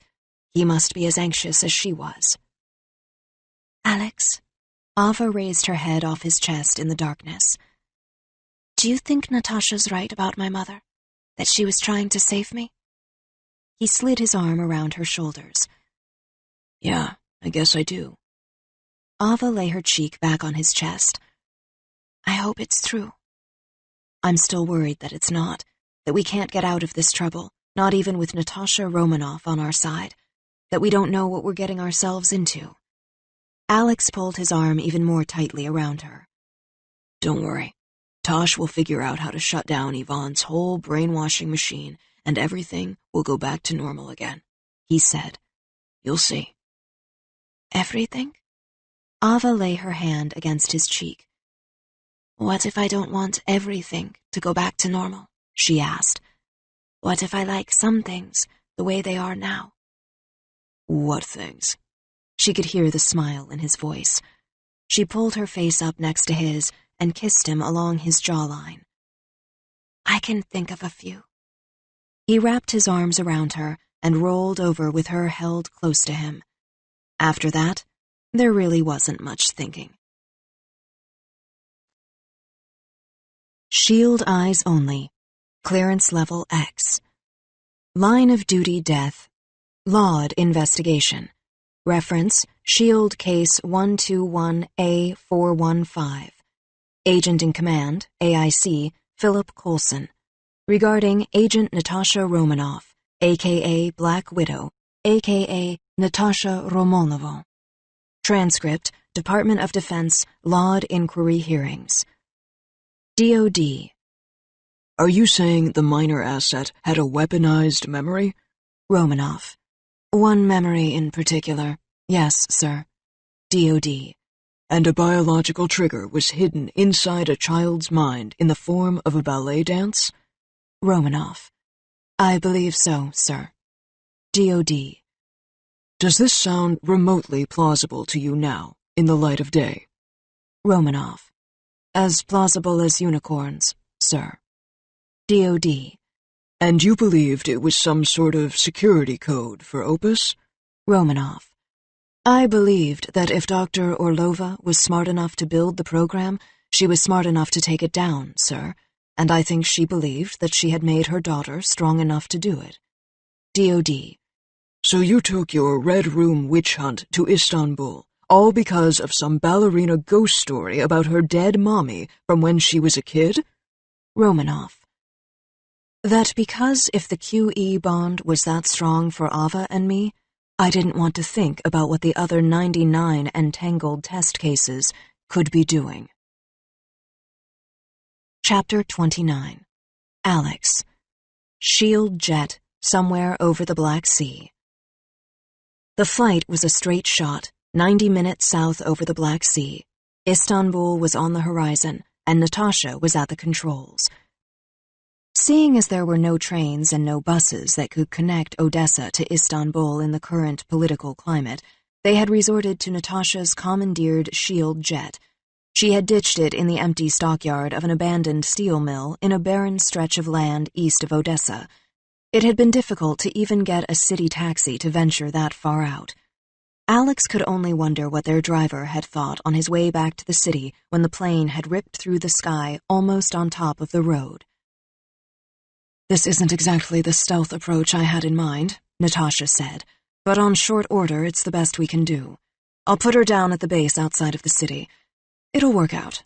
She frowned. She was all operative now. She had stopped using unnecessary language when she'd strapped on her second semi-automatic. This all has to work out, Ava said from the co-pilot's seat. There isn't a plan B. Actually, there is, Natasha said. What? It's not like we can call in S.H.I.E.L.D., Alex said. And I'm not going back to 7B, Ava repeated fiercely. Nobody's going to make you go back, Ava, and I'm not feeling all that charitable towards S.H.I.E.L.D. at the moment myself, Natasha said. Seeing as I don't exactly love the idea of someone wiping my brain. So what's plan B? Alex asked. We do what we have to do, Natasha said, keeping her eyes fixed on her radar screen. It took a moment for the words to sink in. Ava frowned. We're not going to let anyone neutralize 87 people like me, or for all we know, even Alex. 87 more people who never had a choice about what Yvonne did to them. Besides, you just got through telling us how wired in all of Yvonne's quantums are. We can't fire on the White House, the Pentagon, the Kremlin, Parliament, MI6, Beijing, and half of the Arabian Peninsula without expecting blowback. Talk about World War III. Alex shook his head. That's why it's not Plan A, Natasha said, sounding grim. But we also can't sit around and wait for one of those quantums to give launch codes for a nuke or kill the radar for every airplane headed into JFK or LAX. But there has to be another way, Ava said. Tony's monitoring the NSA feeds and the Stark sats. If we get a surge anywhere, and it looks like Yvonne's army is beginning to deploy, well, we'll deal with that when and if it happens. Natasha sounded as unhappy about it as they did. Until then, let's stay focused on our own play. Ava stared at the small black drive that lay flat in the palm of her hand. Natasha had reprogrammed it with Dr. Orlova's Opus sequence in the final few hours before leaving the Dacha Odessa hotel. We don't have much to go on, just the Swan Lake code, and that Yvonne's other lab was in Istanbul. She turned the drive over in her hand. It has to be enough. We have to make it work. It will, Alex said from behind her. Natasha touched a screen on her control panel, and a map lit up on the surface, the satellite image of a city. We've got one other thing, actually. Pulsing lights illuminated a 3-inch circle in the center of what looked like a grid of dense urban blocks. We're picking up a massive heat signature with a very small radius in the center of Istanbul. There. Is that the lab? Alex asked his sister. Natasha nodded. It looks like we're within kilometers of Yvonne's Turkish operation, and from the corresponding radiation numbers, I think we can also say that we've found his next opus power source. He appears to be draining power from the city grid even as we speak. Where? Ava asked. The old city of Sultanahmet, right in the center of Istanbul. Natasha looked over at her. You want to go over the play again? Ava held up the drive. We find the device, locate the port somewhere on it, connect the drive, take the Opus network offline. And? The transfer can only take 10 seconds. There's a counter on the drive. It'll start timing from the second I connect it to Yvonne's device. Alex recited. You mean I connect it? Ava said. No, Alex said. We don't know that you have to do it. We just know you had the code. You can give me the drive. I volunteer as tribute. Let me go. I'll disable the Opus and get out. No big deal. He reached for the drive. Ava snorted, holding it away from him. The whole code is based on my DNA, remember? You're not thinking straight, Ava. The second we take out the Opus, you'll lose all your entanglement skills. You won't be a tough little Agent Romanoff mini-me anymore. You won't know how to fire your Glock or your Bloch or whatever. Natasha looked back at him. Glock, and it's times like this that I can't believe we're related. Ava glared. Oh my God, thank you for the vote of confidence, but I can do this. Stop worrying. Natasha held up a black-gloved hand. Ava's our best shot at jamming the device. It's her code. But we need to get her close enough to do it and cover her while she does. None of those things will be easy. They might not even be possible. Neither Ava nor Alex said a word. Natasha checked her control panel. 15 minutes out. We're cleared for an airfield just outside of the city, she said. And by cleared, you mean? Alex raised an eyebrow. We cleared ourselves, Natasha shrugged. And it might not be so much of an airfield as a field. Alex reached up for Ava's hand and held it, lacing his fingers through hers. He decided right then that he never wanted to let it go. Shield eyes only. Clearance level X. Line of duty death, Laud investigation. Reference Shield Case 121A415. Agent in Command, AIC, Philip Coulson. Regarding Agent Natasha Romanoff, a.k.a. Black Widow, a.k.a. Natasha Romanova. Transcript, Department of Defense, Laud Inquiry Hearings. DOD. So you approved not one, but 2 minor assets for a Black Ops, off-the-books mission in a country where we are in no way authorized to execute field work? Romanoff. Something like that, sir. DOD.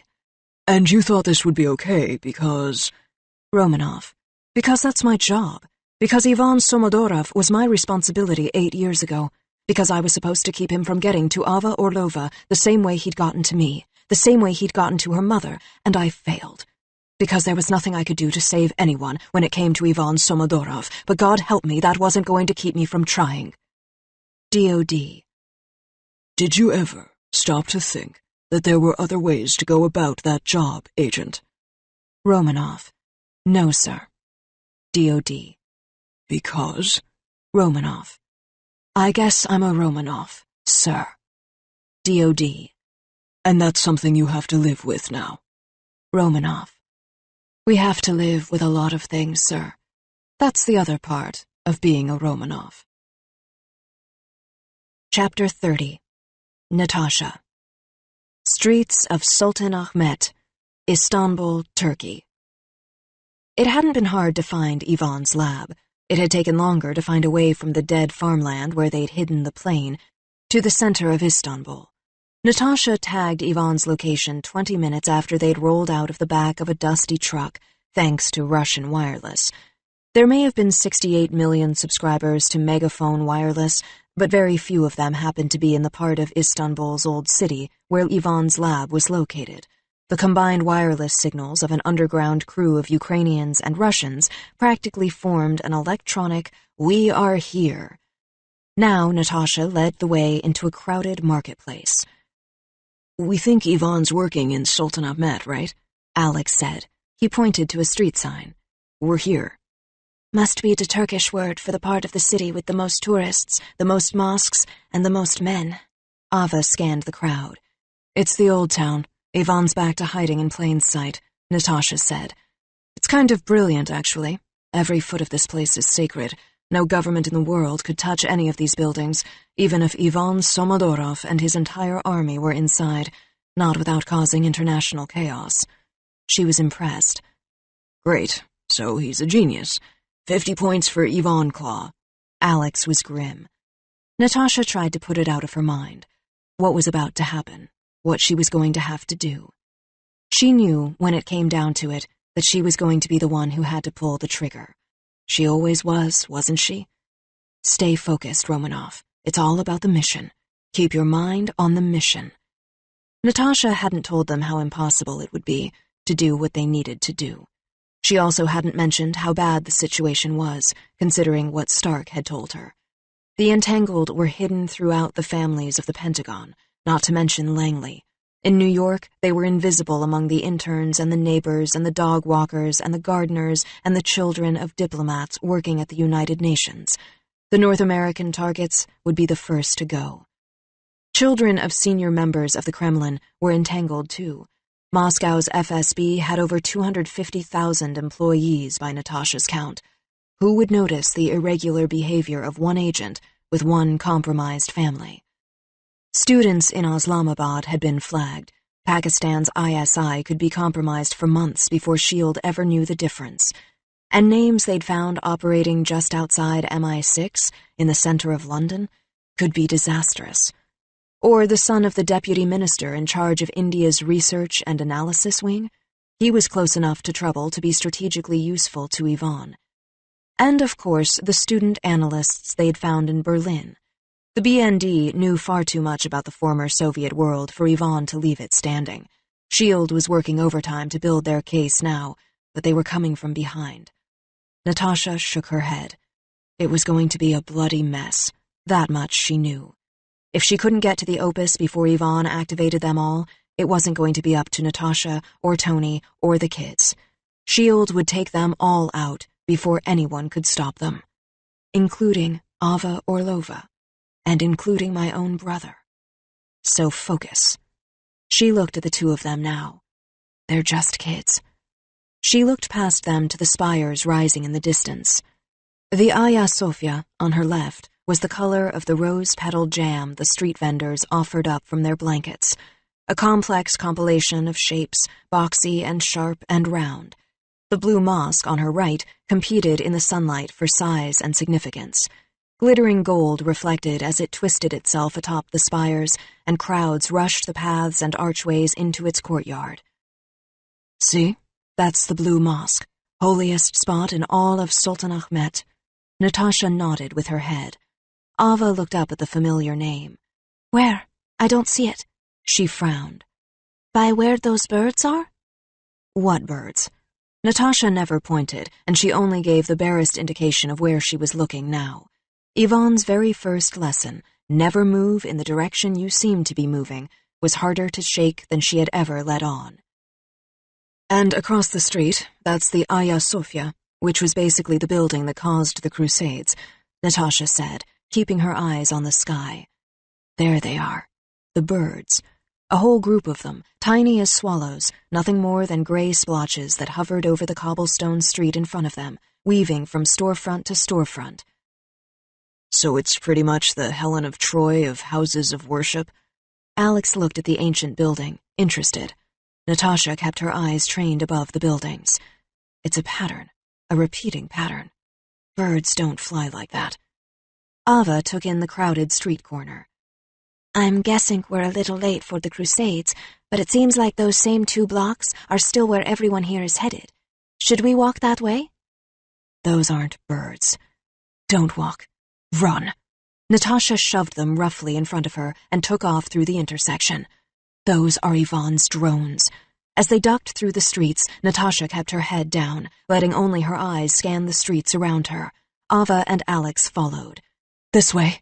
They skidded around a corner, sending a crowd scattering. A group of women in raincoats buttoned from collar to toe.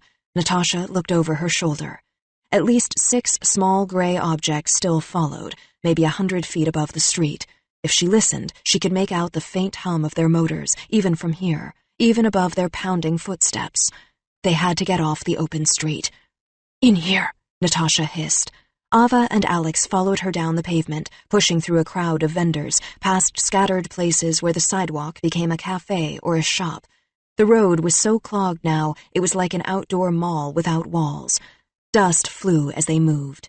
The vendors called after them, even as they ran. You like a book? Why not? English, German, Italian? I remember you. Natasha dove behind a stall of textiles, and a rack of colorful embroidered bags went flying. Alex jumped over a pile of woven slippers and scarves. Ava dodged an old man holding a tray of walnuts and stumbled into the shadows behind Alex. They caught their breath as Natasha pulled a small lens out from her jacket. What are those things? Alex asked. Natasha held the lens to her eye. Drones. Nasty buggers. Stings so bad they'll incapacitate you. When they're not moving too much, you can see the lasers lighting up on their bellies. The hovering machines roamed the sky above them even now. All 3 of them stared. Yvonne's drones? Ava watched them rotate across the street. Micro-drones, actually. And yes, Natasha said. So those things are weapons? Alex stared. And cameras. They're meant to find us as much as deter us. Natasha pocketed the lens. Looks like we found Yvonne's lab. The drones just mean we've hit the perimeter. How do we get past them? Ava looked at her. Good question. She worked through the logic out loud. They followed us when we ran, which means either they spotted us or they're somehow connected to the Opus, and they've pinned one or both of you as quantums. Great, Alex said. Now what? Natasha took in the street around them. Cobblestones and El Torito, 1,000-year-old buildings, and a McDonald's in the distance. They were caught between the ancient mosque and the Starbucks in a chaotic confusion of time. Like me, she thought, and Yvonne, and my brother, and Ava. What are any of us doing here? Did I choose this? I can't remember anymore. How it began, what I wanted, who I was, before Ivan Somodorov and his scars. She turned to look the other way, to where the street and the crowd widened and hardened into a broad city square, beautiful and old. Everywhere there were trees and benches, and people sprawled sitting under and on them, even in the winter sun. Focus on the mission. How do you take out Yvonne's drone perimeter without sounding all his alarms? In every direction, the bright day bustled on without them. A man tried to sell his Turkish novel from a white canvas stand. A mobile ATM pulled up next to him. 2 cats watched from a white iron fence. A police car sat in the street nearby. Not much to work with there. An old man wandered down the street selling walnuts by the half. Just past him, a row of men at stands sold ragged chunks of cold watermelon, burned chestnuts, and corn on sticks. So what? We throw chestnuts at them? At the end of the row, another man wrapped something that looked like a pretzel in wax paper and handed it to a policeman on a parked motorcycle. Cops are out in full force for lunch.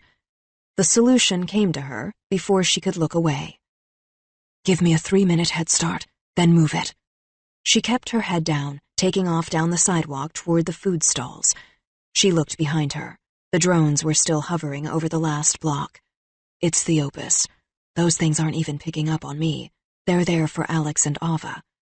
Even before she neared the first stall, she had her sleeve up and her widow's cuff buzzing.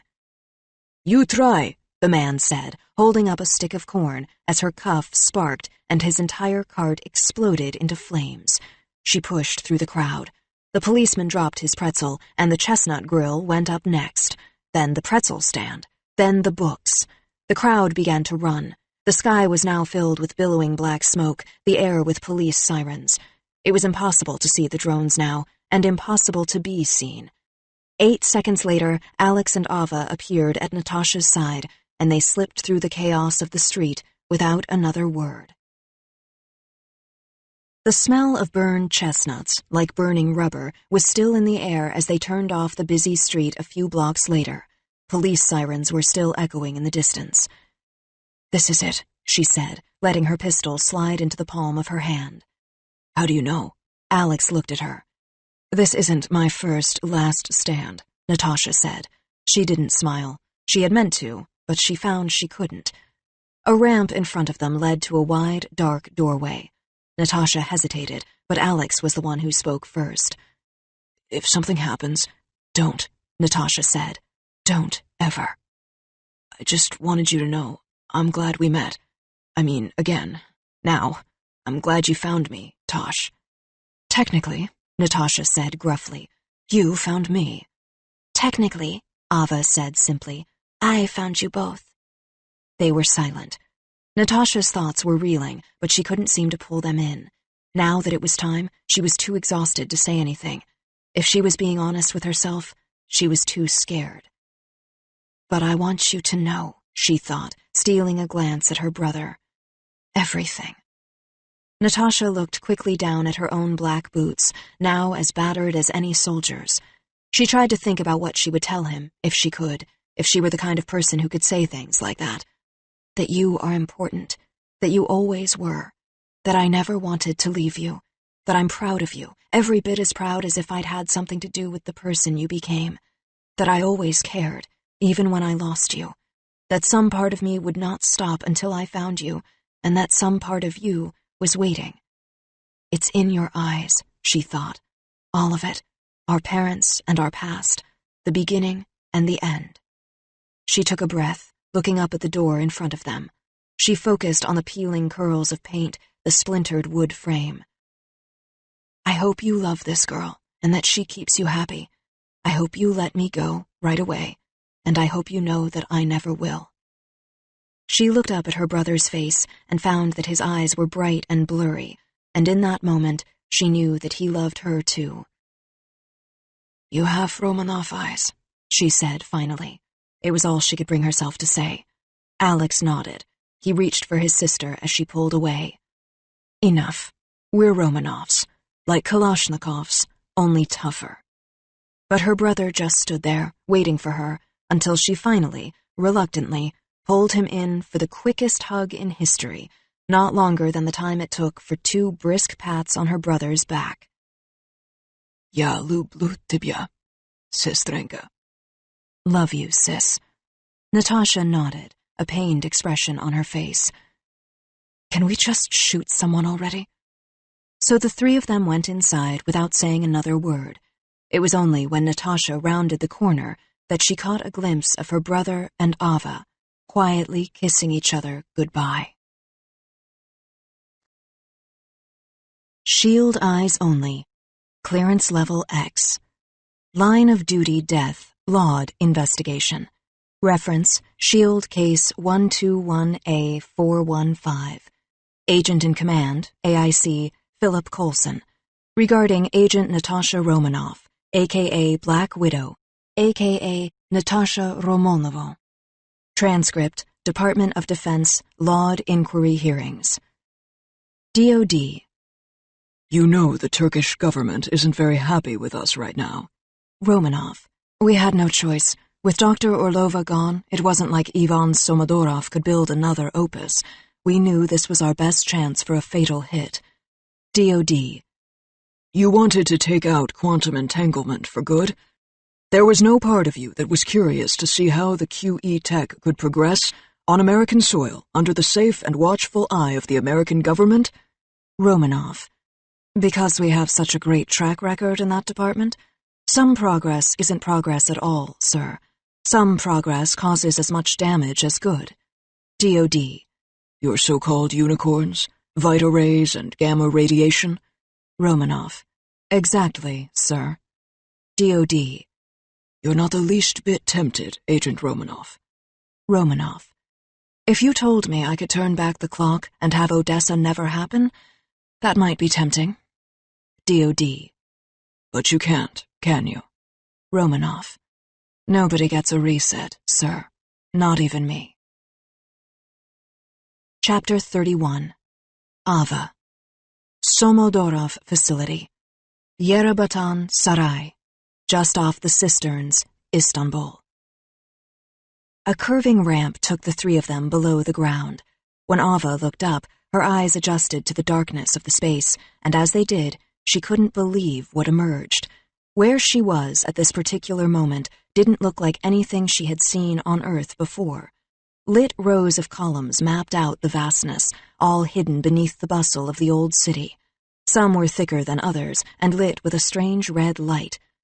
They were at a cistern, not a random cistern, but Yerebatan Saray, which in Turkish meant underwater palace, at least according to the placard on the wall. It was a monument, the engraved paragraph said. Constantinople's only source for fresh water, despite being surrounded by water, was a little river called Lycus. Because it was insufficient to meet the needs of the growing city, the Turks had to build an aqueduct that brought water to the city and distributed it to various outdoor tanks. These were the cisterns. So said the wall. But the words couldn't possibly do justice to what Ava saw before her now. She stood at the mouth of a vast, shadowy underground cavern, the size of maybe a football field, illuminated with only the faintest light. Just enough light to count the hired guns, she thought. She counted as she surveyed the length of the space. The place was heavily armed, but not impossibly. It was the kind of muscle you'd expect at a monument, not a military base. So there's more. The cavern was divided into smaller areas by a series of wooden walkway bridges that traversed the space, suspended over the reservoir of water that filled the rock floor.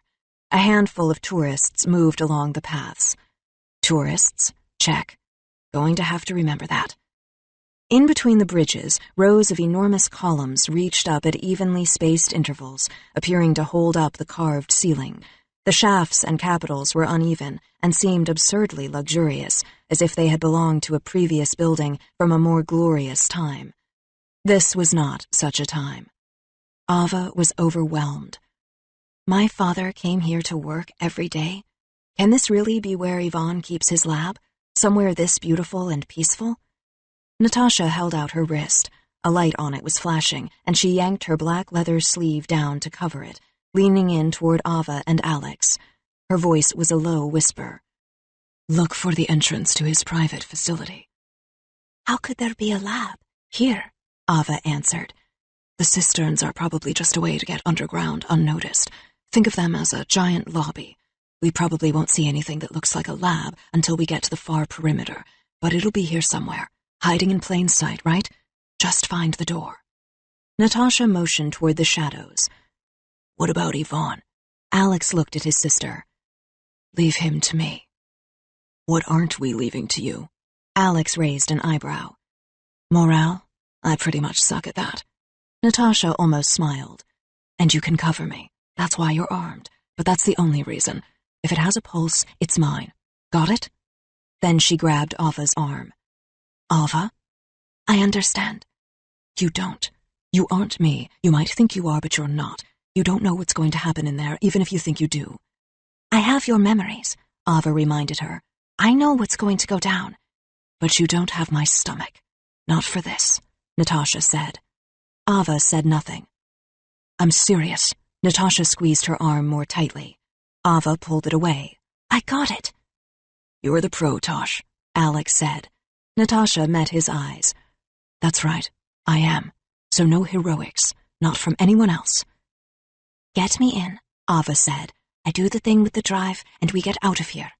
Her eyes darted around the room, searching for some sign of light that meant another entrance. As fast as we can. Being this far underground is reminding me of a grave.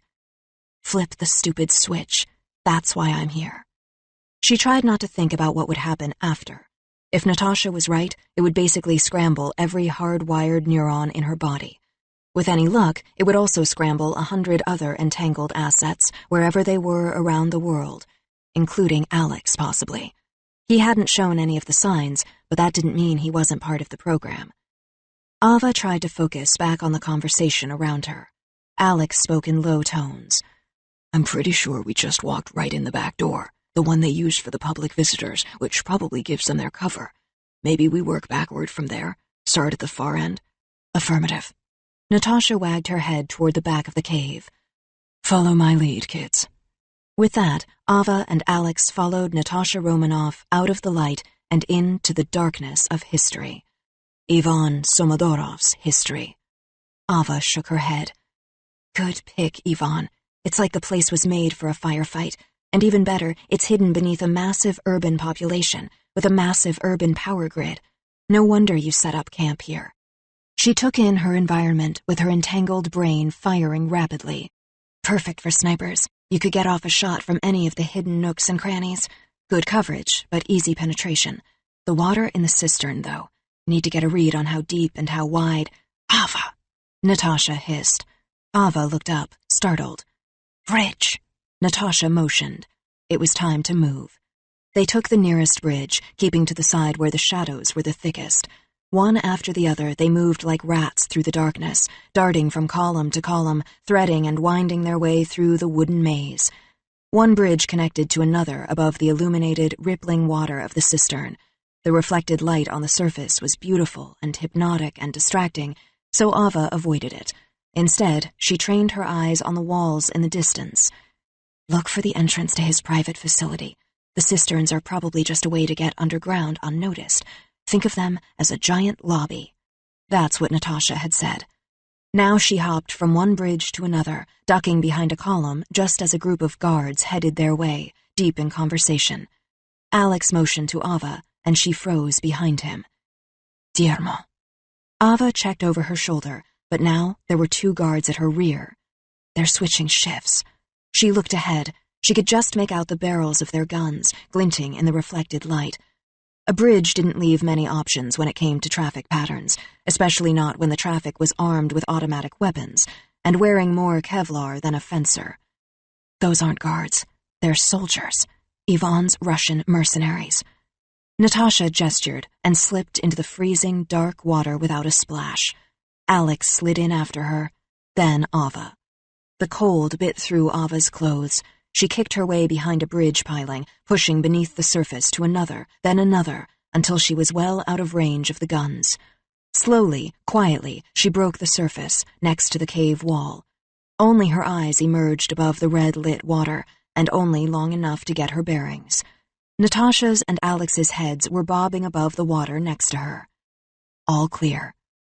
As far as Ava could tell, they could use the unbroken shadow in this part of the cave for cover. She followed the others up over the splintered edge of the bridge. Ava clamped her teeth tight to keep them from chattering. Her eyes were stinging. Now they were in the darkest part of the cavern, farthest from the entrance. Ava tried to calculate the distance she had come. There were 28 rows of 12 columns each in the cisterns. She had already made her way past 22 of them. She did the strategic math. If Ivan's lab correlates roughly to this space, the entrance will have to be close by now. A service entrance, maybe, or a closed-off security checkpoint. Nothing out of the ordinary, but inaccessible. There. There it was, not 20 meters away. The telltale construction tape zoning off a single wooden bridge in front of a lone, rusting steel door. The door to the labs. That has to be it. Ava suspected that the posted sign on the door meant off-limits. The wood beneath her feet began to vibrate, and she didn't have to look to know there were soldiers coming up the walkway behind her. Natasha slid past her, toward the door. She already had her blade out of her belt. She slid it into the aging lock before she had time to reconsider. It sprang open on the 4th try. Too easy. Ivan had all but left the door open for them. As usual, he would be waiting. The 3 former Russians glanced at each other, one last silent communication. Ava knew they were all thinking the same thing. Have it your way, Ivan. Let's do this. As Natasha pushed open the steel door, she saw that she wasn't the only thing that had changed since Odessa. Ivan had gone high-tech. This wasn't the old warehouse on the dying Ukrainian docks.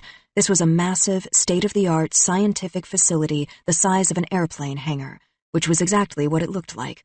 An underground military research base devoted to one thing and one thing only: and that thing stood carefully elevated on a steel platform in the center of the room. The opus itself. Snipers surrounded the base of the platform, which, while only a few meters tall, spanned maybe 10 meters across in either direction. Mercenaries.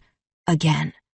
Now that there was enough light to really see them, she noticed they wore the short-sleeved black polo shirts, black bulletproof vests, and black military pants tucked into black combat boots of Istanbul's police force. Their faces were hooded in black. They're dressed as riot police. Explains away the bigger guns and the body shields. Natasha counted the guns as the three of them took cover behind a stack of crates leaning against a curving corner of the rock. There were too many to count. Her eyes narrowed. From this vantage point, she could see more than just Ivan's hired guns. She could see everything, and one thing in particular. Ivan Somodorov. She watched as he stepped out from behind the opus, high on the raised scaffolding that held the device in the center of the chamber. The ghost from her past was a ghost no longer. The old Russian grinned from above. Natashka, I know you're out there. I said you would come, and you didn't disappoint. You never do you, Peteniets? His hairless head shone beneath the fluorescent bulbs that hung from the cavern ceiling. It was the only part of him not hidden by his baggy, black nylon tracksuit. She looked away from his face, but couldn't move her eyes from the thick scrolling of tattoos that bisected his neck. She didn't have to see the pattern to know what it said. No man, no problem. It had been Stalin's infamous reason for making all of his political enemies disappear, and to the same ends, Ivan's. Her stomach twisted into a slippery knot of muscle and bile. Ivan looked down at his watch, shaking his head. I'm afraid we're going to have to speed things up, however. We have a tight schedule. 12 minutes, in fact. We can't keep the children waiting. Natasha said nothing. Alex and Ava looked at her. Come out and see your old friend, my baby bird, Ivan shouted again. His thickly accented voice echoed in the room around her. But Natasha Romanoff was done playing games with Ivan the Strange. She'd been playing them her entire life. It had to end, and not with a bullet in her baby brother's back. It wasn't worth risking his life and Ava's. Natasha knew that if it came down to it, she would sacrifice her life for them. She had always known. That had never been a question. The only remaining question would have been why. At first, it would have been because of duty, a sense of responsibility or loyalty, the nature of the job she'd loved so much and done so well, the greater good for the most people. It was an old Russian lesson, and she'd learned it well. But now, everything had changed. Now she was learning something else, something she was only just starting to understand, something unlike anything else she'd felt in a very, very long time. Love. Natasha wasn't afraid. She was determined. She just had to distract Ivan long enough so that Ava could do what they'd come here to do. Alex looked at her. Tosh, what are you? She took a step forward. Ava reached for her arm. Don't! But Natasha pushed past both of them and took her place in the center of the room. Shield eyes only. Clearance level X. Line of duty death. Laud investigation. Reference, Shield Case 121A415. Agent in command, AIC Philip Coulson. Regarding Agent Natasha Romanoff, a.k.a. Black Widow, a.k.a. Natasha Romanova. Transcript, Department of Defense, Laud Inquiry Hearings. DOD. What did he really want from you, Ivan Somodorov? Because I can think of easier ways to eliminate a target than dragging her down into an ancient Turkish cistern. Romanoff. There's an old saying from the Gulag. If you mean to punish a man with 3 brothers, you make the first kill the second while the third watches. DOD. And this is what you were now, the 3 Gulag brothers? Romanoff. It's just an old saying, sir. DOD. I heard another old saying about the Gulag. Romanoff. What's that? DOD. Don't go to the Gulag. Romanov. I didn't have a choice. None of us did. DOD. I think you're wrong. I think this was something you wanted. I think you sought Ivan Somodorov out, you went to him, all three of you. You took the flight to Odessa and then Istanbul. Romanov. Just as he brought it to the United States before that. Just as he stole a child from her mother. DOD. So the real question is, what did you want from him? Romanov. I don't think that's a question at all, sir. Chapter 32. Natasha. Somodorov Facility, Yerebatan Saray, just off the cisterns, Istanbul. Ivan, Natasha said, her voice a low warning. We don't need to involve any of them. They're just children. She kept her hand moving, slowly, until her weapon was trained on Ivan's head. This is between you and me. The hooded soldiers aimed their guns at her, and she could feel the snipers moving into place around the perimeter of the room. Outnumbered, at least 10-1. Been there before. Ivan shrugged. Don't spoil it, Natashka. I have been waiting for this day for a long time. So have my young friends around the world. He grinned. They may not know it now, but they will. Very soon. You mean your underage army? The Quantums? Catchy. I think I'll use that. Ivan nodded. Yeah, that whole quantum entanglement thing, that's not going to happen. I'm going to make sure of that, Natasha said. We know what you're doing. You won't get away with it. Ivan smiled. I don't think you understand. I already have. Look around. We're all here together. Who do you think I have fighting by my side, even now? They're here. The entangled. These hooded soldiers. Ivan has more than 100. More than we know. They're his hired guns, his army. And they're no older than my brother. Natasha sounded as disgusted as she felt. You're sick. They're barely old enough to fight. Ivan shrugged. I seem to remember you knew how to handle a Glock at that age. He smiled. I am the father of this army, Natashka, just as I was to you. You were nobody's father, Ivan. Of course I was, and my most successful quantum pair, both my girls. My long-lost peteniets and my key to the future. Think of it as our own little family reunion. Only one that will change the world. No thanks, Ava said. I think I'll pass. The lights flickered on and off across the cavern's ceiling. A power surge. It's already happening, Natasha thought. Here we go. Ivan looked up. We had to hijack most of the city's power grid. Keep your fingers crossed we don't end up with another Chernobyl. I told Moscow we weren't ready that time. But I also didn't have your help, my divushki. Our help? We will never help you. Not ever, Ava said.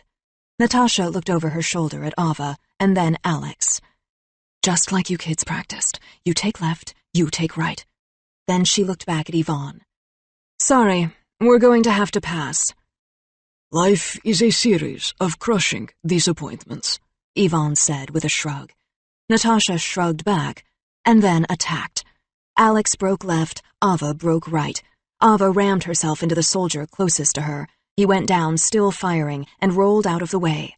Alex grabbed a gun off the soldier next to him and slammed it into his head, dropping him like a rock. Natasha launched herself at the remaining soldiers between her and the Opus platform. She landed boots first, with one in the gut of each of two soldiers. While multiple rounds discharged past her head on either side, she kicked her legs up and free, landing on her feet just in time to kick a boot into the knees of the two thugs at the base of the ladder that led up to the platform. I'm the distraction. Ava and Alex will be fine. They'll use me to get clear and get to cover. That's the play. That's what we practiced. She drew as much fire as she could, moving closer and closer to the gleaming steel device encased on the platform. Now she could see it was wired into a massive network of power cores, just as it had been back in the warehouse 8 years ago. It still had the vague look of some kind of horrible sea monster, a giant octopus with a tentacle in every ship.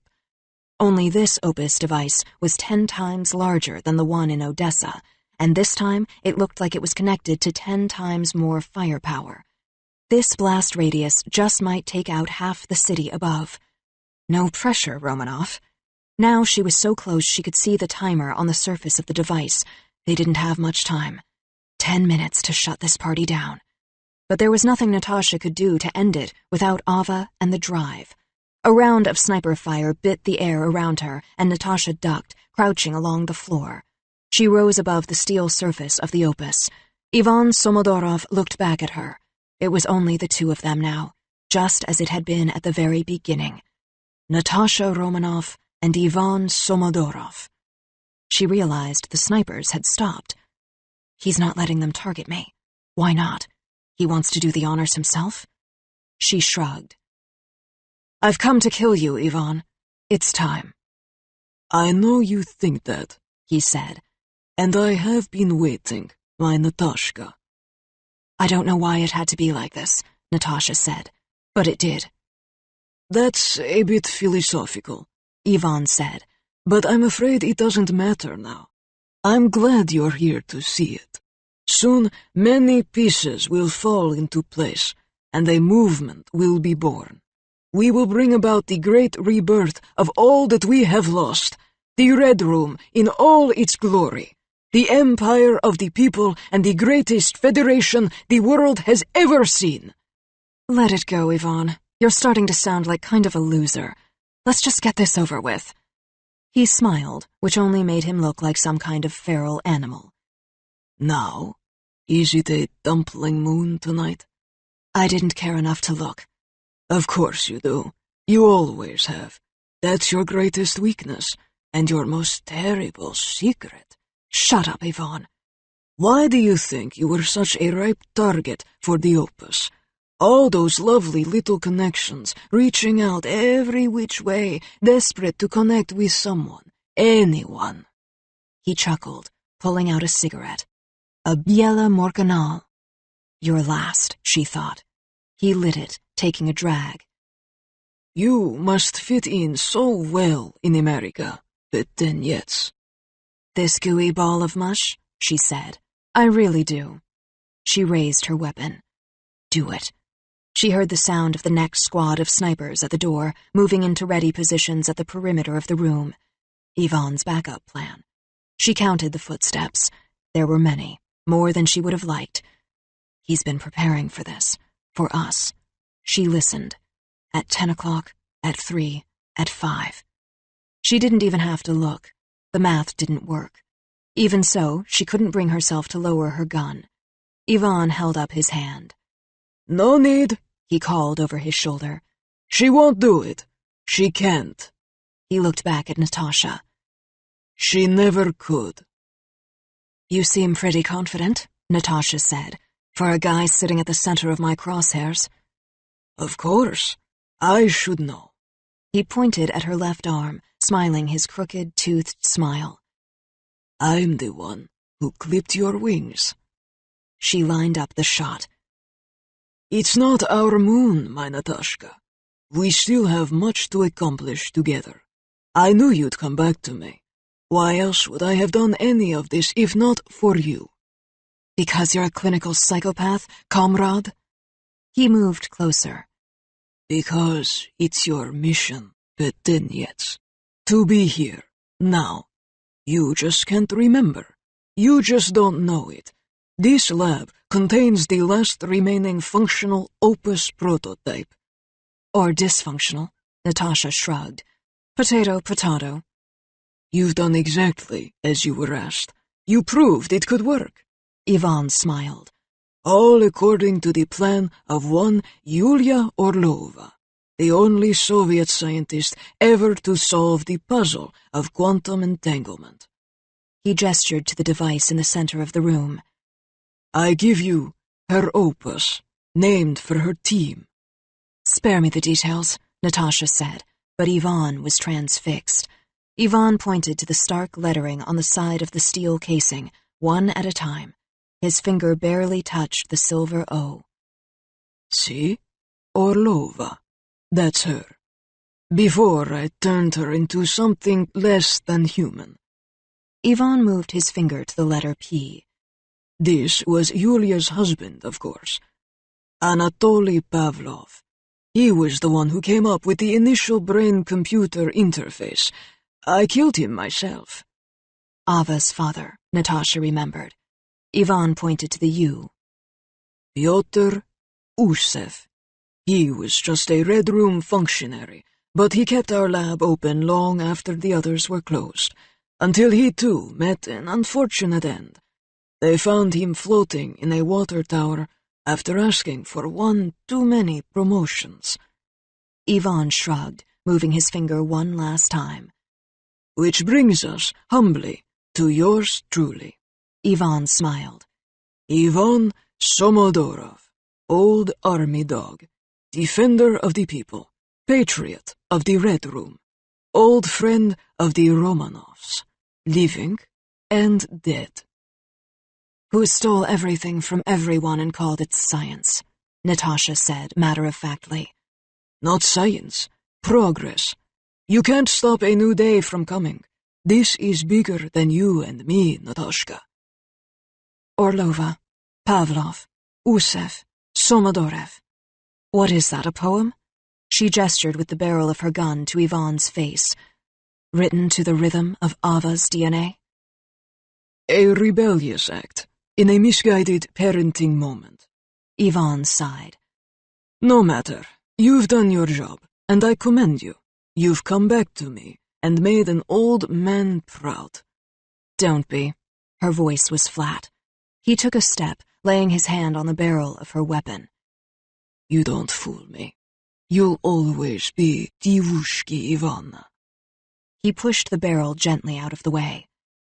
It's been a long time coming, but you've been waiting, and I'm touched. I'm not quite done, Natasha said. There's one more thing I have to do. Also for my Divushki Ivana. He raised an eyebrow.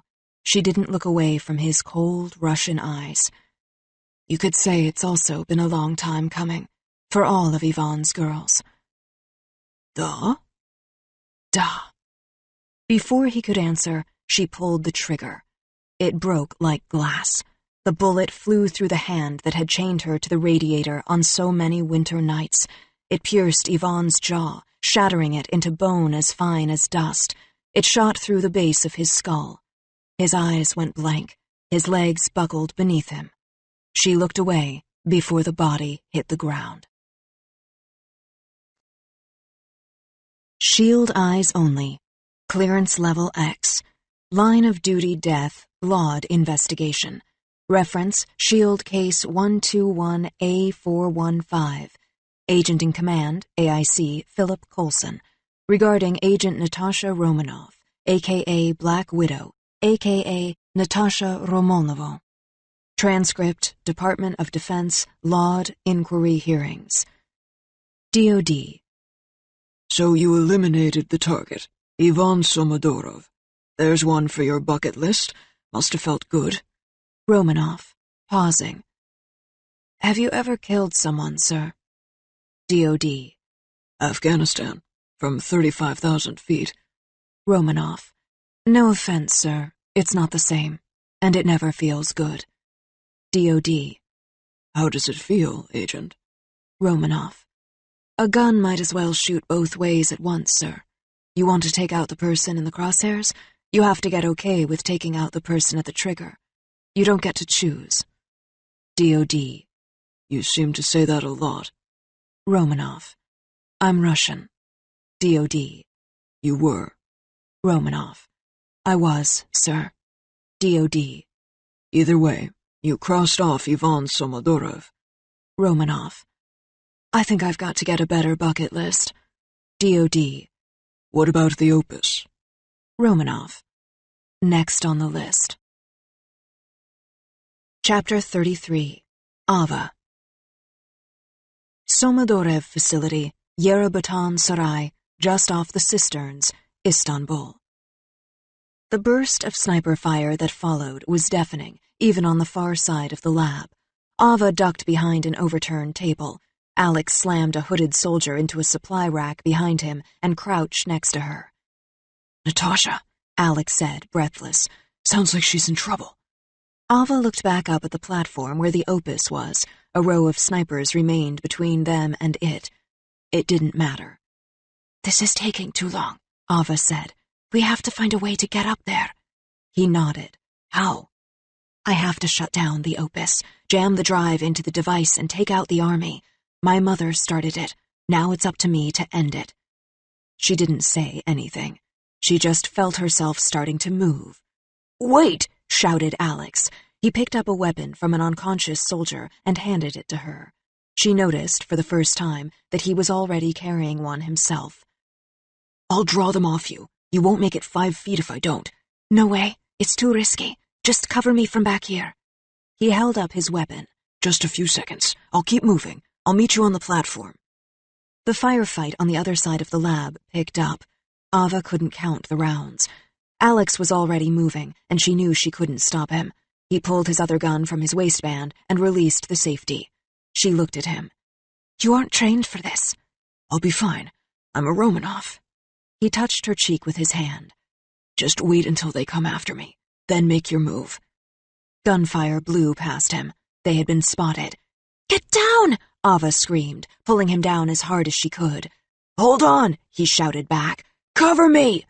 With all the strength he had, he flung himself at the platform, diving headfirst into the line of fire, hurling himself into the smoke and chaos. Moments later, he was shouting to her. Now! She bolted toward the platform. She could just make out Natasha at the end of the room, her back pushed up against the far side of the raised steel scaffolding. She was outnumbered, but that had never stopped her before, Ava knew. Half the room was on fire. A few meters away, the central Opus device was sparking and smoking. Only so much could survive the barrage of ammo this room had seen.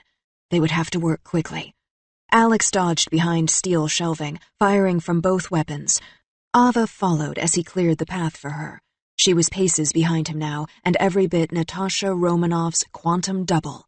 Stay low, move quickly, head down, don't make eye contact, stealth is speed and motion.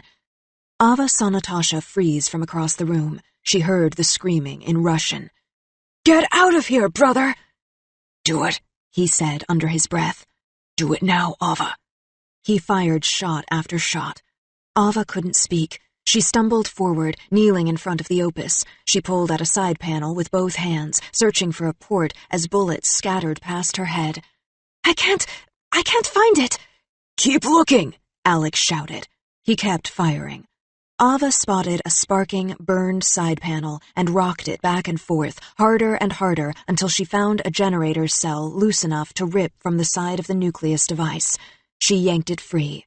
A bolt of electricity shot through her, and she saw the cabling dragging loose behind it. She dropped it to the ground. It burned as if it had been on fire. It's too damaged. I can't even see where I would put the drive. Think. You're not just Ava Orlova. You have your mother's code and Natasha's memories. Alexei's heart. They're fighting with you and for you. Find a way to make this work. She stared at the mass of wiring in the body of the Opus device. It's a circuit. Complex, but essentially a circuit, connecting to a CPU. You should be able to hack it. Natasha should. She pulled a thick red wire from the mass, then a blue one, bit off the ends of each with her mouth, and twisted bits of wire from each end together. Then she reached deep into the center of the machine and pulled out its brain. A motherboard the size of a shoebox. There. I should be able to connect the drive if I can just rewire that one section. It sparked in her hands, and a web of blue electricity spread across the entire device. It was all she could do not to drop it. She looked up. The whole thing is live, Alex. This whole place could blow at any minute. Alex had seen it too. You have to keep going, he shouted. Just then, his arm jerked as a bullet grazed him, and he dropped his gun. Ava screamed. She heard another gunshot and picked up her gun and fired in the direction of the shooter. A sniper in the distance still targeted Alex. Ava could see the red light trained on his chest. Alexei! She screamed. Alex, don't! The shot rang out and found its target, but it wasn't Alexei Romanov's chest. It was the sparking power cell, the one she'd ripped from the side of the device itself. His hands were black and burned from even touching it, but that didn't stop him. "Who needs a blade?" Alex shouted. "If you want me, try to take me!" Ava knew what he was saying from the way he swung his weapon, cocking his neck and batting at bullets the way a giant bear might a lazy bee, until he crumbled next to her, right at her side. Ava screamed, "Alex, no!" Alex rolled to his back, opening his eyes. He forced the words out. "Fidelity." Do it. Bullets riddled the device around her, and she ducked to the ground. Blood was seeping from Alex's wounds to the stone floor beneath him. Natasha appeared next to her. She didn't hesitate, grabbing the sparking power cell from Alex's hands. She looked at Ava. "Kabul, remember?" Ava nodded. It wasn't just the name of a city in Afghanistan. It was an operation, an infamous one. She knew exactly what Natasha was thinking. Then she looked from Alex back to the Opus. "Hurry." Natasha sprinted through the doorway of the lab, dodging bullets, dragging the live cables after her. When she reached the edge of the raised wooden walkway, she stopped. The sight was grim.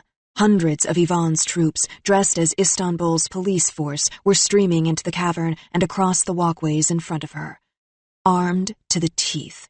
She raised the surging mass of wiring and steel high over her head, kicking off the sniper who now tried to crawl up from the water beneath her. Natasha cracked the power cell over the hired gun's head, and the guy sank back into the water, but not before she shoved the burning generator cell in after him. A blue-white shock wave smashed through the cistern, leaping up off the surface of the water as if the liquid itself was burning. That's the smell. Burning. The cistern is burning. Even the water is on fire. The screams of the gunmen still trapped in the water were furious. They wouldn't be dead, but they wouldn't necessarily be conscious either.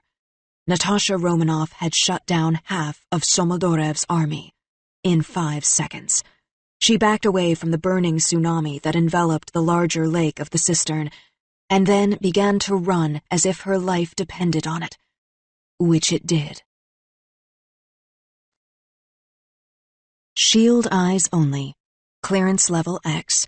Line of duty death, Laud investigation. Reference, Shield Case 121A415. Agent in Command, AIC Philip Coulson. Regarding Agent Natasha Romanoff, a.k.a. Black Widow, a.k.a. Natasha Romonovo. Transcript, Department of Defense, Laud Inquiry Hearings. DOD. "What then?" Romanoff. Turn off the tape. DOD. "I never turn off the tape." Romanoff. Sir. DOD. "Keep talking." Romanoff. This isn't about you, and this isn't about the United States. This is where your part of the story ends. DOD.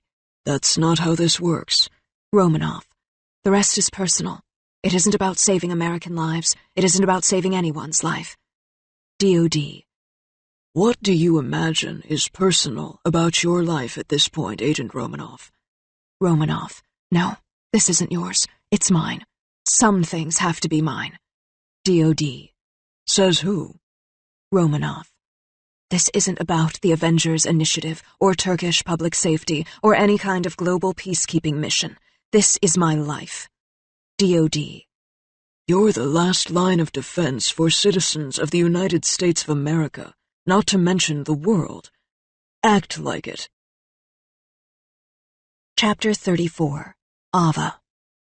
Somodorov Facility, Yerebatan Saray, just off the cisterns, Istanbul. Ava gripped Alex's hand tightly in her own. His skin was pale and clammy, and she squeezed it again and again. "Stay with me, Alex. We're getting close now." He nodded, but didn't open his eyes. She turned her attention back to the device in front of her. The Opus was practically glowing. Bright bursts of energy seemed to pulse from inside the massive nest of wiring. "It's going. I think I've got it working again. I should be able to short it out now." It was time. She fumbled for the black drive in her pocket. It was all she needed now, the last step to disable Yvonne's nightmare project. At least it was supposed to be. as long as the code Natasha had written was working. She looked over at Alex, who she'd rolled over to one side so as to stop the bleeding from his right arm and leg. She still had her own hand pressed against his left arm. It's time, isn't it? Alex's eyes blinked open. She nodded. It'll work, he said. What if it doesn't? Then we'll just do this all over again. He tried to smile, but instead he winced. Go on, do it. 10 seconds, she said. She studied the motherboard. She could wedge the drive directly in there. 5. What are you, chicken? His eyes were closed, his voice weak. She knew he needed to get home before he lost more blood. At least I'm not a brat, she said, staring at the machine in front of her. 3, 2, 1, now. She slammed the drive into the loose motherboard and connected the last sparking wire to complete the circuit. There. She closed her eyes and ducked next to Alex. His lips formed into a smile. It was the last thing she could feel against her cheek. Molodets. Good job, kid. Then the world exploded around her, around them, into millions and millions of shrapnel-sized pieces of their past, Ava's and Alex's and Natasha Romanov's, Yulia Orlova's, and Anatoly Pavlov's, and Pyotr Usev's, and especially Ivan Somodorev's.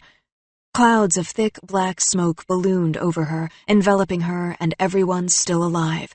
It raced through the cistern cavern, erupting up through the tunnels and exploding out every entrance. A baptism, she thought, only with smoke and fire and death and destruction, and without the church. The biggest of big bangs, only the kind that comes at the end of the universe, not the beginning. Ava could feel herself losing consciousness, the power draining from her. The vivid ghosting of Natasha Romanov's eyes, beyond her own, was fading away. It was working. She was forgetting. Not all of it, but the part that didn't belong to her. Everything else she remembered. Maybe that was a last gift from my mother. The remembering. Ava shoved the bent, burned sheet of metal off her. The bottom of the panel had melted completely away.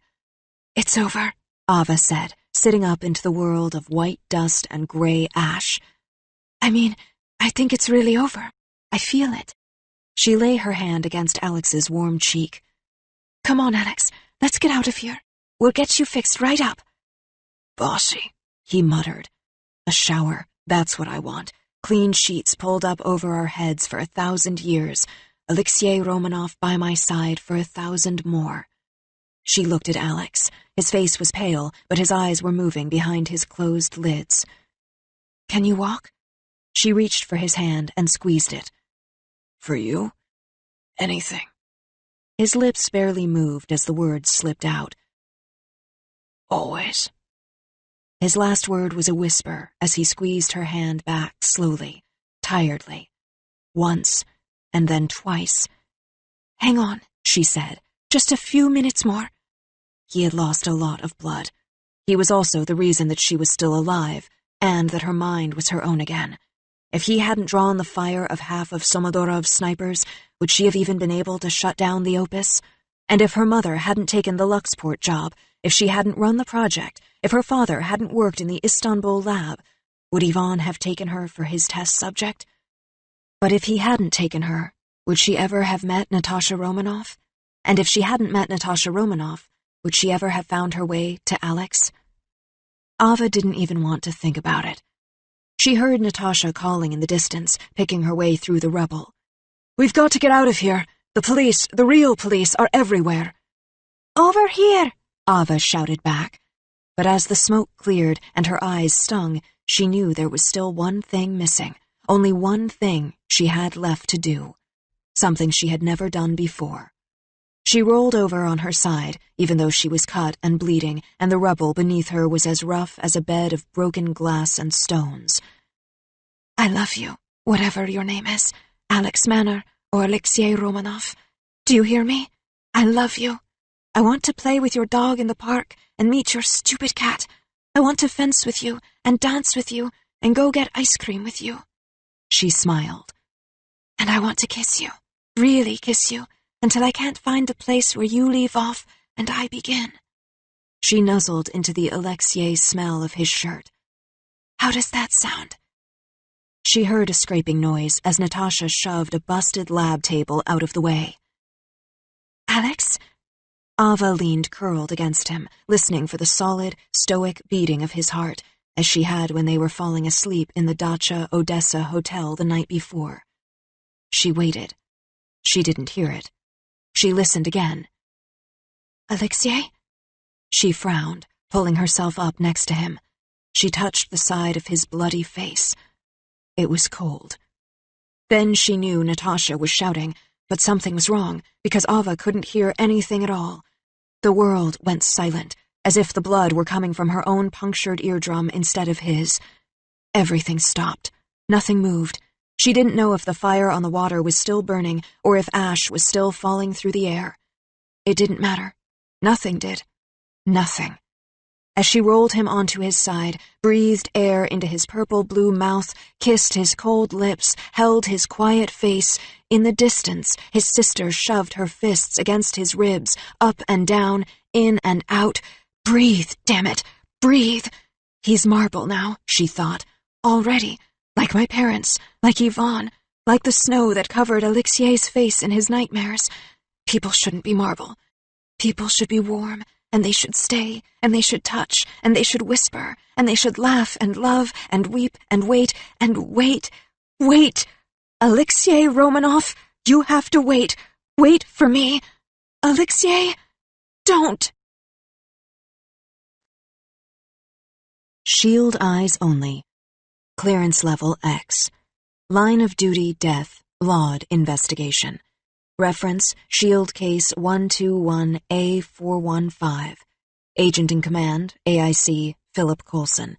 Regarding Agent Natasha Romanov, a.k.a. Black Widow, a.k.a. Natasha Romanova. Transcript, Department of Defense, Laud Inquiry Hearings. Evidence Log. As received from Shield Turkish Bureau, Istanbul Field Office. Opus Tech remains charred, recovered, crated. To be dispatched to secure Shield holding facility for further research and development. Note, all active output/input from device has been disconnected. Device has been deactivated and rendered inert. Test subjects previously affected by Opus Tech have been restored to previous mental conditioning. Classified information has been determined not at risk. Romanov_N. Chapter 35. Natasha. Shield transport somewhere over the Mediterranean. No! I'm not going! Ava was screaming in the cargo hold of the Shield plane. Coulson's plane. Natasha couldn't think, let alone fly. Ava pounded on the sealed metal door until her hand began to turn purple. Let me off! We can't leave him here! We have to wait! Alex is going to come back!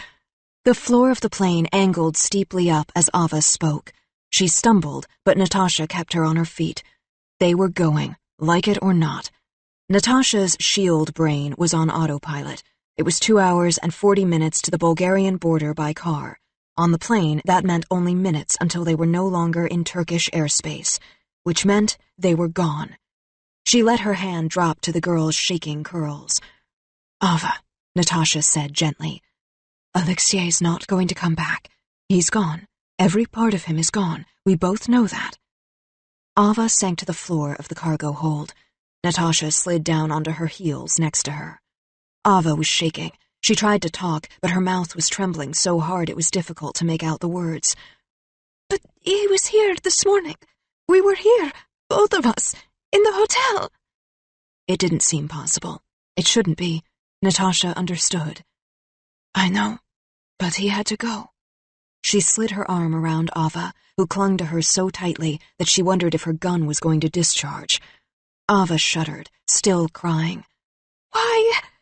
Natasha focused her eyes on the window, willing them not to blur. I don't know. Why does everyone leave? Why is it always only us? The words were almost unintelligible. Natasha found she couldn't look at Ava. She couldn't look anywhere but at the far wall. She didn't know what would happen if she let herself look away. She tried to push everything she was feeling onto the solid blankness of the wall. I don't know that either. It's not fair, Ava said. Her voice was hoarse. Natasha took a deep breath. It's not. Don't let go, Ava said quietly. I won't, Natasha said. She looked up at the ceiling now. She was afraid the steel wall alone wasn't strong enough to hold everything she felt. As she turned her eyes upward, she felt the burning weight begin to collect along her lashes. No, not yet. Not for me. I don't get to cry now. But it only took a few seconds for the ceiling to become as heavy as the walls, and even Natasha's eyes were beginning to burn from the pressure. It was too much for anyone or anything to bear. When will it be my turn? When will I get to let go? Who will be holding me? Natasha Romanoff gave up. She let the ceiling and the walls come crashing down. She let everything break into 1,000 pieces around her. She let the world end. My brother is gone. My brother, the last of my family. They've won, and I've lost. My brother and myself. There is a part of me that will never come back now either. They stole him from me for years, and now he's really gone. Natasha closed her eyes and let the tears come. They ran down her face, her neck, her hair. They dripped down all the way to the top of Ava's head, cradled in her arms, but Ava was sobbing too hard to notice. And if she did, she wouldn't have cared. Shield eyes only. Clearance level X. Line of duty death laud investigation. Reference Shield Case 121A415. Agent in command, AIC Philip Coulson. Regarding Agent Natasha Romanoff, a.k.a. Black Widow, a.k.a. Natasha Romanova. Transcript, Department of Defense, Laud Inquiry Hearings. Death certificate, teen doe, deceased minor. Name, redacted. Age, redacted. Gender, redacted. Citizenship, redacted. City of birth, redacted. Date, redacted. Place, redacted. Time, redacted. Operation, redacted. Cause of death, redacted. Redacted. Chapter 36. Ava. Montclair All Saints Church, suburban Montclair, New Jersey. The Montclair High School Orchestra played Tchaikovsky at the funeral. Swan Lake. Alex Manner's mother, or at least the veteran SHIELD field agent playing the part of Alex Manner's mother, could not stop crying. Her face was buried inside her handkerchief for the better part of an hour. She was not wearing a cat sweatshirt today. It was convincing, whoever she was. Ava had to give her that. Perhaps even an operative could become attached. Given that this was Alex, the tears were quite possibly real. He made people like him. That was one of his charms. Just as his sister knows how to push them away. Ava looked down the pews, willing herself not to cry. Even behind her borrowed sunglasses, she still refused to do it. Not in front of these people. These strangers. The church was crammed with high school students, the same faces Ava had seen laughing in her dreams. It was strange to see them crying. It was only Alex's friend, Alex's best friend, Dante, who seemed strangely together. He sat in front of the casket, along with 5 nameless, faceless boys Ava had only seen at the fencing tournament. He never moved his arm from around his little sister's shaking shoulders. That's Sophie. Alex said her name was Sophie. Ava sat in the back pew next to Natasha, who was incognito in a smooth blonde wig and giant black glasses that made her look like some kind of jet-lagged Parisian model. Coulson, on her other side, always just looked like Coulson. He didn't seem to be able to help it. Tony Stark had reluctantly stayed home, but then there would have been no way to explain the presence of Tony Stark at a random teen's funeral in suburban New Jersey. Steve Rogers sent flowers in the shape of the American flag out of respect for Natasha. So had Pepper Potts. Bruce Banner, the last of the Avengers, had sent only a note in a small white envelope. Natasha still clutched it in her hand. Ava stared at the paper program in her hands, the one with the picture of Alexei in his fencing jacket, holding a blade. He looked like himself, cocky and funny and full of attitude and life. She touched the white streak in the photograph, his blade. His old fencing bag sat unused in Natasha's apartment now. Natasha had given his gear to Ava. Even she couldn't bear to throw it away. Ava herself didn't know how or when she would ever be able to open the bag again. Maybe never. Her breath caught in her throat. Suddenly, she found herself on her feet. She had to get out of there. She slid out to the aisle and disappeared into the parking lot of the church, where she found herself staring in horror at a waiting hearse. Alexei's hearse. The one that would take him to the cemetery, to his grave, his real grave, where he would stay forever. No, that's not real. That can't be real. Ava sank to the curb and let the tears finally begin to fall. She pulled off her sunglasses, finally letting her eyes adjust to the light. Behind her tears, she could feel the now familiar burning sensation, just as she had ever since Istanbul. She knew what she looked like, regular old Ava, except impossibly changed. Everything was different, and not just her broken heart. Her pupils sparked with a pulse of blue light that she couldn't explain ever since the opus had detonated. And that wasn't the only change. You're gone, Alexei. You left me, and now I'm alone with all this. It's not fair. Ava didn't know what any of it meant, and she didn't know how she was going to face it, whatever it was, without him. She only knew she had to try, for both of them. You never think anyone you actually know will be writing in one of those things, do you? It was a friendly voice, a stranger's. Ava hurriedly wiped her eyes, startled. She looked up to see Dante Cruz sitting on the curb next to her. His dress shirt was rolled up at the sleeves, his jacket was off, his eyes were red. He had been crying. When he saw her face, he looked as surprised as she did. It's you, Dante said. What are you doing here? What? Ava was flustered. She tried to compose herself, but her heart was pounding. She had nothing to say to Alex's friends, especially not this one. Not in real life. I never got to be in his real life. I'm Alex's friend Dante Cruz, and you're the girl from Philly, the one Alex was crushing on at the tournament, Dante said. Of course. That's all he knows. She was relieved. She was heartbroken. I'm Ava Orlova, and I don't know what you're talking about. No, you do. I recognize you. You were the one staring at Alex, the last time I ever saw my best friend. Ava didn't know what to say. I told the police about you when he disappeared. I tried to get them to look for you. I even described your face to a sketch artist at the precinct. Nobody turned up a clue. It wasn't me. Then why are you here? Alexei and I were friends. I'll miss him too. Dante looked skeptical. Alex. His name is Alex. You could at least get his name right. Dante sounded annoyed, and it caught Ava off guard. He looked at her. When he did, he seemed every bit the son of a police captain. His eyes were dark, and the look on his face seemed to demand the truth. Fine, all right, Ava shivered. I might have been there in Philly. But he had already known, and he didn't need for her to tell him. Now he just shook his head. Ava shivered. Just tell me one thing, Ava. If you hadn't come for him at the tournament, if you hadn't caught his eye, would my best friend still be alive? Ava couldn't answer him. She couldn't say it. She couldn't face it. Not to Dante Cruz, of all people. He was more a part of Alex's own family than even Natasha herself had ever been. The tears burned their way to the front of her eyes again. You know it's my fault. Of course it's my fault.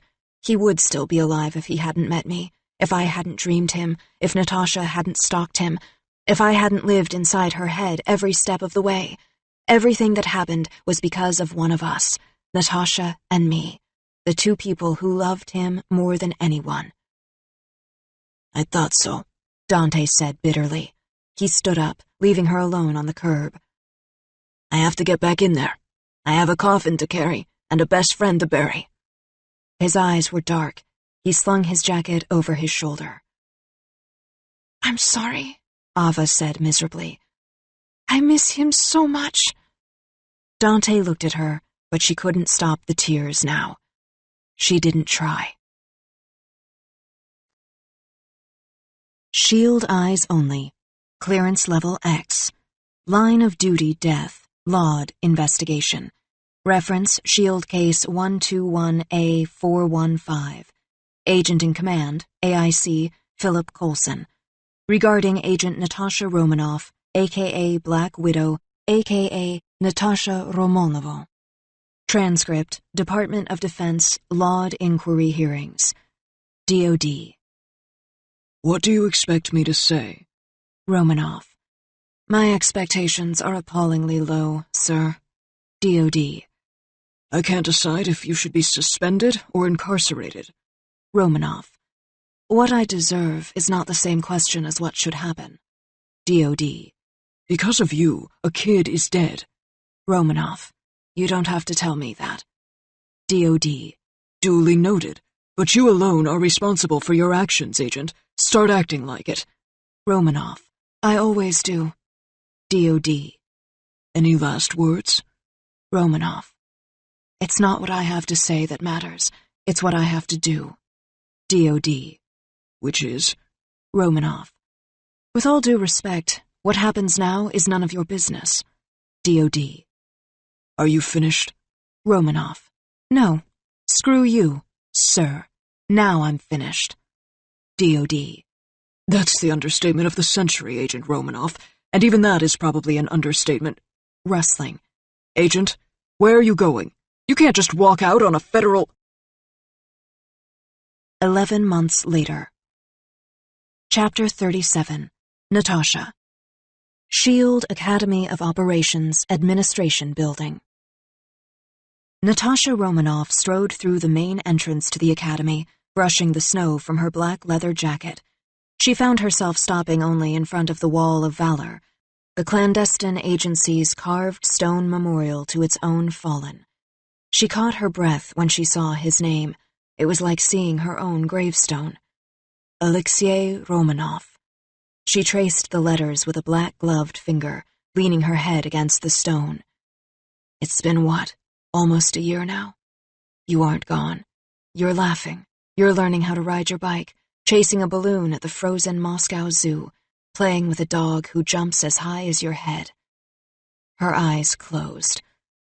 Did any of it happen like that? Our childhood? Was any of it real, outside of the Red Room? Will I ever know? What have they left me of my own? And what of theirs is still buried deep in my mind? Surprised? Coulson spoke up from behind her. Natasha opened her eyes, startled. She jerked her head away from the wall. I wasn't expecting it. He wasn't an agent. Not yet.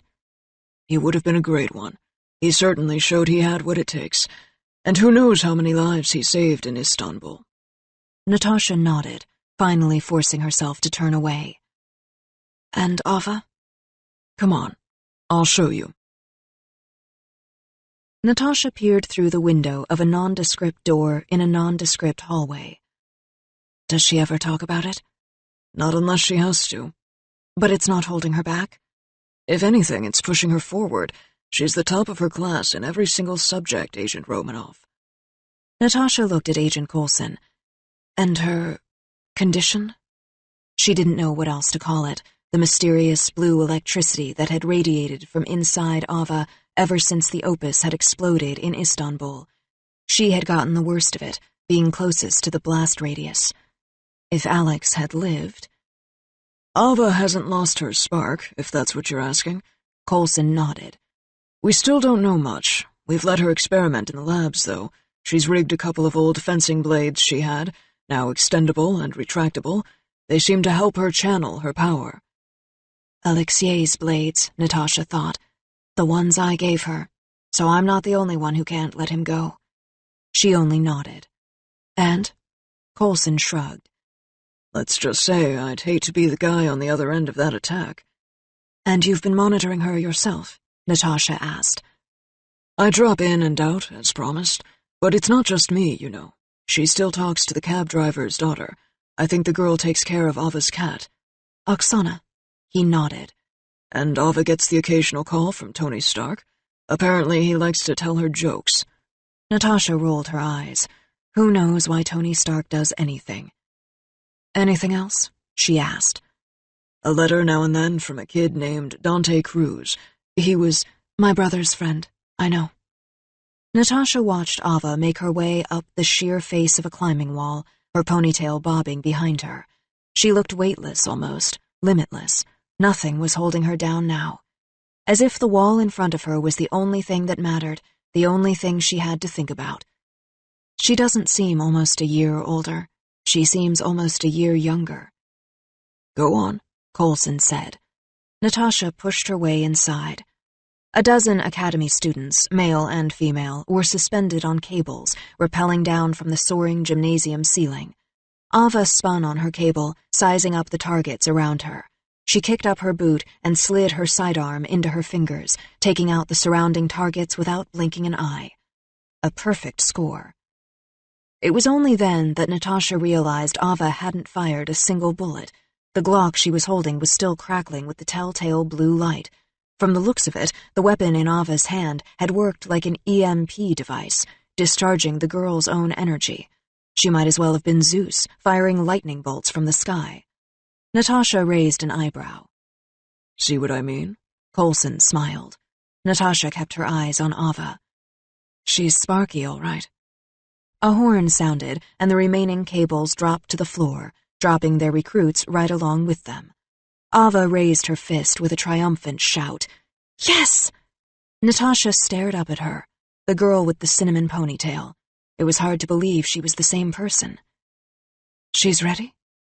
She's something, Coulson said. It's only been 11 months, but like I said, top of her class. And the nightmares? A little better. Not gone, though. She needs a family, Agent Romanoff. A support team. Something more than a friend. Maybe you could help? I don't have any family, Natasha said automatically. Ava didn't notice Natasha standing there until the other students began to whisper excitedly. Natasha Romanoff was the Black Widow, and at S.H.I.E.L.D.'s academies, the Avengers were more than celebrities. They were heroes. Ava looked over and caught her eye. Something close to a smile crept to her lips. Then she kicked off from the cable, flipping forward, rotating 360 degrees, just as she had off the bridge in Philly. Only this time without Alex. Natasha watched from the ground. The moment wasn't lost on her. Neither was the message. I'm here. I've got this. I know what I'm doing. I'm not a child anymore. That girl is gone. As Ava dropped to the ground in front of the agents, her not-quite-regulation academy jacket came into view. It was white Kevlar, long-sleeved, high-collared, and form-fitting. From the looks of it, it was an old fencing jacket, taken apart and re-sewn to fit like a glove. When Ava turned to pick up her water bottle, Natasha felt her heart stop. It wasn't just any jacket she was wearing. It was Alexier's. Faded regulation lettering still spelled out the name Manor across Ava's back. As the girl crossed the floor toward her, Natasha saw the familiar design hand-stitched and brightly emblazoned across her chest. 2 red hourglass shapes that crossed, forming 4 bright red triangles that met together in the middle. Natasha smiled, pointing at the red symbol. So, Red Widow, eh? How's the name sticking? Ava shrugged. I'm giving it some time. Yeah?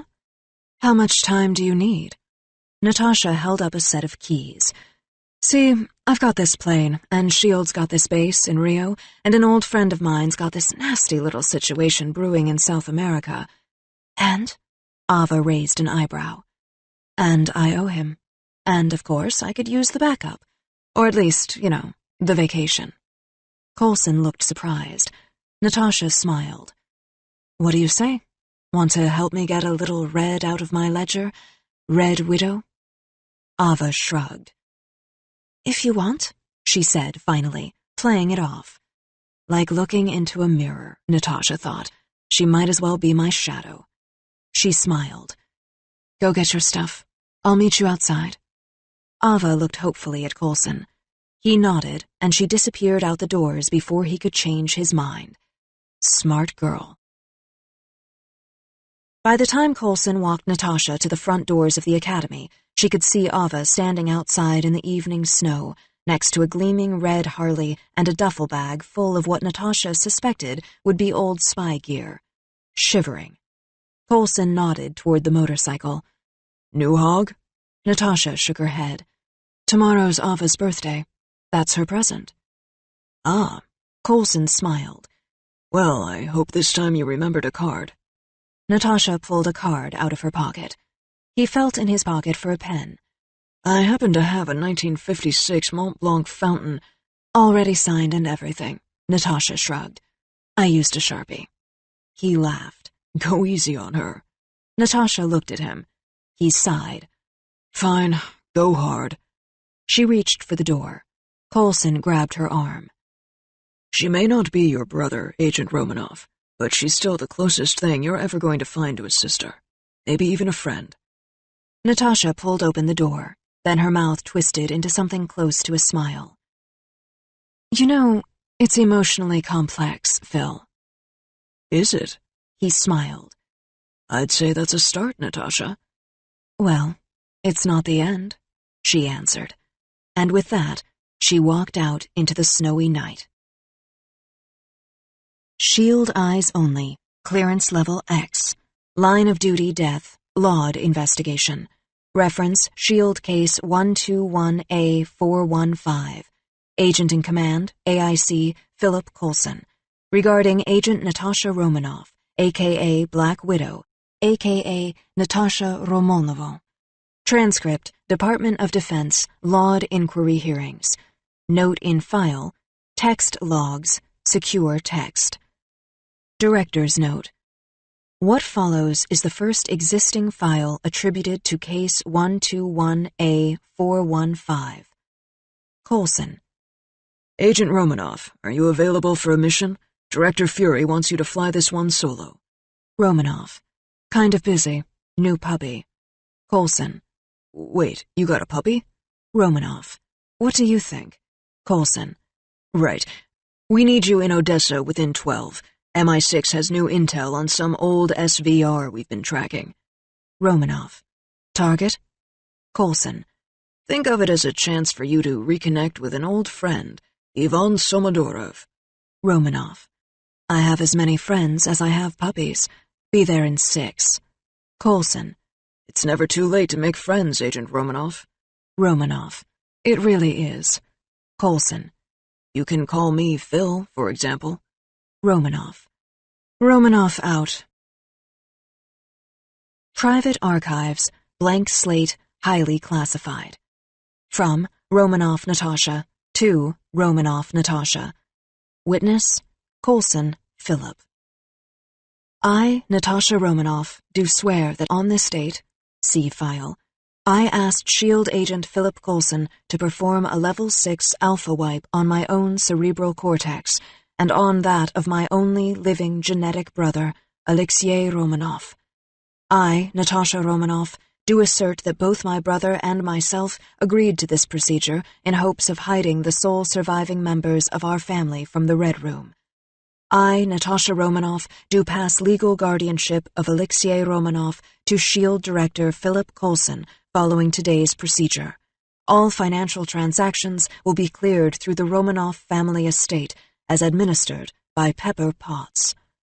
I, Natasha Romanoff, do affirm that I facilitated the procedure via practices adopted during my Red Room training in Black Widow Ops. I, Natasha Romanoff, do also affirm that I swore Director Coulson and Ms. Potts to secrecy, even from myself. I, Natasha Romanoff, do affirm that this is my will and testament. So help me God. This concludes the reading of Marvel's Black Widow, Forever Red, by Margaret Stoll. Copyright 2015 by Marvel.